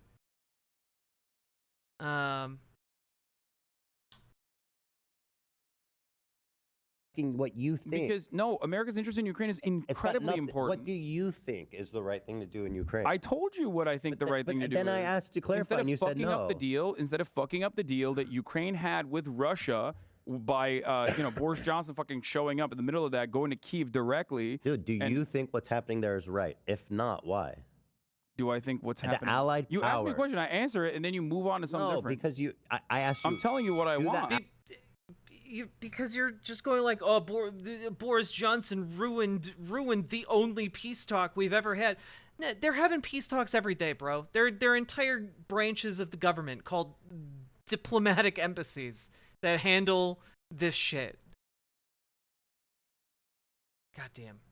Allied powers is what they're doing there right. You said no, but I just got done having this whole conversation where you said yeah. I think what the Allied powers are doing, as far as giving weapons to Ukraine with no end in sight, because they see it as a great way to fucking What do you mean with no end in sight? It's been happening for a year. They're currently entrenched. The Ukrainians are currently slowly making their way through the Russian lines. Ukraine has made it all the way in some places to the Russian trenches. What do you? I'm sorry. What did you want them to just Thanos snap the Russians out of the way? What are you talking about, bro? A great way to continue the harm done to a weak Russia that they can simultaneously claim is really fucking powerful is only going to continue this. War happens all the time everywhere. It's not conspiratorial crawl in the wall. It's just a thing that happens. It's always good business. War rather than try to fucking implement security commitments. We don't need to be conspiratorial about it. A unilateral agreement or a bilateral agreement where and not just fucking Russia and Ukraine, but bring China to the table and put an end, do a ceasefire and put an end to this war is infinitely better for Ukraine and Ukrainian development, Ukrainian economy, Ukrainian citizens not fucking dying senselessly under a artillery shelling campaign that's literally happening. Yeah, and why are the why are the Ukrainian citizens dying senselessly again? Is it because Ukraine invaded some country? Again? No, it's because Russia's invading them, is currently doing the invasion. Gotcha. You know what's really fucking insane about this? Russia is getting artillery shells from North Korea, and America is America's telling South Korea to give artillery shells to Ukraine. It's fucking nuts. Both sides are just fucking shelling each other. They need shells. But it's so stupid. Ukraine is now also using depleted uranium as well on its own fucking soil. Okay, that is going to have damaging implications. Yeah, well, you know what else has damaging implications? The Russians using spider mines all over the goddamn country. To the extent that, it's going to be 200 years and they're still going to be finding mines in Ukraine. It's currently the most mined country on Earth. For fuck's sake, man. Is that's going to have damaging. Helping Ukraine is good, but that Ukraine needs to be more willing to make concessions to not Russia. Just Ukraine. Allies need to be more willing to some in certain instances even push Ukraine to make understandable concessions. Like what? What do you want them to do? Because the last I checked at what the Russian demands were, it wasn't, oh, just give us Donbass. It was, oh, we want the unilateral surrender of Ukraine. You know what? Let's check what are Russia's demands for peace.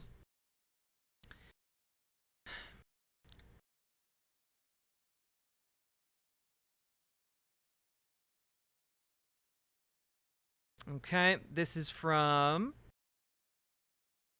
Well, we have a bunch of different demands. We have some from 2022. Do we have any from this year? Tools, anytime. Let's look at the past month.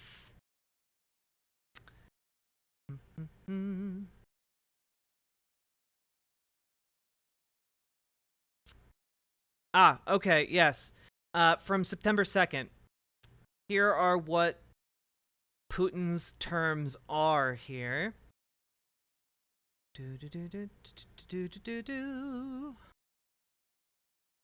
Find them here.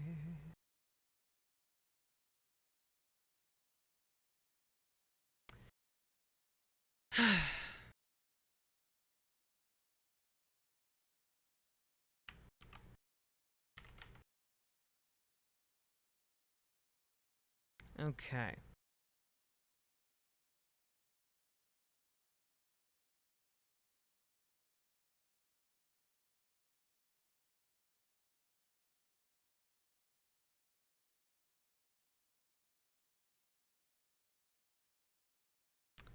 Let's see. Well, we'll just go over this real quick. Putin is waging a forever war. The West can't pull the plug on Ukraine now, by Simon Tisdale on The Guardian. Moscow won't stop short of subjugation of Kyiv. That's why the NATO allies must ignore talk of talks and start fighting to win. They still don't get it. Even after 18 months of horror in Ukraine, too many prominent politicians in the US and Europe appear unable or unwilling to grasp the existential threat that Vladimir Putin's Russia poses to all. They continue to assume this war, like other conflicts, will eventually end in negotiations. Yet the Kremlin demands nothing less than Kyiv's total capitulation, and that is not going to happen. Pressure for talks is gaining momentum as a military breakthrough eludes Ukraine's forces. At the front, frustration leads to escalation and an alarming geographical widening of the war. Last week, multiple drone attacks deep inside Russian territory violently dramatized this concern. Fear of nuclear confrontation, rising hunger in grain-starved poorer countries, and public war fatigue all fuel talk of talks. Nicolas Sarkozy, a former French president who should know better, is the latest to join the ranks of the most hard-right and hard-left French, German, and Italian politicians who want to kiss and make up with Putin. Parroting Russia's demands, Sarkozy said Ukraine must accept the permanent loss of Crimea and other occupied territory and be excluded from NATO and the EU. Russia and France should reestablish neighborly relations, he said. So again, what is being offered here is basically Ukraine completely surrendering its sovereignty and half of its territory. This is not a viable peace agreement. It is a deliberately it's a deliberate attempt to basically say we're going to keep invading you. It's specifically designed to be untenable, you know? Pressure in the U.S. to cut aid to Ukraine and force a peace settlement looks set to grow regardless of whether Joe Biden is reelected next year. If victorious, Putin-fan Donald Trump may impose a quick deal and pull the plug on Kyiv. After 40-nation talks held recently in Saudi Arabia, Josep Borrell, the EU foreign policy chief, said he's planning a high-level gathering on Ukraine, probably at the UN General Assembly later this month. But Borrell is not among those seeking to pressure Ukraine to stop fighting or give ground. Sounding pessimistic, he sharply criticized governments for failing to arm Kyiv earlier and better. When one decides to help a militarily invaded country, hesitating can be very costly, Borrell said. Had decisions been taken faster and with more anticipation on some of the weapon systems we ended up sending, then probably the war would have taken a different path, and in any case, we would have saved lives. The ears of Germany's foot-dragging chancellor, Olaf Scholz, among others, must be burning. All of this toing and froing presupposes, however, that Putin is willing to talk, a highly questionable assumption. With winter returning amid battlefield stalemate, and with swing elections in Europe and the US forthcoming, he probably thinks he has time on his side. Russian public opinion may also be shifting, not so much in favor of the war as against the shocking thought of defeat. Recent polling cited by Carnegie analyst Tatiana Stanovaya found the Ukraine drone attacks may be rallying Russians behind the Kremlin. The attacks did not in any way increase public desire for peace talks or a Russian withdrawal, Stanovaya wrote. If anything, the country is becoming more committed to the fight out of a desperate concern for its very survival. It's even worse than that, suggested Brookings analyst Konstanz Stelzenmüller in a complacency-shattering new essay, The Return of the Enemy.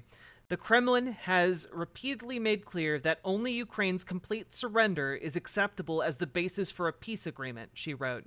The free democracies must now understand that they are dealing with a phenomenon they had believed to be historically obsolete. State rivals who see them as ideological enemies. In the age of convergence that followed the end of the Cold War, the idea of rival blocs fighting as mortal foes appeared redundant, Stellensmuller argued, but Putin and his ilk never accepted George H.W. Bush's New World Order. For Putin, the prosecution of a continuing anti-Western struggle is the war's wider context and purpose. Other factors render a meaningful peace process implausible. Any armistice freezing the status quo would reward Russian aggression, and most Ukrainians would rather perish first. A settlement lacking reparations or accountability for war crimes could never stick. Conceivably, Russia could be forced to conclude that the price of pursuing Ukraine's subjugation is unsustainably high by, for example, losing the support of key non-Western power like China, or if the so-called Global South turned away from it. But since neither scenario is likely, one stark conclusion appeared unavoidable. Helping Ukraine means helping it to win on the battlefield. Ending the war must be about ending Russia's imperial ambitions in this part of Europe, urged commentator Judy Dempsey. European governments cannot afford to accept the war in Ukraine as the new normal. They should rapidly increase military support to ensure Kyiv's victory. Yet Putin, implacable, impervious, homicidal, is not budging. Media frenzy over the Wagner mutiny showed just how frantic Western hopes that he will be toppled from within. But they were dashed. Now he's doubling down on his personal crusade, a geopolitical Russian renaissance, for which he will risk all. If a Ukrainian truce were somehow agreed, Putin would most likely treat it as a tactical pause, preceding his next onslaught. Western leaders, principally Biden, Emmanuel Macron, Scholz, and Rishi Sunak, must recognize this reality and finally start fighting to win. Here's what to do. Welcome Ukraine. No, this is fucking stupid. Welcome Ukraine into NATO and the EU without further delay. Offer security guarantees in safe sea lanes now, backed by NATO firepower, red lines, more arms, planes, and no-fly zones. Warn China, Iran, North Korea to back off, stop talking about talks, except there can be no peace with Russia until Russia unconditionally withdraws. Will the politicians get it at last? Let's hope so, because while Putin rules, there will be no quick way out, no middle path, no easily accessible diplomatic fudge. Ukraine must win, or we all lose. That's from September 2nd. So, yeah, no. NATO should by no means accept Ukraine into it until this is resolved. Yeah, no. Other than that, everything else was pretty much fundamentally correct, I believe. Russia does not want peace. Again, people who keep saying, oh, we need to pressure for peace, we need to pressure for peace. Sure, by all means, go for it. But I don't think we're going to get that from Putin, who has made it clear time and time again that really what they want is for Ukraine to fuck off and just surrender. Completely, utterly. Anything less than that is unacceptable.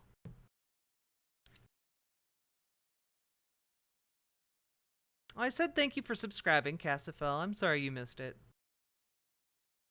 How do we know? He's fucking said it on state television, dude. That's how we know.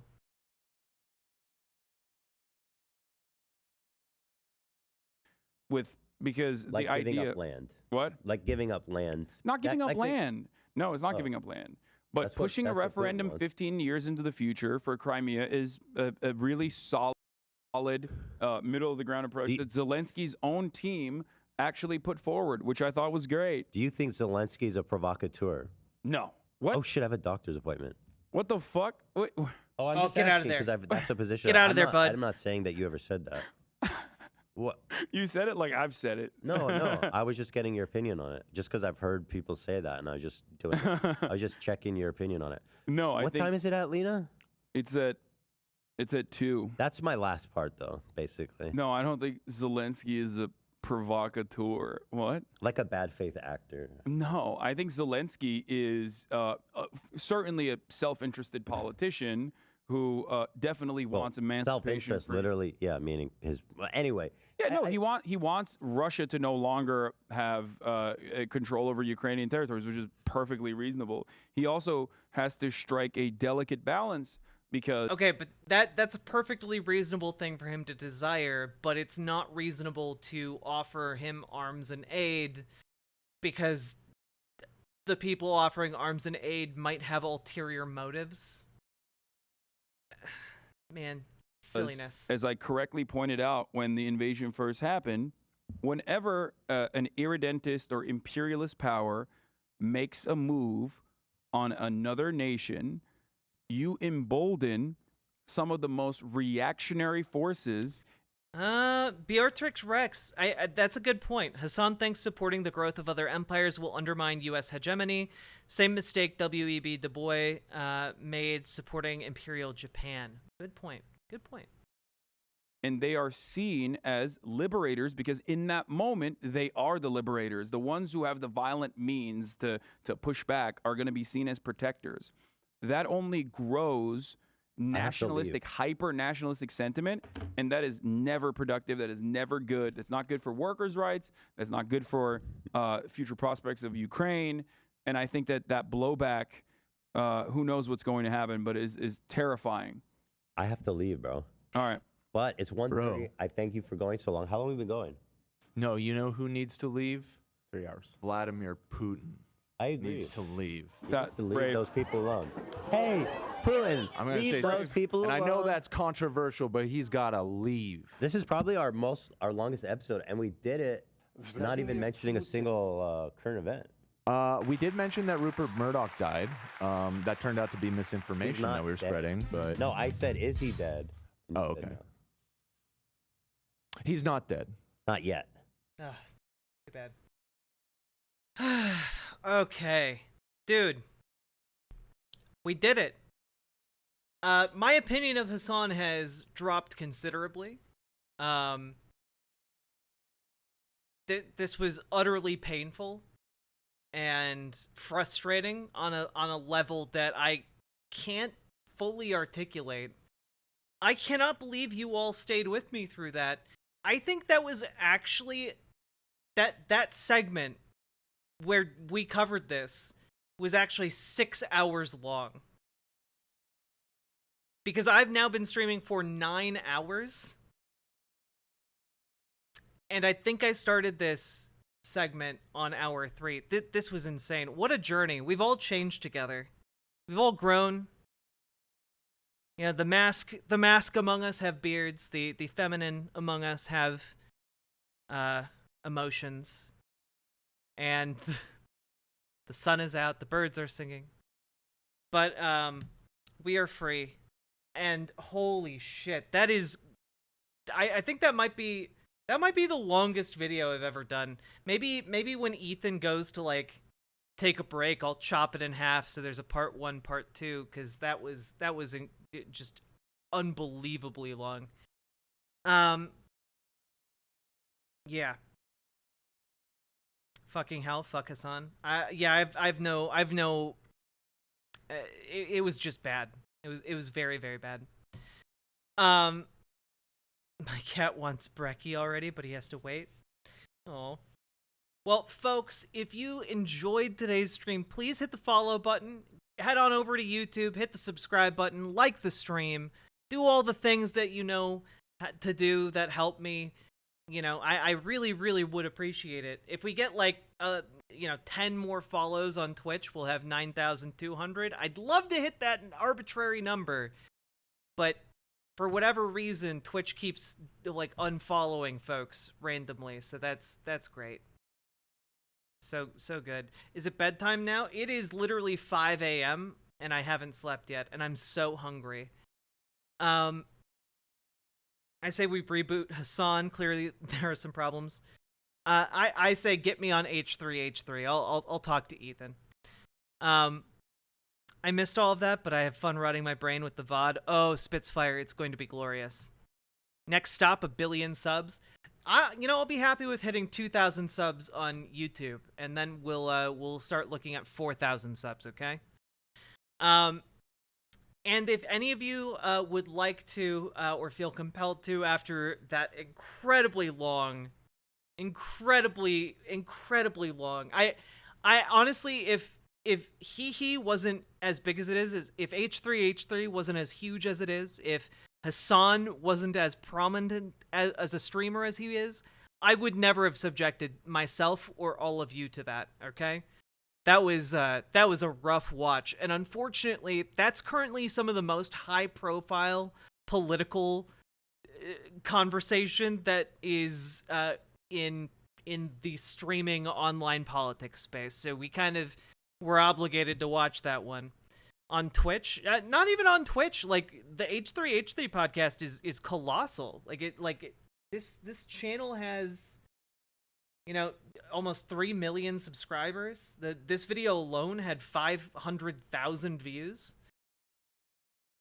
But if you've found any of that interesting, informative, fun, my commentary interesting, feel free to come on over, drop some subs or donos. I would very, very much appreciate that, because I am going to need a hospital bill after this, because my brain is just going to throttle my spinal cord in an effort to preserve itself after that.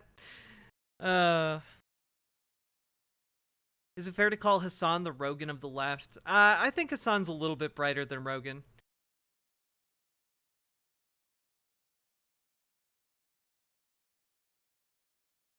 Oh, but don't let anyone tell you, you know what? I'm gonna say it.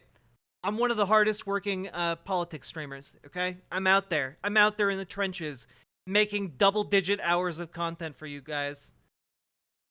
I'm out there moving and grooving, baby.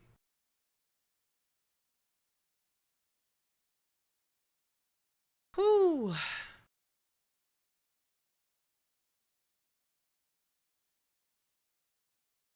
Hassan is clearly not well. Well, yeah, he's been infected by tanky brain. It's a terminal disease, unfortunately. Tanky brain, not even once. We should do a fundraiser. I will remember you, but will you remember me? Too much second thought, not enough first ones. True.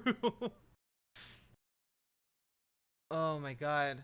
Can you believe I had other segments planned for today's stream? What a fool I was. What an absolute maroon.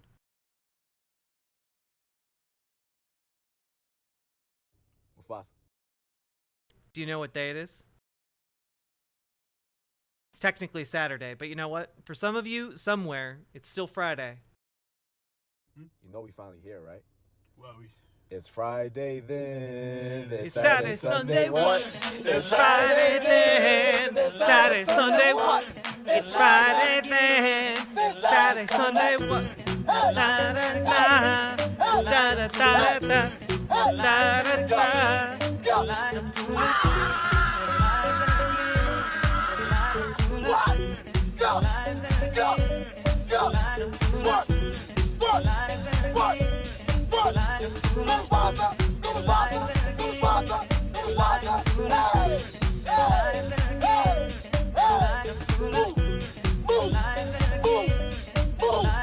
Let's go. What?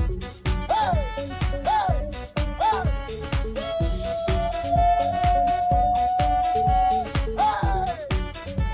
No, you did. That was fun.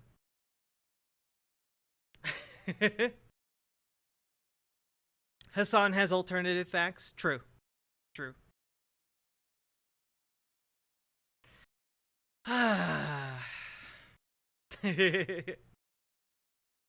Well, that was the perfect palate cleanser.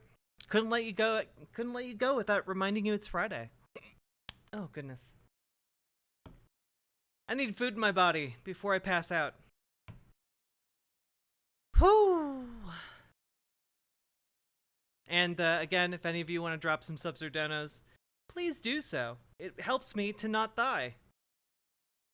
And you know what? We are going to... We're right into real Radham. How about that? Dude's just painting his minis and doing politics. And he's very, very chill to watch.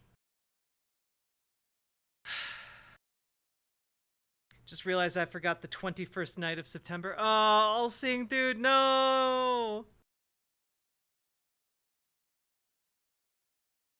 Do you remember 21st night of September?